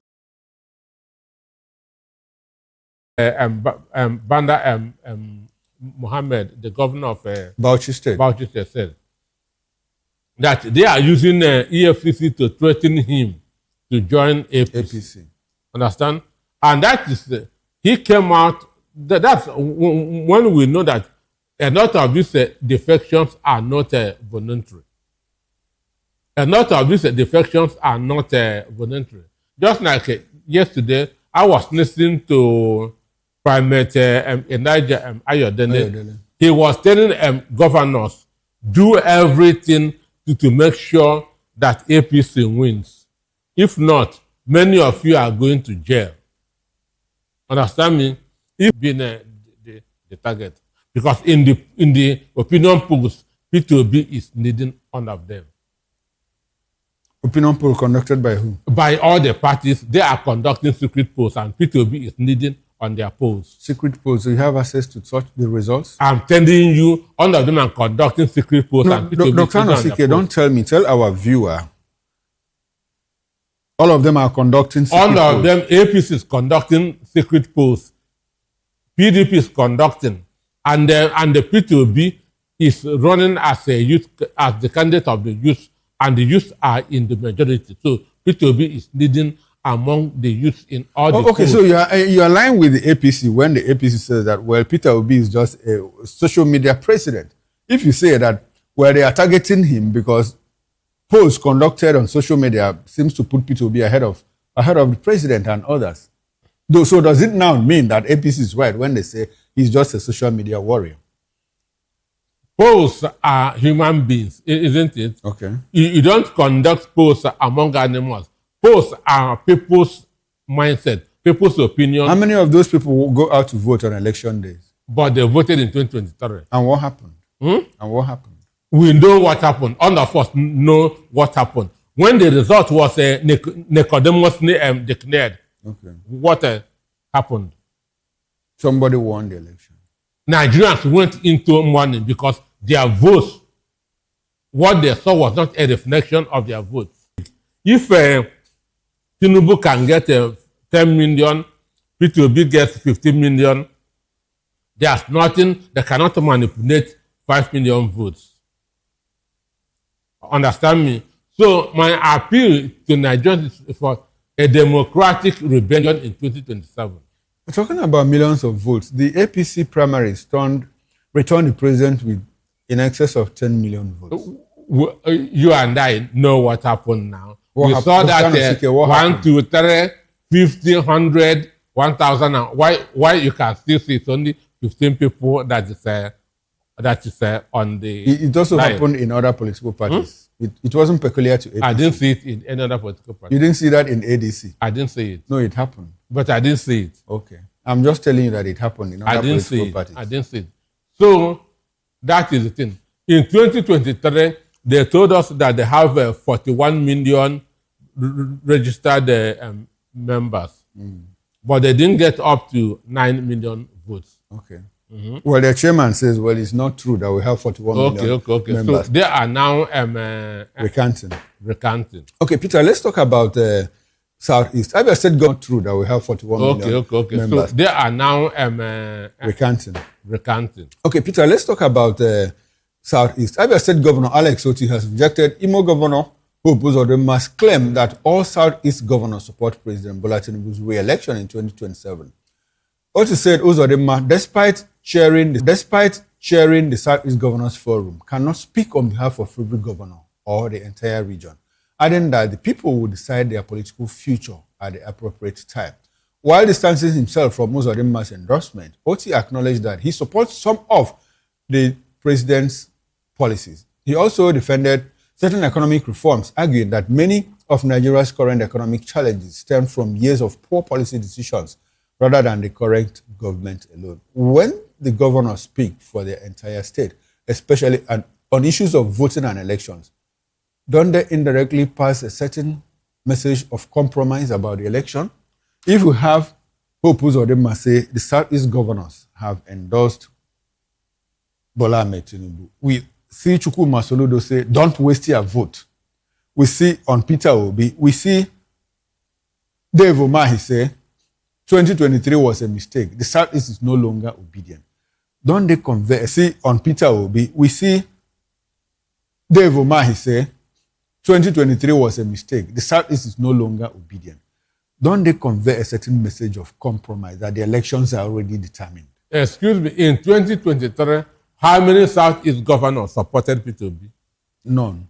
Not even one. Okay. In 2023, Labour Party don't even have a State House of Assembly member in the Southeast. Party don't even have a State House of Assembly member in the Southeast. What happened? So these governors, they are just talking on their own. That's why I keep on saying that Joshua in the Bible is a very wise man. Understand? Joshua said, I and my household. He didn't say the whole Israel. Even though he was the leader of Israel at that point in time, he said that he and his household, not the whole Israel. So that's how a wise man talks. You cannot say that Southeast. Understand me? He said that he and his household, not the whole Israel. So that's how a wise man talks. You cannot say that Southeast. Understand me? Who do you control in the Southeast? Uzodimma cannot tell me who to vote for. Dave Umahi cannot tell me who to vote for. Chukwuma Soludo cannot tell me who to vote for. so do other people. Understand me? So they are just talking on their own. They are not talking for the Southeast. And even none of them is qualified enough to talk for the Southeast. Even though he says Southeast governors. And Soti reacted because he is a Southeast governor. Okay, now that brings me to my next question. Two questions, as a matter of fact. One is, Nigerians Southeasterners are concerned that when these people come out like this, they are worried that they control the institutions of government, the state, the police, the army, within their state. We are they not controlling in 2023? Okay. We are they not controlling in 2023? What happened in 2023? For me, that's an Igbo man is a Republican. Okay. You cannot Nobody tells him what to do. You cannot control an Igbo man. We don't have a sheep mentality in the Southeast. Okay. We don't do follow you are. Understand? So Igbo people, you cannot rule Igbo people. You can only lead them. Lead them. Okay. And to lead them, you must be credible. You must be transparent. You must be trustworthy. Okay, to lead them. And none of these people have this with one voice. Okay, but Southwest governors always meet and they speak with one. Even before now, even before this dispensation, right from the Obasanjo era. They have a pointsman in the person of Bola Ahmed Tinubu. Okay, even before Bola Ahmed Tinubu got there, they always met and spoke in one voice. Right from the Obasanjo days. In the Obasanjo... even when Obasanjo took 5 states of the Southwest to the PDP, and it was only Bola Ahmed Tinubu that was in the AD or ACN, they always spoke in one voice. In defense of the Oodua. In defense of the Oodua. Sure. Why is it that we don't have that kind of unity in the South? Because of the Republican nature of an Igbo man. I say shame on all of them. Shame on any APC person that is supporting Bola Ahmed Tinubu. So security should be curtailed in this area, but should continue in the Southeast. A whole region. One of the 6 regions in the country. So when it comes to key infrastructure and everything, they will forget Southeast. That's what Tinubu said in Enugu, that if you don't vote, you get a slide. Look, now, let's talk about how that is going to... How much of these additional 28,000 soldiers will help in the war on terror? Quickly. And I would like for you to put together your concluding thoughts as you respond to this. War has gone beyond human beings. Most wars are now being fought with technology. Understand me? This is not the Nigeria. Now, let's talk about how that is going to... How much of these additional 28,000 soldiers will help in the war on terror? Quickly. And I would like for you to put together your concluding thoughts as you respond to this. War has gone beyond human beings. Most wars are now being fought with technology. Understand me? This is not the Nigeria and Biafra war where you carry AK-47 and begin that to go into the bush. And Obunigwe. So America is using unmanned drones to do what they are doing in Iran. So this is not the issue of having 1 million soldiers, 20 million soldiers, but Nigeria needs security. Okay. Nigeria needs security, and we should be doing a lot more of technology and not less of human beings. Okay. All right then, Dr. Anosike, I'll take that as a concluding thought. It's been a very, very interesting conversation with Dr. Peter Anosike, philosopher, journalist, and business consultant. He's also the author of Dangote's 10 Commandments of Money. Thank you, Peter, for joining me on Political Lens. I do appreciate your presence. Thank you for having me. All right, and thank you very much for staying with us. Now, up next is Issues with Nana Ndemduto. I am Chukuma Okoro. I'll see you tomorrow, 5 o'clock in the evening. Please do join me on News Unpacked. It's a 2-hour program where we'll do a recap of major political stories within the week.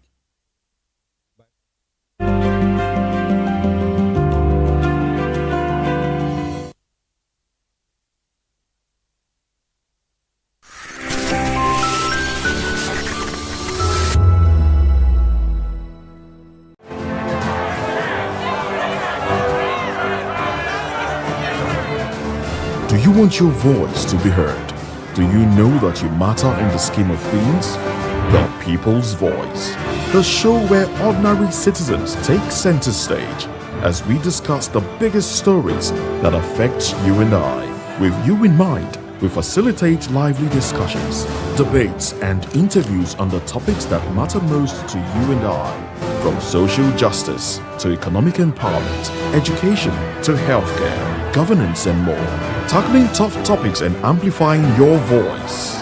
Join the conversation and make your voice count. The People's Voice. Make your voice count. To know the happenings in the maritime sector, join us on the program Maritime Frontiers on VOP TV as we discuss key areas in the maritime sector, from aquaculture, maritime transportation, maritime labor regulation, oil and gas exploration, ferry and passenger insurance, marine pollution and prevention, port operations, and lots more. Maritime Frontiers, exploring Nigeria's blue economy. If you've been drinking, don't drive. Hand over the keys to another driver. Call a friend or family member. Use a taxi or a ride-hailing service. Wait until you're completely sober before getting behind the wheel. A few minutes of inconvenience is far better than a lifetime of regret. Friends, don't stand by in silence. If someone who has been drinking insists on driving, speak up. Offer an alternative. Taking away their keys could save a life. Driving is our responsibility, not a right. Every time you take the wheel, you're responsible for the safety of everyone on the road. Today, make the choice that protects lives. Celebrate responsibly. Think before you drive. If you drink, don't drive. If you drive, don't drink. Because every life matters and every safe journey begins with the right decision. This message is brought to you by Voice of the People Television. In a world where truth is the ultimate power and opinions scream the loudest, it's time to wade through the noise. Hunger no get tribe. Hunger no get religion. And scan the human interest and trending topics that matter. Stay tuned to The Issues, your plug to the stories making the buzz, from politics to science and technology, social justice, and more. Let's tackle the tough questions and expose the truth. The Issues, on Voice of the People Television, Mondays to Fridays, 8 to 9 p.m. The Issues. Don't just react, understand. Nigerians, your voice matters, and in 2027 it starts with your permanent voter's card, your PVC. If you're 18 and above and you're a Nigerian citizen, you have the right to choose who leads your community, your state, and your country. But that right only counts if you have your PVC and your name is on the voter register. Here's what to do. First, check if you're registered. If you're not, or if you've moved, lost your card, or turned 18 since the last election, go to the nearest INEC office or an INEC registration center. Second, it's free. Don't pay anyone for any registration or collection. Third, collect your PVC early. Don't wait until the week before elections. INEC will announce dates. Listen to radio, TV, and follow INEC's official pages. Your PVC is more than plastic. It's your power to hold leaders accountable. It's how you decide on roads, schools, hospitals, and jobs for your community. When you vote, you decide the future of your children. Get registered. Get your PVC. Vote in 2027. For Nigeria to work, you must be a part of it. Your vote, your future, your responsibility. This message is brought to you by Voice of the People, VOP Media. VOP TV. Now, you have more than a voice. As the 2027 general election draws closer, the Alliance for Democratic Rights has called on government officials to uphold democratic values by drawing lessons from past leaders, including Olusegun Obasanjo, Goodluck Jonathan, and late Umaru Musa Yar'Adua. In a statement, the group's national president Andy Chooks and national secretary Suleiman Funtua expressed concern over alleged interference by the presidency in the internal affairs of opposition political parties, warning that such actions could undermine Nigeria's multi-party system ahead of the 2027 general elections. The organization also urged the chairman of the Independent National Electoral Commission, Professor Joash Amukbiton, to uphold electoral integrity ahead of the forthcoming polls. As Voice of the People TV, we sought the opinion of Nigerians on this development.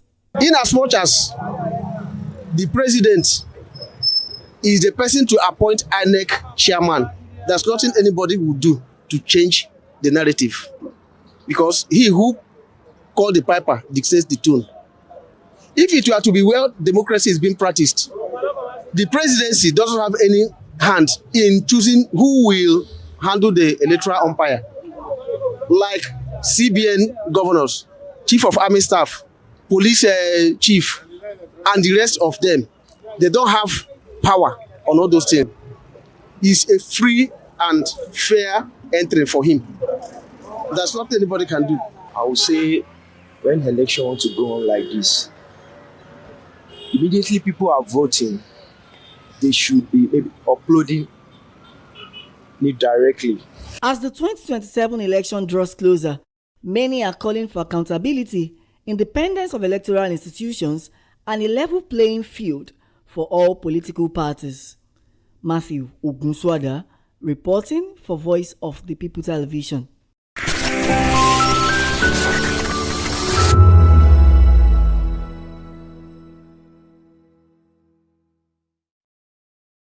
Big news this year. Your favorite Voice of the People television station is now on free to air on Nigecomsat. All you need to do is align your dish using the following: orbit position 40.5 degrees east, 12.685 gigahertz, 30,000 kilobytes per second. Polarized vertical, frequency 2, 12.731 gigahertz, symbol rate 26,250 kilobytes per second. Polarization H. This works on any decoder. Catch up to 100 channels, sports, movies, news, all for free. This is with better quality at no extra cost. VOP TV on Free TV. Now you have more than a voice.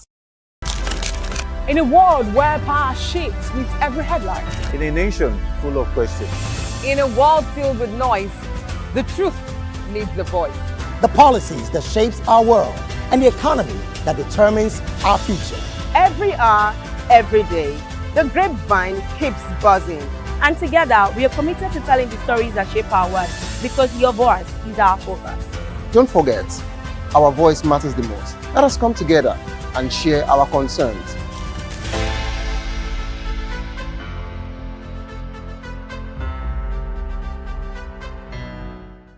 Behind every broken desk lies a broken promise. Education shapes the nations. But who is asking the right questions? Introducing Edu Dialogue, the show that goes beyond the surface, exposes the cracks, the corruption, and the silence in Nigeria's education system. Edu Dialogue, Saturdays, 3 p.m., only on VOP TV. We break the biggest stories, from missing funds to policy failures. We ask the tough questions and demand real answers. Edu Dialogue, this Saturday, 3 p.m. on Voice of the People Television. This is Health Check, your weekly guide to better living, smarter choices, and trusted answers. From everyday wellness to urgent health issues, we've got you covered. Health Check.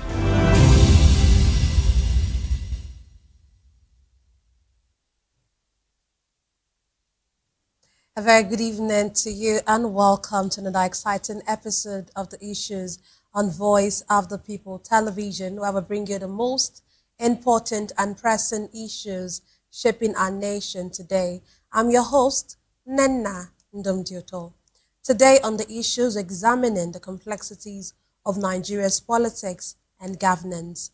Tonight, as Nigeria's security challenges once again attract international attention, we examine the United States condemnation of the killing of family members of a Plateau-based cleric, as U.S.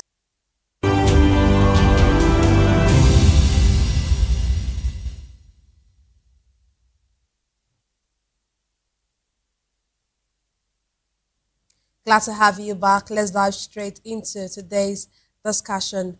Nigeria's relationship with the United States is once again attracting attention, full in contrasting narratives emerging from both countries.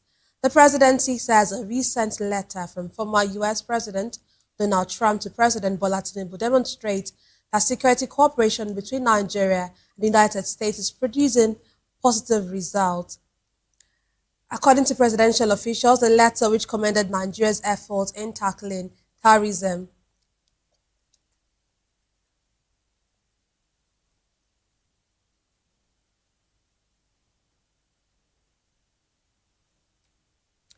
I'll take a break now. When I return, we'll bring you more of this. Please do stay with us.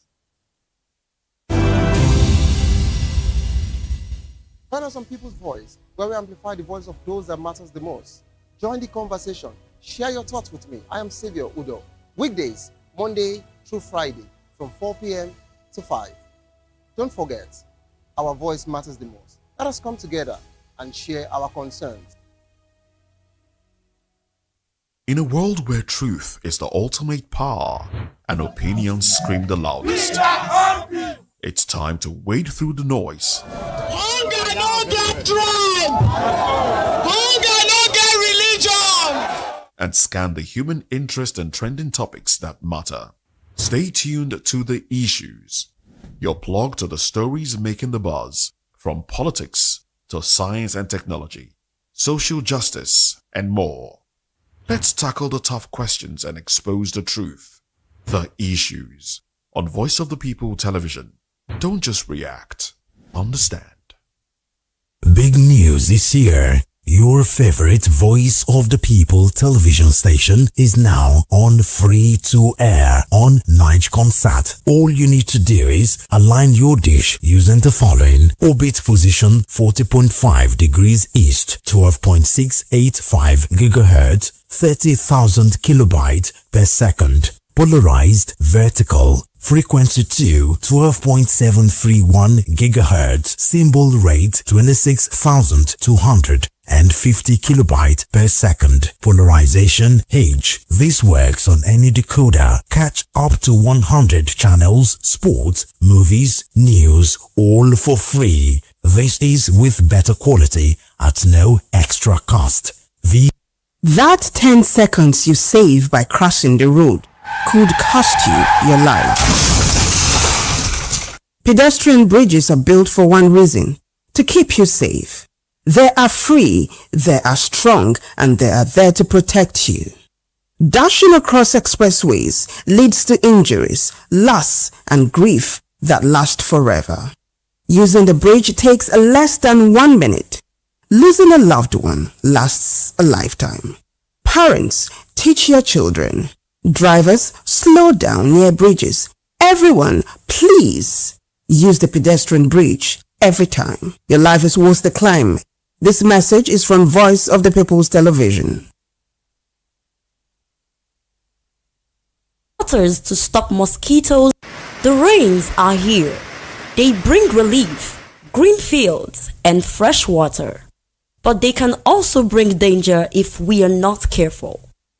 Rule 1. Avoid flood waters. Never walk, wade, or drive through moving flood water. Fast-moving water can sweep you off your feet, and that water may hide open drains, sharp objects, or live electric cables. Rule 2. Stay away from weak structures and slopes. Heavy rain can weaken buildings. Find us on People's Voice, where we amplify the voice of those that matters the most. Join the conversation. Share your thoughts with me. I am Xavier Udo. Weekdays, Monday through Friday, from 4 p.m. to 5. Don't forget, our voice matters the most. Let us come together and share our concerns.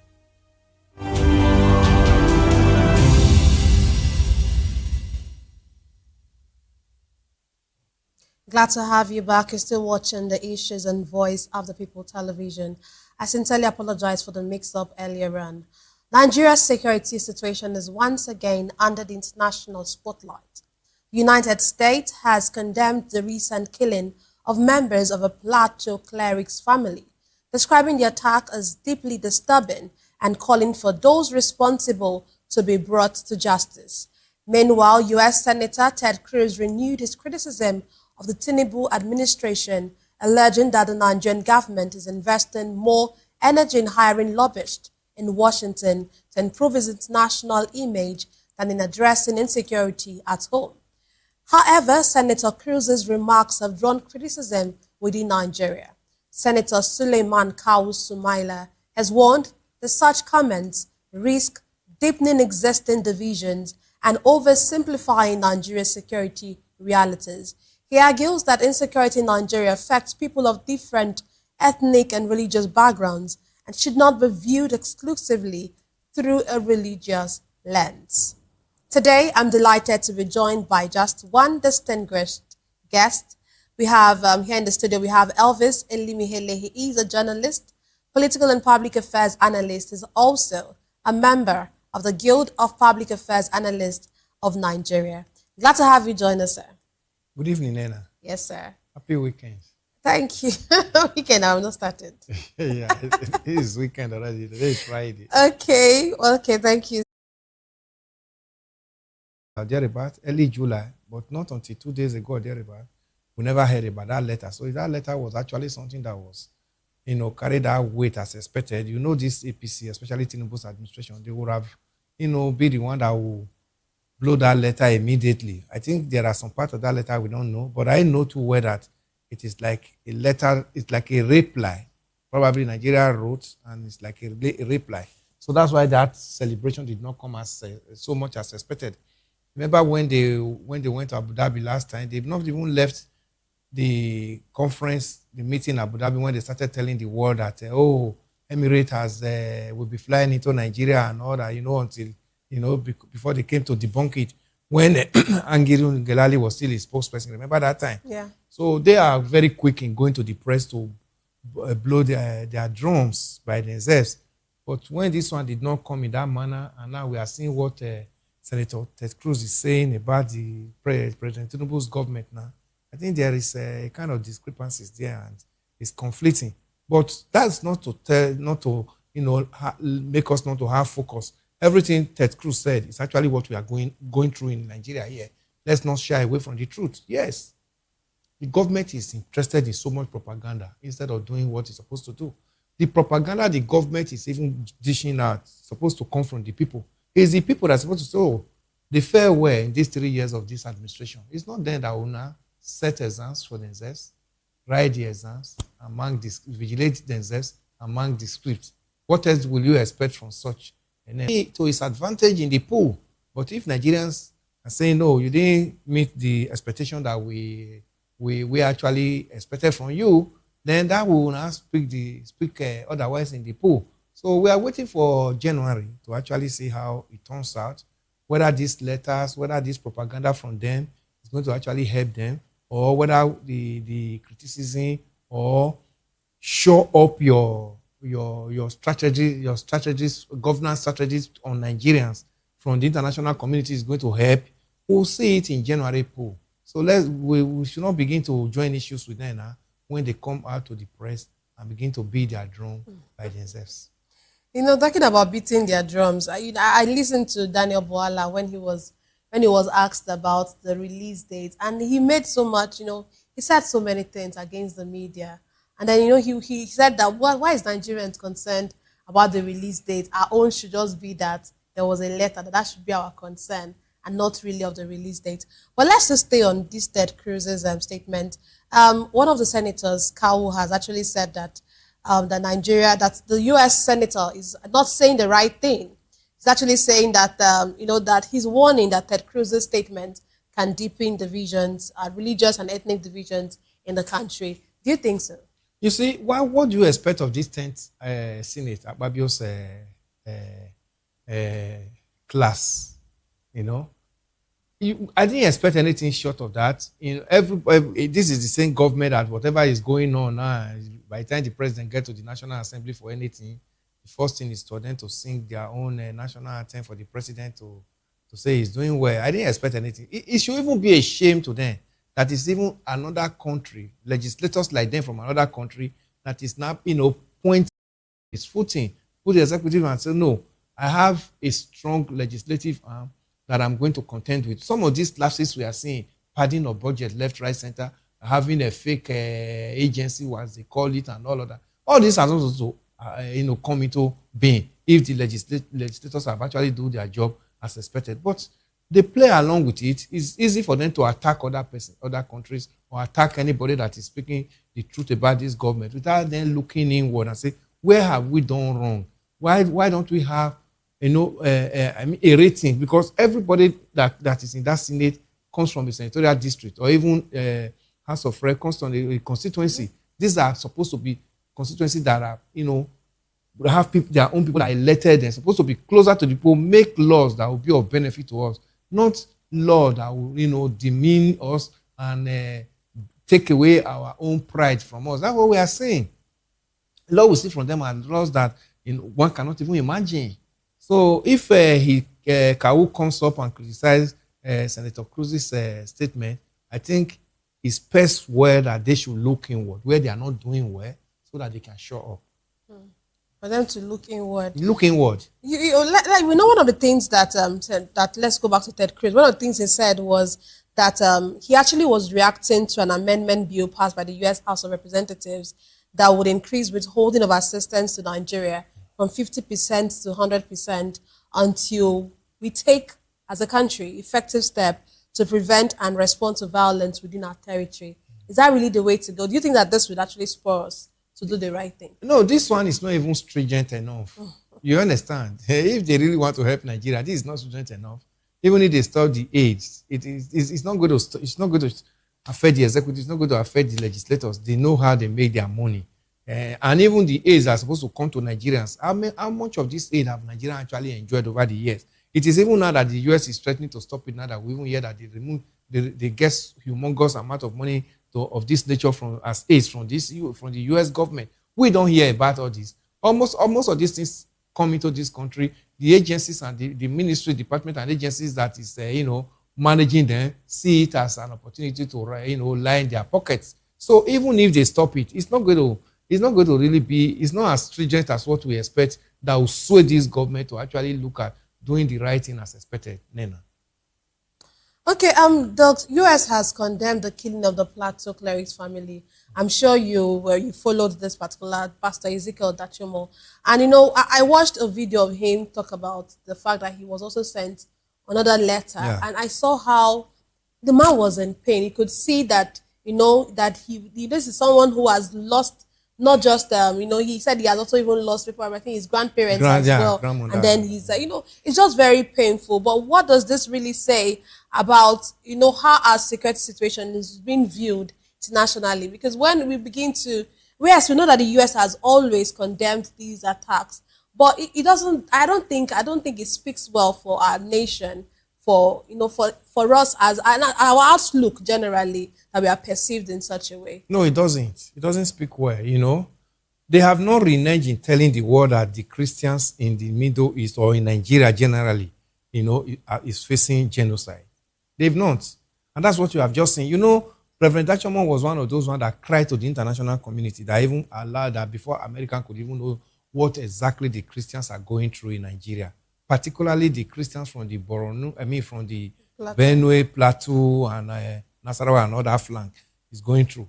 But look at, his payback. Look at all he has lost because he spoke the truth. He came out and cried to the world. So if there is anybody, downplaying on what is going on in Benue Plateau, that person is not speaking the truth. You see, 9 members of his family were massacred, and look at what he said. They even asked of his name before they massacred them, attacked them, and killed them. You can imagine the trauma. Who is actually rehabilitating somebody like Reverend Ezekiel Dachom? Who? And if sometimes I even look at it, why is he even still in this kind of mission? One would have expected that he should he should be somewhere else while he's speaking about what his people are going through. Look, I mean, even after the killing of his family members, now they still sent him a letter that you are the next person that they are looking for. So he should find a way to be somewhere, because Bob Marley said, he who fights and runs away lives to fight another day. So let him find somewhere to be while he's, campaigning for the liberation of the Christians in Benue Plateau. Because he's doing a nice job, but the people who are behind this will not allow, they may want to, take his life and end that mission. That tells you more about the Christian genocide we are talking about. It became so grievous in this administration, because at the beginning of this administration, in 2022, 2023, we saw the way they came out and said, oh, Muslim tickets. Nigerians were afraid. What will this Muslim ticket lead us to? Then the Christians revolted to some extent. Somebody like Daniel Boala was even one of the reasons why he left his, he was in APC then, why he left APC. Even Babachi Lawa, the former secretary to the federal government of the nation, federal government of Nigeria, also left because of this Muslim ticket. At the end of the day, they didn't really take it formidably the way it would have gone. The Christians would have stood their ground. They even went further to denigrate the Christian religion by going to dress miscreants as bishops, wearing them bishop robe, and say these are bishops that actually bought into the idea of Muslim ticket. At the end of the day, we now discover that they picked miscreants on the street of Abuja and got them dressed up. You can imagine that kind of, that bogus, boldness that they have towards, denigrating the Christians. That's what leads to this. So when they succeeded in doing that and they got into power, what do you expect? So the Christians actually allowed this to fester. If the Christians have actually stood their ground and said, no, this, as we speak today, Nigeria is still a secular country in the constitution. We've not been told that this is now an Islamized nation. Do you understand? So if we want to believe our constitution as it is today, 1999 constitution as it is today, things of that nature is not supposed to fly. And looking at the volatility of this nation in terms of different language, different religion and culture and all of that, you now discover that when you are now, giving favor to one particular religion at the detriment of others, you are actually projecting that as superior to others. And what does that mean? You are now going against the constitution that says this is a secular nation. You are no longer picking that. So we have always had a way of trying to say, well, how to balance it over the years, that it has not caused trouble. But we saw the brazenness now they brought into power and, went ahead with the Muslim ticket. And now they are still going for the same thing in 2027. So if we could not do it in 2023, this is the best time now we're supposed to say we will not allow a repetition of it, because we actually see the harm it has done to Nigerians now. It was because of this now we now saw that the Americans now had interest in genocide, Christian genocide in this nation. So we are supposed to now say, okay, we allow it in 2023, but this 2027 we must not allow it. But how do we speak that, Nena? We have to speak that at the language of the pool. And how will the language of the pool become successful? INEC has to give Nigerians credible election.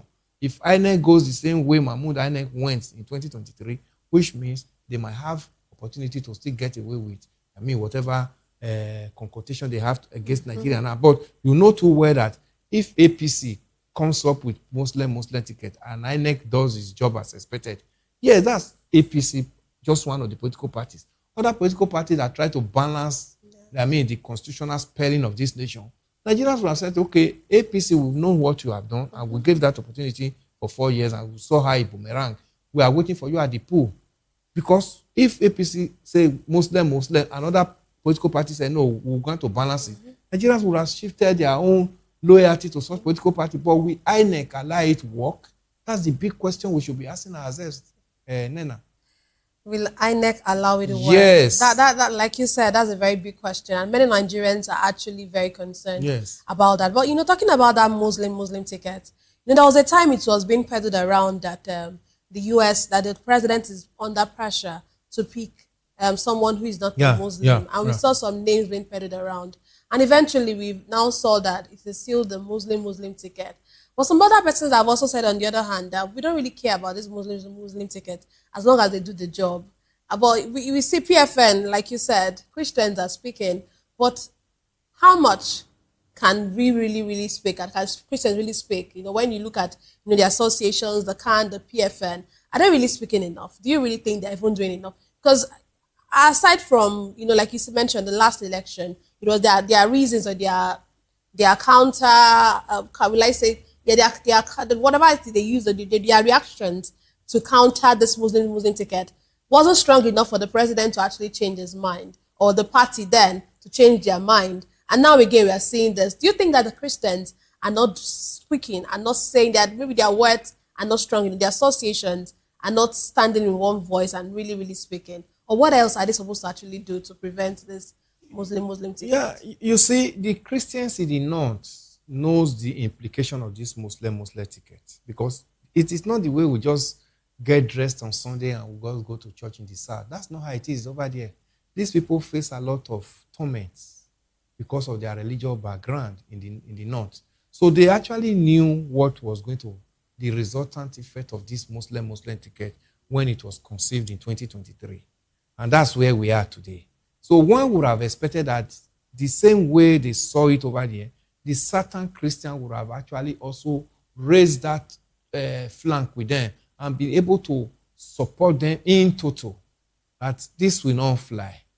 But unfortunately, no matter what we try to do in 2023, INEC was not in support of Nigerian choice.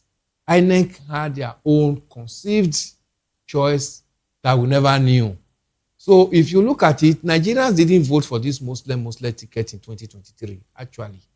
From the result and from the behavior of INEC and the way they eventually came to declare result and the way they actually came and told us that there was a glitch, that's to tell you that Nigerians never voted for Muslim ticket, because Nigerians know the implication right from time.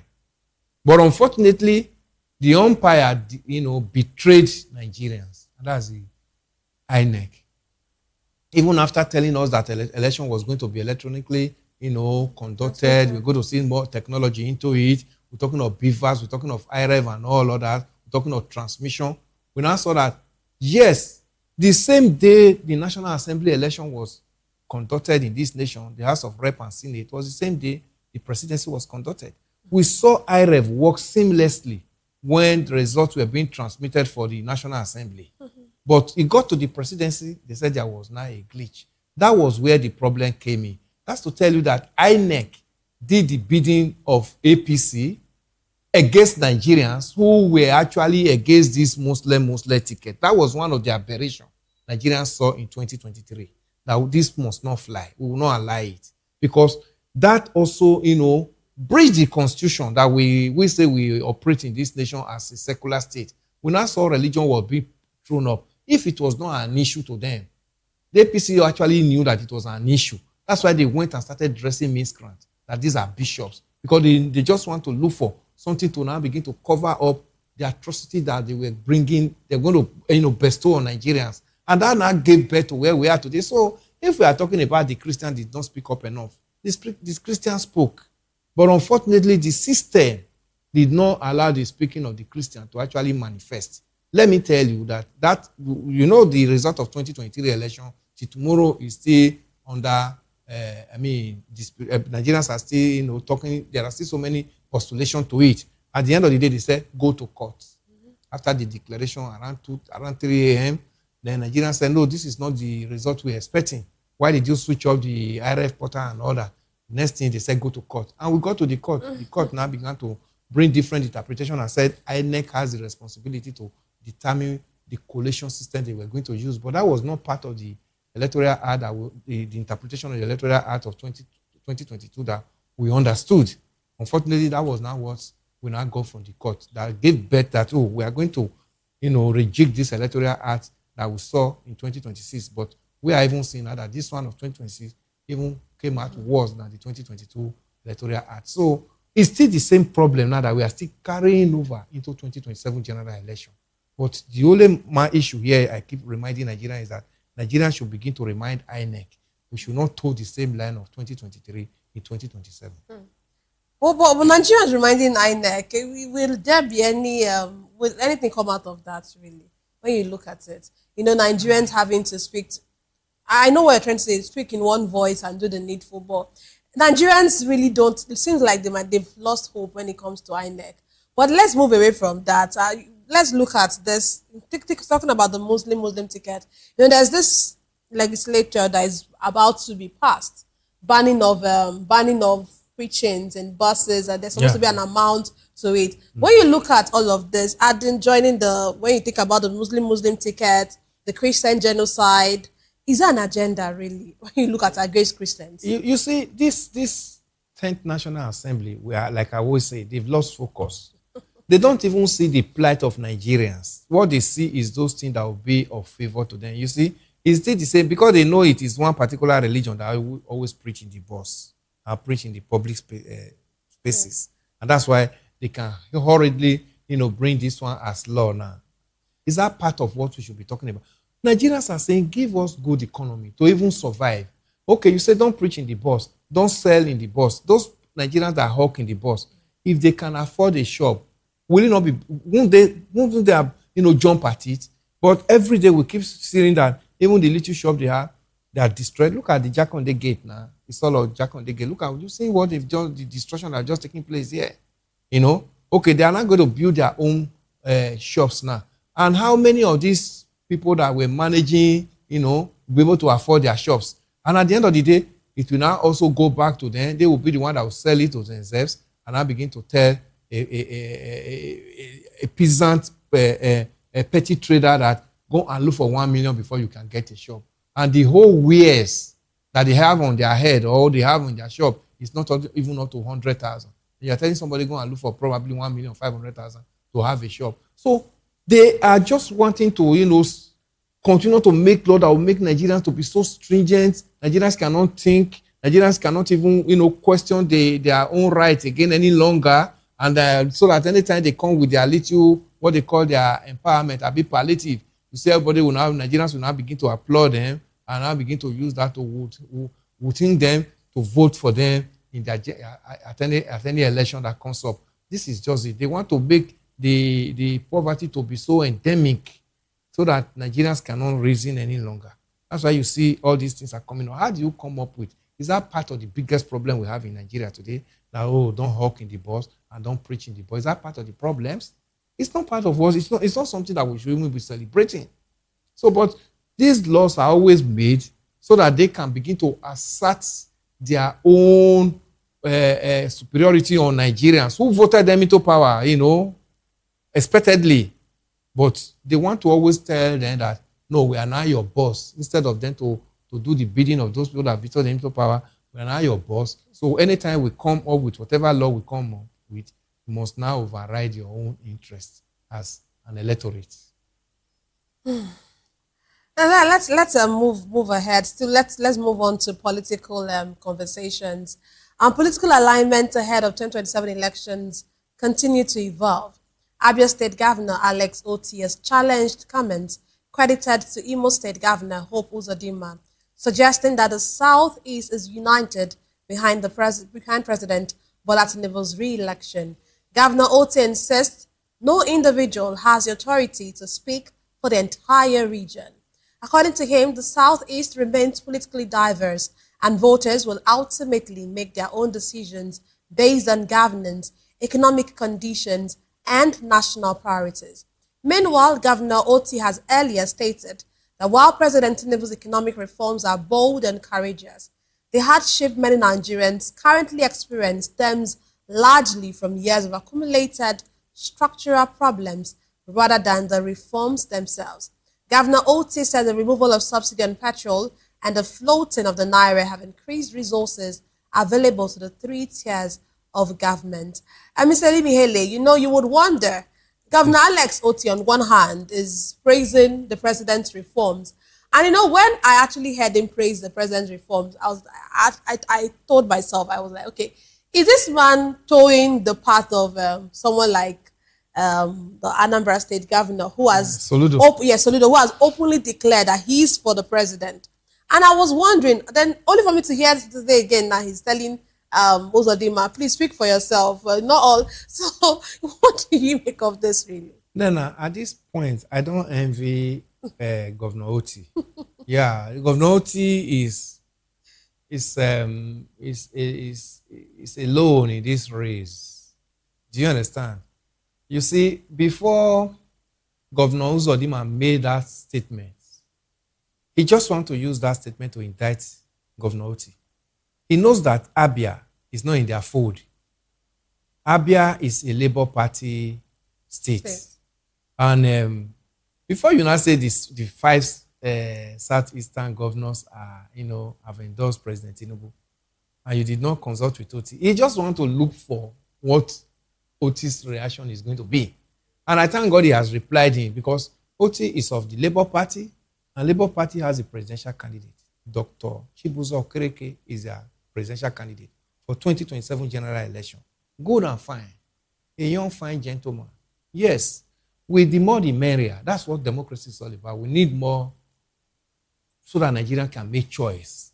So when he made that statement, it's just for him to, want to spite Dr. Oti. But I also like the way Dr. Oti, replied in that, come, you speak for yourself. You cannot speak for me because I am not of the same party with you. Yes, even though I commended the economic blueprint of your president, of our president as it were, that does not give you the privilege to now begin to speak for me, for especially what I do not believe in.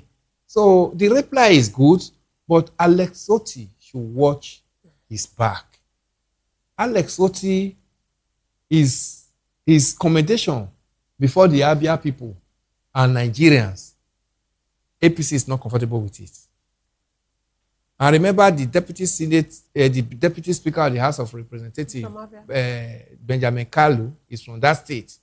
And remember that the state where 780 million has been given to churches to buy instruments so that they can dance very well in the church and all of that. So all these are what they are doing, so that they want to use all these things to intimidate Alex Oti. So see whether they'll be able to, grab that state from their hands. But the people of Abia must, open their eyes and know where they are coming from and where they are now. Whether it has been better at the other side and where they are now at this side. So the Abia state future lies with the people. If they want to go back to Egypt, well, like the Bible will say, let them do the opposite. But if they want to remain in the promised land, they know what to do. If Alex Oti, within these 3-4 years, his developmental stride in Abia, can supersede the past years of all the 3 other governors that have, from Eoju Zokalu to Teodoji to Keze Ikpeazu, then you should not be able to know that nobody will envy Alex Oti. Alex Oti has stepped on so many toes. You know what politicians do? When they see that you are better than them, that's why Obi always have attack. Because politicians don't believe that there can be anybody that is upright, because they are not. That's why you see, even when he said, I'm going to do 1 tenor, they are saying it's a lie. He said, are they the one that should say it's a lie? Because they don't believe in themselves, because they are good in telling lies to Nigerians, not fulfilling promises. So if they see anybody that has that toga, that has that, that very disciplined kind of lifestyle, that this is what I want to do and I'm going to do it, irrespective of whose horse is God, they always frown at it because they cannot do it. That's the situation Alex Oti is finding himself now. Alex Oti has come and did so well, better than the previous governors. Do you think he'll be friend to them? He can never be their friend. Remember, all of them gathered one time and I said that they were all the legislators and members of the executive that are in this government from Abia State. There was a time they did a kind of congress or whatever and said Alex Otti is going to be removed from 2027. So the only snag he has now are the people of Abia State. They are the one that will speak. That is the reason why we are praying that Alex Otti should also still have a returning officer like Professor Nena Oti, who gave him this opportunity to be governor after 2 times trial. Yes. Yes, remember. So we don't know who is going to be the returning officer for Abia.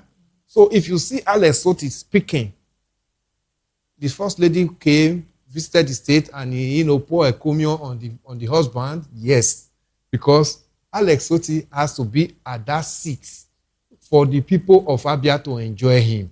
If he's not there as governor, nobody would have known his antecedents.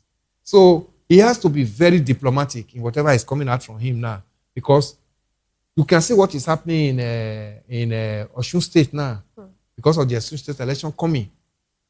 Because when they know that they failed in a particular state, what they try to do is that we want to intimidate whoever is on ground here, so that we can now use that one to push him out. That was what happened in my state, Edo State. Obaseki did well.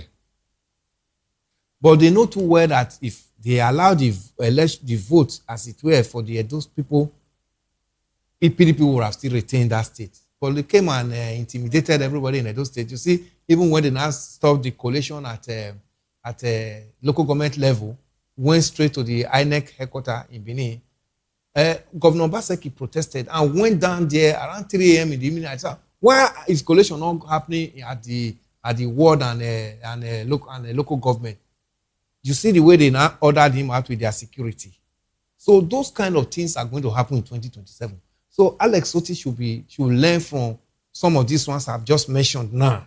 He should begin to learn from them and play a part of diplomacy.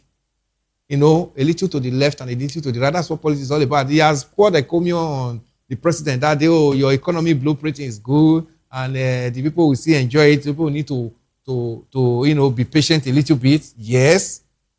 And again, after that, the next thing is now brought in, cohorted into what he's not part of.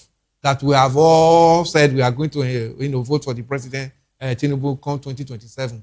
Meanwhile, they know that this man did not belong to their party. They have a presidential candidate in his own Labour Party. That was just to indict him. So he has to be very diplomatic. And so he has to actually be closer to his people and do more. You understand, Nena? He has been doing, he should not relent in doing more, even within the period that is left. So that whatever manipulation that may want to come from Abuja, the people can assist him to resist it. People can assist him to resist it. Well, actually, I'm from Abia State. Oh, great. So I pray that my people actually resist them, because we've not enjoyed Jesus from my place. I'm from Mount Jesus place, directly from my village. And here, I can actually boldly say that Alex Otti has done well. Everybody says it. He has actually done well, like you said, better than all the past governors. So even Abia want to go back to their Egypt. They want to go back to Egypt. It's now left for the people of Abia. It's left for them to actually... That's what I've just reminded them this evening. It's actually left for them to do... from Abia. From Abia. That's good. So talk to your people. It's actually left for them to do the needful. But while you were speaking, you talked about his diplomacy. So for that encomiums, like you mentioned, that he poured on the president, do you think it's just talk? Is it just in a bid to be diplomatic? Or is there any truth in what he said, that what we are, the hardship we are suffering right now, it's as a result of past leadership? Yeah, if you look at Alex Otti is a financial person. He knows how to put figures together when it comes to money and all of that, and even to talk of economic policies. You understand? So if he says that, we know where we are coming from is not good. We also see when Buhari came with ways and means, started printing money. You understand? I run into some good hundreds of trillions. Then we saw when my former Governor Obaseki said it. This money that they share in Abuja is being printed. And they almost want to swallow him up because he said it and he spoke the truth, So we now saw the repercussion of that on the economy of this nation now, since Buhari left and Tinubu came in. So if Alex Otti is talking about that, that ways and means that Buhari brought in actually killed Nigeria economy. You know, we now, poverty will become diverse poverty, multi-dimensional poverty. And Nigeria was now declared as poverty capital of the world. You can imagine, you know why we are talking about, why we are not sympathizing with Tinubu is because it's the same APC. And he actually said... And he actually now again indicted himself and roped himself in that say, Buhari is me and I'm Buhari. So there is nobody when you listen to some of those things and say, oh, Tinubu, where you are coming from is actually bad. No way. Because when they came in 2014, 2015, they told Nigerians that they know the problem of this nation, that PDP was corrupt, and that PDP could not give Nigerians the dividend of democracy. That when they come into power, they were going to do it. But we saw now that by the end of his administration, I will be talking about 13 years or thereabouts of their own administration, or 11 years. 11 years of their own administration. 8 plus 4. That's 12 years. 12 years. 8 plus 4 years. 12 years of their own administration. So you now discover that have they fared well? Or are we Nigerians say, take us back to where we were before with PDP. You understand? So it was just too easy for them to make all that propaganda using Lai Mohammed there. You know, everything that they told Nigerians, do we have electricity today? Or is it even worse? The insecurity, is it not worse? It's worse. Then even standard of living for Nigerians, is it not worse now? How much did they meet a liter of petrol? That today we are talking of 1,300, 1,350, 400 a liter. So every indices about them brought Nigerians to its knee, worse than where we were. So when you now look at all this, you now know that you cannot, easily conclude that they failed in their campaign and even in their promises to Nigerians. So it is now left when Alex Otti is talking about where it cannot be on over 90. Yeah, he's talking about not just looking at Tinubu's regime, he's looking at his predecessor, Buhari, because Buhari killed this nation completely. If there is any president Nigeria should pray that will never have again in this nation, somebody like President Buhari, there was nothing he came with that he was able to achieve up to 5% of it. We were told he's a retired general, he will fight insecurity. We discovered that he opened more doors for more people to come in. Banditry came in, kidnapping became, a trade now in Nigeria. There was no banditry before he came to power in 2015. We were already battling with Boko Haram in the northeastern part of Nigeria. But when Buhari came in, we now discovered that northwest, north central, and even the southern part of Nigeria now, you can move freely and do your business as expected. He opened the border, brought in some other persons, and now took over Nigeria. That was one of his major failures because Nigerians were so believed that Buhari was going to end the insecurity. I don't even want to go into the economy.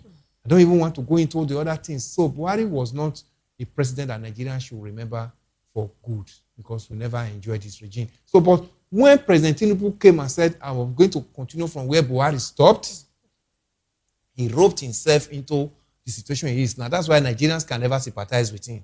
I'm telling Nigerians that Buhari is him and he is Buhari. This is where we have to draw the curtains on today's program. Thank you very much for being a part of it, sir. Nena. Yes, sir. And that's all we have for today's episode of The Issues. We explored the challenges facing Nigeria's politics and governance. Thank you so much for joining us. Don't forget to tune in next time for more in-depth analysis and discussion. Follow us on social media to stay up to date on the latest news and insight. Until next time, stay informed. I am Nenna Ndomdioto. This has been The Issues and Voice of the People television, where the future faces forward. Please don't forget to stay tuned for Hashtag with Vivian by 8 p.m. Don't go away.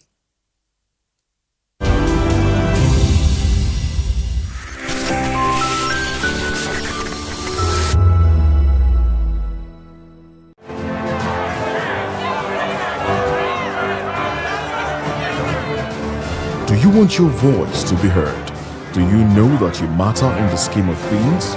The People's Voice, the show where ordinary citizens take center stage as we discuss the biggest stories that affect you and I. With you in mind, we facilitate lively discussions, debates, and interviews on the topics that matter most to you and I. From social justice to economic empowerment, education to healthcare. governance, and more.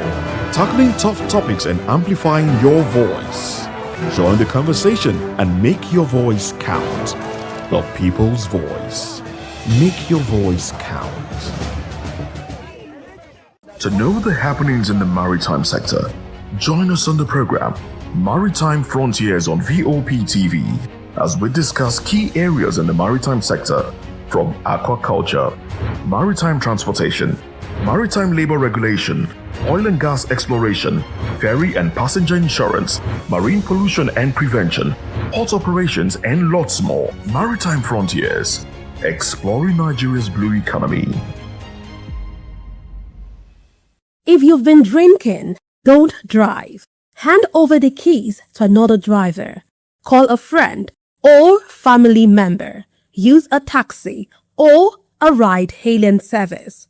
Wait until you're completely sober before getting behind the wheel. A few minutes of inconvenience is far better than a lifetime of regret. Friends, don't stand by in silence. If someone who has been drinking insists on driving, speak up. Offer an alternative.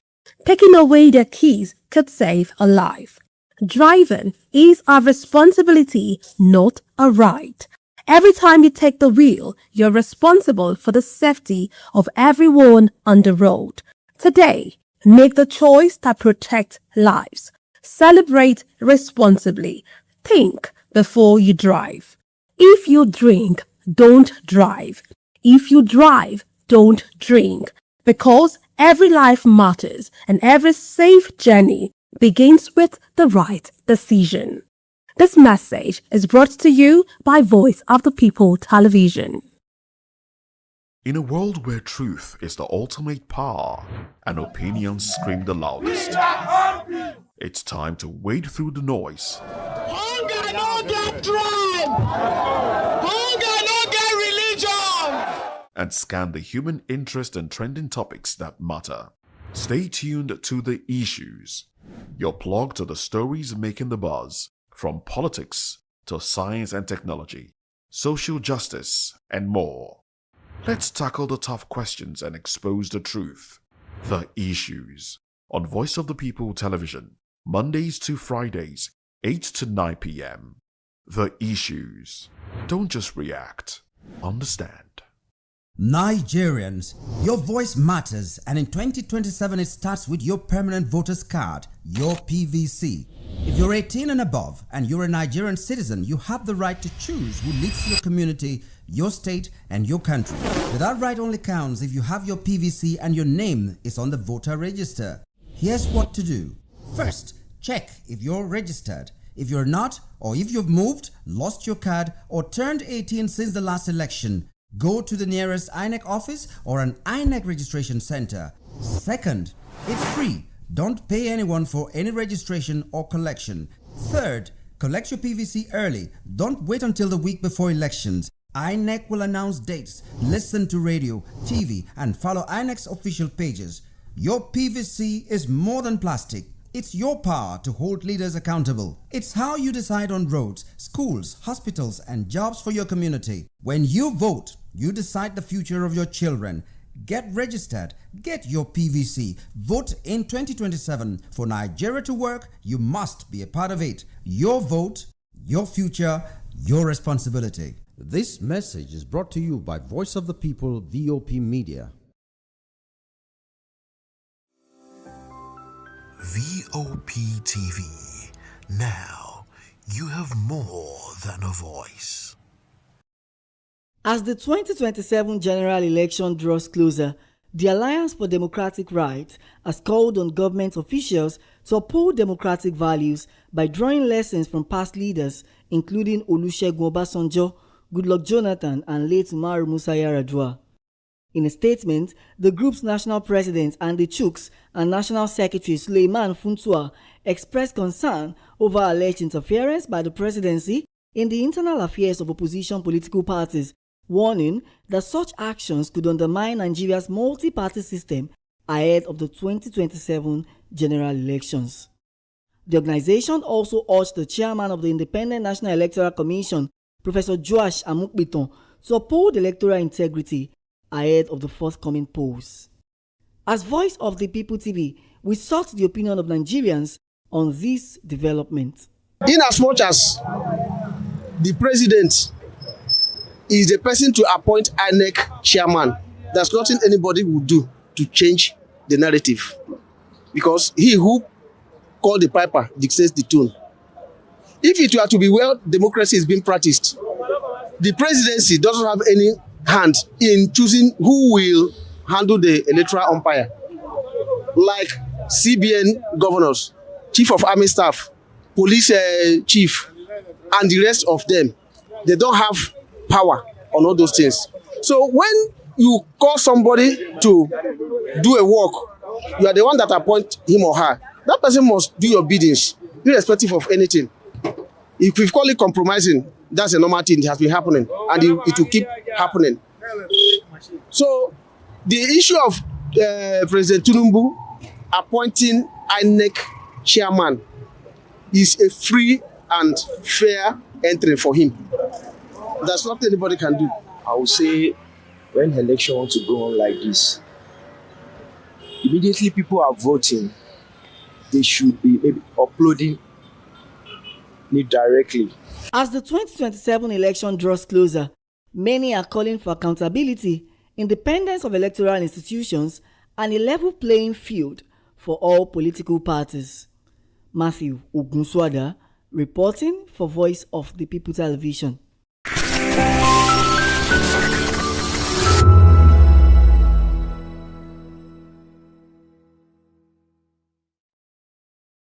Big news is here. Your favorite Voice of the People television station is now on free to air on NigeComSat. All you need to do is align your dish using the following: orbit position 40.5 degrees east, 12.685 GHz, 30,000 kilobytes per second. Polarized vertical, frequency 2, 12.731 GHz, symbol rate 26,250 kilobytes per second. Polarization H. This works on any decoder. Catch up to 100 channels, sports, movies, news, all for free. This is with better quality at no extra cost. VOP TV on Free TV. Now you have more than a voice. In a world where power shakes with every headline. In a nation full of questions. In a world filled with noise, the truth needs the voice. The policies that shapes our world and the economy that determines our future. Every hour, every day, the grapevine keeps buzzing. And together, we are committed to telling the stories that shape our world, because your voice is our focus. Don't forget, our voice matters the most. Let us come together and share our concerns.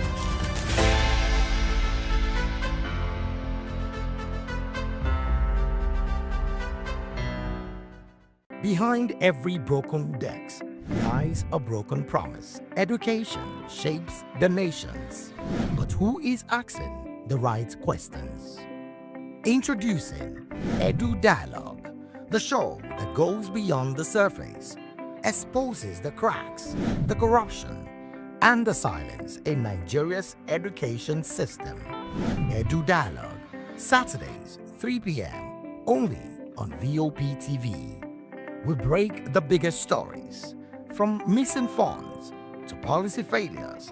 We ask the tough questions and demand real answers. Edu Dialogue, this Saturday, 3 p.m. on Voice of the People Television. This is Health Check, your weekly guide to better living, smarter choices, and trusted answers. From everyday wellness to urgent health issues, we've got you covered. Health Check, only on Voice of the People Television, where your health has a voice.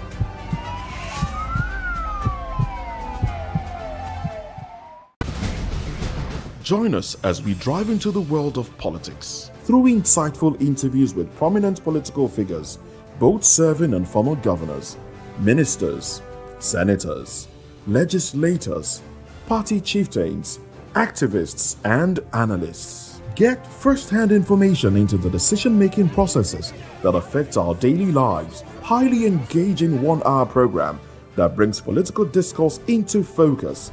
I am Chukwuma Okoro.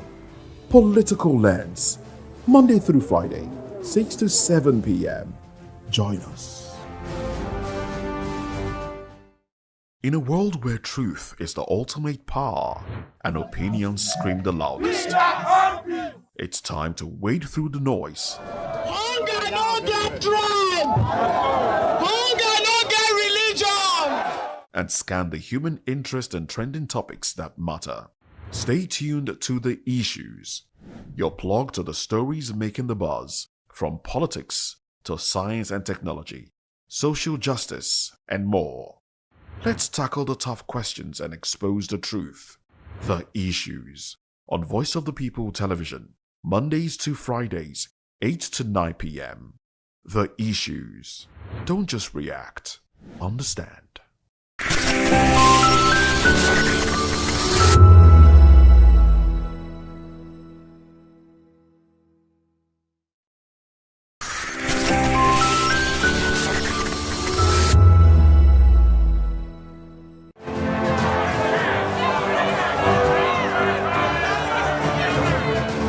Do you want your voice to be heard?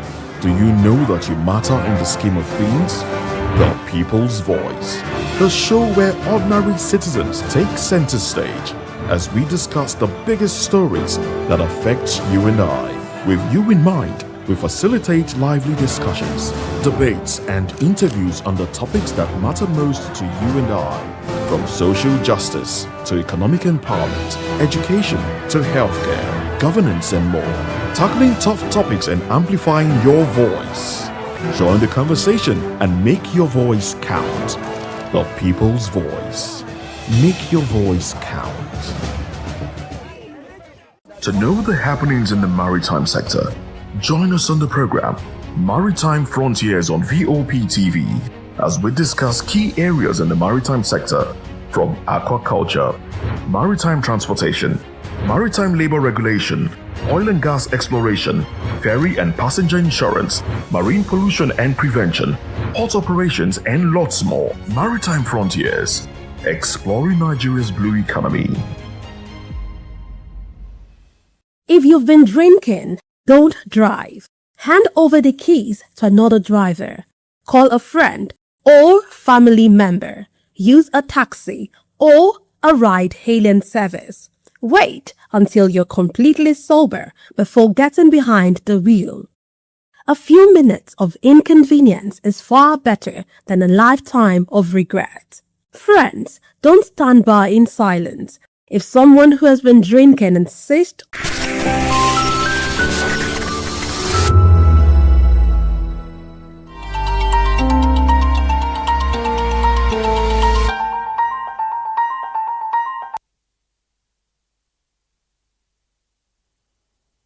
Well, welcome aboard hashtag on VOP TV.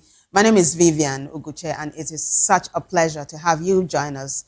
This is where we're going to tell you all things trending and all things topical on social media, especially on X. Now, if this is your first time here, accept a very warm welcome from us because it's a whole team working together to ensure that this is a flawless production. That said, let's get the show on the road. We begin with hashtag Fire on the Mountain. There's fire on the mountain, talking about Aso Villa, talking about the seat of power in Nigeria, because it looks like the U.S. is turning up the heat. This is a sustained heat that's been coming all the way from the U.S. to Nigeria since the beginning of this week. Just today, the U.S. condemned the killing of Pastor Ezekiel Dachomo's family member. And then I've got a couple of videos for you and their responses. It is hashtag Fire on the Mountain. So Bureau of African Affairs says the United States strongly condemns the horrific killing of members of Reverend Ezekiel Dachomo's family in Plateau State, Nigeria. The continued violence targeting Christian communities and other vulnerable populations in Nigeria's Middle Belt is deeply alarming. We extend our deepest condolences to the victims' families and all those affected. As I discussed last week with Nigerian officials, we must do more to prevent violent acts like those yesterday. The perpetrators must be held accountable, and urgent action is needed to strengthen security and protect Christians and other vulnerable communities. The United States remains committed to working with the Nigerian government and our partners to combat terrorism, counter violent extremism. Leadership on Nigeria. You are one of the few people I know who was deployed there to try to help protect those who are being slaughtered, including the Christians. Yes, Muslims get killed too if they speak out. Christians get targeted because of the infidels, and the radical Islamic belief is you deserve to die. And whether it be Boko Haram, ISIS West Africa, or the Fulani, we need to do more. And you have taken the lead on that. And you might want to speak to that if you would, because I think Nigeria is one of those cases where if the government gets serious, and I mean really serious, they can come off the CPC designation, but do so by murdering it. I yield. Well, thank you, Representative Smith, and thank you for your long history of taking these issues on and actually getting out there on the ground to see them firsthand rather than opining from D.C. And I will say, I have to give credit where credit's due. Secretary Guterres has taken on the issue.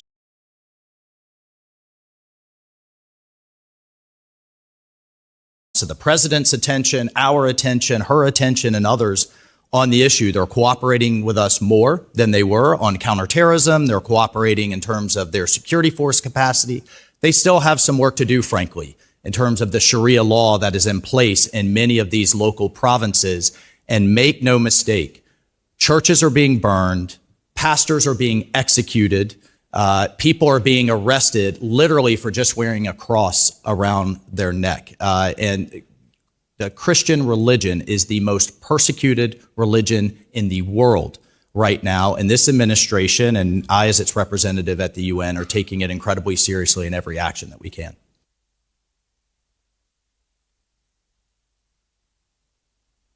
Oh, that's not all. I got more for you. Let me take you to the next post now, because Representative James as well is jumping on this. He's got some hard words as well, and he's going to lead us into something else that President Tinubu, when he wasn't president, something else he said that's suddenly trending on X. Let me take you to the post I'm telling you about. Walk with me here. It's a timeline. Let's take a look at what Representative Smith put on X today. Rep. James, I beg your pardon.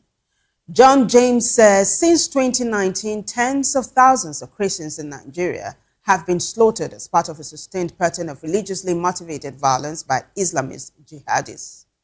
America gives billions to Nigeria. We will not continue to fund a Christian genocide. Take a listen. Nigeria is the deadliest place on earth to be a Christian today. Since 2019, tens of thousands of Christians in Nigeria have been slaughtered as part of a sustained pattern of religiously motivated violence by Islamist jihadis ignored or enabled by the Nigerian government. Extremist groups like Boko Haram are allowed to operate without any meaningful response from authorities. A courageous leader named Mazi Nnamdi Kanu was convicted in a farce show trial for speaking out about what's happening. He's currently serving a life sentence in prison, convicted on false terrorism charges. I implore my colleagues to support my bill, HRES 1321, calling on the Nigerian government to conduct another trial in accordance with its own constitution, based on evidence, with access to legal counsel, medical care, and international law pertaining to humane conditions of... And Kenny Hiana just responding to Representative James. And he says, perfectly said, Rep. John James. Nigeria is blah, blah, blah. That thing you see there is what Trump once upon a time said about Africa. And then he goes on to say, American government should not support President Bola Ahmed Tinubu's government or his re-election bid in 2027. Johnson Bryan says, Nigeria is a territory of the Zoo Republic. Someone else had said this once upon a time. And then he goes on to say people die every day. But this is what he did, right? He attached this screenshot of Tinubu, who was in president then, years ago, saying, I don't believe in one Nigeria. But did did Bola Tinubu say this in the 90s? Did he actually say this? Let's do some fact checking here. Let's take a look at the next post. So, Oshun Defender says, today in history, I don't believe in one Nigeria, Tinubu, and of course they attached, the screenshot. So we dug in and we discovered that this interview was granted by Bola Ahmed Tinubu by This Day newspaper in the 90s. Let's take a look at the next post now for you to have a feel of exactly what I'm saying. That's it. This is April 13, 1997. On a Sunday, particularly, President Tinubu granted this interview to This Day. Can you imagine? Look, look how different it is from what we have today. Black and white here. Well, this is President Tinubu saying, I don't believe in one Nigeria. And they called him Nadeko chieftain. Bola Tinubu speaks from exile. So he was in exile then. It was then Abacha, Sani Abacha, who was the head of state. And look at what this day said, Abacha and Nadeko, two men in the struggle. So you see, this was one of the things President Bola Tinubu said that that's coming back to bite him in the face. So a group within the APC in 2022 asked him to apologize for this statement he made. The Daily Trust has that one. Let's take a look at it. So Daily Trust says, one Nigeria. APC Forum asks Tinubu to apologize over past remarks.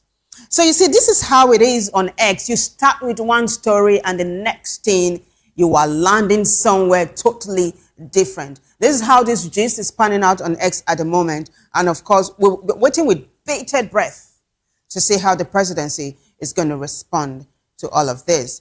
On that note, let's quickly take a look at another security-related matter. It is breaking news. IGP, the Inspector General of Police, has ordered that if any gunman who is a terrorist, a criminal, is seen carrying arms, he should be shot on sight by security operatives.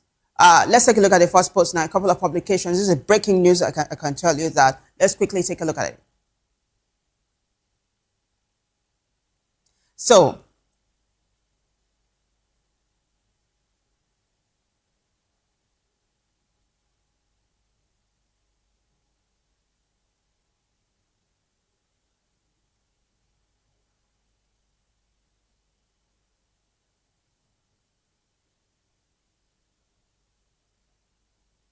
well, we apologize for that mix-up. This is it. This is Daily News Hub saying, breaking, IGP issues shoot-on-sight order against gunmen nationwide. The Punch is going to be giving us some meat to that story. Let's take a look at the next post. So the Punch says, the Inspector General of Police, Olatunji Disu, has directed police officers across the country to shoot on sight anyone found carrying illegal firearms. This was said to be part of renewed efforts to tackle insecurity. Disu gave the directive on Friday during a stakeholders meeting at the government house in Makurdi, the Benue state capital.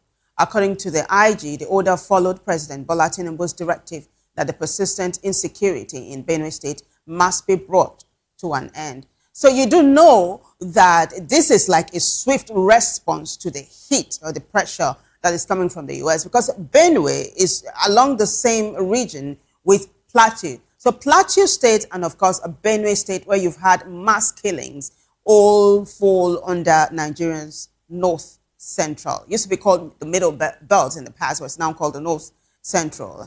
And there's been serious issues of insecurity there. And so the IGP visited, and this is what came out of the visit. It is breaking. And that's how we do it here. As events unfold, we quickly bring it to your notice. On that note, we take you to the next story, one of our very biggest stories today.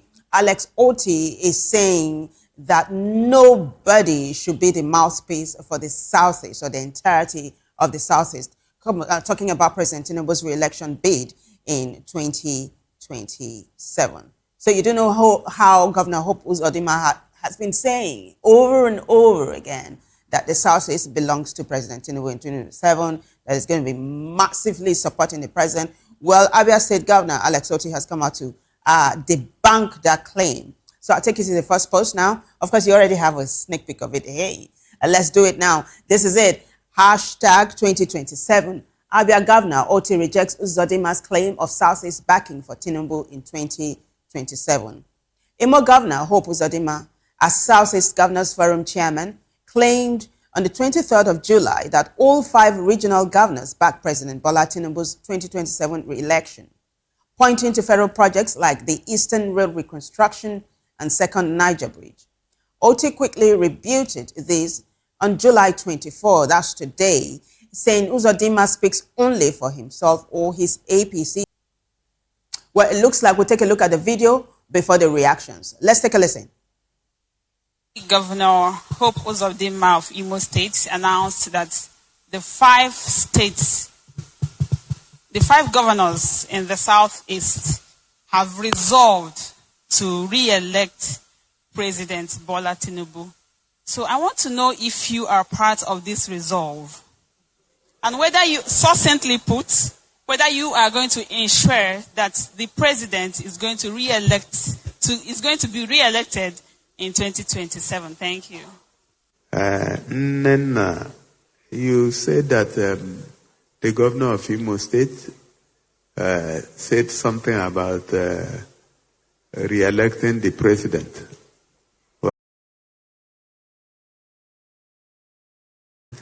Flows all the way from the national through the subnationals to the local governments. Okay, so, and just like I said the other day, there are a lot of policies that I have supported, even I started supporting before becoming governor. If you go and look at my write-ups in this day, back page of this day, from 2016 all the way to 2022, every other Monday, my interventions on foreign exchange, my interventions on subsidy on petroleum, I've been consistent about them. And I agree completely that subsidizing consumption is not the way to go. Because once you subsidize... So he ended by saying his party's Labour Party, and he was like, look, nobody should be the mouthpiece for the masses, right? That the power is actually in the hands of the electorate. And so many netizens are saying, wow, he is truly a wise man, that he's truly a politician, and he's truly diplomatic. So I'm going to take you to X now so you take a listen to what netizens think of hashtag 2027. Loxy says, a man of full wisdom. He was diplomatic in his responses. The Eagle Eye says, who is Hope Uzodima to speak for the Igbos? And Port Harcourt Carl Fancy says, one person can't speak for everyone. Oti is very correct. There are more responses. Let's take a look at them. So this is Bustic, and Bustic says, thank you, sir. The notion that a governor declaring support for someone means that the people have no choice actually goes against democracy. It's ultimately the people who should get to choose their president. McDonald says, these are people who are meant to be in government. God bless you, Governor Alex Oti. So I think McDonald is saying people like Governor Oti should be the ones in government. So that's how this hashtag is at the moment. It is a huge, huge one. Of course, so we're going to be towing that line as we continue to dissect the state of the nation, which VOP TV is big on. It's why we talk about the next hashtag, hashtag taxpayers money. So today on VOP, we had an analysis, or an analyst. Dele Fanimo was on board, and he talked about churches and mosques entering into Nigeria. And he talked about churches and mosques entering into Nigeria's budget, funded by taxpayers' money. So let's take a look at the post by VOP TV television, of course, yours faithfully. That's it. So Voice of the People TV says, Dele Fanimo reacts to Atiku's criticism of Tinubu, says taxpayers' money should not be used to build churches, mosques, and traditional palaces. Take a listen, guys. Palace projects, money for churches and mosque, all in this administration. Nigerians are kicking. Atiku Abubakar is saying, all in this administration. Nigerians are kicking. Atiku Abubakar is saying, well, project, as far as I'm concerned, traditional rulers They have their subject, they have their domain, they have other sources of raising money. For instance, my community, Akure, has one of the ancient palaces. As a matter of fact, when it was difficult for the community to raise funds to renovate, we lobbied the UNESCO, and today is an heritage site managed by UNESCO. But that has not reduced the commitment of the community to that palace. We have renovated the modern part to the taste of churches or mosques and even traditional palaces. I am not a supporter of that. That was Dele Fanimo, former COO, Leadership newspaper. Of course, he's a renowned journalist who's been with The Guardian, currently VOP in-house analyst. He was on board with my colleague Chukwuma Okoro on VOP's breakfast show. But that's not all. We got more juicy stuff from VOP TV. This next one is something that's also on the front burner, and it's a debate that has been raging for so long. It is Atiku versus Tinubu. Tinubu versus Atiku. So the two men have been having a go at it. I mean, Atiku's lobbyist a couple of days ago, or some 3 days ago, took some 60 pages or 68 pages of some case, drug-related case.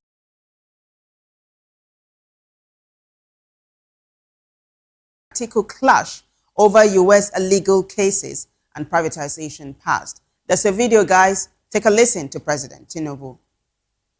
The leadership of Northeast challenged because of terrorism and banditry.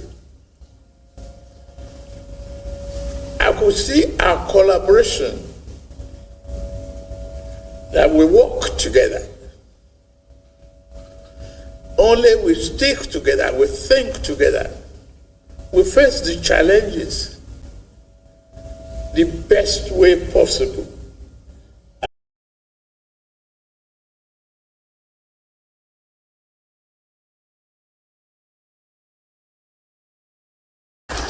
So clearing the mess they created.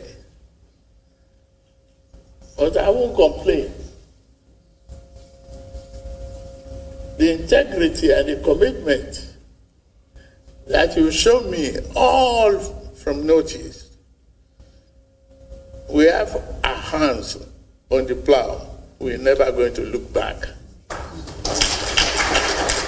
I promise you, through the twists and turns of... On behalf of Enugu Air, I want to sincerely thank our passengers, crew members, airport personnel, military personnel, emergency response teams, our partners, and many people around the world who have reached out with concern and support following the recent runway excursion in Benin. Our thoughts have remained with the passengers and crew on board throughout this experience. We understand that moments like this can be unsettling and overwhelming, not only for those directly involved, but for their families and loved ones and communities everywhere who have followed the story with concern. We are deeply grateful that all passengers and crew members are safe. Most importantly, there were no injuries and no casualties.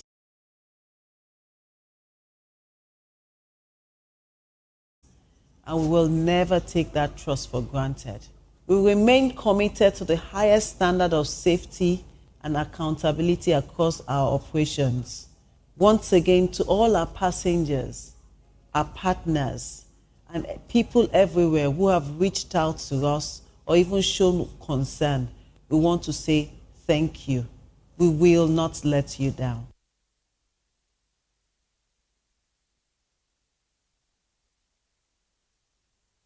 So it was a runway excursion, as you just heard the captain say.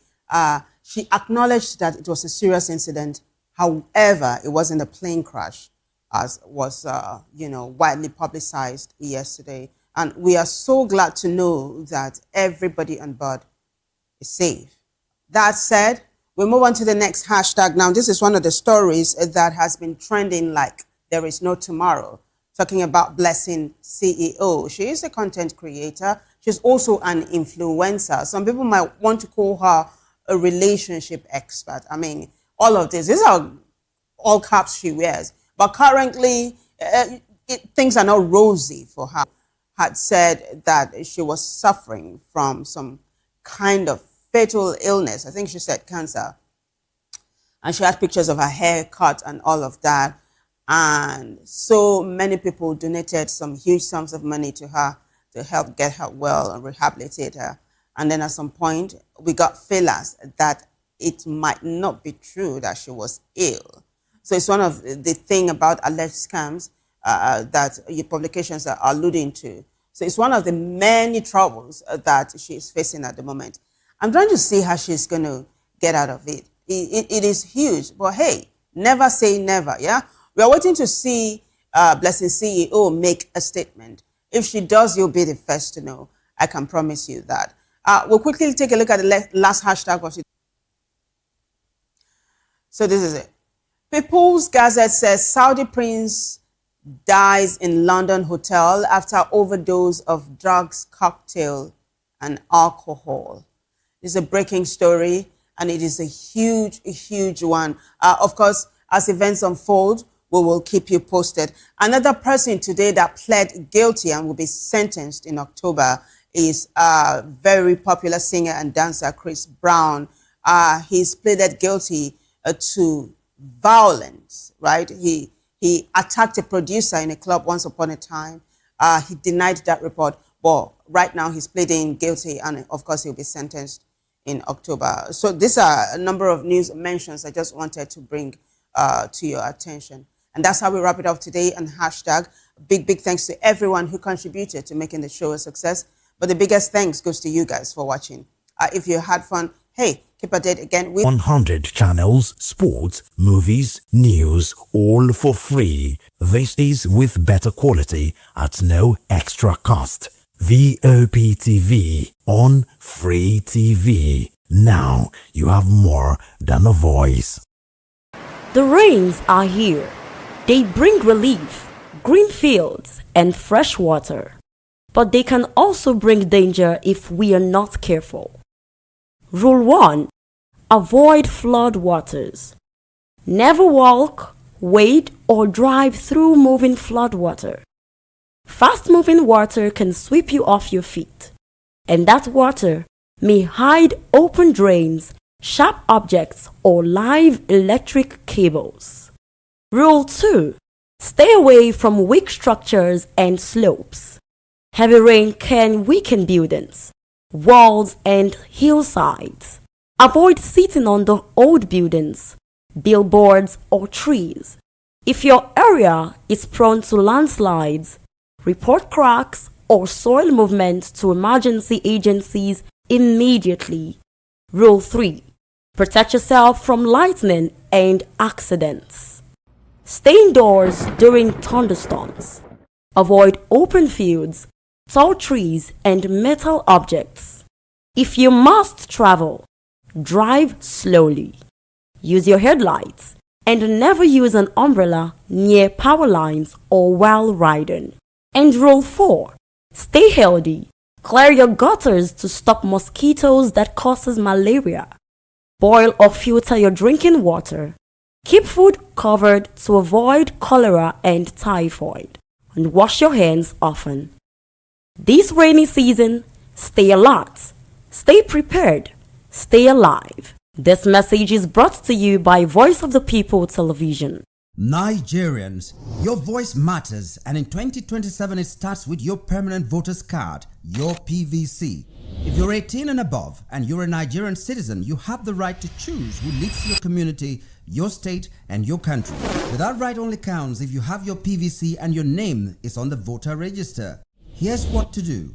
First, check if you're registered. If you're not, or if you've moved, lost your card, or turned 18 since the last election, go to the nearest INEC office or an INEC registration center. Second, it's free. Don't pay anyone for any registration or collection.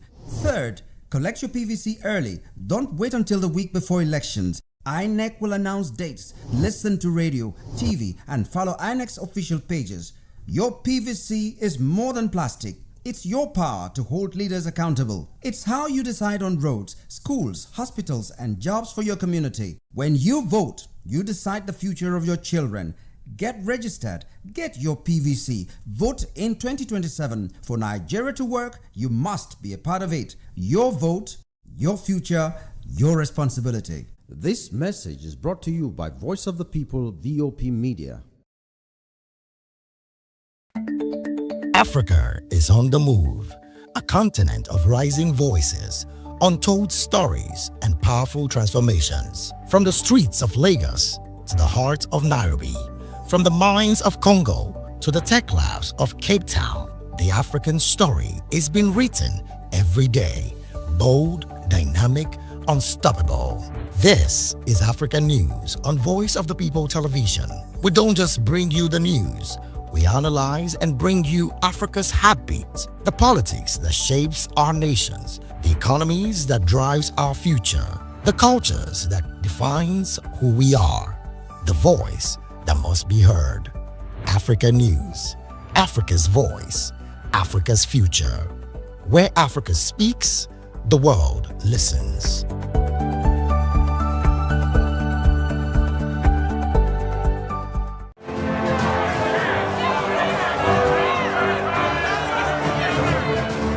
Do you want your voice to be heard?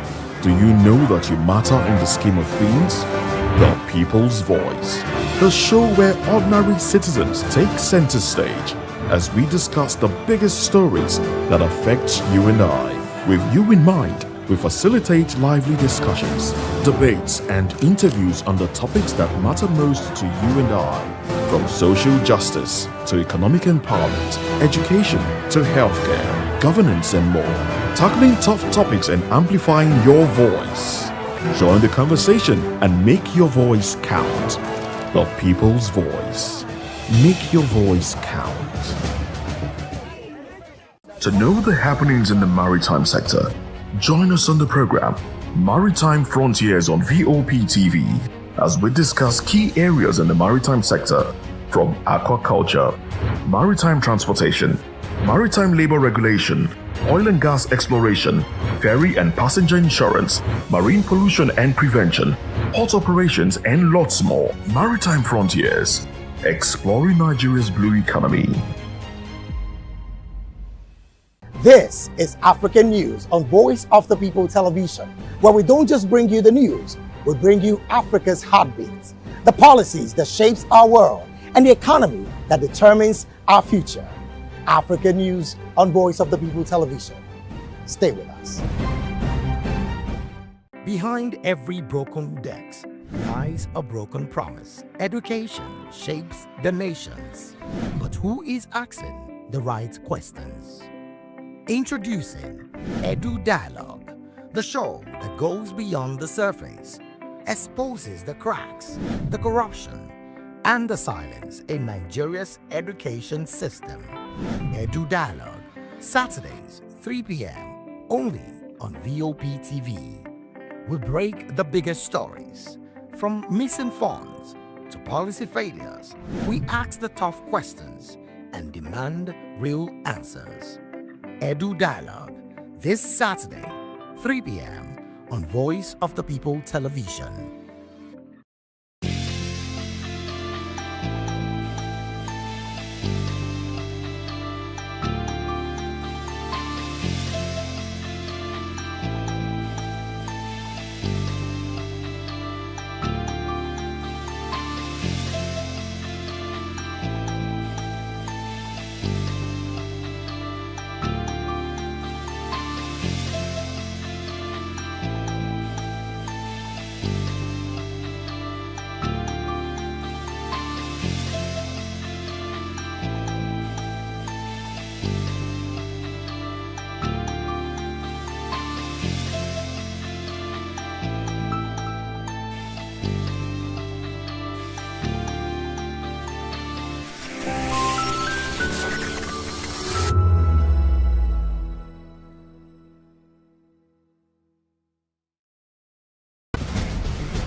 Join us as we drive into the world of politics through insightful interviews with prominent political figures, both serving and former governors, ministers, senators, legislators, party chieftains, activists, and analysts. Get first-hand information into the decision-making processes that affect our daily lives. Highly engaging one-hour program that brings political discourse into focus.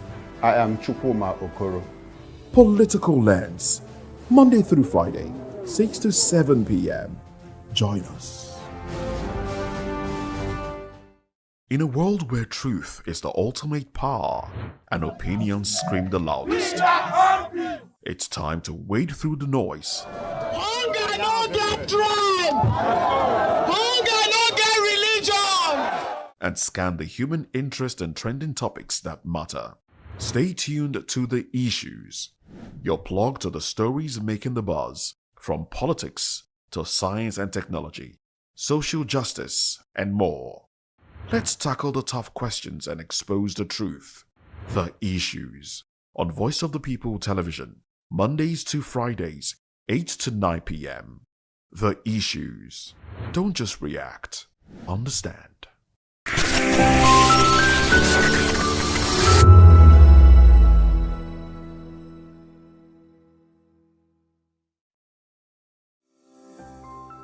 VOP TV.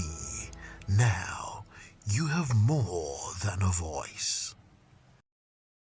Big news is here. Your favorite Voice of the People television station is now on free to air on NigeComSat. All you need to do is align your dish using the following: orbit position 40.5 degrees east, 12.685 GHz, 30,000 kilobytes per second. Polarized vertical, frequency 2, 12.731 GHz, symbol rate 26,250 kilobytes per second. Polarization H. This works on any decoder. Catch up to 100 channels, sports, movies, news, all for free. This is with better quality at no extra cost.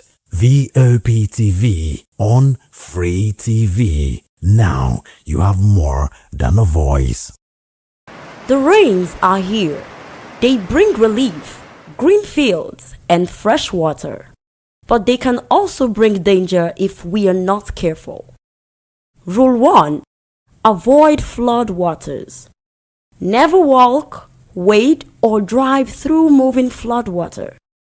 Fast-moving water can sweep you off your feet, and that water may hide open drains, sharp objects, or live electric cables. Rule 2. Stay away from weak structures and slopes. Heavy rain can weaken buildings, walls, and hillsides. Avoid sitting on the old buildings, billboards, or trees. If your area is prone to landslides, report cracks or soil movement to emergency agencies immediately. Rule 3. Protect yourself from lightning and accidents. Stay indoors during thunderstorms. Avoid open fields, tall trees, and metal objects. If you must travel, drive slowly. Use your headlights and never use an umbrella near power lines or while riding. And Rule 4. Stay healthy. Clear your gutters to stop mosquitoes that causes malaria. Boil or filter your drinking water. Keep food covered to avoid cholera and typhoid. And wash your hands often. This rainy season, stay alert, stay prepared, stay alive. This message is brought to you by Voice of the People Television. Nigerians, your voice matters, and in 2027 it starts with your permanent voters card, your PVC. If you're 18 and above and you're a Nigerian citizen, you have the right to choose who leads your community, your state, and your country. But that right only counts if you have your PVC and your name is on the voter register. Here's what to do. First, check if you're registered. If you're not, or if you've moved, lost your card, or turned 18 since the last election, go to the nearest INEC office or an INEC registration center. Second, It's free. Don't pay anyone for any registration or collection. Third, collect your PVC early. Don't wait until the week before elections. INEC will announce dates. Listen to radio, TV, and follow INEC's official pages. Your PVC is more than plastic. It's your power to hold leaders accountable. It's how you decide on roads, schools, hospitals, and jobs for your community. When you vote, you decide the future of your children. Get registered. Get your PVC. Vote in 2027. For Nigeria to work, you must be a part of it. Your vote, your future, your responsibility. This message is brought to you by Voice of the People, VOP Media. Africa is on the move, a continent of rising voices, untold stories, and powerful transformations. From the streets of Lagos to the heart of Nairobi, from the mines of Congo to the tech labs of Cape Town, the African story is being written every day. Bold, dynamic, unstoppable. This is African News on Voice of the People Television. We don't just bring you the news. We analyze and bring you Africa's heartbeat, the politics that shapes our nations, the economies that drives our future, the cultures that defines who we are, the voice that must be heard. Africa News, Africa's voice, Africa's future. Where Africa speaks, the world listens.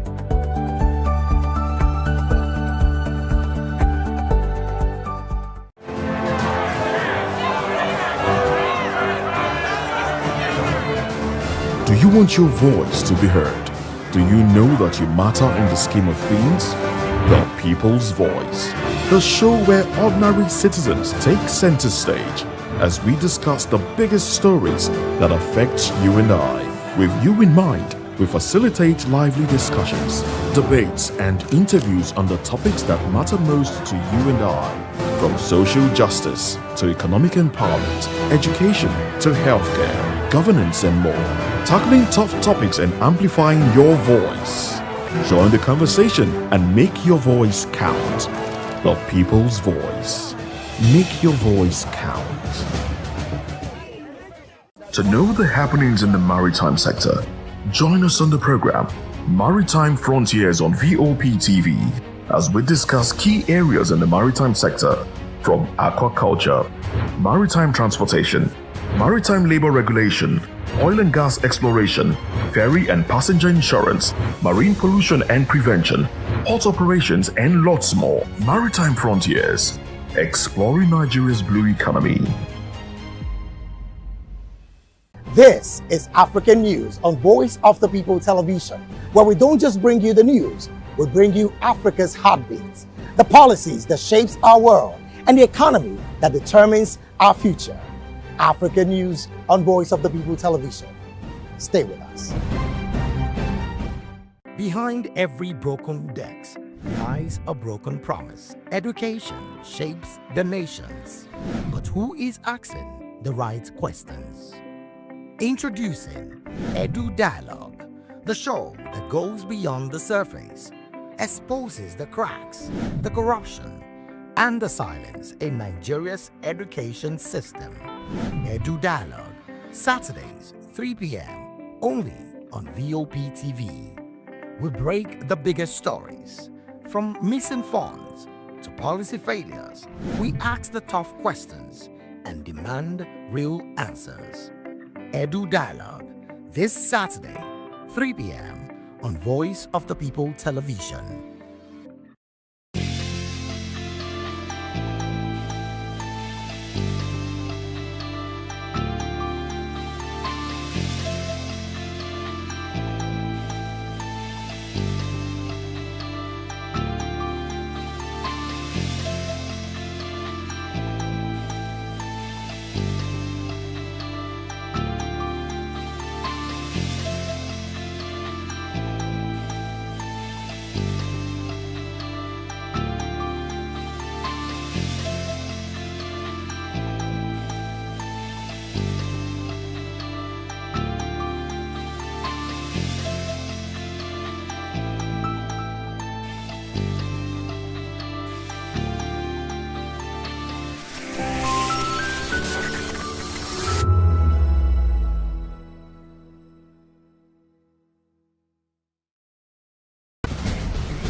Join us as we drive into the world of politics through insightful interviews with prominent political figures, both serving and former governors, ministers, senators, legislators, party chieftains, activists, and analysts. Get first-hand information into the decision-making processes that affect our daily lives. Highly engaging one-hour program that brings political discourse into focus. I am Chukwuma Okoro. Political Lens, Monday through Friday, 6 to 7 p.m. Join us. In a world where truth is the ultimate power and opinions scream the loudest, it's time to wade through the noise. Hunger no get tribe. Hunger no get religion. And scan the human interest and trending topics that matter. Stay tuned to The Issues, your plug to the stories making the buzz, from politics to science and technology, social justice, and more. Let's tackle the tough questions and expose the truth. The Issues, on Voice of the People Television, Mondays to Fridays, 8 to 9 p.m. The Issues. Don't just react, understand.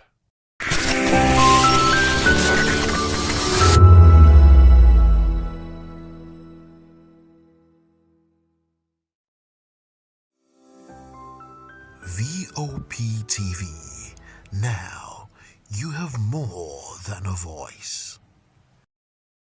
Big news is here. Your favorite Voice of the People television station is now on free to air on NigeComSat. All you need to do is align your dish using the following: orbit position 40.5 degrees east, 12.685 gigahertz, 30,000 kilobytes per second.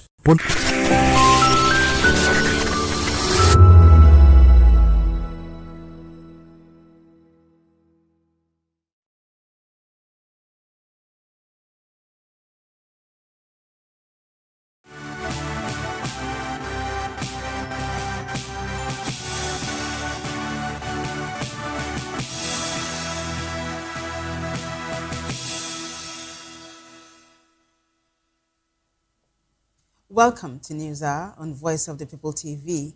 I am Vivian Oguche. And I am Nnenna Ndongdioto. Before beginning the news, kindly visit our website www.vop.ng for fresh and trending news. Here are the headlines. U.S. condemns killing of 9 members of Plateau pastor's family, urges government to act. Army raids suspected hideout in Rivers and recovers arms. IG Disu directs police on illegal firearms. Also, Ondo police arrest 4 officers over viral ethnic remarks. Atiku accuses Obasanjo of rewriting history over impeachment claims. Well, INEC also assures Nigerians votes will count in 2027. On the foreign scene, 5 Palestinians killed in fresh attacks. Well, in business news, U.S. imposes 12.5% tariff on Nigerian imports over forced labor. In sports, CAS sets October hearing for Senegal's appeal over AFCON 2025 final. Well, in the world of entertainment, actress Ngozi Nwosu seeks 30 million naira for surgeries. Now the news in details. The United States has condemned the killing of 9 members of the family of Reverend government area. Said this is not the first time his family has been targeted over his activism against what it describes as a genocide in Plateau. Days after burying his relatives, they said the same militia sent him a written threat, warning that he would be next. In the meantime, troops of the Nigerian army have raided a suspected criminal hideout in Rivers State and recovered arms and ammunition. The intelligence-led operation was carried out on July 23, 2026 by Sector 4 of the Joint Task Force Southeast Operation Udoka. It targeted a forest enclave at Awara Community Waterside in Ohaji Egbema local government area and along the Omoko-Ogbaku-Ndoni axis of the state. According to the army, the hideout was believed to be used by criminal elements to plan kidnappings and attacks on security personnel and civilians. In a statement posted on its X handle on Friday, the Nigerian army said the operation is part of ongoing efforts to dismantle criminal networks and restore peace in the region. Away from that, Inspector General of Police Olatunji Disu has directed police officers nationwide to shoot on sight anyone found carrying illegal firearms. Disu gave the directive on Friday during the stakeholders meeting at the government house in Makurdi, the Benue state capital. He said the order followed President Bola Tinubu's directive to end persistent insecurity in Benue state. The Inspector General of Police Command has confirmed the recovery of the body of a 28-year-old student of the Federal University Treasury, Enoch Sunday Misamari. The Police Public Relations Officer, Deputy Superintendent of Police, Buhari Abdullahi, said in a statement that the body was found in stagnant water at Sabongeri Yero village in Akko local government area.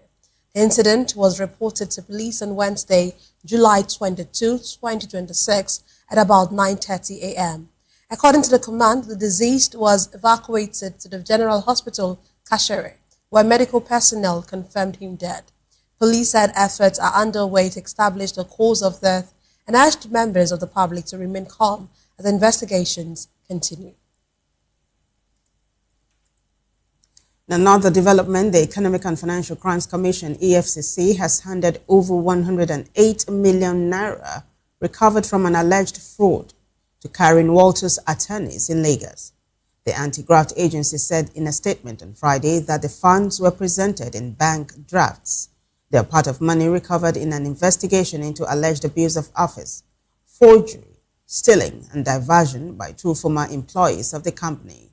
According to the EFCC, the suspects are Nkechi Gladys Megai, who is allegedly at large after fleeing to the United Kingdom, and Godson Eze, a former chief financial officer. The commission said they allegedly forged documents or forged documents, created fake invoices, and diverted funds running into several hundreds of millions of naira over time. Speaking at the handover, the acting zonal director of the EFCC's Lagos Zonal Directorate 2, Assistant Commander of the EFCC, Bawa Kaltungo, said the commission remains committed to ensuring victims of economic and financial crimes get justice. Let's now move on to political matters.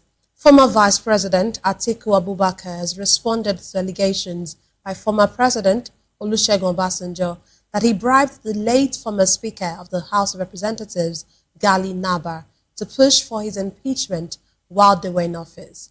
In a statement issued on Friday by Senior Special Assistant on Public Communication, Frank Shaibu, Atiku describes the claims as a desperate attempt to rewrite history and an effort to influence the political landscape ahead of the 2027 presidential election. Atiku questioned why no legal action was taken if there was evidence to support the allegations. He also said the timing of Obasanjo's remarks was politically motivated, coming as political parties and aspirants begin positioning.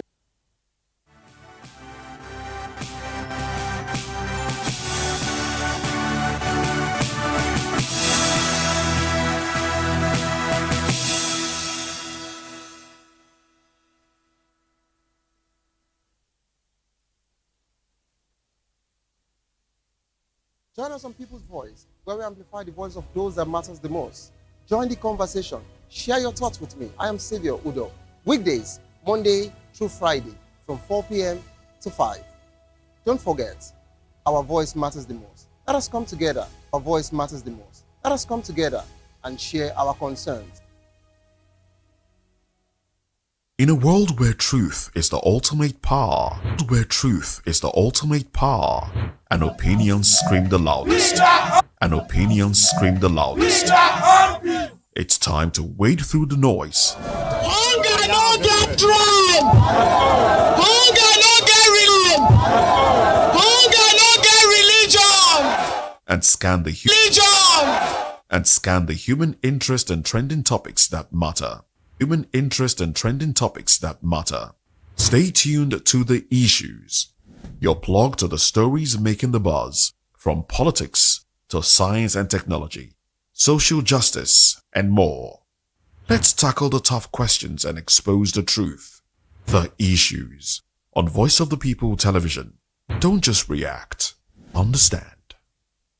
Big news this year. Your favorite Voice of the People television station is now on free to air on NigeComSat. All you need to do is align your dish using the following: orbit position 40.5 degrees east, 12.685 gigahertz, 30,000 kilobytes per second. Polarized vertical, frequency 2, 12.731 gigahertz, symbol rate 26,250 kilobytes per second. Polarization H. This works on any decoder. Catch up to 100 channels, sports, movies, news, all for free. This is with better quality at no extra cost. VOP TV on Free TV. Now you have more than Free TV. Now you have more than a voice.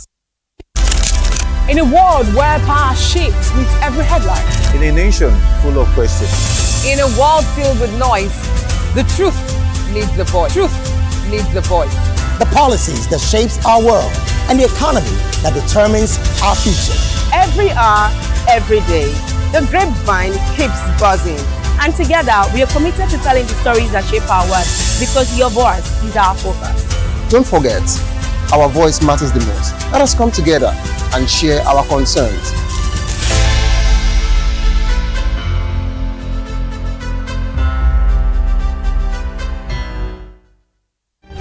In a world where power shifts with every headlines, news breaks and events happens, we bring you unbiased and explicit information on politics, economy, and state of the nation. We break down the chaos. Facts, not fluff. Truth, not spin. We discuss not just politics, but a glimpse into the future. Voice of the People Television. Now you have more than a voice. The rains are here. They bring relief, green fields, and fresh water. But they can also bring danger if we are not careful. Rule 1. Avoid flood waters. Never walk, wade, or drive through moving flood water. Fast-moving water can sweep you off your feet, and that water may hide open drains, sharp objects, or live electric cables. Rule 2. Stay away from weak structures and slopes. Heavy rain can weaken buildings, walls, and hillsides. Avoid sitting on the old buildings, billboards, or trees. If your area is prone to landslides, report cracks or soil movement to emergency agencies immediately. Rule 3. Protect yourself from lightning and accidents. Stay indoors during thunderstorms. Avoid open fields, tall trees, and metal objects. If you must travel, drive slowly. Use your headlights and never use an umbrella near power lines or while riding. And rule 4. Stay healthy. Clear your gutters to stop mosquitoes that causes malaria. Boil or filter your drinking water. Keep food covered to avoid cholera and typhoid. And wash your hands often. This rainy season, stay alert, stay prepared, stay alive. This message is brought to you by Voice of the People Television.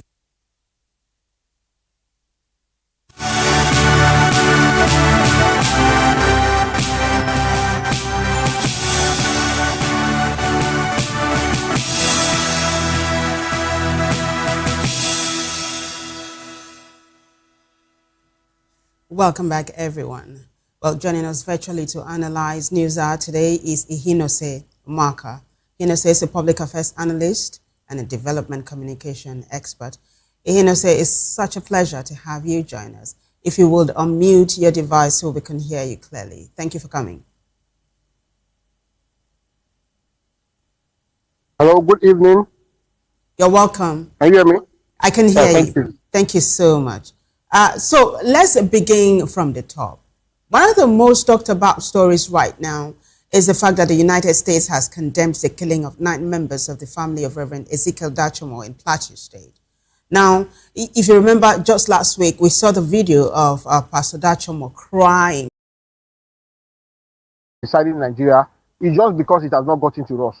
But it's basic failure of governance across all levels.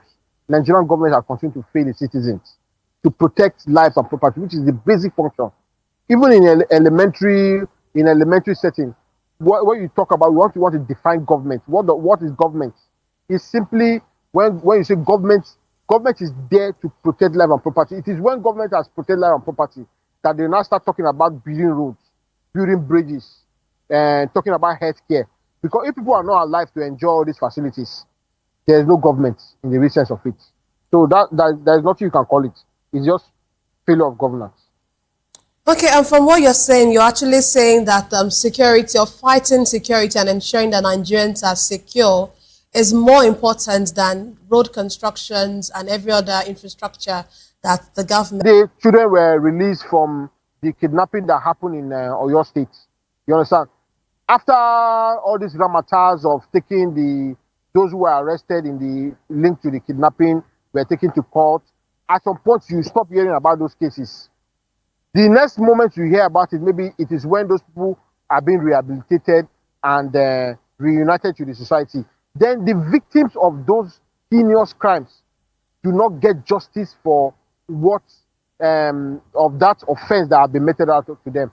Then other people who are sitting down there say, okay, if these people are not really, were not prosecuted for this crime, it means that I can also go into this crime and get away with it.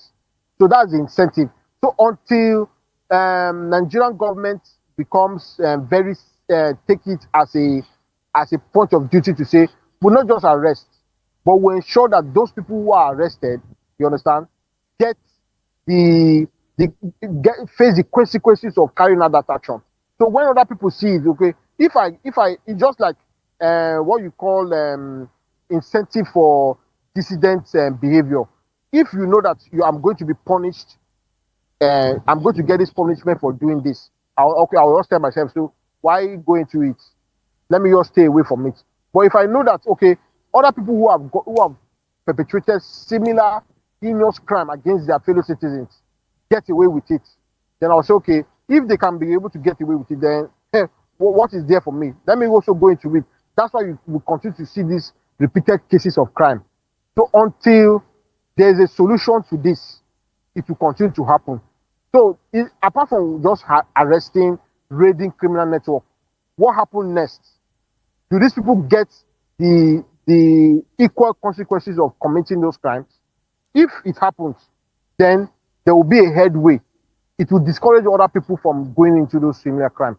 But when such a thing doesn't happen, you understand, it becomes an incentive for other people to go into it. So until so it's a holistic process until after they have been arrested, they are prosecuted, and they get the consequences that have been laid out, that if you do this, this is what you will get from it. You understand? Until that happens, people will be encouraged to go into this crime. You understand? Then what now happens is that the Nigerian judiciary also on its own needs to also up its game to ensure that people who have been arrested for crime and criminality, all this heinous crime against Nigerian citizens, get the consequences that have been laid out for people who go into these activities, these heinous activities. Until that happens, it will all continue to be a vicious cycle. You understand? A merry-go-round. It will continue to happen. Then they are arrested. Then the next thing, you don't hear about them again. Sometimes those people also find a way to evade justice. You understand? So that's the bane of the problem that we are facing today in Nigeria. You know, say over the years, you get to hear the army say there's going to be a mop-up of arms. They go about mopping up arms and all and carry out raids like this. You yourself have asked over and arrested one of its own for selling arms to terrorists and all. So after these raids and mop-ups, what do you think happens to these arms that are recovered from criminals and terrorists? Is it recycled back into the system? What do you think happens, and how well do you think the authorities are handling this?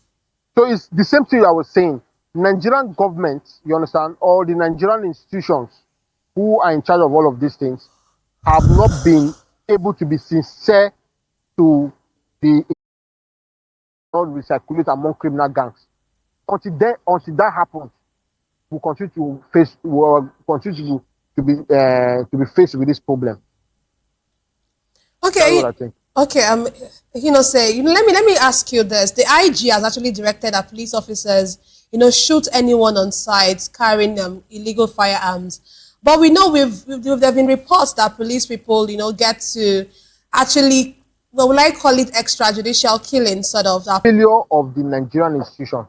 So you give this kind of directive. What measures do you put in place to ensure that these directives are carried out in accordance with the law? You understand?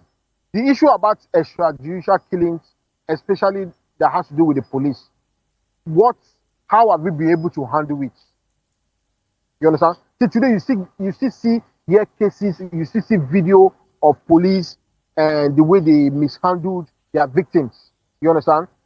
Even when they meet people who did not carry out crime, how do they handle their weapons with these people? Now you are giving this kind of directive. What measures, what steps have we put in place to ensure that even this instruction that you have given out, this directive that you are giving out, then you ensure that your personnel are carrying out these actions in line with the law? So sometimes what these personnel do is that they use this as a cover, you understand, even to go against even citizens who go about their legitimate duties. It's as a result of the fact that the police as an institution or the security agency as an institution have not been able to put safeguard. You put a structure or a framework to ensure that these persons that are arrested get justice for the crimes they commit. You understand?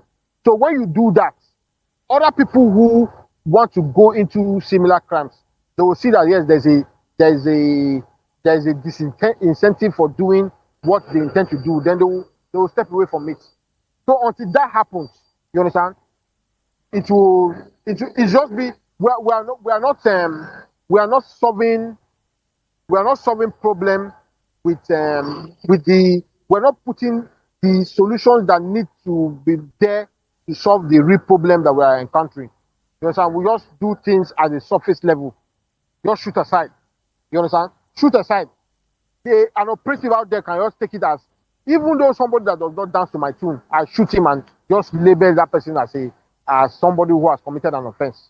You understand? But if we fix the issue about the failure of Nigerian institutions, the police, you understand, the judiciary, in ensuring that people are prosecuted for crimes they commit and get the justice of that crime that they commit. You understand?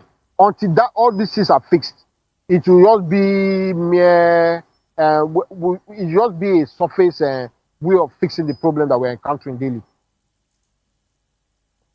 Okay, thank you very much, Ihinose. Thank you so much for your brilliant analysis there. Thank you. Okay, we've been speaking with Ihinose Omoka. He is a public affairs analyst. Moving on, before we continue the news, we'll take a break.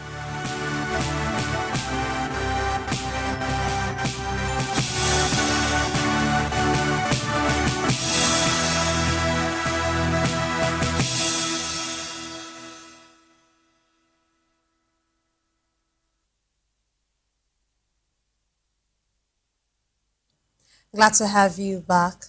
Alleged allocations of 8.05 billion naira for mosque and church projects.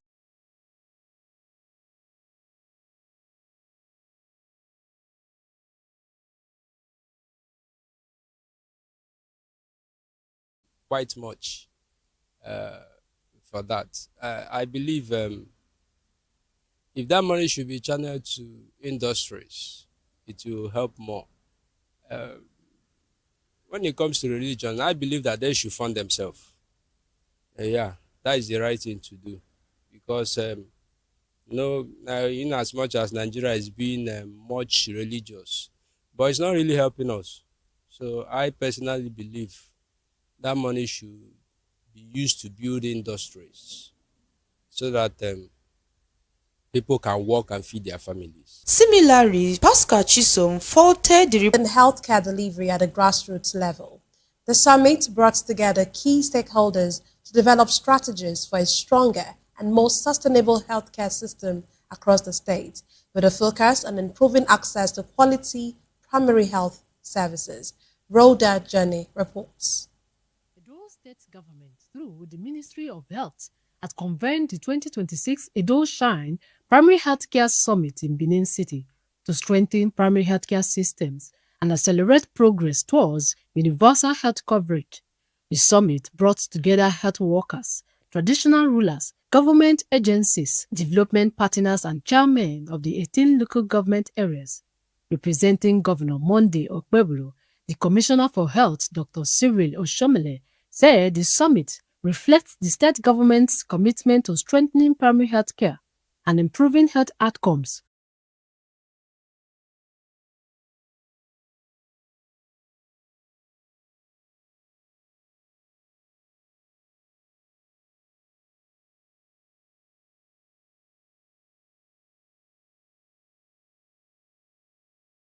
The Harvard-Gillard settlement after what it called an attack on Israelis hiking in the area and imposed a siege on Nablus and the town of Tel.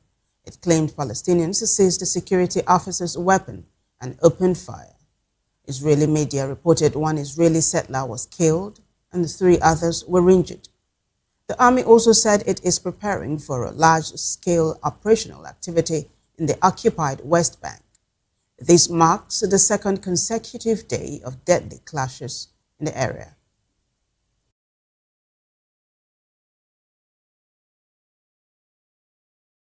Was at its peak and is currently beyond the capacity of firefighters to contain. Spanish Prime Minister Pedro Sanchez said he will visit the Emergency Coordination Center in Madrid on Saturday. In France, Interior Minister Laurent Nunez said 101,000 people had been evacuated. This includes 44,000 people from the upmarket Cap Ferret Peninsula, south of Bordeaux, on the Atlantic coast, where the only road was threatened by flames. Both countries have requested assistance from the European Union, EU, as strong winds and drought fueled the fires through tinder-dry forests. And now to business. The United States has imposed a 12.5% tariff on imports from Nigeria. The U.S. government said the measures targets countries that accuse us of failing to ban the importation of goods produced with forced labor. According to Washington, it affects 60 economies that have not imposed and effectively enforced such a prohibition. The move follows investigations launched in May 2026 by the Office of the United States Trade Representative, USTR, into the 60 largest U.S. trading partners under Section 301 of the Trade Act.